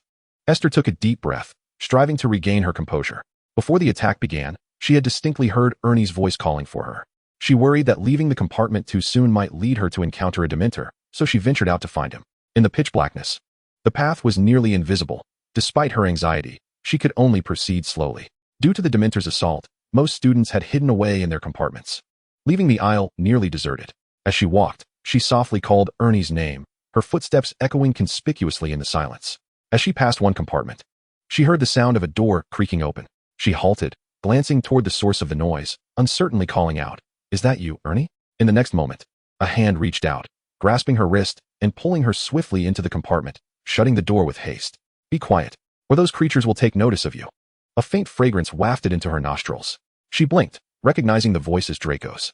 Chapter 77, The Adventure of the Two in the Compartment. The boy's voice was laced with an uncontrollable panic, and the hand gripping hers felt icy, akin to a block of ice. In the darkness, Esther could not discern his expression, yet she sensed that he was uncomfortably close to her. Despite the obscurity, his slightly trembling voice conveyed his fear. Esther could not fathom why Draco had pulled her close. Was he concerned for her safety? Frankly, that notion seemed rather fantastical. Nevertheless, regardless of his erratic behavior, Esther was resolute in rejecting his goodwill at that moment. She struggled to free herself from his grasp, insisting, "Let go of me first. I need to find Ernie." "You are out of your mind," he hissed in a hushed tone. "Do you have any idea what those things outside are? You still want to run out there?" At this point, he appeared to recall some horrifying scene, shuddering involuntarily as he inched closer to Esther, as if hoping to absorb her warmth. "I just witnessed them attack a student, and you cannot imagine how pitiful that student screamed." His voice dropped to an almost inaudible whisper, close to Esther's ear, nearly a murmur. Esther could feel the terror in his voice. This was understandable, considering the Dementors were already fearsome in appearance. And witnessing them consume someone's south soul up close was even more terrifying. Even Esther, who had mentally prepared herself, had just trembled in icy fear. Let alone the delicate boy. While she comprehended the situation, she remained determined to find her foolish brother, Ernie. Therefore, she softened her tone, speaking in a soothing manner. I know what those creatures are and how to deal with them. I must find Ernie. I heard him calling for me during the blackout, and he is likely to encounter those things outside. He can run to safety if he encounters danger, and there are teachers on this train. It is their responsibility to find him, not yours as a second-year student to recklessly throw yourself into danger. Draco could not grasp her reasoning and questioned her in frustration. Esther continued to struggle, and this time she broke free from his grip. I understand, she stated firmly, turning to face Draco, his youthful features obscured by darkness. But he is my brother, and he is looking for me, so I must find him. With that, Esther pushed open the compartment door and proceeded forward. You are truly insane. Draco's voice trailed behind her in exasperation, followed by the sound of footsteps. To her astonishment, Esther turned to find that Draco had followed her. What are you doing? She asked, shocked. I am just taking a stroll, Draco retorted with a cold laugh, delivering an ill-timed jest. He then added, You should be grateful your father is a rising star in the Ministry of Magic. Otherwise, I wouldn't care whether you lived or died. Esther was genuinely astonished. Even after his explanation, she still found it surreal. You know, you're somewhat breaking character, she murmured instinctively. What? Draco could not quite discern what she was murmuring. What are you muttering about? You aren't cursing me, are you? Let me remind you. I risked my life to accompany you in search of your cousin today, so you owe me a significant favor. If you dare to insult me again, I shall hand you over to the Dementors. He trailed behind her, incessantly chattering. Esther, with an air of astonishment, remarked, You actually know what those creatures are, Dementors? As she spoke, she incanted a spell, using the Lumos charm to cast a soft glow around them. Draco, with evident displeasure, retorted, Of course I know. And for heaven's sake, do not emit light. What if it attracts those creatures? Esther replied, Since you are aware of Dementors, you must also know that they are blind and can only discern people through scent and emotions. As they conversed, they had already traversed one carriage and were moving towards another. This carriage was far more chaotic compared to the previous ones, as a Dementor floated restlessly within. Its towering shadow cast upon the compartments elicited shrieks from some timid students. Fortunately, they had all taken refuge inside their compartments. Though it was unfortunate that the Dementor could open the doors on its own. Esther and Draco halted abruptly. Hasn't Professor Lupin already dealt with these creatures? Why is there still one lurking here? Esther gripped her wand, her mind racing with curiosity. Who is Professor Lupin? The new teacher who sleeps? Draco froze entirely, his body tense as he fixated on the looming figure. Without awaiting Esther's response, he shoved her slightly and urged, Quick, we must retreat. It seems to have spotted us. Though the Dementor, being blind, could not see them, it indeed sensed their presence and began to drift toward them. Esther glanced over and finally understood why a Dementor lingered here. The carriage door had been left ajar. Seeing her remain still, Draco, with no time to spare, grasped her and pulled her back. Esther was genuinely astonished. At this juncture, Draco had not abandoned her to flee alone or pushed her out as a shield. It was profoundly touching. She began to question if the person before her was truly Draco or perhaps someone who had consumed Polyjuice Potion to take on his form. Draco, she exclaimed breathlessly during their flight, your actions today are truly moving. I have decided to temporarily forgive your past misdeeds. What do you mean by temporarily forgiving me? Draco snapped back in irritation. He thought Esther might have been rendered foolish by fear. Otherwise, how could she utter such nonsense? Surely, it was he who ought to decide whether to forgive her. And can you focus on escaping? Suddenly, Esther halted, turning to face the Dementor as she cast the Patronus charm. A warm, silvery light emanated, forcing the Dementor to retreat in trepidation. In that instant, the tables were turned. Esther glanced at Draco, who wore a look of disbelief, and smiled faintly. In truth, we need not run. Draco's expression was utterly bewildered. His lips moved, and at last, he remarked, I realize I have underestimated you all along. Esther advanced once more along the silvery light, casting a sidelong glance at him as he spoke. You do not merely underestimate me. You have never regarded me with any seriousness. Perhaps it would be prudent to exhibit a modicum of humility, would it not? After all, you remain oblivious to who the genuine fool is and who merely plays the part of the foolish to deceive. Draco replied, Why do I feel your words carry a deeper implication? Esther retorted, No, you are merely overthinking. He scoffed, I am not foolish. You are slyly insinuating that I am the fool, are you not? Esther denied it. It is you who is reading too much into it. Draco let out a cold snort, disinterested in further argument. Chapter 78, An Unexpected Conclusion. With the aid of the Patronus charm, Esther and her companions successfully drove away the Dementor and secured the door of the carriage to prevent any further incursions. Having cast the charm twice, Esther already felt a hint of exhaustion. She estimated she could manage one more spell. However, she had yet to locate Ernie, and uncertainty loomed regarding further encounters with Dementors. She halted and sincerely advised Draco, "You should not accompany me any longer. The path ahead is perilous. Find a safe place to hide." Draco disdainfully huffed, and, drawing his wand, cast lumos to illuminate their surroundings. "If you are unafraid, why should I be? It is merely a Dementor." Yet, despite his bravado, Esther could perceive the paleness of his complexion and the alarm in his eyes, revealing his facade of courage. Esther hesitated but was interrupted by Draco's sudden outburst. "What is that expression? Do you think I am boasting?" As she turned to continue walking, she spoke with feigned sincerity. "No, I am merely astonished by your bravery." Draco hastily matched her pace. "Did you just notice? You should know that when I was in my first year, I was punished and sent to the Forbidden Forest, where I encountered a creature that fed on unicorn blood without flinching, unlike Potter, who was so terrified he could barely move." Esther's lips twitched. Had she not been aware of the unfolding narrative, she might have believed him. After traversing another compartment, they finally discerned Ernie's presence. Due to the sudden turmoil, many students who had ventured to investigate were unable to return to their original compartments, resulting in a chaotic mingling. This was also why young Malfoy found himself alone. In the confusion, he had become separated from his entourage. Ernie, in the wake of the Dementor's appearance, had stumbled into a compartment filled with two first-years, a Ravenclaw girl and a Gryffindor boy. "Esther, thank Merlin you're safe," Ernie exclaimed, nearly overcome with emotion as he embraced her, repeatedly stating, "It is entirely my fault. I should have stayed with you. There were too many people, and I could not find you. I am just relieved you are unharmed." Esther comfortingly patted his back. "It is all right. I heard you calling for me, which is why I came to find you."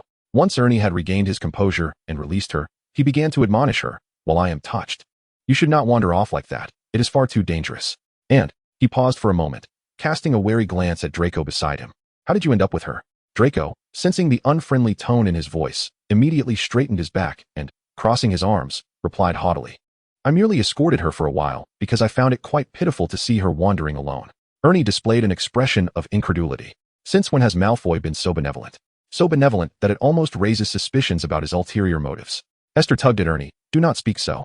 Regardless of his reasons, whether he seeks to gain a favor or has other plans, at least he did not push her into harm's way, which is already quite commendable." Draco scoffed. "What do you mean? Am I expected to shove her out to feed those Dementors as a standard practice?" A nearby Gryffindor boy interjected quietly. "Isn't that the case?" This boy, whom Esther recognized as Seamus Finnegan, was from the same year as Harry, though they had little interaction. Draco shot him a glare, a cold smirk curling at the corners of his lips as he retorted, "Before meddling in others' affairs, perhaps you should spend some time preparing your own healing potions, considering your talent for causing explosions." You, Seamus, angered, prepared to retaliate, but the Ravenclaw girl who had remained silent intervened to halt their verbal sparring. "All right, everyone, let us not quarrel. We must be cautious not to attract those creatures." Upon hearing her words, both Draco and Seamus fell silent, though they still wore expressions of defiance. Esther looked up at the girl, recognizing her as yet another familiar face. She possessed an exquisitely beautiful Asian visage, with long, silky black hair cascading down like satin. It was Cho Chang. She was the seeker for the Ravenclaw Quidditch team, petite in stature, striking in appearance, and possessed a remarkably amiable disposition. Esther had observed several of Ravenclaw's Quidditch practices while watching Hufflepuff's training. Cho was the only girl on their team, yet she played remarkably well. Moreover, being aware of the storyline, Esther knew that she was Cedric's girlfriend. After Cedric's untimely demise, she and Harry had shared a rather tumultuous romance, ultimately parting ways. From her observations, it appeared that although Cedric and Cho were not officially together at that moment, a subtle flirtation had begun to blossom between them, yet they had yet to acknowledge it openly. Esther found herself quite fond of Cho, though they had not interacted much prior. Thus, in a rather untimely manner, she extended her hand to Cho for an introduction. "Hello, I am Esther Main from Hufflepuff. I recognize you as Cho from Ravenclaw. Your Quidditch skills are truly impressive." A hint of surprise flickered in Cho's eyes, followed by a warm smile as she amicably grasped Esther's outstretched hand. "Hello, I also recognize you. The Hufflepuff who has outperformed most of our Ravenclaw peers academically. We often say you should join us in Ravenclaw. Hey, is this an appropriate time for conversation?" Observing the lively exchange between the two, Ernie couldn't help but feel perplexed. Draco remarked, "Hasn't she always been rather untimely?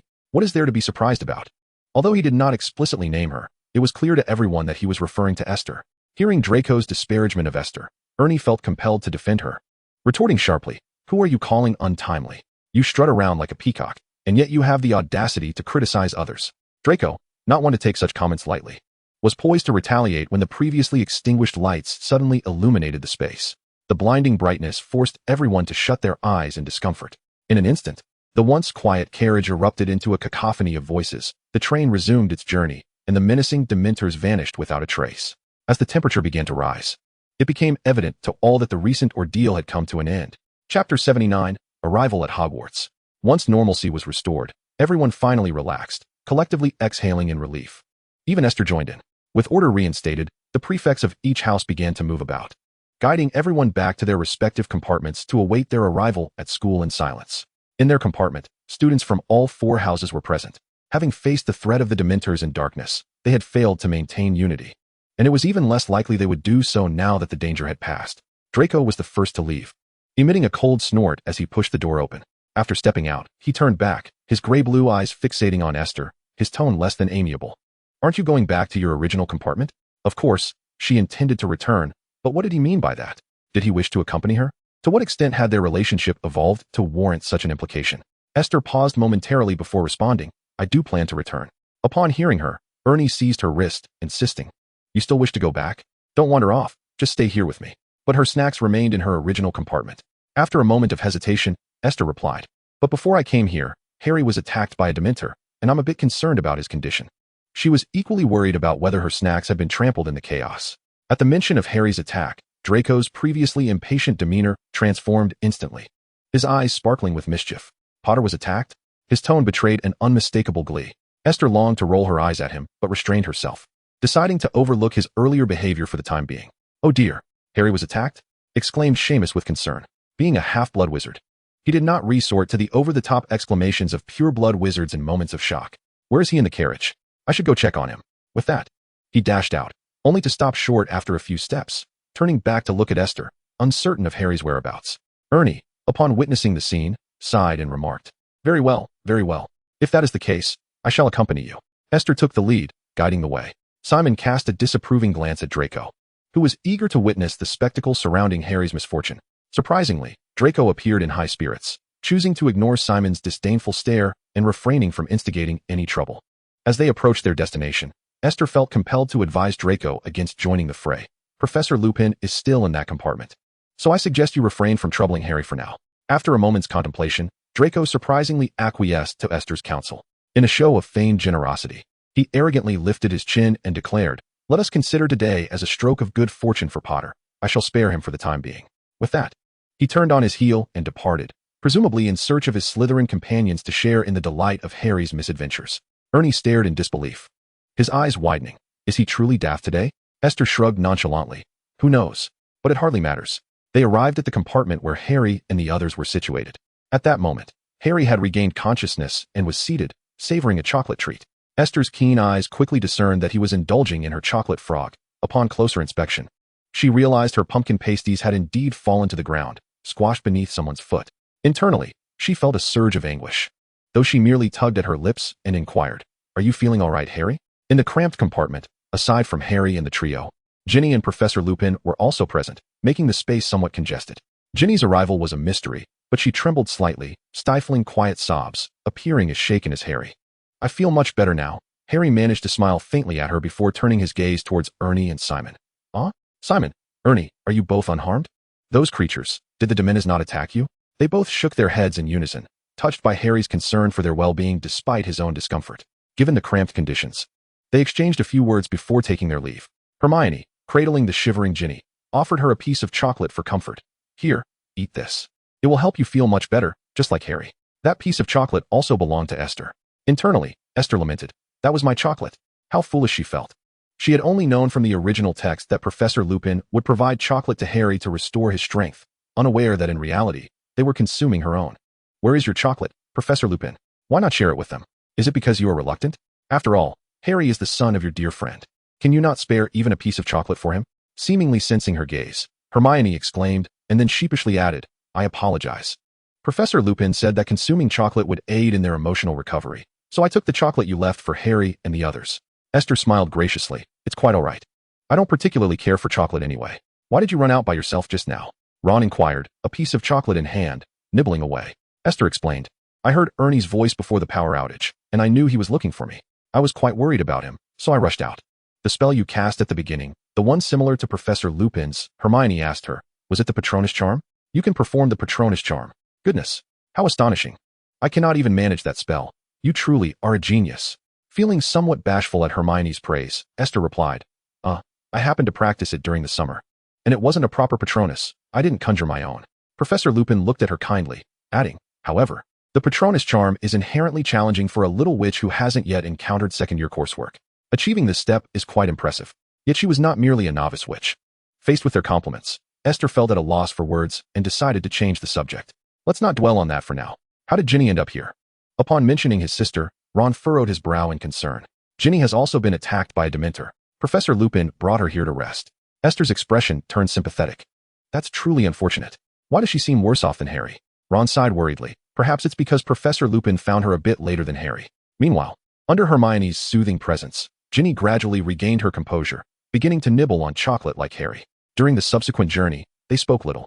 Soon, the train came to a halt again, this time at their destination. As they disembarked, the rain outside had ceased. Hagrid's enormous figure appeared at the end of the platform, continuously calling for the panicked first-year students to gather, just as the previous year's newcomers had done, crossing the lake in the traditional manner. Other students were to take carriages to Hogwarts' grand entrance. The path was muddy and treacherous from the recent rain. Esther cautiously followed the crowd, soon spotting the numerous carriages ahead. These carriages were horse-drawn only in appearance. Once someone boarded, they would move on their own, jolting forward. I have been curious about this wondrous magic since last year, she mused. Ernie had somehow arrived at her side, gazing at the self-moving carriages with a hint of curiosity. Magic? This is not magic, someone passing by remarked quietly as they overheard Ernie's exclamation. Their footsteps did not falter. They continued on without a backward glance. Esther looked up, and even from just a silhouette, she could recognize who it was. After all, he had left a profound impression on her at Malfoy Manor. Theodore not. Esther cast a fleeting glance before averting her eyes. These self-propelling carriages were not conjured by magic. Rather, they were drawn by a mystical creature known as the Thestral. The unique trait of Thestrals is that only those who have witnessed death can perceive them. As Esther had not experienced such a loss, she could not see them, a fact shared by the vast majority of those present. However, there were exceptions, such as Theodore not. The original text alludes to his ability to see Thestrals. Reflecting on his obsession with the Time Turner, coupled with the death of his mother during his childhood, led Esther to entertain certain conjectures. Yet, these remained mere speculations. The reasons behind his fervent fixation on the Time Turner were likely known only to him. Let us proceed. Esther beckoned to Ernie to continue onward. Ernie, following closely, voiced his confusion. Aren't we quite familiar with Nott?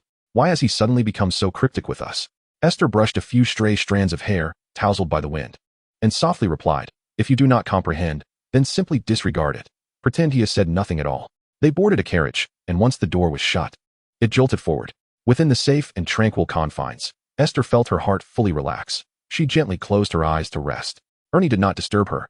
Before long, the carriage came to a halt, and they entered Hogwarts through the main entrance. Notably, a Dementor stood guard on either side of the door, resembling sentinels. Ernie's face revealed concern. What are they doing here? Esther elucidated, are you not aware? Recently, Sirius Black escaped from Azkaban, and these Dementors have evidently been dispatched by the Ministry of Magic to apprehend him. Ernie appeared puzzled. Does the Ministry believe that Sirius Black would attempt to enter Hogwarts? Esther nodded lightly. They suspect he might infiltrate Hogwarts to attack Harry, as he is a devoted follower of the Dark Lord. This explanation made sense to Ernie, who, after hearing it, expressed sympathy. Sometimes, I feel terribly sorry for Harry. As the chosen one, he bears immense renown, yet it also signifies considerable peril. Consider the first and second years. Each year, Harry's life seems fraught with turmoil. I heard you fainted, Potter? What is it like to be kissed by a Dementor? A voice filled with malicious glee interrupted Ernie's reflection. He and Esther turned to see Harry and his companions freshly disembarking from the carriage, only to be surrounded by Draco, who stood atop the stone steps leading to the castle, gazing down at Harry with a smirk that exuded delight at Harry's misfortunes, his striking gray-blue eyes alight with schadenfreude. Draco had come to taunt Harry once more. Ernie could not abide Draco's behavior. His relentless desire to surpass Harry often culminated in failure, be it in Quidditch or other endeavors, leaving him to take pleasure in belittling Harry over trivial matters. Esther sighed and said, oh well, won't he gain anything from this? Let us disregard him. After all, Professor Lupin was still present, no matter how audacious Draco might be. He would not dare to overstep in front of a teacher who could deduct points. They traversed the stone steps and entered the great hall. Before the meal commenced, the sorting ceremony for the semester was to take place. Esther, Over here. As she approached the Hufflepuff table, Donna waved energetically at her. After a summer apart, the transformation in Donna was striking. Her formerly eye-catching silver hair had been replaced with a more captivating macaron purple. I wanted to tell you in the car that your hair color is absolutely stunning, Esther exclaimed as she settled among her roommates. Her first words a compliment to Donna's vibrant locks. Donna tossed her hair with pride and grinned. I just dyed it a few days before school started, and I used a bit of magical potion to keep the color from fading. I adore this shade. Kathy ran her fingers through Donna's hair, unable to resist its allure. Did you get this color at a Muggle salon? It's truly beautiful. Unfortunately, my parents would never permit me to dye my hair. You Muggles have it easy. Unlike some pure-blood wizards who cling to outdated notions and are so closed-minded. No, Kathy, you're mistaken. Not all Muggle families are that progressive, interjected Ariane, who also envied Donna. My parents would never allow me to dye my hair in such an extravagant color, and they don't even approve of me dating at school. At the mention of romance, the roommates became animated, eagerly sharing their thoughts on the most attractive boys at school. They unanimously agreed that Cedric was the most handsome and ideal boyfriend material. What a pity. I heard Cedric has his eye on Ravenclaw's Cho. Who told you that? Is it true? The little gossiping badgers huddled together, chattering away about the various intrigues among the houses, and Esther discovered many couples she had previously overlooked. For instance, Percy Weasley, now the student council president, was dating Penelope Clearwater from Ravenclaw. How astonishing. Chapter 81. A new semester, a new atmosphere. Caught up in the gossip, Esther hadn't paid much attention to the sorting ceremony, and by the time she refocused, it had already concluded. Headmaster Dumbledore, wearing half-moon spectacles, took to the stage to announce that the Ministry of Magic had dispatched several dementors to Hogwarts for official duties. They would be stationed at various exits, and he urged the students not to leave the school grounds while the dementors were present this semester. After addressing this serious matter, he shifted the topic to introduce this year's defense against the dark arts teacher. Lupin stood to greet the students, but his tattered attire garnered little applause. Aside from Harry and his friends, whose claps were enthusiastic, the rest of the audience's applause was sparse and tinged with indifference. After all, the previous instructors of the defense against the dark arts class had failed to impart any significant knowledge, leaving the students with little hope for this year's teacher. Esther, however, graciously applauded, her enthusiasm standing out among the Hufflepuff table, which caught the attention of the new professor, who responded with a warm smile. Delighted. Esther thought that her first impression on Lupin should be favorable, and perhaps he would not be overly demanding in class, unlike Professor Snape, who was notorious for his relentless questioning. In stark contrast to Lupin's relatively pleasant demeanor was Professor Snape, whose usual brooding expression was now contorted with rage and barely concealed loathing as he glared at Lupin. Esther was aware that this animosity stemmed from a long-standing grudge between Snape and the Marauders. She was neither a witness nor a participant in those events, merely an observer who had heard tales, so she chose not to comment on their feud. Right and wrong were conclusions they would draw for themselves. Yet, a sudden thought crossed her mind. If Snape were to learn that Lupin had made a positive impression on her, would he redirect his ire towards her and make her life more difficult in class? Given Snape's temperament, such a possibility was all too real. She sensed that this year's potions class would undoubtedly become her most arduous subject. Last year's potions class had also been challenging, but it paled in comparison to the torment of Professor Lockhart's defense against the dark arts lessons. Aside from Professor Lupin, there had been another change in the faculty, the retirement of Professor Kettleburn from care of magical creatures, with Hagrid stepping in to fill the role. Upon hearing this news, the Gryffindor table erupted in enthusiastic applause for those who were acquainted with Hagrid. It was no surprise that the course textbook had become rather daunting this year, as it was indeed chosen by Hagrid, which only heightened Esther's concerns for her own safety in class. Kathy remarked to them about her apprehensions, a sentiment shared by many, given Hagrid's somewhat unreliable appearance. However, these matters were irrelevant to Esther and her friends, as elective classes would not begin until their third year. After the introductions of the two teachers, it was finally time for dinner. The ravenous students began to indulge in a sumptuous meal, with laughter and chatter echoing around the long tables, gradually dispelling the memories of the frightening incident that had occurred on the way. Once dinner concluded, the students followed their prefects back to their respective dormitories for rest. A new term was about to commence, perhaps due to the unexpected events of their first year. None of the students, especially Esther, chose to sleep in on the first day of school. She rose early, attended to her morning routine, and waited for her roommates to join her for breakfast in the Great Hall. However, after having cast the Patronus charm twice the previous day, Esther awoke feeling a sense of weakness this morning. The excessive misuse of magical power by wizards can indeed lead to a depletion of their magical energy, manifesting in various physical discomforts. However, Esther believes that her condition cannot be attributed to overexertion, but rather to her youth and immature control over her magical abilities.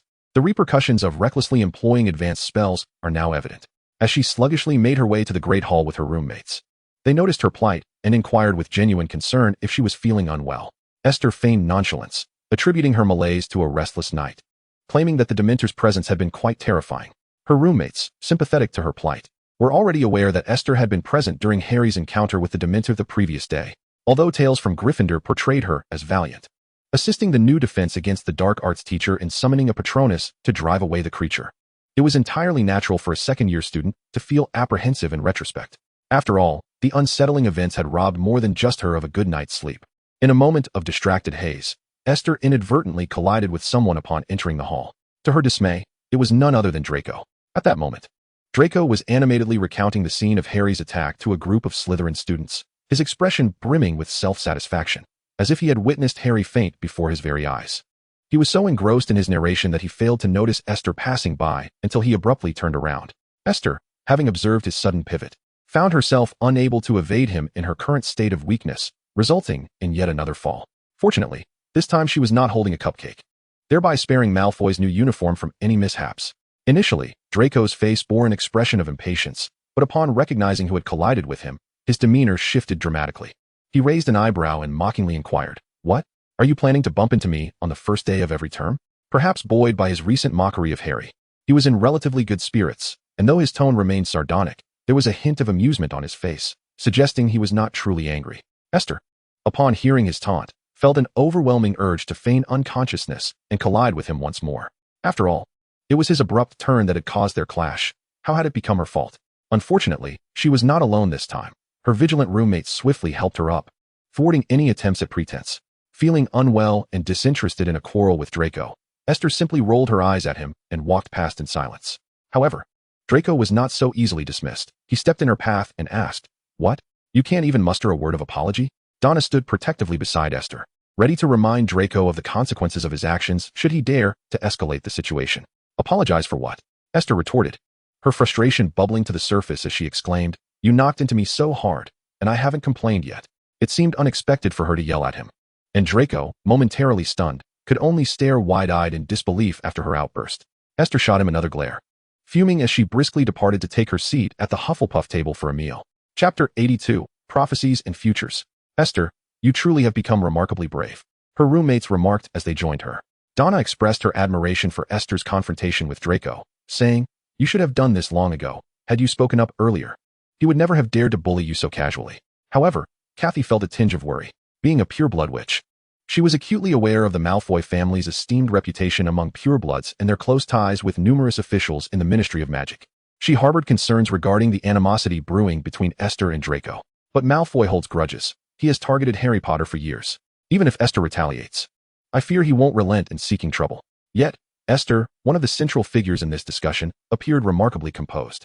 After savoring a warm slice of buttered bread, she felt her spirits lift considerably. Dismissing Kathy's concerns, Esther replied, "Do not fret. Times have changed. Draco Malfoy would not dare to be excessively hostile towards me now."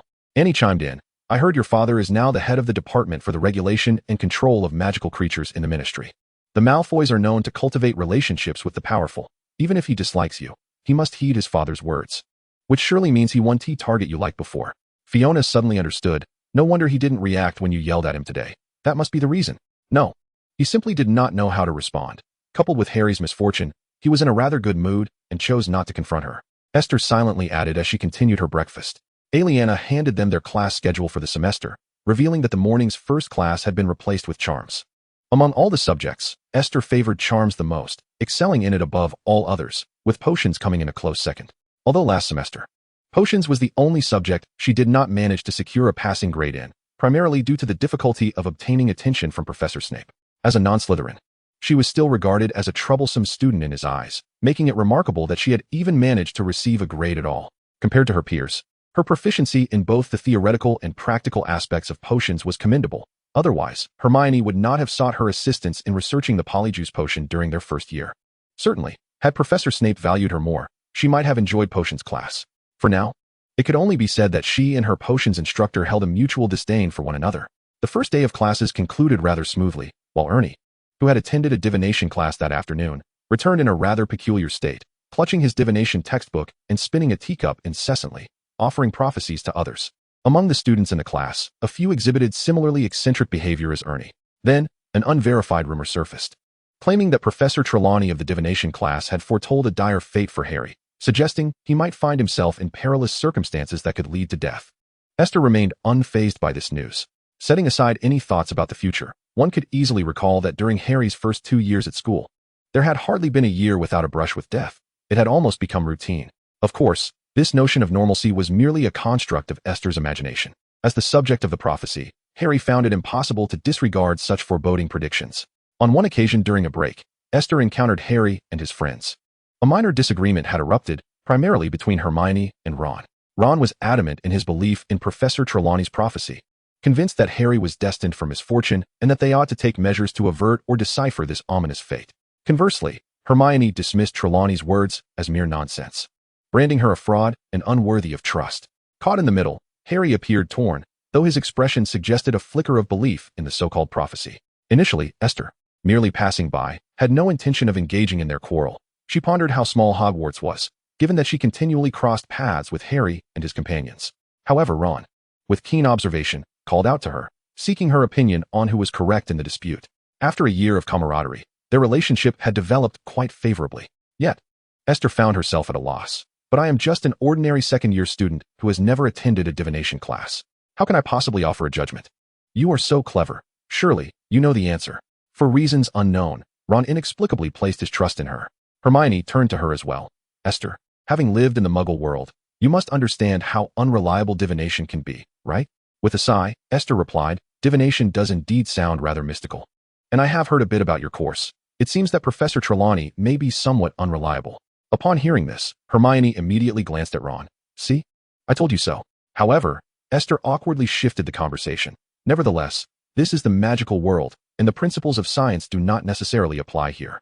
While Trelawney's prophecies may lack credibility, it does not imply that the subject of divination is mere charlatanism. The fact that it exists and continues to be taught suggests that it must hold some significance. At this juncture, Esther felt a playful impulse arise within her.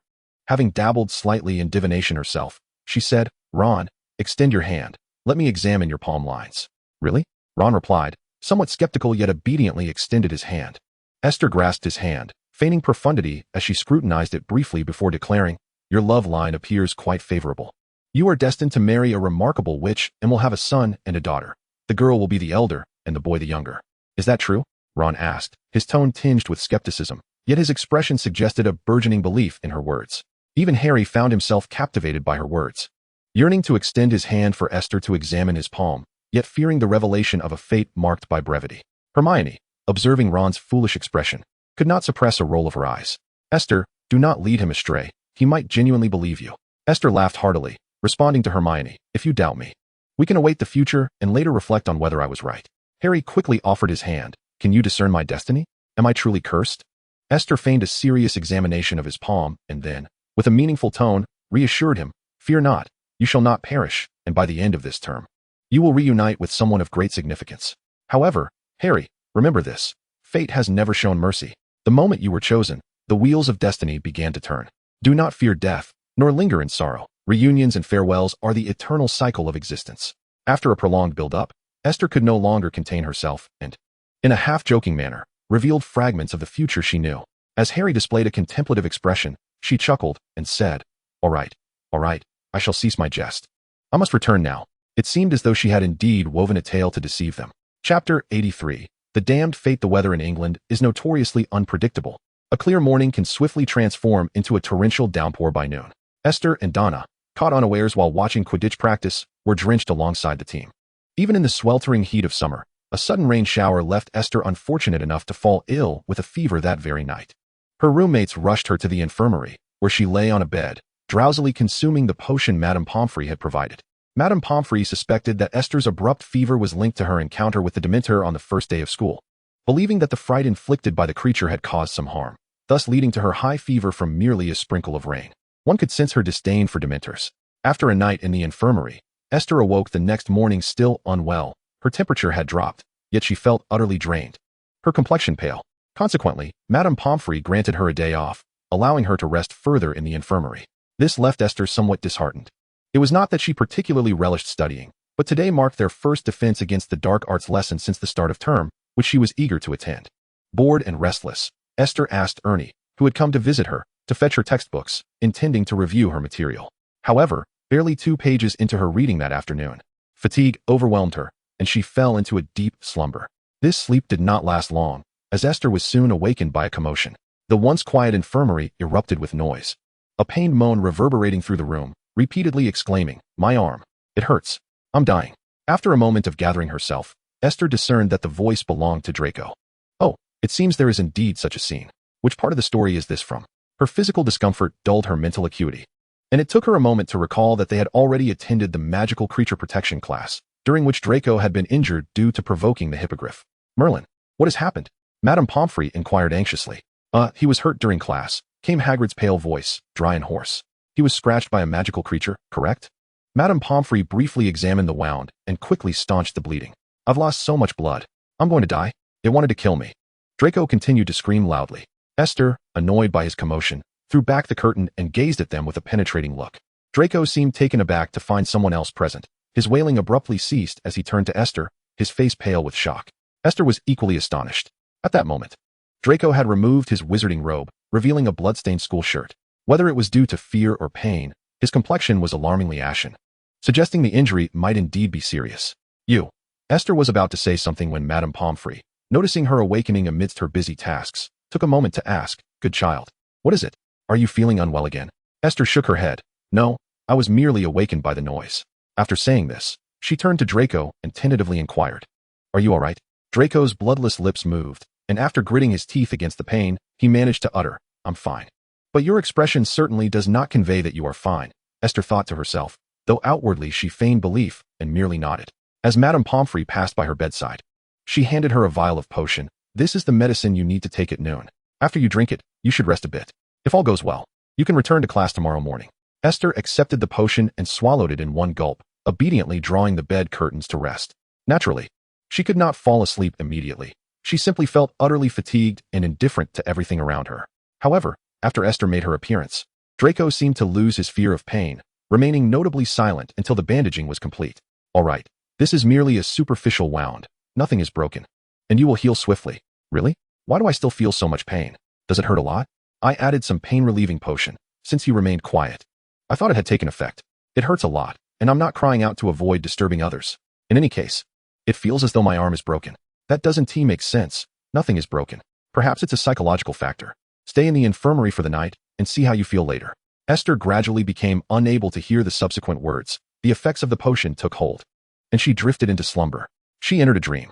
The sky was dim. Dark clouds loomed ominously on the horizon, heralding an approaching storm. Within a small cottage, 2 indistinct figures erupted into a fierce argument. Her eyes seemed to be shrouded in a mist, as if she were lying on something soft. Unable to move or perceive clearly, she became aware that she was dreaming and endeavored to rouse herself from this slumber, but to no avail. "The prophecy must be fulfilled. We must depart. But my family, I cannot bear it. My daughter is still so young. Can you bear to repeat the past? Is he dead? Are you certain? Let us leave, far away. Forever guard this secret." The sounds of argument fragmented and intruded upon her ears. She could only catch a few words, unable to piece them together into a coherent sentence. A gust of wind swept through the partially open window, carrying with it a few icy raindrops that drifted into the room. Esther felt the sensation of rainwater on her cheek, struggling in vain, utterly unable to rise or move. The bickering abruptly ceased, and hurried footsteps approached. Someone closed the window and then drew near her. "Sleep, my dear child. When you awaken, all will be well." A gentle voice, tinged with an irrepressible sadness, softly coaxed her, akin to soothing a baby to sleep. "Esther, Esther, wake up." The dream abruptly halted. Esther jolted awake, and in the dim light, she beheld a pair of worried gray-blue eyes. "Draco?" She gazed at the boy with a hint of confusion, her tone soft, as if a gentle breeze had passed by. "At last, you are awake. Do you realize you have slept from dawn until dusk? You were making unconscious sounds. And if you hadn't woken up, I would have had to summon Madame Pomfrey to see if you were cursed." Draco furrowed his brow, speaking in a rapid succession of words. Only then did Esther notice the glowing wand in his hand and the surrounding twilight. "How long have I been asleep?" She felt her throat was somewhat parched and had to cough before she could utter a complete sentence. "It's already past curfew. How long do you say you've been asleep? Have you really slumbered for so long?" Chapter 84, Night Wanderings. Just awakened, Esther's awareness was still somewhat hazy. She shook her head, attempting to clear her mind. Draco, standing beside her bed, could not help but let out a laugh at her action. It was not the usual sardonic chuckle he often employed, but a light, gentle laugh. Are you trying to shake the water from your brain? He teased lightly. Esther shot him a glare. If you have nothing to say, then don't. TSK, ungrateful. He resumed his usual demeanor, casually swaying his wand. The small orb of light at its tip dancing with his movements. You were obviously having a nightmare when you were asleep. You should thank me for waking you. Or you would have cried from fear. Thank you, but I wouldn't cry from fright, for I did not have a nightmare. Just a vague dream, she replied, already on the verge of forgetting the details of her dream upon waking. Suit yourself with your stubbornness. Draco let out a dismissive snort, preparing to turn away and seek rest. His demeanor during the incident of his injury today was, undoubtedly, partly a performance. Yet there lingered a genuine sense of fear and panic within him. Thus, even as night fell and his wounds began to heal, the inner turmoil had not entirely dissipated, leaving his complexion pallid and drawn. It was precisely for this reason that he remained awake, and thus heard Esther's unconscious murmurs of distress in her dreams, prompting him to rouse her instinctively. To be candid, he sometimes felt a lack of memory. He was well aware that Esther would not reciprocate his kindness. Yet he found himself softening time and again. In the beginning, when she had smeared cake all over herself, he had been infuriated. In accordance with his usual temperament, he would have cast a couple of curses at the oblivious individual before him. However, upon witnessing her panicked state, the haughty young Malfoy found a rare moment of compassion. He merely issued a verbal warning and confiscated one of her books as a form of punishment, which he deemed exceedingly magnanimous. Moreover, he intended to return the book. He merely wished to induce some anxiety in her for a couple of days. Reflecting on how she treated him, he had initially heard of her fainting during potions class, which led to her punishment, and he had not truly blamed her. He merely thought her a tad too timid. It was only later, when she ceased to feign weakness, that he began to piece together her cunning strategy. She had deliberately escalated the situation, crafting herself into a timid, pitiable victim to draw the professor's attention, resulting in a series of subsequent events. They often spoke of the Malfoys as being deeply scheming and adept at manipulation. It was evident that Esther Main was no less capable, able to devise such tactics in a short span of time, which explained her impressive second place in class ranking. He found himself smirking at the thought, yet as he pondered further, his ire grew, prompting him to take a few steps before halting abruptly to cast a scathing glare in her direction, accompanied by a cold scoff. Esther found his behavior rather perplexing. She had no desire to speculate on his thoughts, for she had a pressing matter to address. She was hungry. Having slept from the afternoon into the evening, she had, of course, skipped dinner, making her current hunger entirely reasonable. Curled up beneath her blanket, she heard her stomach emit a few soft growls and murmured to herself, "Is it still possible to sneak into the kitchen and find something to eat?" However, it was already past curfew, and wandering the castle at this hour ran the risk of being caught by Filch. Yet her hunger was undeniable. Draco? Draco? Do you have any food? In the face of hunger, Esther set aside her prejudices and humbly beseeched him for sustenance. Draco's icy voice emerged from beneath the covers, somewhat muffled, no. Sighing. She had not held out much hope. Reaching for her school uniform jacket draped over the bedside, she rummaged through the pockets, ultimately discovering only 2 candies. She unwrapped one and placed it in her mouth, the sweet and tangy flavor of plum candy instantly flooding her senses. Now, her hunger felt even more pronounced. With a sigh, she groped her way down from the bed, picked up the wand resting on her bedside table, and tapped it lightly against Draco's bedpost. On such a splendid moonlit night, why sleep? Shall we embark on a midnight adventure through Hogwarts? The covers were thrown aside as Draco sat up, a sardonic smile playing on his lips. A midnight adventure? And pray tell, where does this escapade lead us? To the kitchens of Hogwarts? Esther raised her thumb in approval. Astute deduction. It seems your studies in divination have paid off. Draco scoffed. I regret to inform you that I did not enroll in divination. Yet Esther's smile remained unchanged. No matter, at least you are honest and polite. What do you mean, no matter? Am I apologizing to you? Draco retorted, his frustration evident as he shot her a glare. In any case, I am not hungry, so I have no desire to risk an adventure in the kitchens. But I am hungry. Will you accompany me? Esther pleaded earnestly. Draco eyed her skeptically. Why must you insist on my company? Surely you do not intend to place the blame on me should we be caught? Certainly not. Esther vehemently denied. We Hufflepuffs would never stoop to such underhanded tactics.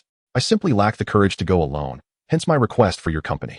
In truth, Esther believed he had more experience at Hogwarts, having spent an additional year there, and could provide her with invaluable guidance.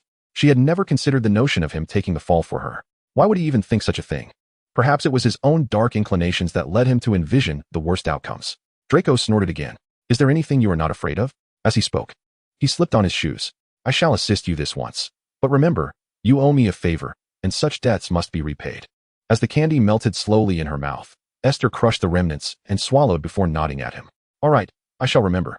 At that, Draco finally allowed a satisfied smile to grace his features. His injured hand was tightly bandaged, with a lingering, albeit minor, pain yet it did not dampen his spirits. He was already plotting how to ensure Esther would repay this favor. Such a rare opportunity must not be squandered. He required thoughtful consideration. They tiptoed out of the infirmary, stepping into the darkness of Hogwarts, embarking on their nocturnal quest, or rather, adventure. Chapter 85, Shadows. Before long, Esther realized that enlisting Draco's help was indeed a wise decision, for he was considerably more experienced than she. Take this path. There is a secret passage that leads closer. Be cautious, for Filth's cat frequently prowls this area, and evading her gaze is no simple task. That way is a no-go. The portraits there are easily disturbed, and should they awaken, they will create a ruckus intended to alert the authorities. Esther obediently followed in his wake, heeding his guidance. They navigated seamlessly through the corridors, successfully arriving at the entrance to the kitchens. The kitchen of Hogwarts is situated near the Hufflepuff common room, where Esther is a frequent visitor. She navigates effortlessly to the painting of a silver bowl overflowing with fruit, gently scratches the pear depicted within, and the golden pear transforms into a green doorknob. She opens the door and gestures invitingly to Draco, who saunters in with an air of nonchalance, remarking on her familiarity with the place, suggesting she must frequent it often. Esther retorts, alluding to his own evident experience with nocturnal escapades, implying he too must have indulged in secret nighttime wanderings.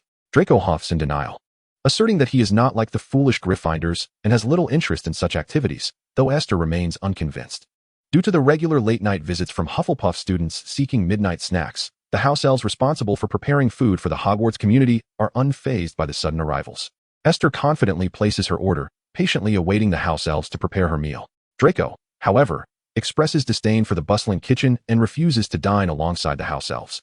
Even for a late-night snack, Esther playfully chides him, feigning innocence with wide eyes, suggesting he need not join her as he claims not to be hungry. Draco, reclining in his chair and crossing his legs, maintains his haughty demeanor despite a recent injury. He lifts his chin, accusing her of feigning ignorance. Insisting he has discerned her intentions, she can no longer deceive him. Esther blinks, realizing that with increased acquaintance, he has become more difficult to fool. She reminisces about their initial meeting when he believed her every act. I have no intention of deceiving you. Did you not declare your lack of hunger? She mutters softly. Regardless, she insists she cannot linger. Once the house elves prepare the food, she will pack it to take back to the infirmary for him to eat. However, there is a risk the food may cool on the way back, and she ponders how he would explain the remnants to Madame Pomfrey the following morning. That is no concern of mine. If you refuse, I shall return alone, Draco asserts with firmness. Esther finds herself at an impasse. Realizing her current reliance on him leaves her no choice but to acquiesce, albeit reluctantly. The house elves work swiftly, soon presenting her with the packed meal. Esther lifts the food container, with Draco leading the way as they make their way back to the infirmary.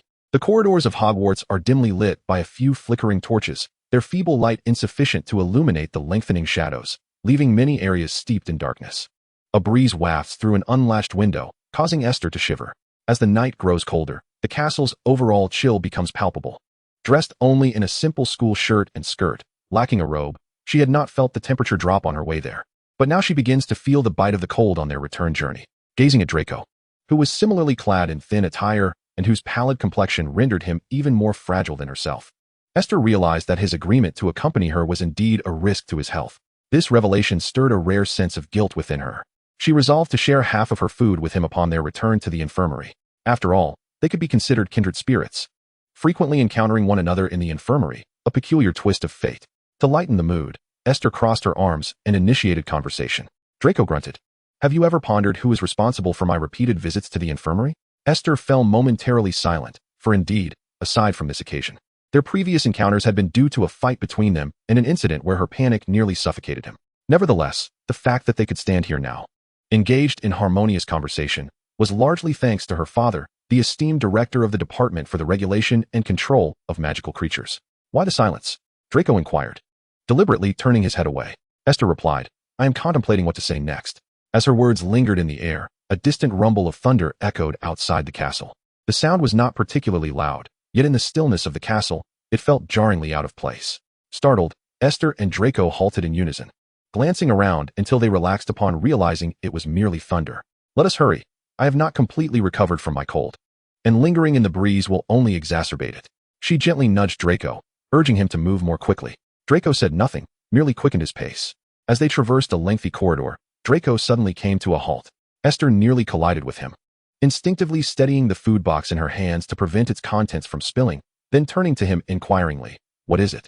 I just saw a shadow flit past up ahead, he replied, frozen in place, his gray-blue eyes fixed ahead with a look of panic etched upon his face. Esther, upon hearing this, immediately gripped her wand, stepping forward to scrutinize the area he indicated. Yet, nothing was there. Esther did not lower her guard simply because she saw no shadow. Hogwarts, with its millennia of history, was bound to conceal unknown entities. Much like the basilisk from the previous semester. Cautiously, she surveyed her surroundings, and then paused, a conjecture forming in her mind. To confirm her suspicions, she advanced further. Is it a ghost? Draco, his complexion slightly ashen, whispered, should we not take another route? Why risk it? Esther shook her head slightly. It's fine. I will check it out. You stay here. Are you mad? What is there to see? Whether it's a ghost or something else, can't we just circumvent it? He insisted in a hushed tone.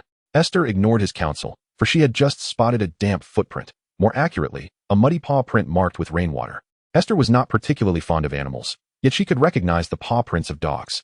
Coupled with her knowledge of the events of the current academic year, she suspected that the shadow Draco had seen was none other than Sirius Black, stealthily infiltrating Hogwarts.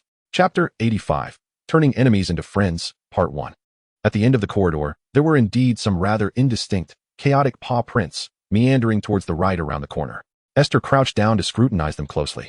She could ascertain that they resembled dog prints, but beyond that, she could glean nothing more. Draco, infuriated by her boldness, stood rooted in place, tempted to simply turn away and disregard her entirely. What are you looking at? He hissed, his tone tinged with anxiety. Esther rose to her feet and beckoned him over. Come and see. Reason dictated that Draco should depart swiftly from this place, yet his curiosity was piqued by Esther's series of actions.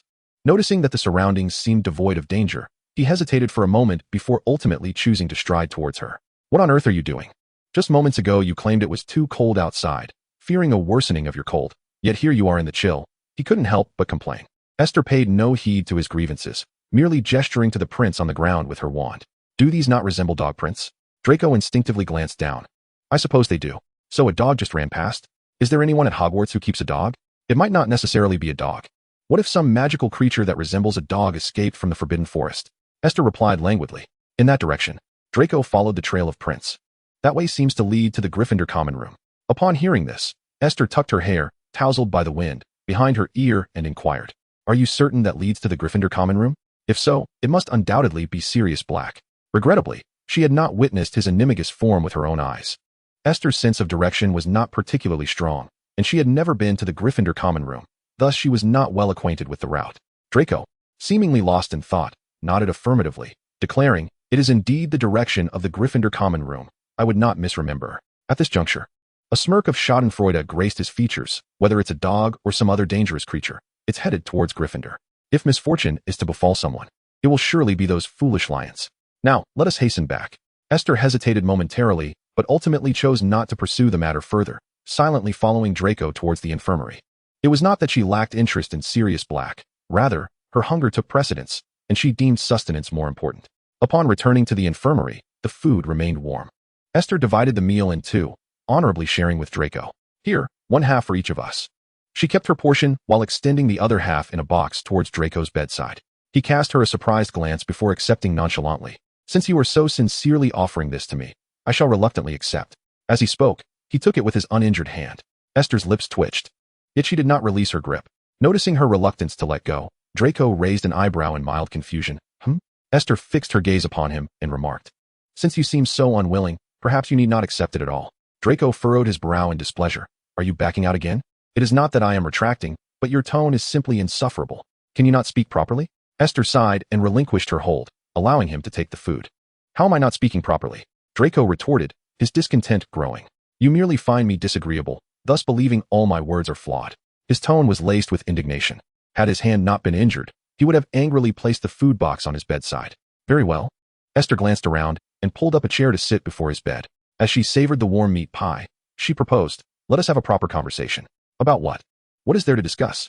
Draco replied stiffly. Observing her enjoyment of the food, he could no longer restrain himself and took a piece of pie, grumbling as he ate. I do not wish to continue this constant conflict. How about this? Let us play a game. I will describe how I perceive you, and you shall do the same regarding me. We can gain insight into how we appear in each other's eyes. Draco rolled his eyes in disdain. What a childish game. Finish your food, and then go to sleep. Do not disturb my rest. Esther smiled, and facing his unwillingness, she resorted to provocation. Are you afraid to play? Is it because you are aware of your own shortcomings? The sudden outburst stemmed from two reasons. Firstly, she had napped excessively during the day, leaving her wide awake now. The absence of mobile games in the magical world left her seeking conversation. Secondly, she genuinely wished to clear the air with Draco.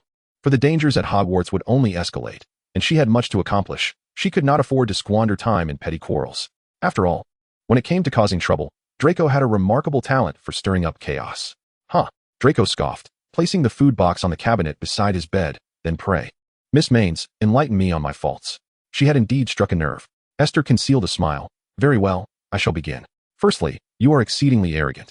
Draco did not flinch at this accusation. Instead, he lifted his already proud head even higher, feeling no shame in what she deemed a flaw. Aside from your arrogance, you possess a rather acerbic tongue, often seeking conflict where none exists. Your competitive spirit runs deep, yet when faced with defeat at the hands of others, you become flustered and enraged.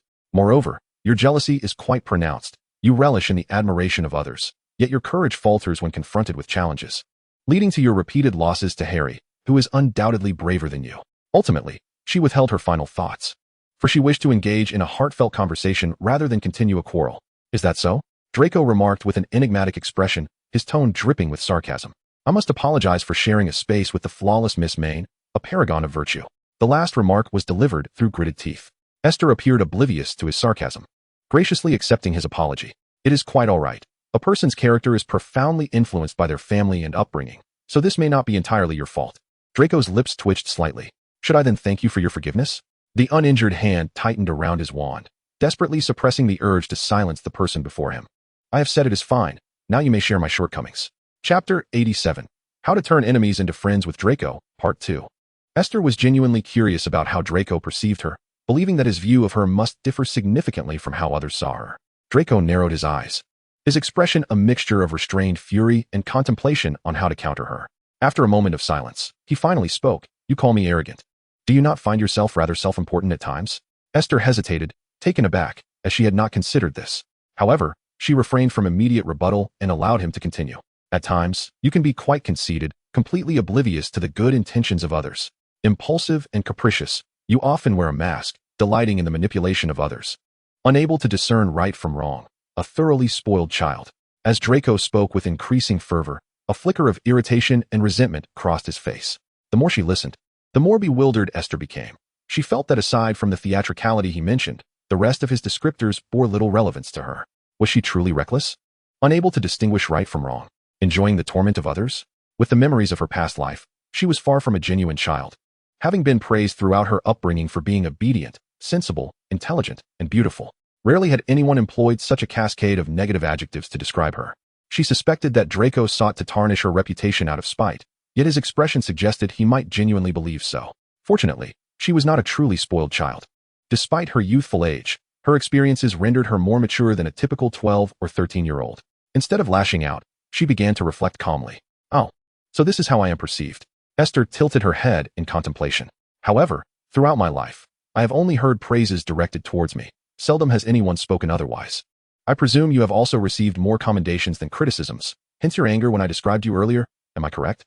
Draco turned away, refusing to meet her gaze. I am not angry. Then why did I just hear someone nearly grind their molars to dust? Esther inquired mischievously. Draco fell silent for a moment before deciding to feign indignation. Enough. It's late, and I wish to sleep. Please leave. I have no desire to engage in this fruitless conversation.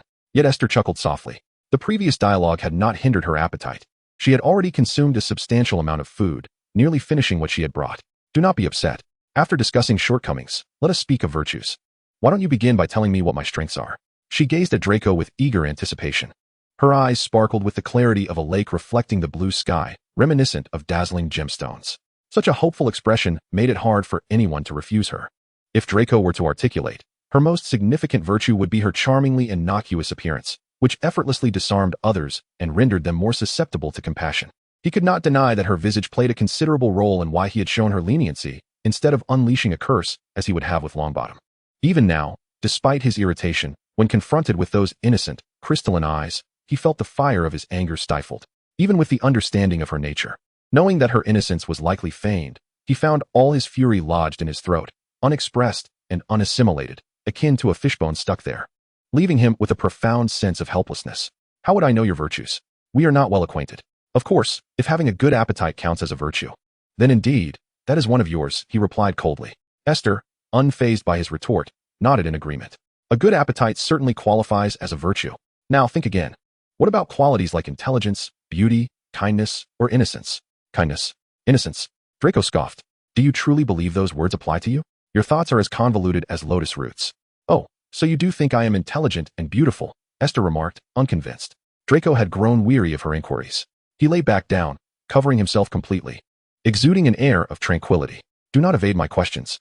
Avoidance is inappropriate. If you truly believe I am intelligent and beautiful, you may express it without hesitation. Draco remained motionless. Very well, I know you are not asleep. Now it is my turn to enumerate your virtues. I believe your most significant asset is your decent appearance. You are unaware of how much your face illuminates your presence.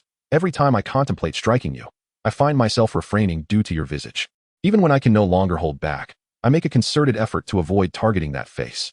And furthermore, after a moment of contemplation, she continued, you possess a certain cleverness, and in a particular sense, a commendable tenacity. This particular sense refers to your unwavering pursuit of trouble with Harry, which, regardless of success or failure, only fuels your determination, making you increasingly resolute. Is there anything else? Let me ponder. Nothing comes to mind. Esther fell silent. A cold snort emanated from the bed opposite. Humph. Esther chose to disregard it. How many times had she endured that derisive sound tonight? Such feeble mockery could hardly penetrate her defenses. Thus, one must acknowledge that every individual harbors both virtues and flaws. Each person, standing from distinct vantage points, perceives the world differently.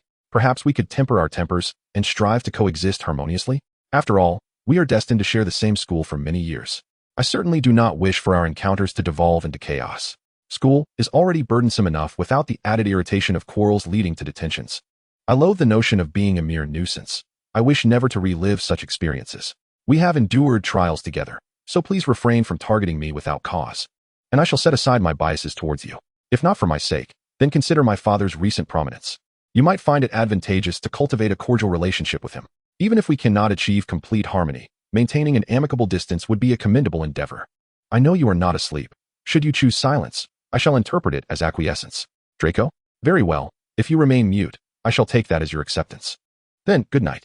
Having chattered away, Esther felt a sense of satisfaction as she returned to sleep. She believed her earlier words might not significantly bridge the gap between them. Yet invoking her father would undoubtedly compel him to regard her with a measure of consideration. After all, if he wished to execute the creature that had harmed him, he would require the approval of the Department for the Regulation and Control of Magical Creatures. Chapter 88. How to Transform Enemies into Allies with Draco, Part 3. The consequence of her late-night escapade was that Esther's previously improving cold had worsened, necessitating another day in the infirmary. That afternoon, the infirmary was bustling with two groups, one comprised of Slytherins visiting Draco, and the other, Hufflepuffs coming to see her. The two factions maintained their separate spheres, each encircling their respective housemates' beds to converse, yet the topics remained strikingly similar.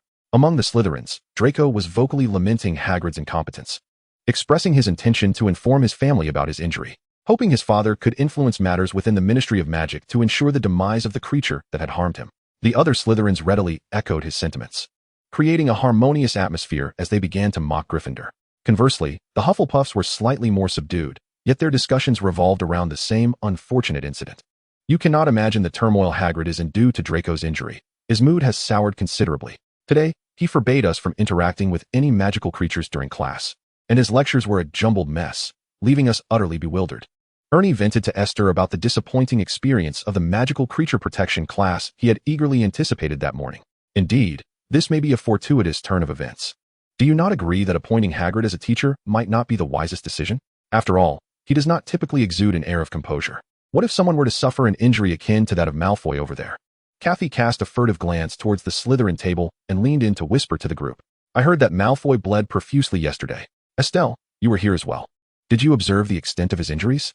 Donna squeezed into the center of the crowd, leaning against Esther, her tone betraying a hint of schadenfreude. Having been scolded and even fought with Draco, Donna, despite her boisterous demeanor, harbored a poor impression of him, ranking him second on her list of most detestable classmates. Topping that list was Wood, the Quidditch captain from Gryffindor.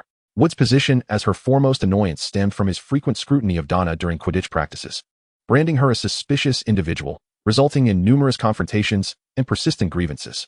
Consequently, their rivalry had escalated unwittingly, to the point where Donna found Wood even more irksome than Draco. However, There was solace in the fact that Wood was in his 7th year and would soon graduate, likely putting an end to their enmity. In response to Donna's inquiry, Esther replied candidly, "I did not see it. It should not be too serious. Otherwise, he would not have accompanied her on a nighttime excursion." "Is that so?" "I heard from the Slytherins in class that his hand was nearly severed," Hannah interjected, curiosity piqued by Esther's statement. "Oh, please," Ernie scoffed, rolling his eyes and lowering his voice. "Does he really look like someone whose hand is broken?" "He is undoubtedly feigning a more severe injury to create trouble for Hagrid," Kathy asserted with conviction. Donna added, "Did you not hear? Malfoy mentioned he would tell his father. If parents become involved, Hagrid is sure to encounter some difficulties." Esther chuckled lightly. "No worries. It is quite customary for him to run to his father with grievances. If he fails to do so one day, that would indeed be surprising. Besides, Dumbledore is still around. Hagrid will not face any repercussions." Suddenly, Ernie had a thought. "Esther, isn't your uncle working in the Department for the Regulation and Control of Magical Creatures this year? Malfoy was injured by a magical creature. If they wish to exploit this situation, wouldn't they need to deal with your uncle?" In the original narrative, it was indeed the Department for the Regulation and Control of Magical Creatures that sent personnel to execute Buckbeak, but with her father now in charge, the situation was far from certain. Like many who have a passion for magical creatures, her father cherished all manner of wondrous beasts, and based on his character alone, he would be unlikely to hastily condemn a rare hippogriff to death. Nevertheless, while he currently held sway over the department, he still had superiors to answer to. The Malfoy family maintained a favorable relationship with the current Minister for Magic. Should they seek to leverage that connection, her father might find himself powerless to intervene. Esther candidly remarked that if he truly wished to execute the hippogriff that had harmed him, he would indeed need to seek approval from her father's department. However, given the amicable relationship between Minister of Magic Cornelius Fudge and Draco Malfoy, any order issued would leave her father with no choice but to comply. It appeared that Hagrid and the unfortunate hippogriff were doomed. Ernie sighed as he concluded this matter. Aside from this topic, they discussed other matters, such as Donna's decision to participate in this year's Hufflepuff Quidditch tryouts, and how Ernie had lost 2 points in potions class today due to a brewing mishap. "Only 2 points?" Esther exclaimed, somewhat astonished. "When did Professor Snape become so lenient?" Ernie sighed again, explaining that it was only because, aside from himself, Longbottom from Gryffindor had made an even more significant error, thus drawing most of the ire, which allowed him to escape lightly. Hannah, who attended class with them, nodded in agreement, expressing her sympathy for Longbottom, who must certainly have developed a psychological aversion to Professor Snape. Esther could relate, as Snape was indeed difficult to deal with. She always had to be on high alert during his lessons, answering his questions with no reward for correct answers and certain penalties for mistakes. It could be said that Esther's deviation from her initial plan of laziness to her current performance was largely due to Professor Snape's relentless prodding. Madame Pomfrey did not allow them to linger in the infirmary for long, swiftly ushering both groups out. The once boisterous infirmary fell into silence. At that moment, a first-year Ravenclaw student, who had inadvertently twisted an ankle during flying lessons, was brought in, and Madame Pomfrey busied herself with the treatment. With some idle time on her hands, Esther picked up a storybook she had brought from home, becoming engrossed in her reading when Draco suddenly approached her bedside, clutching a quill and parchment. "Help me write a letter. I need to inform my father about this incident," he stated with an air of entitlement. Esther closed her book and glanced at his injured hand. "Oh, indeed, it is the right hand." Yet, she remained puzzled and asked, "Why do you need me to assist you? There were plenty of Slytherins around you just moments ago." Draco lifted his chin slightly. "A letter to my father is not something I can simply allow others to see. Don't forget, you still owe me a favor, surely. You wouldn't refuse such a minor request." Upon hearing this, Esther promptly took the paper and quill. "So, if I help you finish this letter, I can consider my debt repaid?" Draco smirked. "Hardly. You must understand that the most challenging debts to repay are favors. Assisting me with a mere letter cannot possibly offset such a significant obligation. It was just a matter of violating school rules to accompany her during a midnight escapade in the castle, yet he spoke as if it were a grand affair." Esther's lips twitched slightly. Chapter 89, The Ollery. Having already resolved to get along with him after their conversation last night, Esther gripped the quill tightly, ultimately suppressing the urge to hurl the items at his face. She managed to squeeze out a reluctant agreement and inquired how to compose the letter. Draco smiled with a hint of pride, seemingly delighted at having finally caused her distress. He began to articulate the contents of the letter.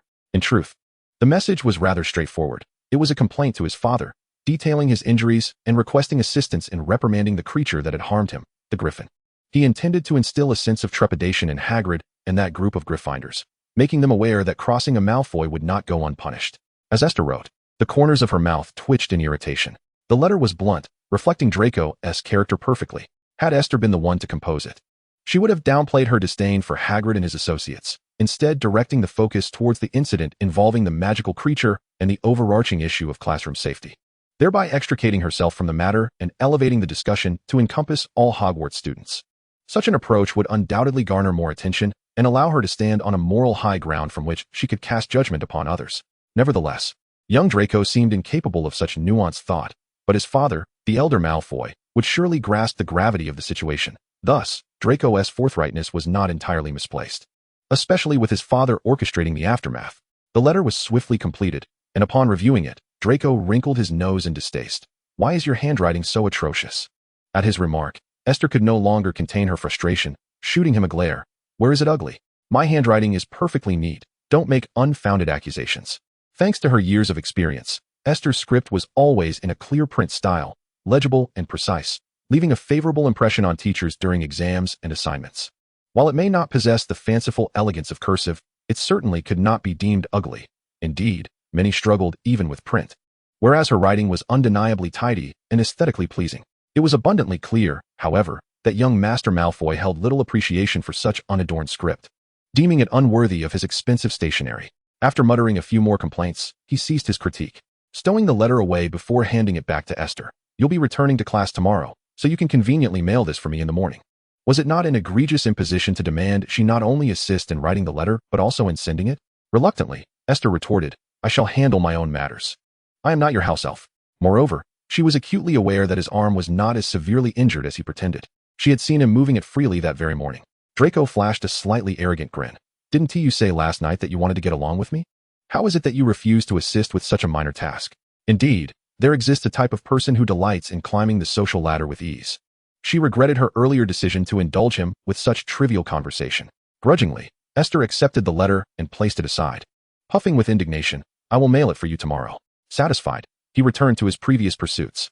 Without waiting for the dawn of the following day, Esther was granted leave from the infirmary that very evening. Her roommates were overjoyed at her return, even going so far as to fetch some food from the kitchen to welcome her back. By Merlin's soiled socks. "Esther, you're finally back.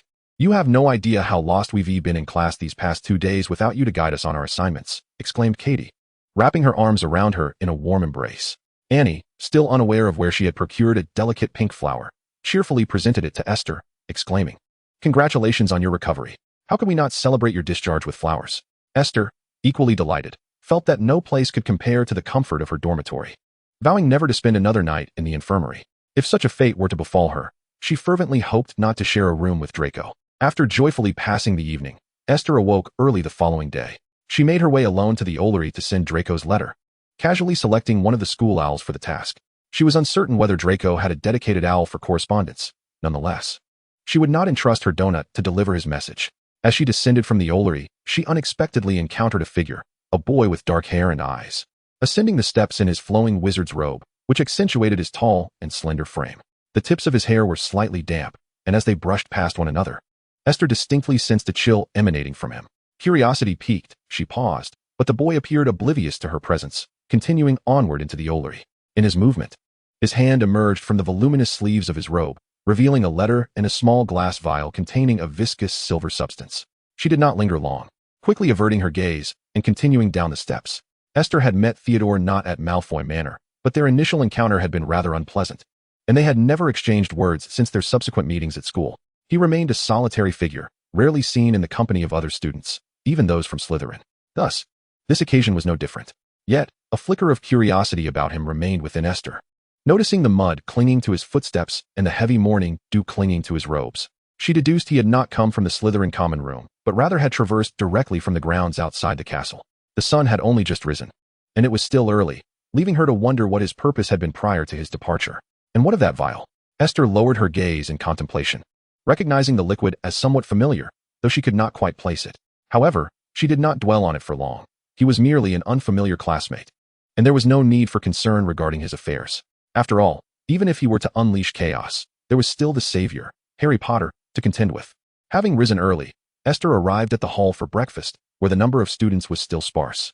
She noticed Hermione had already risen early, engrossed in her meal while poring over her textbooks.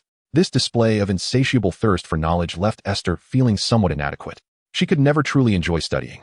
Even though others perceived her as an academic overachiever, it was merely a product of necessity, If given the choice, she would prefer not to exert herself so diligently.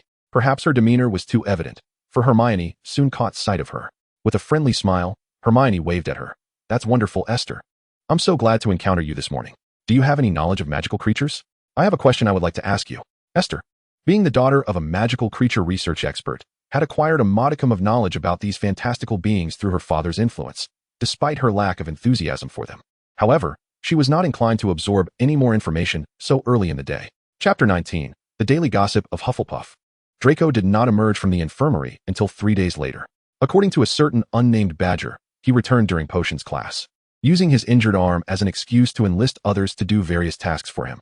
Severus Snape, who favored Slytherin and harbored a disdain for Harry and his friends, seized this opportunity to have Ron and Harry assist him with numerous chores. Harry and Ron were incensed, but could not express their anger, their faces nearly turning green by the end of the class.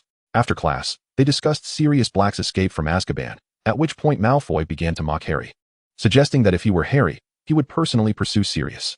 Those present sensed that Malfoy was privy to some information, but was deliberately withholding it. Esther, overhearing this gossip in the common room, initially listened with keen interest, twirling a pin in her fingers, until the final revelation caused her pen to clatter to the floor. It is worth noting that Esther was not accustomed to using the quills favored by wizards. She preferred a fountain pen for her daily assignments. The pen fell with a notable sound, yet it failed to capture much attention, as everyone remained engrossed in the gossip, oblivious to the fleeting complexity of Esther's expression. From Draco's demeanor, it seemed he was aware that Sirius Black had been the informant responsible for the failure of the Fidelius charm, which led Voldemort to discover the whereabouts of Harry's parents and ultimately resulted in their demise. Furthermore, he might even know that Sirius was Harry's godfather. After all, in terms of blood relations, Sirius Black and Draco's mother, Narcissa Malfoy, were cousins, and the Malfoy family was undoubtedly aware of some details regarding Sirius. It was impressive that Draco managed to refrain from revealing this information to Harry. His motives could either be to relish Harry's misfortune or to avoid mentioning Sirius, his blood relative who had escaped from Azkaban. Esther pondered silently, as she immersed herself in her thoughts. The gossip had shifted from the morning potions class to the afternoon's defense against the dark arts lesson. In today's third-year class, Professor Lupin introduced them to a marvelous creature, a boggart concealed within a wardrobe. Boggart is a shape-shifting entity that transforms into the deepest fears of those who behold it, and it even imparts spells to combat itself. Subsequently, it prompted the students to confront the boggart one by one, leading to a series of humorous incidents. However, the most amusing moment occurred when Longbottom faced the boggart, which morphed into Professor Snape's likeness. Under the spell's influence, this Snape-like boggart donned the comical attire of Longbottom's grandmother, creating an uproarious scene. At the mention of this, many Hufflepuffs could not help but chuckle at the vivid imagery. It was evident that Longbottom had developed a psychological aversion to Professor Snape.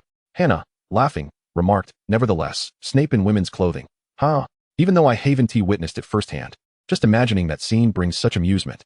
Oh my, I find this utterly delightful. I swear I have fallen in love with defense against the dark arts." In comparison, we truly learned nothing in the past 2 years, highlighting the crucial importance of having an excellent teacher. Justin wiped away the tears of laughter from his eyes and addressed the group.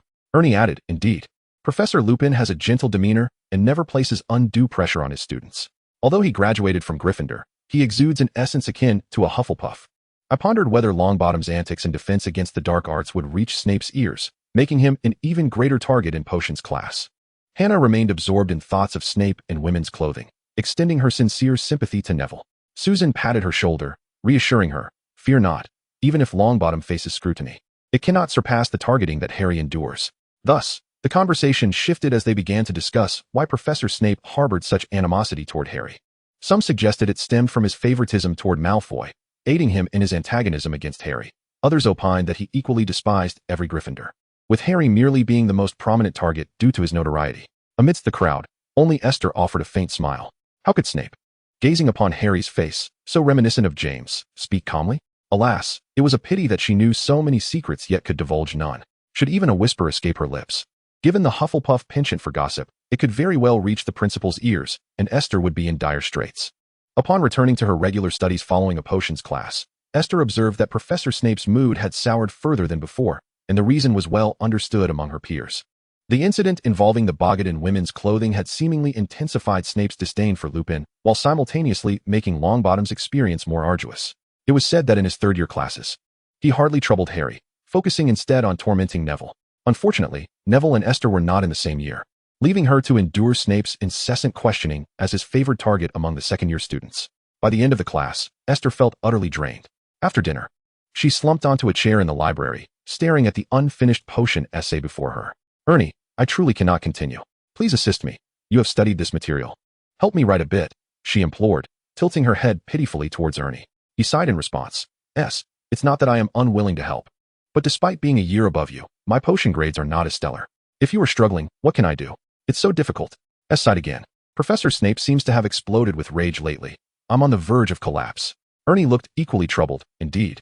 You second years have it easier since one of the instigators, Longbottom, does not attend your classes. We have it worse. I genuinely regret choosing care of magical creatures. Do you realize that we are now spending class after class learning to care for flobberworms? I cannot fathom why we must tend to such grotesque creatures. Can you imagine? A mass of ugly wriggling. Stop. Quickly interjected. Please, do not say any more. Remembering her fear of such creatures, Ernie ceased his discourse. In any case, do not choose care of magical creatures, he advised her, assuming the role of a seasoned veteran.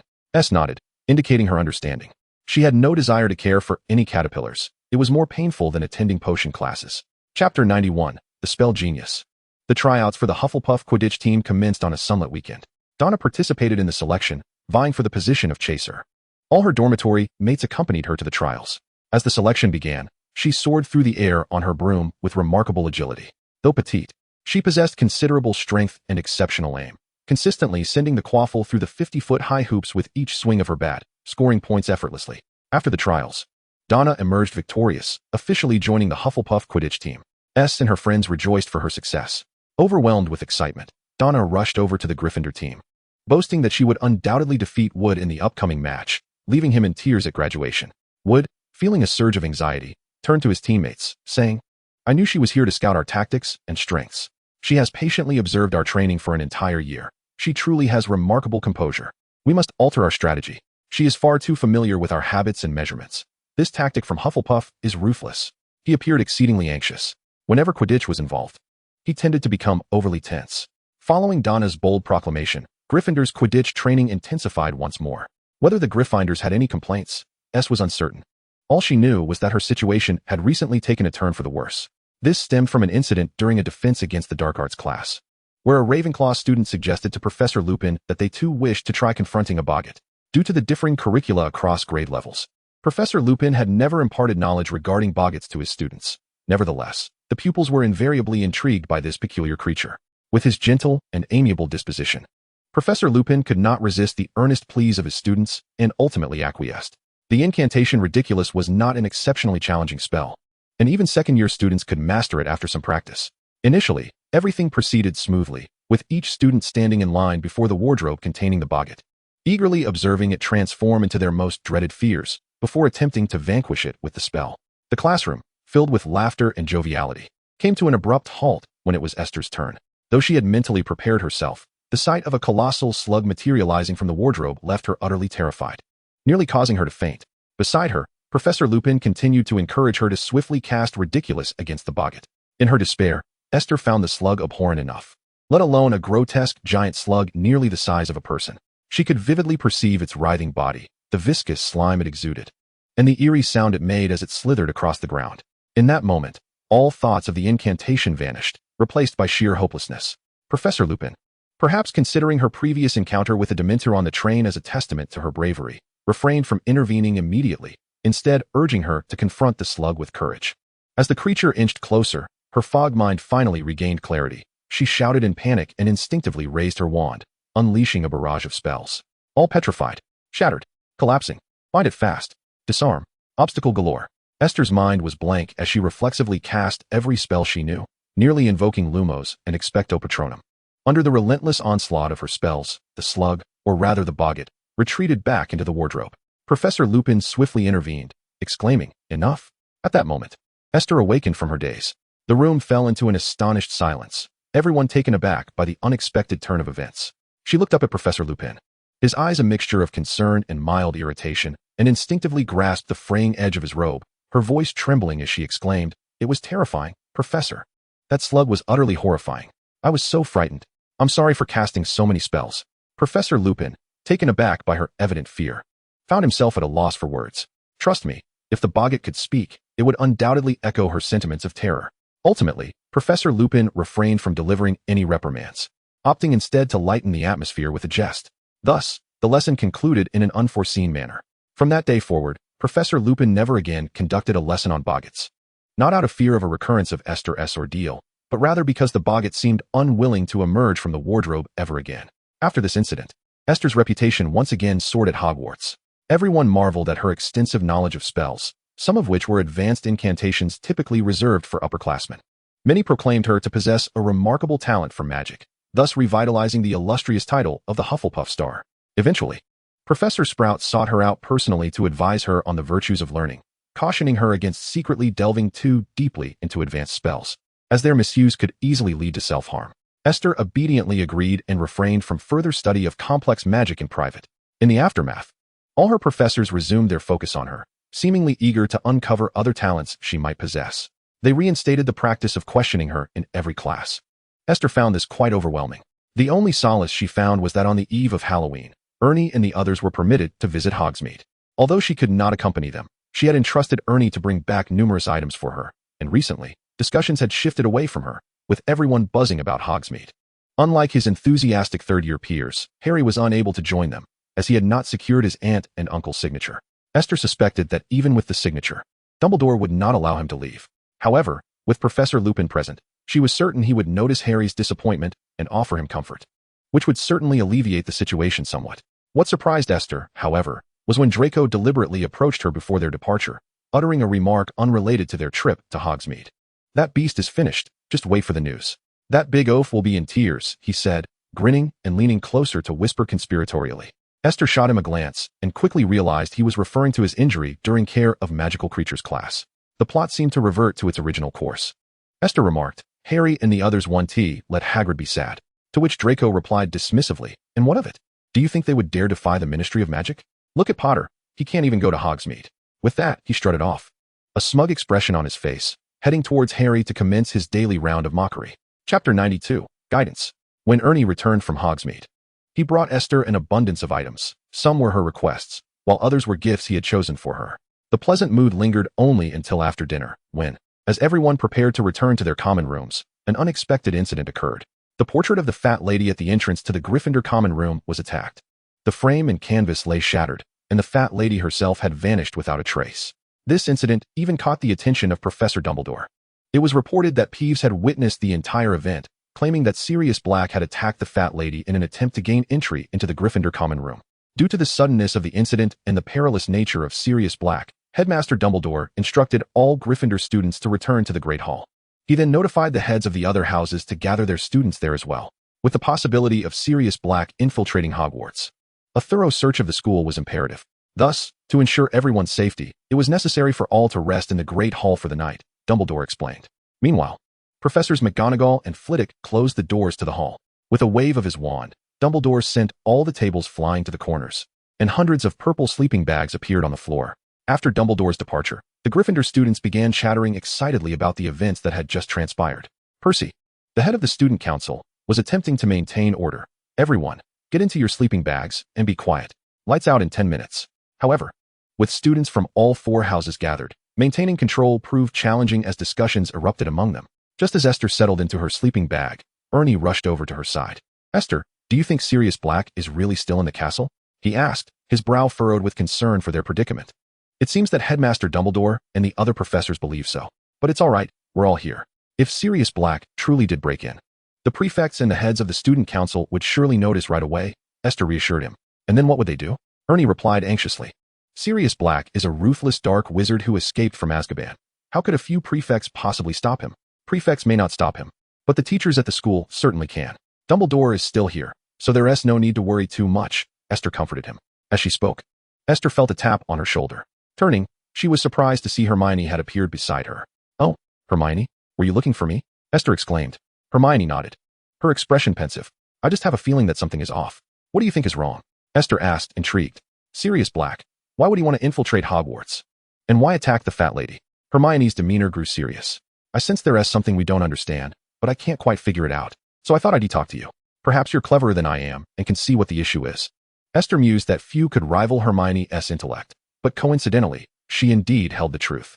In that moment, Esther resolved to share some information with Hermione, guiding her to discover the existence of Peter Pettigrew. Teaming up with Hermione seemed like an excellent choice. I thought you knew, Esther began. There have been rumors that Sirius Black intends to infiltrate Hogwarts to attack Harry. And perhaps his assault on the fat lady was merely a means to access Gryffindor's common room. That's where the real issue lies. Hermione remarked, however. We were all gathered in the Great Hall for dinner that evening.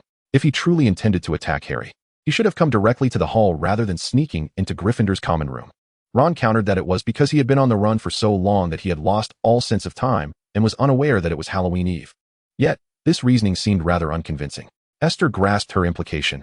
Indeed, everyone was congregated in the hall, even if he was unaware of our dining there prior to his infiltration.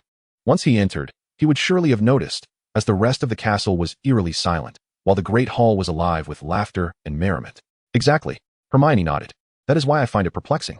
Esther proposed. What if we consider the situation from a different perspective? If Sirius knew today was Halloween Eve, being a former student of Hogwarts himself, he would certainly be aware that we dine in the hall on such an occasion.